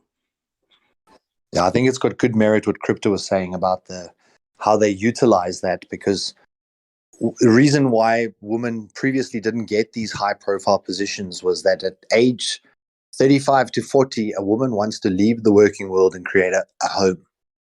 So even if they achieved managing director by age 35, they're not going to hold it for the next 25 years that a man would be driving his career till 65. So almost single-mindedly trying to achieve the greatest for that business.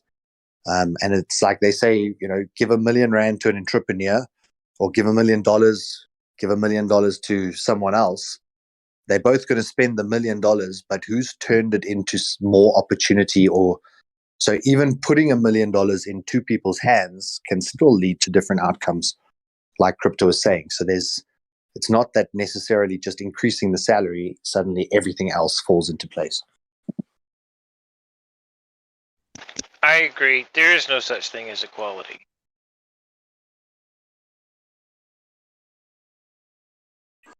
Well, equality versus freedom is the eternal question. People think that if you give people the same access to the same opportunities, they'll have the same result.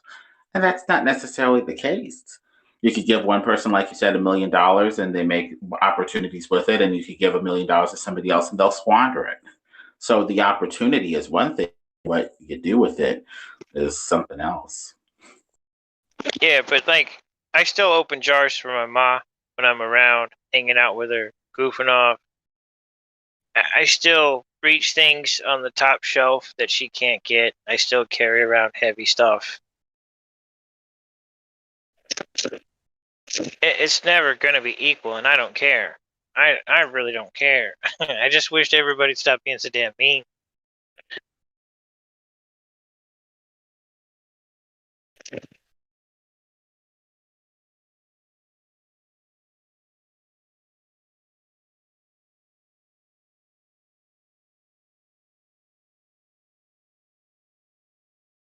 I mean, the funny thing about the whole 7.1 wave is men don't want relationships with men. We want relationships with ladies.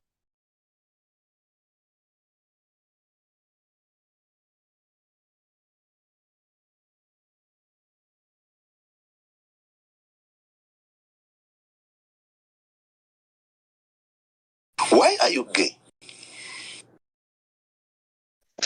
Yeah, if somebody bends over in front of me and I don't go, oh, mercy, I would marry her, I gotta be gay because I have, morals or something, The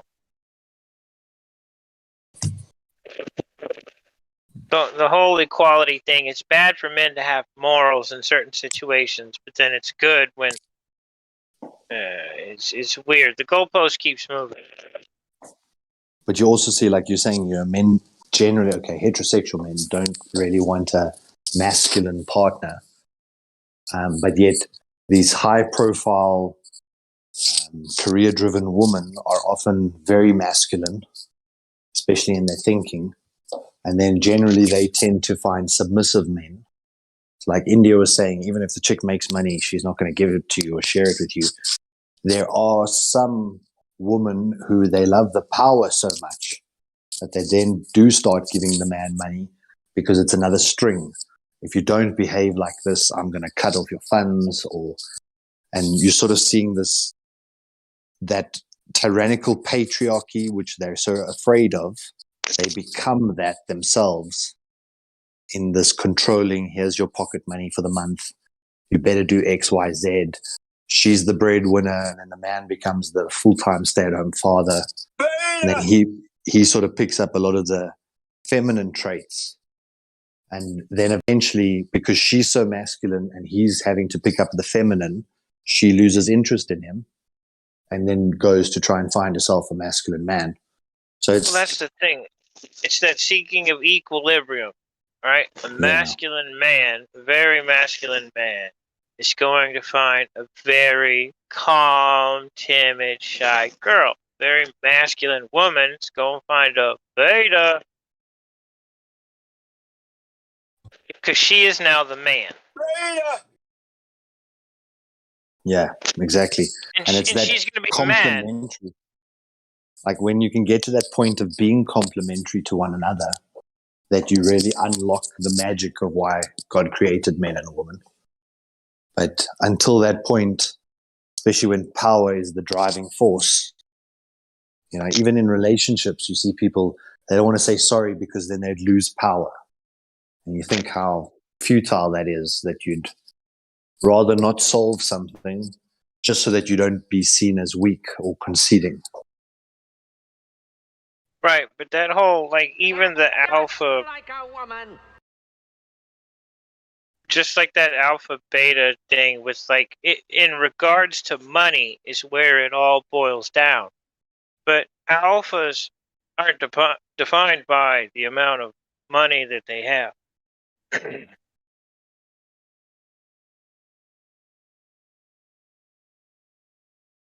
You could be a poor alpha. It doesn't matter. Yeah. And, there's this concept called life book where you've got all these different tabs in your life. Finance tab is just one. Your partner is another. Adventure is another. Your goals and dreams is another. Most people live their lives only in the finance tab. How big is my house? What car do I drive? How much do I earn?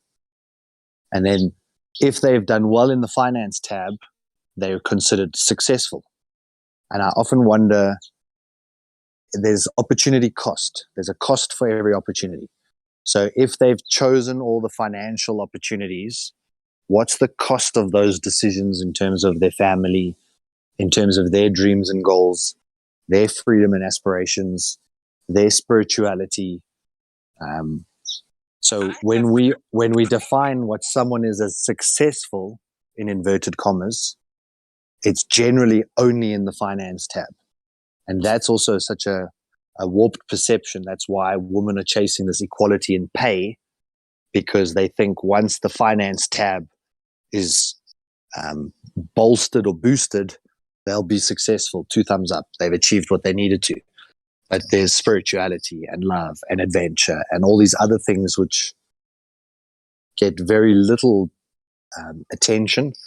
So in terms of skill set, or the broad-based skill sets, they're actually useless because they're only good in one little tab called finance. Right? That whole who am I? Who am I? And if you don't know the answer to that question, you should not be in a relationship at all.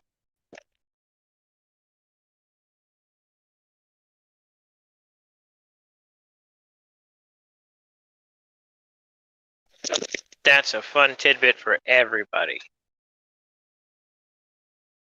So let me know once you know who you are. Man, I ain't dating no man. I ain't going there with a guy. I know exactly who I am. Simple enough.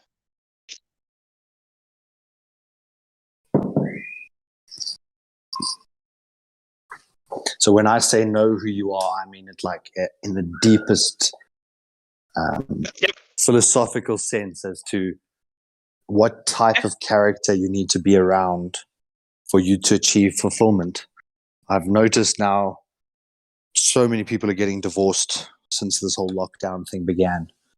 And I think a lot of people are coming face to face with the realization that the person that they married or their partner isn't actually the type of person that they really want. They had just settled for something that was adequate. And then as you go through this process of self-discovery, you suddenly realize, like litmus paper, that you've been playing in the wrong pond the entire time, or the type of person that you've been with is actually non-complementary to you. And it's what you were saying now is that once you know who you are, then you know what it is that you want. I think that knowing who you are is a perpetual motion towards something. You never truly know. Well, that's what I'm saying, though. Once you know who you are, you can see. You can see who other people are. You can see beyond the topographical, cosmopolitan BS. Once you know who you are, when you look at somebody else, you can see the red flags before they talk. Yeah. My advice to myself is notice the red flag and respond to the red flag. Don't find a reason to convince yourself that it's actually orange and that it's not really a red flag. And like, we're very perceptive, but yet we're very good at convincing ourselves out of things. Yeah, but see, like, I was raised about half Amish, really, in the city. It's quite an oxymoron. I'm more attracted to modesty than I am showmanship. The weirdest thing is watching people walk around dressing modestly that have got red flags just hanging everywhere.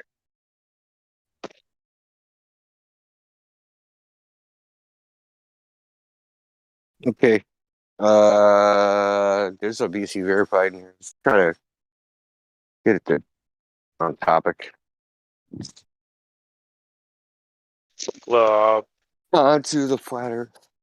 All hail the glob. Yeah, Geomancer. Sounds promising. What do you think? think we You, already man, talked. you here? Who else? Who else?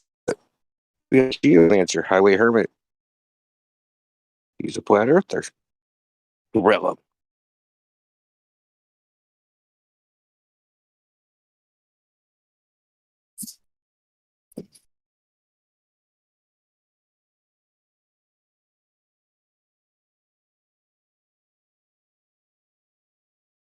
I thought I'd already talked to him. I don't know. Maybe he doesn't want to talk. Dude, Look in the everything's lobby. running together in the lobby and VC. It all runs together.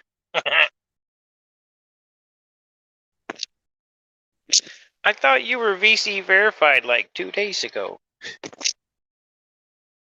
What's up, fellow flat earthers? Fellow flat earthers. Oh God. Banned. I'm a biblical cosmologist and I'm offended. What's up, biblical cosmologist? That was funny. I really always liked that one better.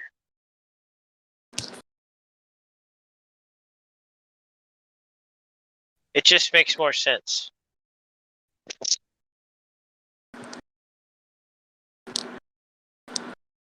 Anyway, it was difficult to me to say to my wife that I don't believe that we live on a spinning ball. It was hard thing to do, but I decided to do it. Just we were walking down the street, and I just said that okay, I have something important to say to you. I don't believe that I live on a spinning ball anymore. And she didn't react so much, so we didn't discuss that much, but she lets to me to believe what I want to believe. The most important thing is that we both believe in Jesus as our savior.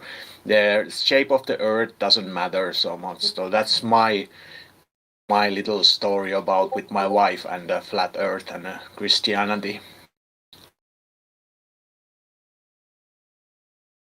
Yeah, as long as there's peace, man. That's a beautiful thing. Yeah, we get together. We had our second anniversary of wedding or marriage a couple days ago. So, and we've been over 8 years together. So, I think we come together quite nice.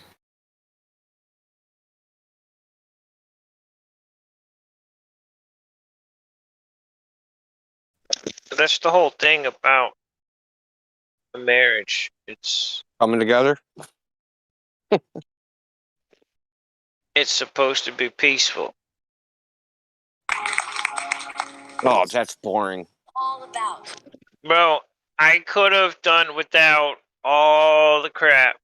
All right, I ignored too many red flags. That was on me. That was all on me. But, oh my God. Everything doesn't have to be a fight. I work. Well, yeah, hard enough. but you should push. Listen, but you should push each other. Yes, to be better, to Yes, indulge exactly. in our hobbies and to grow. And, right, reciprocation of that or non-reciprocation would be a red flag. Yeah. Well, I mean, the foundation of any relationship is trust, right? So if the person is, I don't know, nagging or whatever, if you're in constant conflict and it's non-constructive conflict, you know. No, I got a perfect one. I got a perfect one. Just let me finish for a second. Yeah, just let me finish for a second. So if someone's criticizing you and you don't trust that person to have your best interests at heart, then there's going to be conflict. Like, even if the criticism is true, it's accurate and comes from a good place, if you don't trust the person, it doesn't matter. So a lot of times people get in relationships and that trust gets eroded because, human beings, like, we collect wounds, right? So this person wounded me, and then the next time they wound you, and it destroys the trust slowly but surely. But you can't have absolute peace in a relationship. That's unrealistic, one, and two, I don't think that's what you want. You should drive each Well, other it's to hard be to better. it's Maybe hard not. to trust somebody who's not willing to compliment you. Complementarity, like the type that we had with male and female in a marriage, where maybe the man was at the head and the woman was under the man in a traditional Christian sense or whatever. You cared for each other. You complimented for each other's shortcomings, and that showed that you obviously cared on some level. But now we're being pressured to be carbon copies of one another that are absolutely equal and don't need complementarity anymore. We just have to perform. It's endless performance where we both have to have careers. We both have to have the same access to stuff, and there's no complementarity. So that wonderful element of a relationship where man and women complemented each other is kind of going to the wayside, or we're being pressed away from having that dynamic toward this equality where we both perform to the same standard with or without support. I think divorce being an option is just toxic to a marriage. If you knew, right, getting into a relationship, like getting into a marriage, that there's no way out, that it's forever, you will find ways to make it work, right? Because when you have an exit, the possibility of an exit, it changes the dynamic of the relationship.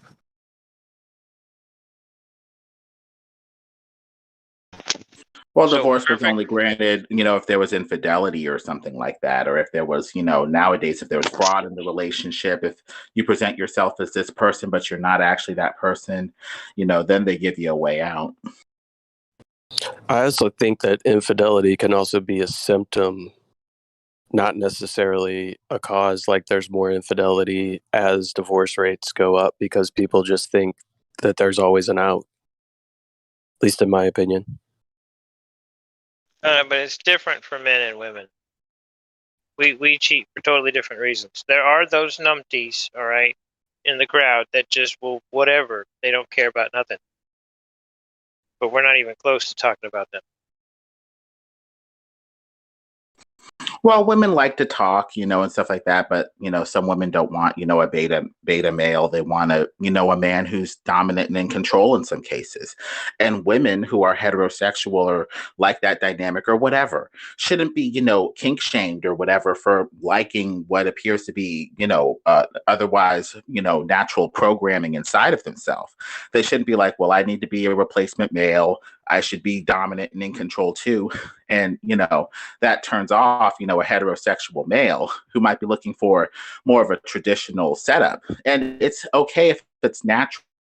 Both parties are in a relationship with each other. That's okay. We don't have to become Marxist socialists in the bedroom as well. But about that whole no peace thing, nobody said there would be speed bumps.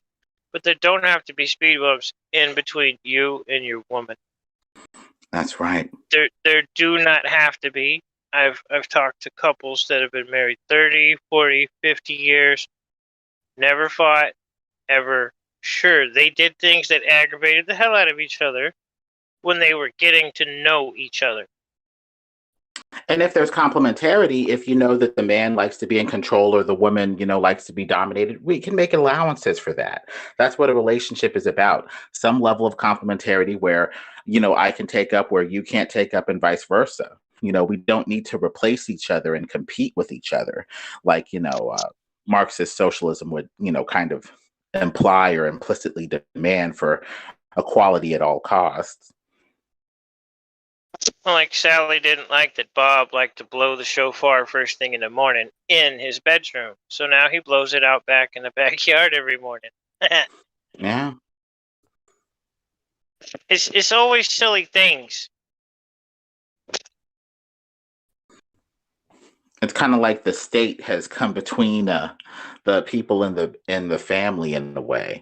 This equality at all costs that's mandated from above, from this very esoteric ideal that may or may not even have practical working, functionality. Yes, the Terminator. Now there's a Terminator in between you and her. A T-1200. It's in the schools, it's in academia. People pay lip service to this ideal of equality at all costs. Where the hell does it come from? It comes from Neoplatonism and general philosophy that looks for equality at all costs, but it ignores the specific relationships that are not necessarily universal or equal that, are actually in place for things to, function.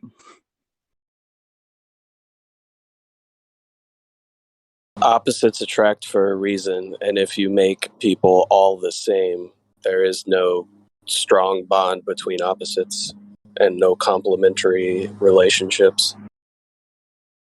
The good people get with bad people because they're lonely, not because opposites attract. You look at all these power couples and they're both psychos. Well, Southern Israelite talks about how even in the Christian, world, that people aren't even really Christian. That with this, sort of ideology, they're really Neoplatonists. Greek philosophers who are looking for this general philosophy that's this perfect, thought pattern of equality, philosophically, but it's not even biblically based. In the Bible, you seem to have, at least in the family, an order of God, man, woman, children. There's a hierarchy, there's an order. And I think that these SJW Neoplatonists, even in the Christian, quote unquote, post Christian world, are paying lip service to Christianity, but their ideology is really something else. It's equality at all costs, kind of a Neoplatonic doctrine. It's totally different than the Bible in some regards, that acknowledges an order and a way that things tend to work that's totally different.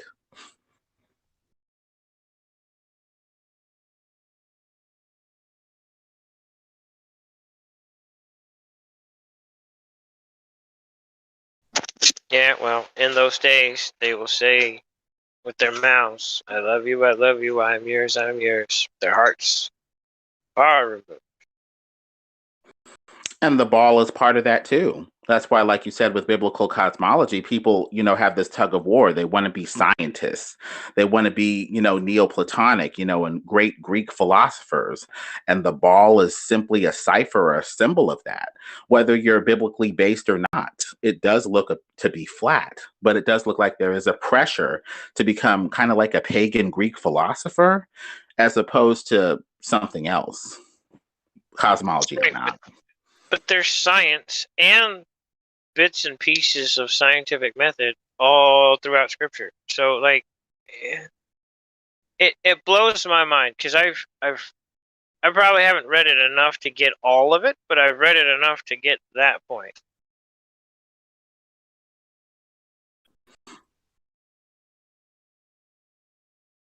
It's very interesting how some of these ideologies creep in, you know. Equality at all costs, Neoplatonism. It's like, how is this based in reality? There are very real differences between the sexes, between people.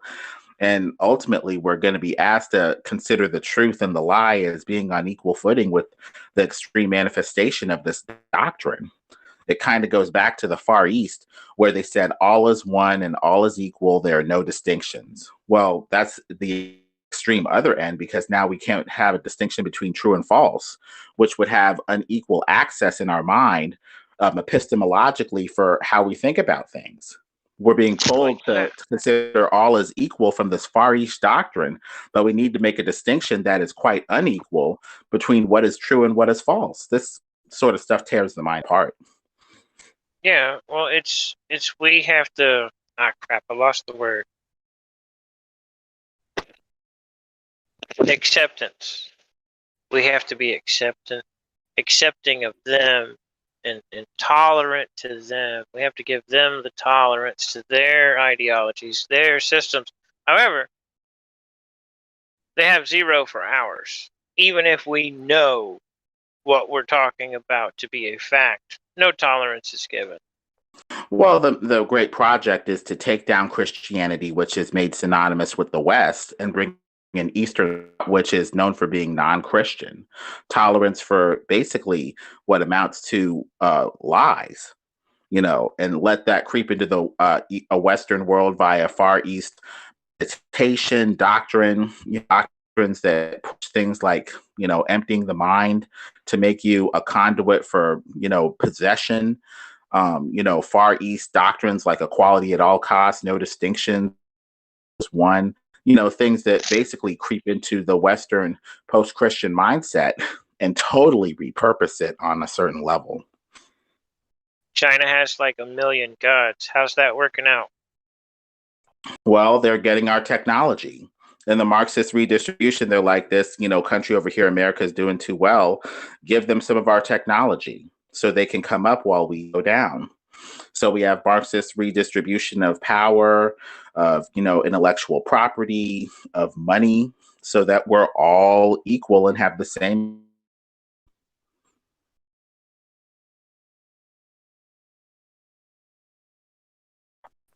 Never mind that their moral system appears to be quite comfortable with crushing individual with their technology and their surveillance state so that the collective, the communist collective, can prosper.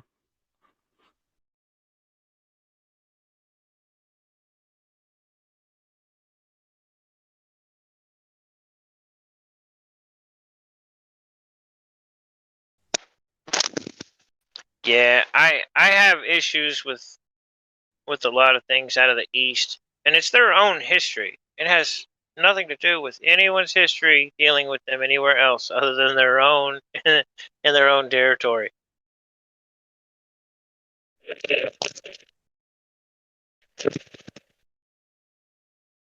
Because when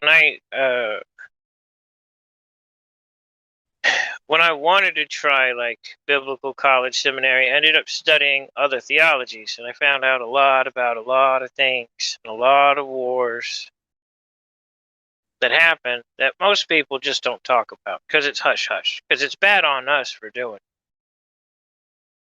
If it goes against the agenda, the truth will be suppressed.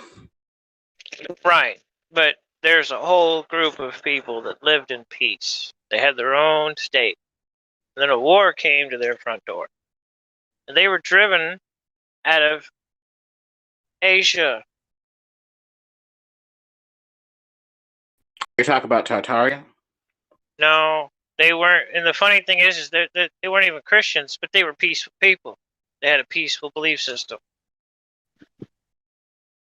There's a couple cultures like that. They were driven out of Asia because the system that's there, that's dominant now, that's what pushed them out.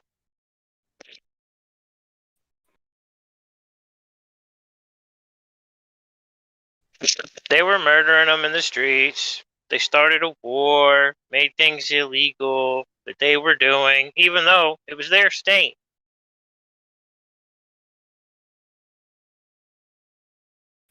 It was their state. Kind of sounds like what happened in this country to the Native Americans. But it's similar. It's similar, but there was a trick. Here, there was a trick, and I see it clearly now. Somebody lied, and there was a trick. And the trick, once it was agreed to be allowed, that latch took, and that was it. The train started moving.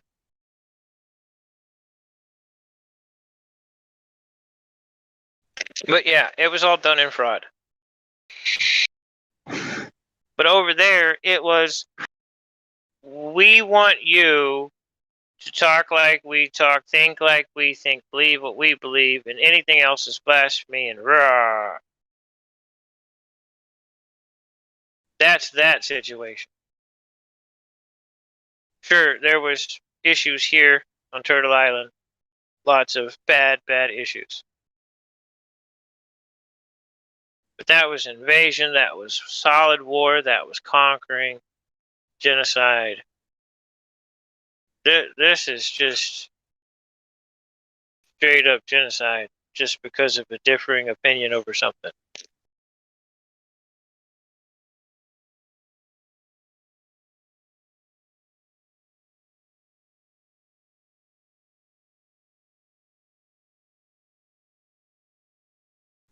The genocide in the States was to expand the empire.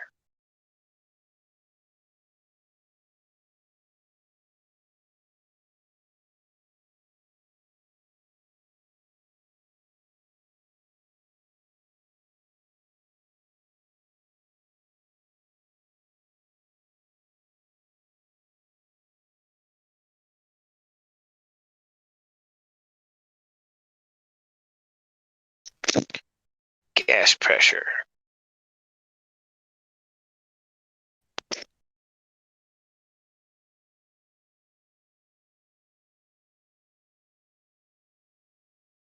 Anybody saw the Fantastic Four going up?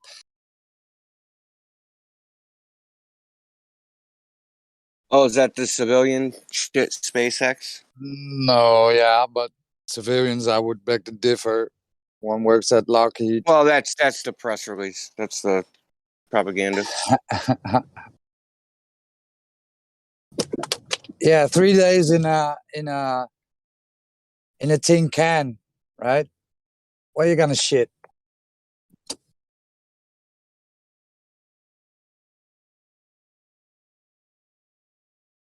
Well, I don't know, man. Like, all I can say is the amount of space news is increased exponentially and grows every day. Used to be like one article every week, and now it's like 5 articles a day of random shit. And and just remember, it has no bearing on anybody's existence. Just wait for the peak of information when it goes up to like 15 articles a day, and then look at the other hand.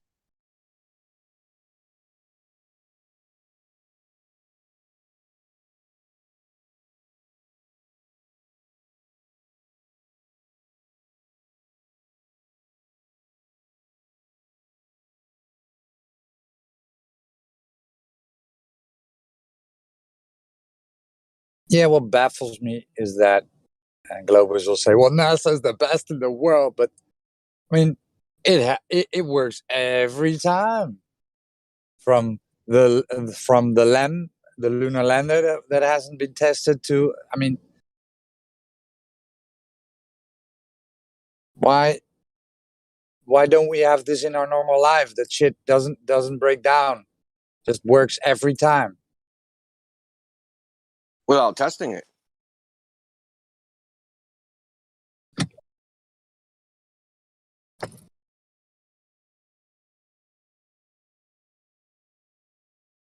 Allegedly, they're going higher than the ISS. There's no merchandising in giving you a product that works. Other than maybe, shirts and pants and hats and stickers and stuff.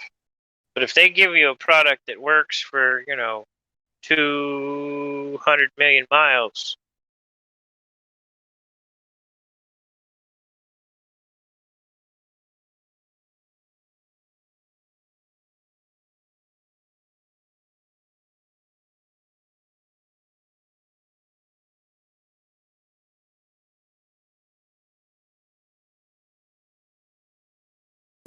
Well, maybe Extremis knows. How do they?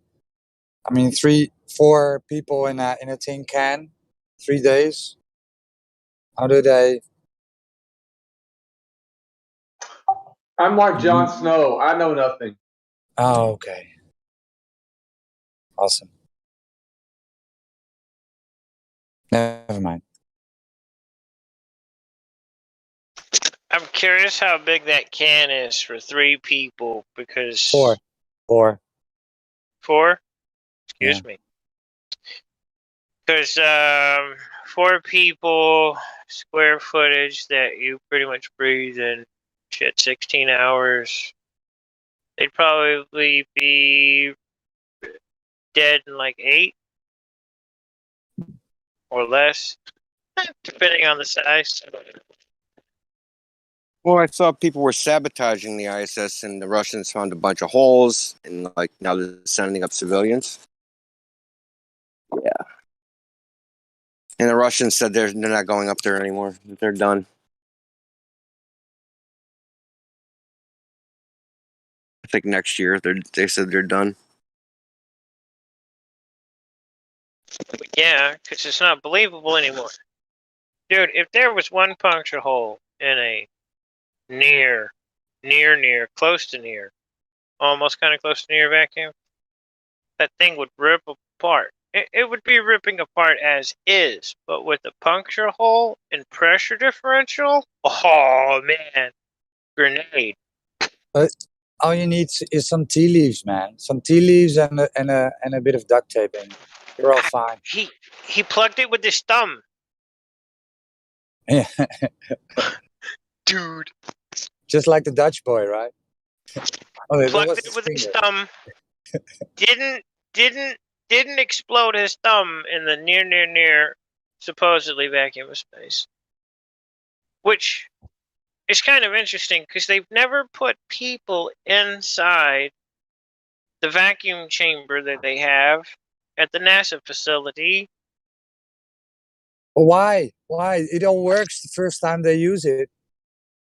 Man. Well, they've never put people inside of that though, and that gets you as close to so-called vacuum of space as it can, but people have never trained inside of it. Ever. But why would they? It always works the first time.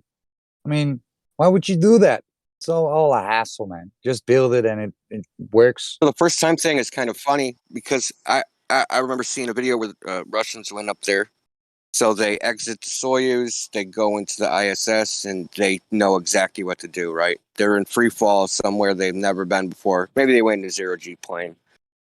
But they're like they're experts instantly. Instant experts. What about your body, right? So your body is used to Earth, right?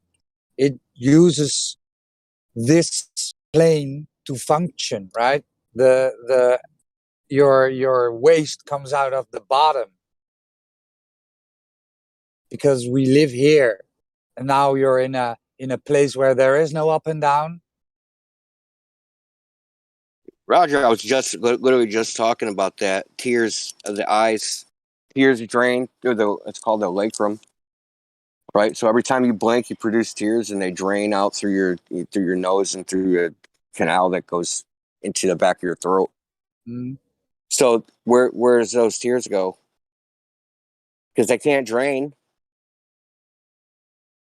There's no gravity to drain, right? So you should have your eyes should be filled up with little puddles, man. You've seen the paper the washcloth, right? That washcloth video? Yeah.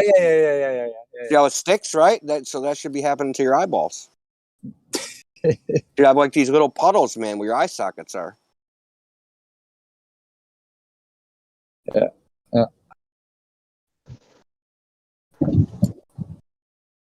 But you go chug, right? Chug, and you get a cup of coffee. No. You're not ruining coffee for me. Teleporting coffee. Not ruining coffee for me. Stop it. John Pettit with his teleporting poop coffee. Yeah, we hear you. I got solution to Roger's question. They've got a specially designed toilet that's released the feces into space and it starts orbiting stuff. Yeah, I know, but it still is your body, right? That makes it go from in your mouth to the bottom, right? Because you're here on Earth. It works because we are here on Earth. We They got smart scientists figured all that out. Don't worry about it.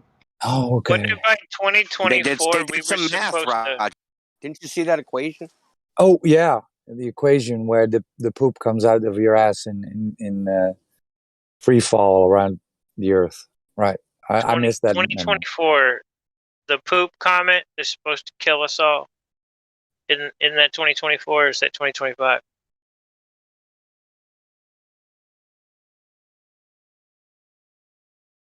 Now, if they have diarrhea in space, I don't know if they'll orbit or not. We'll have to see. Maybe a crazy constipated. You'd be crazy probably not digesting. Remember Y2K? when it was turning the year 2000?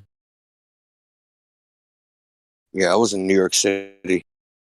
And what did they Watch do? the ball drop. We were expecting the lights and everything and the power to go out and nothing. Oh my gosh, bro. Nobody that worked in IT was expecting that. Only normies expected that shit. I have to say that I worked with computers that to make sure that nothing happened, and we did a lot of work with the hardware level and also in Windows level, nothing to happen. But the actual what might have been happened it might be some disaster because lots of things ended up into the number 99 in computers on those days in a calendars and stuff like that. They didn't have the 4-digit number for the years, so all the BIOSes and things must be updated, and sometimes even they didn't help. So I was working very closely with hardware manufacturers with that day. So I have to say we did lots of work that nothing happened. So if we wouldn't do in a let's say in computer industry the work, the disaster might have happened. So it didn't. That's a good thing. Yeah.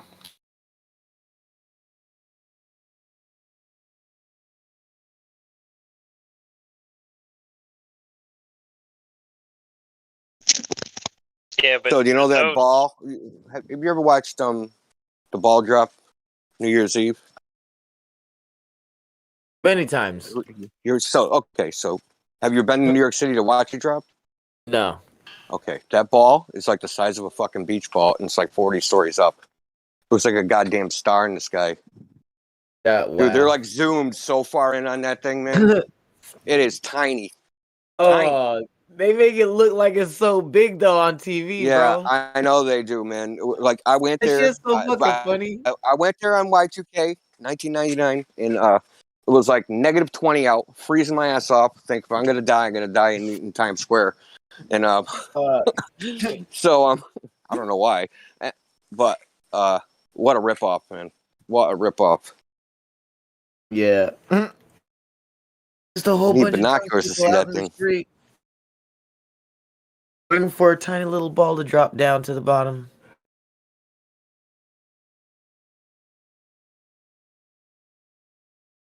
Eow.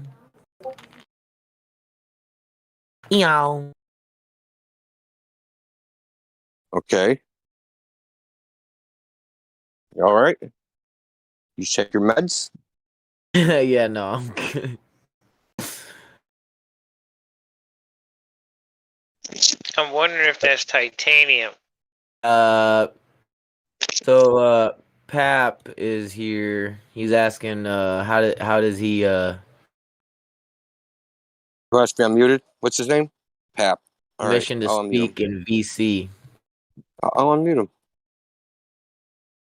Hello? Hey, Pap. What up? What's up? So I What'd had it a be like? question about this flat Earth stuff. So because I'm new to this, and I was just actually wondering how it worked. Okay. I'm not sure if the Earth is sphere or flat. I'm here to actually have you enlighten me. So Well, listen. It doesn't matter. Listen, if you're a glober, we're not going to ban you. It doesn't matter. I'm not a glober. Just listen. But it doesn't matter even if you are, because we're not going to ban you if you're a glober. We're not like that. And we're not I'm going to just try to saying. convince you. Listen, will you let me speak for a second? Yeah. We're not going to try and convince you that the Earth is flat. We don't do that. We're just going to give you information that maybe you did not have before. So ask your question. All right. So I just want to say I'm not smart enough to know either or. So I'm just here to ask the question. Not a tough question. It's a third grader question. Can you do third grade geometry? Yeah. Well, okay. So the model that you guys go off of is that like Antarctica surrounds the whole Earth, right? We don't go off of any model, bro. There's no That's certain model that you guys all listen. agree on? That's a representation. So that representation, but does that actually exist? Like, is there snow around the whole Earth? Snow. This is what we know. This is what we know. If you travel south, eventually you're going to cross the Southern Ocean, and eventually you're going to hit ice. Yeah, that's what I meant. The ice. No matter what, if you go south, no matter from anywhere what on direction. Earth, no matter what direction you go south, you're going to hit ice. So what happens when you walk over the ice? You fucking die. You freeze to death, or die of dehydration. Well, let's say you could withstand it, like you had the warmth to get through it. So let's play pretend. I mean, people survive in Antarctica, right? Yeah, because they don't go very far into it. Okay, so check this out. In Antarctica, there are 4 rivers. The longest river, and they're all on the coast. The longest river is 1.6 kilometers long. Okay, there's no wildlife. There's no plant life. Right? There's nothing. There's no running water. How are you going to survive? Well, you're bringing those things with you. You're bringing food. You're bringing water. You're bringing fire. Yeah. And, how much do you think you can carry? So Antarctica is also the driest continent, what they call the driest continent on Earth. The average humidity is between 20 and 30%. And just like any desert, you're going to need to drink 1.5 gallons of water per day to not die of dehydration. Okay, so how long do you think you're going to last now? Not very long, I'd imagine. So what about Exactly. And the further you go, the colder it gets. So we know the record coldest temperature is negative 96 degrees Celsius. All right. 96. Wow. So theoretically, though, if you made it, or hypothetically speaking, if you made it through, you would just fall off the edge? That's what I'm asking. What edge? What edge? Who says there's an edge? Well, I don't know. That's what I'm asking. I don't know anything. No one here about globing or flat. Okay. We know. Go ahead. You want me to cover it? Yeah, just let me cover it. We don't think the Earth is a space disk, right? The outer space vacuum does not exist. It's a fantasy. Okay. Okay, so Earth's not a disk in space floating around orbiting the sun or any weird thing you think in your mind. We don't think any of that. We don't think that there's an edge that you can fall off. And like, if you could fall off, where would you fall to? Sure. Would you fall to space? So what happens when you get to the edge? There is no edge. There's no edge. I'm lost. So like in fourth, you're lost because like in 4th grade, like when you were like, okay, draw a straight line on this piece of paper, and eventually you ran out of paper, so you think there's an edge. Okay, let me ask you this: where's the edge of the universe in the modern cosmology? Bro, I was just talking about that, and that's what got me into this Discord. I have no fucking idea. Well, because this is an old question. Is the universe, does it have a boundary? Does it not have a boundary? The term is bound. Nobody has any idea. Nobody has any idea. And Zeno, I'm not sure if you're aware of like Zeno's paradoxes. So Zeno proved, 2,000 years ago, that this question can't be answered with math, logic, geometry, or anything. Can't answer it. Paradox. And it's actually an infinite regression fallacy because I could say the edge is, you go a million miles south and there's the edge. Is and you'll go, paradox okay, what's after? Where's the edge of that? And then I'll say, well, that's another million miles, and that's an edge. And then you go, where's the edge of that? And you can just do this forever and ever. It's called an infinite regression fallacy. Yeah. So to hit on because you came here right with the notion that we believe Earth is a magical space disk flying in the infinite vacuum, right? This is something that was put inside your head, right? The same as the globe lie, right? They told you were on a globe, and immediately after that, they told you, and there are people still believing that they're on a disc in space, flying upwards, right, with the water falling off, and this is ridiculous, correct? This is a stupid notion, but they want you to think that we believe this because they want you to think that flat earthers are batshit crazy science deniers. That is why the Flat Earth Society exists. Flat Earth Society is the organization that says that the Earth is a flat disk flying upwards in space with the water falling off, and that Australia doesn't exist. So when people are curious about flat Earth, they go to Google, and one of the first hits will be the Flat Earth Society. Okay, and they will read about their claims, their bias confirmed that flat earthers are batshit crazy science deniers. This is exactly what they want, right? They want you to think that we are stupid, and we are not. Okay, so nobody here thinks that Earth is a flat disk flying upwards in space. That was put inside your mind. So you have to think We're more about of a community than a society. right. So you have to think about it now. Why is the mainstream media pushing this narrative that flat earthers believe that the Earth is a disk in space with the water falling off, which is a crazy, stupid idea. We all agree, because that is not what Earth is, right? I get what you're Where's the saying. edge? Where's the edge of the globe? I mean, I don't know how to answer that. I guess. The edge of the globe is The like entire thing is an edge. Yeah. Yeah. So everywhere's the edge. Why don't you fall off the edge? It's ridiculous. Where would you Guys, if I fall could to? jump Would in you one fall to quick space? thing. Gravity. Gravity. Cool. Well, I Gravity. guess Can I throw you in one guys quick don't thing? believe in Newtonian gravity, right?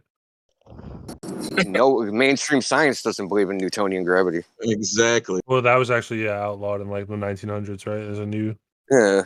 law of gravity. Outlawed? No, I wouldn't say outlawed. Well, Not let's put outlawed, it but this way. disproven. Well, let's put it this way. There's no scientific experiment. So things fall to the ground. And people say, hey, this is gravity.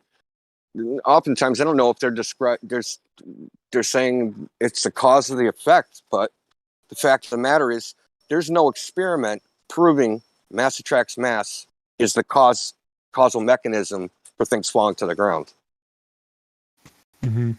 There's no experiment that shows this, right? So you need an independent variable, right?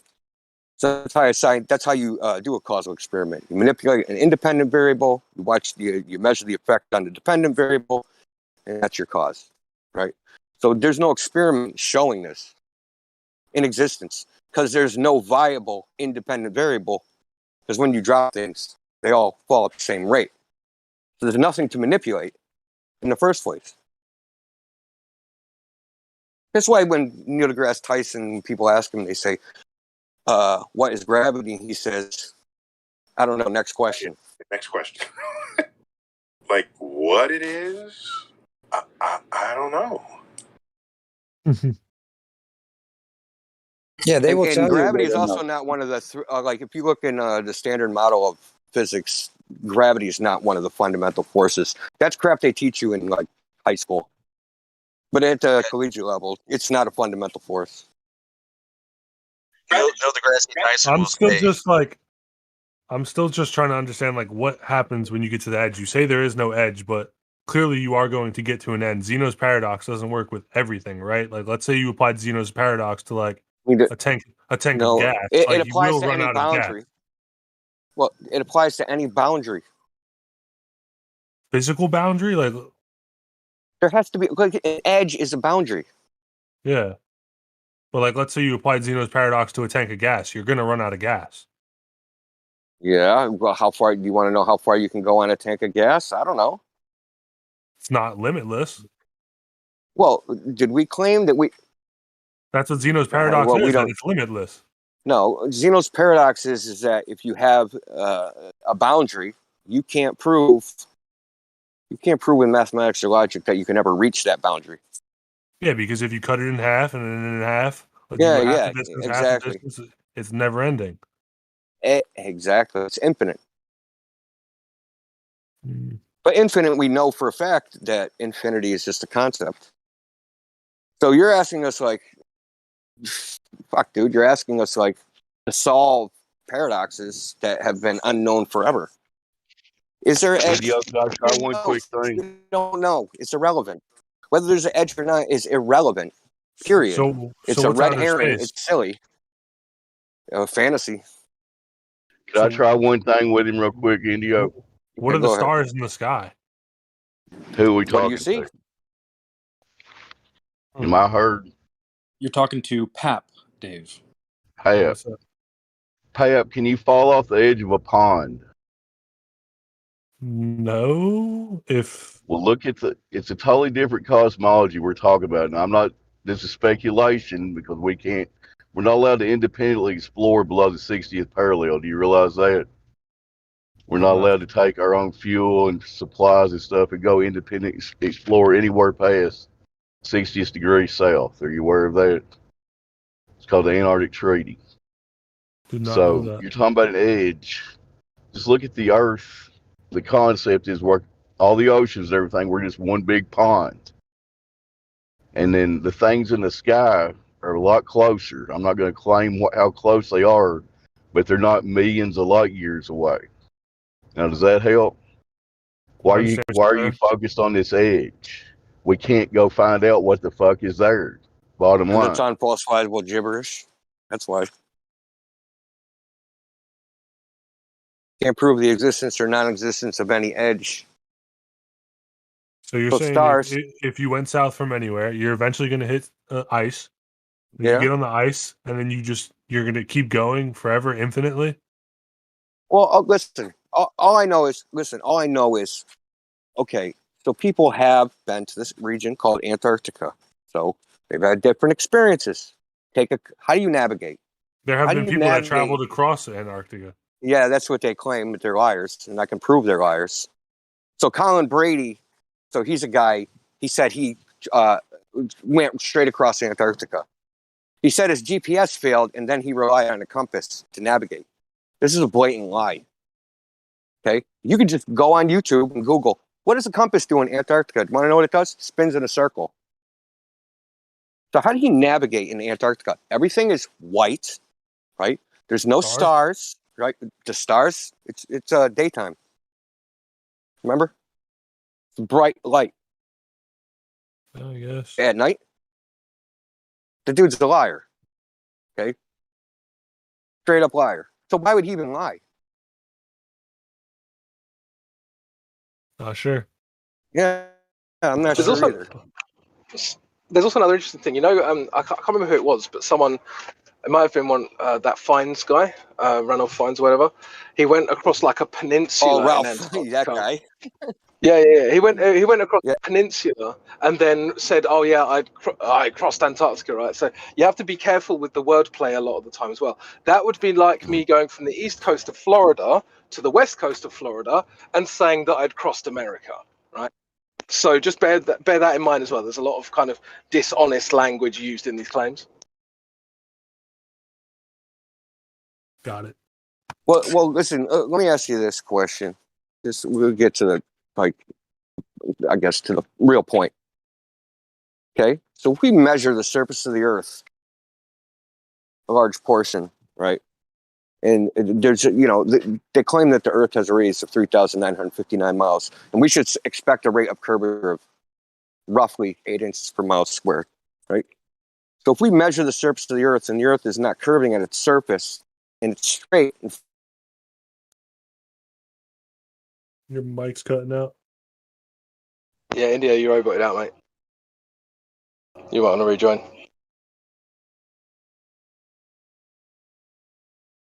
If the Earth isn't curving anywhere, Pap, what will it be? If the Earth isn't curving anywhere, what will it be?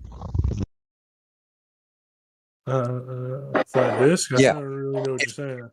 If the Earth isn't curving anywhere, what is it then?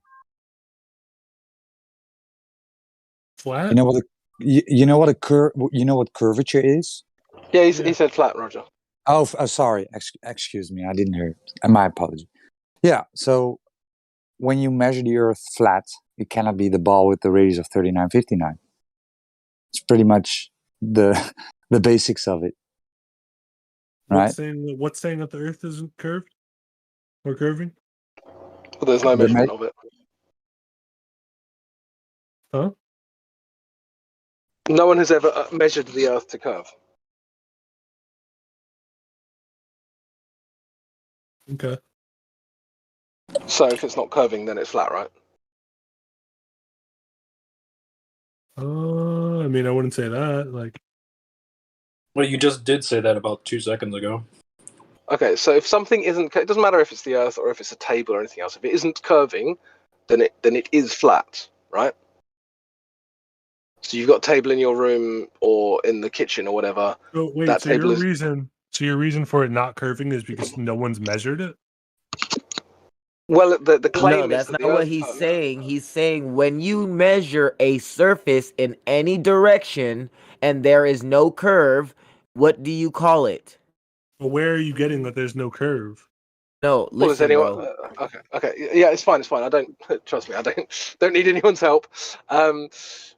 Let me put it this way, right? So the claim, because everyone's observable reality is a flat Earth. Everyone observes a flat Earth, right? Well, when The a ship goes claim. over a horizon, you lose vision of it, right? Okay, so why is that? Because the Earth is apparently curved. Right. So that's. Is someone else trying to talk? Okay, that's one explanation. Another explanation, of course, could be that this is just an aspect of our vision. If we can replicate this over a flat surface, which we can, then seeing boats disappear over a curve doesn't prove anything. So we can replicate this over a flat surface with many different objects. There's no evidence from that observation that it's therefore curving. But, of course, we're not talking about boats, we're talking about the Earth itself. Everyone observes a flat and motionless Earth. They feel a flat and motionless Earth. The claim is, therefore, that which goes against everyone's experience, right? So the claim is the Earth curves. No one's ever measured that Earth curvature, so, therefore, that claim can be discarded. It really is that simple. Right. And when you go out and try and measure the Earth yourself, right, via long distance observations or laser tests, then you will find out that there is no curvature.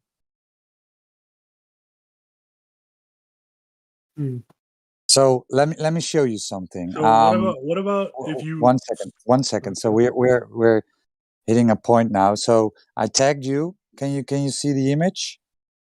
You have a role now, the VC verified role. So live stream voice text that's just above this. Scrolling.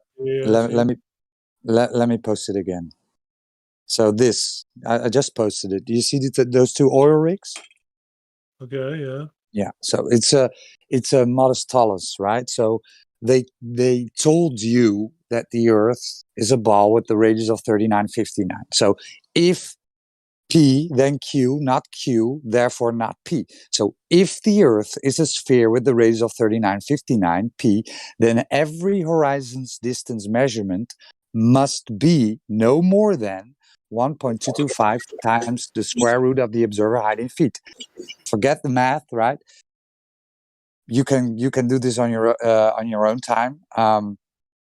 So 1.225 times square root of the observer height in feet. Q. Not Q, horizon's distance greater than 9.4 miles, therefore not P. So here we have an observation. This is a still shot from a video. Somebody will post it, right? The original video. You see the guy on the beach panning around with his camera, and then he drops down on his belly, right? And he's looking over the water. He's 1 foot above the water. It's even a bit less, right? But we give them 1 foot. Then he zooms in on these two oil rigs. So at 1 foot observer height, the globe dictates, right, that the horizon must be at 1.225 miles. Because if we were on a ball, a physical object, right, that would mean that the geometry of this ball with the radius of 3959 would dictate that the horizon would start at that the horizon must be at 1.225 miles, right? Because they gave the dimensions of this Earth. Yet when we look at this observation, right, and this is one of thousands, man, and the beauty of it is you can do this yourself, but when we look at this observation, we see the horizon 10 times further than the globe limitations, the geometric limitations, okay? Do you understand what I'm saying? Okay. Okay. Doesn't that have to do with mirages and the way No, light is reflected? no. This is about the horizon, right? The physical edge of the sphere. So the line that should block boats and buildings in the distance, that must be at 1.225 miles at 1 foot observer height.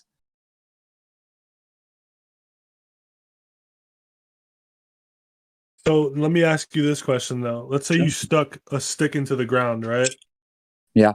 And then a mile or two away, you stuck the Yeah, same another exact stick stick, into the or ground. you dig a. Yeah. Go ahead. Yeah. This is Well, this is you, my favorite okay. one. I love this So one. you know exactly what I'm talking about. So Yeah. what's the reasoning behind that one? It's Yeah. Go ahead. So I'm already clapping my. Well, you already know what I'm going to say. Yeah. So just tell me the This is solution. not our first rodeo. Excitement. Yeah, I know. Okay, so you're talking about you're talking about Eratosthenes, right? Yeah. Yeah. Okay. Cool. So I would like you to do something. Are you currently in a room? Yeah. Are you? Is there a light in your room? Yeah. Cool. I want you to grab 2 pens. I want you to put one pen directly underneath the light. You can do it imaginatively if you want. You don't have to do it actually. But you can do it actually if you want. That'd be fine as well. So you put one pen underneath the light. You put another pen off to the side, right? The pen off to the side is going to have a different shadow angle to the pen underneath the light, correct? Sure. Is your room therefore a ball?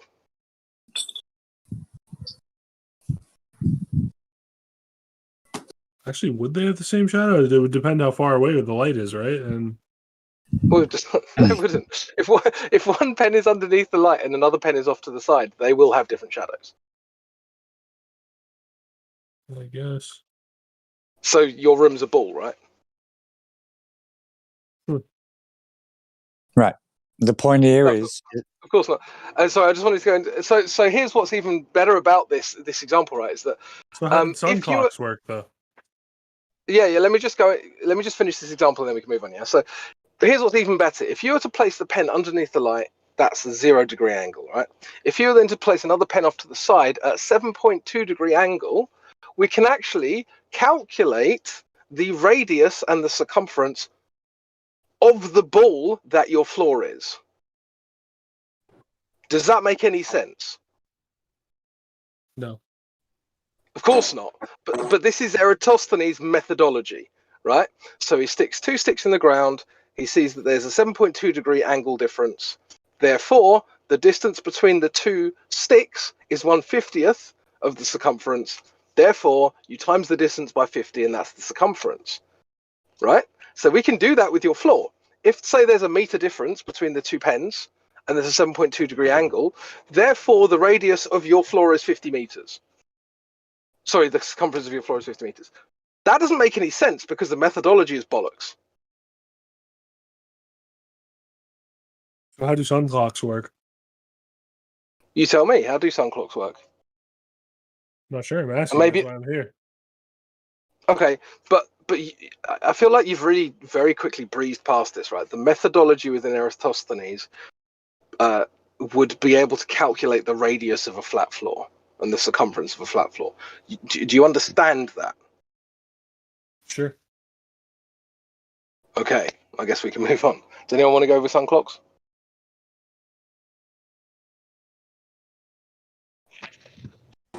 All I know about sundials, they've worked for allegedly hundreds of years before anybody even thought we were on a globe. But somebody else take it. Well, Pap, I mean, you brought up. Can you just give us a quick synopsis on your take on sundials? You know, you brought it up. I know nothing about sundials. Yeah, exactly.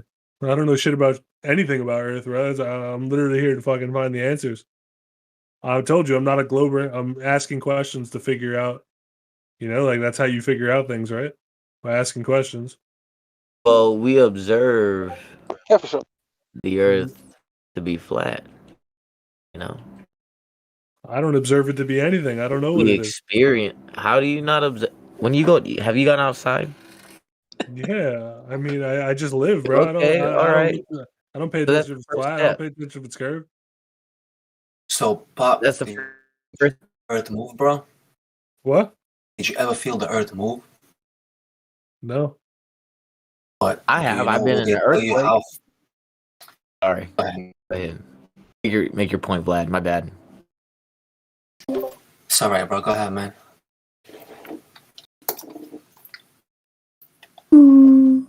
Master Chief, you're gonna say something or not, dude? I know. I was telling you to go ahead and finish. I didn't mean to interrupt. So, Pop, you never felt the Earth move, right? Nope. So, do you know what they told you in school? How fast you're spinning and how fast you're flying around the sun? 1,000 miles per hour or something.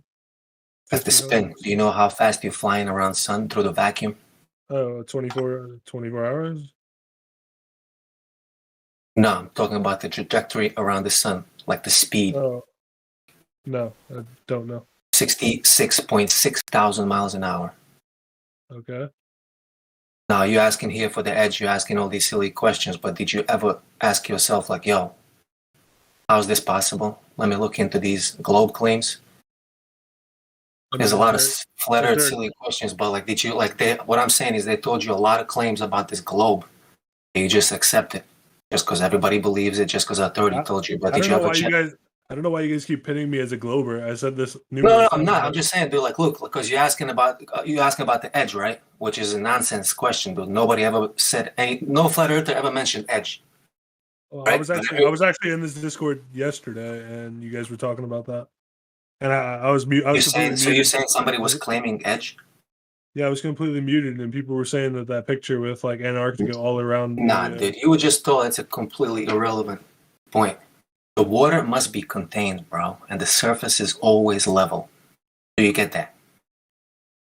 Yeah, I get what So you have a guys cup in your hand, you have a bathtub, you have a pond, you have a lake, you have a sea or ocean. All bodies of water must be contained. Just because you can't see what's on the other side of the ocean doesn't mean you have to ask these questions. Oh, what about the edge? What about this? What about? Doesn't matter, bro. Water must be contained and surface is level. That's a physical fact. So you do get that, right? What I don't get is. Can you just confirm? Do you get that? The water must be contained, bro. Water and the surface is level. And the first synonym for level is flat. Do you have a dictionary next to you? No, I don't. You know what level means? No. Did you guys learn that in school? No idea. You didn't? No, I have no idea what level means. Oh my god, bro. I don't know where to go from here, dude. If you don't know, so how old are you? You don't mind me asking, how old are you, bro? I'm 14. You sound much older, but you don't know what level is at the age of 14? Nope. Holy shit, dude. What I'm wondering though is, wouldn't the easiest way to disprove it? Wouldn't it just be like sail west and record yourself sailing west and just? Why would you sail? Why would you sail? Why would you have to go anywhere if I just told you the water must be contained and surface is level? I don't need to go 1,000 miles in one direction just to measure that the water is level. All I have to do is go 10, 15, and if it's level and flat, it's going to be level and flat for next 1,000. That's fine. It can be level and flat, but wouldn't you, like, if you just go west, you'll eventually hit Antarctica, right? No. Somebody just told you there's no independent research past 60th parallel south. So you're asking the same question again, bro. You were just told by Roger told you. I was here listening. Were you paying attention? No. 60th parallel. If you're going, south, not south? No. If you're going west, you can't be going south, right? So in order to hit Antarctica, you have to go south, right? So you can't go west and hit Antarctica. But I thought Antarctica was all around the whole Earth in your model. Sure, but west isn't the same as left, right? But he's saying straight line. So he's saying straight line. So I'm telling him any straight line will take you south. But that's what I'm getting to, right? Okay. Going west isn't a straight line on any model. Yeah? Right. So it's always relative to north. So west is always 90-degree angle from north. Always. Okay? So if you're going south, that has to be 180-degree angle from north. Can't be anything else. So it can't be a straight line on a globe or on a flat Earth.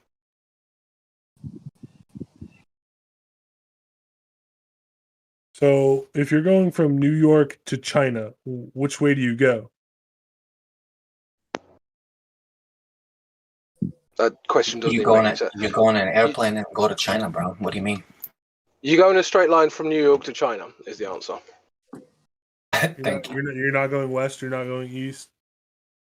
You're not going left. Well, You're you not tell going me. right. I haven't got a map in front of me. I don't know. Like,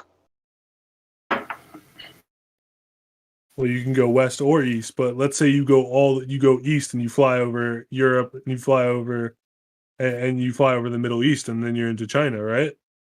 no, What if you wouldn't go what if west or keep east. flying? You would go in a straight line from one point to the other. So let's just say that you start in New York. I don't know Okay, what the ignore the latitude is. west and east. Ignore the west and Okay. east. We're going in a straight line from New York to China. You fly over Europe. You fly over the Middle East. You're in China. What if you keep flying in that straight line? Well, you'd eventually end up going south and you'd end up in Antarctica. Okay. Now you keep flying and you're just flying infinitely? I don't know. You How tell me. can you do that? How Ah, would you're you going into fly hypothetical, infinitely? bro. Like again, why? It's irrelevant. What would this do for you? What would answering this do for you? Yeah, Nobody I don't knows. even. Eventually, you would No. come back and hit the United States. Is the theory, right? How? Oh my It depends what No. direction you're going. Like, dude, this question, this whole like group of questions is completely irrelevant and completely ridiculous. Like, 100%. nobody in the world can possibly answer these questions. Like, if I was to say to you, "What is the meaning of life?" and you can't answer, does that therefore make the Earth flat? No, Like, but this doesn't mean I anything. think you could disprove the globe theory by if you fly in that straight line from New York to China and keep flying and No. you don't hit the United States. Dude, we don't have to disprove anything that hasn't been proven. The globe is a positive proof. It's a positive claim and it requires proof. You understand? Wouldn't that be an easy way to disprove it though? No, just measure the surface of the Earth, right? If it's not curving, you don't have to go travel west or east or go anywhere. Just measure the damn ground under your feet. It's as simple as that. It's also be very difficult to know that you're going in an exact perfect straight line the whole time. So let's say you leave New York, you go towards China. Okay, you carry on, you end up in Antarctica. Now what? How do you know where you're going?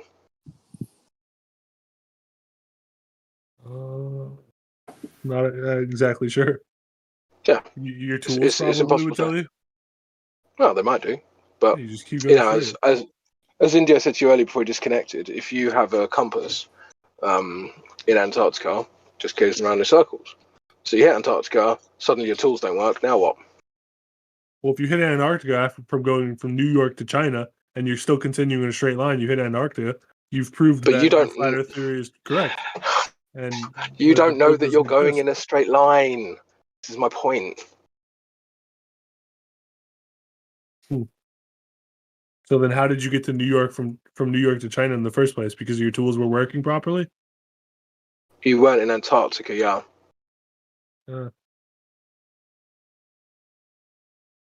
So I guess if your tools stopped working, then that would be the same thing as disproving, right? No. No. You haven't proven anything by doing it. All you've proven is that you're dumb enough to think it proves anything.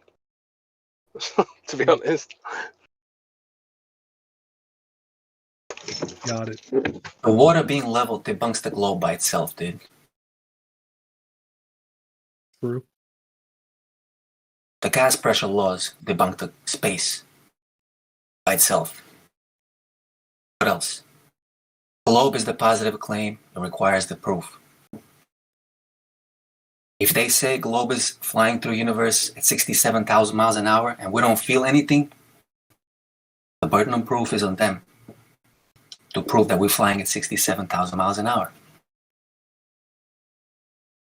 Because we don't feel anything. Right.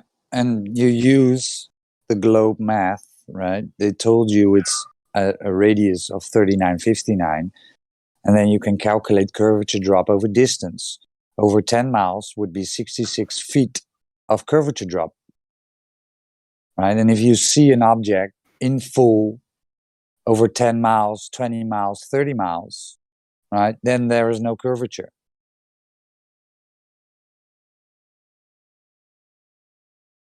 There have been laser tests, right? Particularly one in the Netherlands. They shot a laser over 41 kilometers. We have a big lake in the middle of our country, and they put the laser at point A, and they shot it to point B. That was 41 kilometers. It would be like 24 miles, top of my head. So the laser was shot over the water and hit the other side. It hit. They saw the laser hitting the target, right? So if you put that in globe math, right, the laser must overshoot the target with 100 meters because the Earth is curving away from point A. Do you get what I'm saying? No, I get that. That makes sense. Yeah. Okay. What do I So, type in to see? What do I type in to read that? oh yeah, I can show you the paper.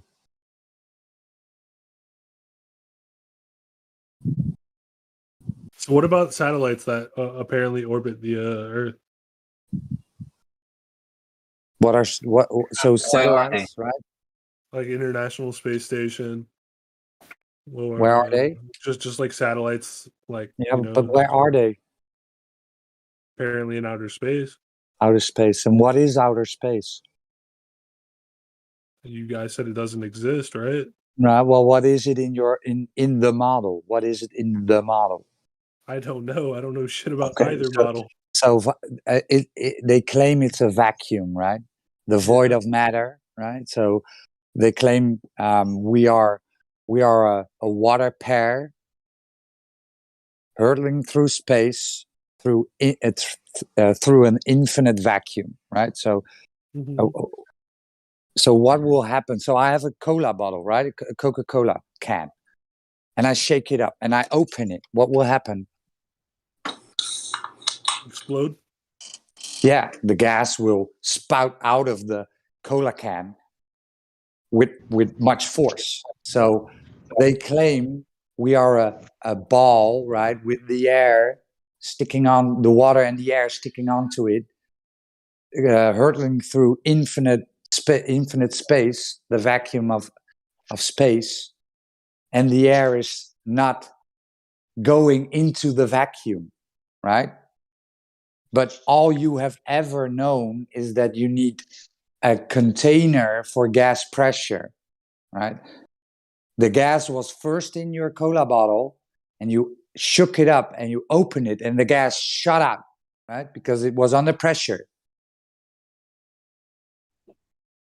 That is so gas pressure, we cannot have gas pressure without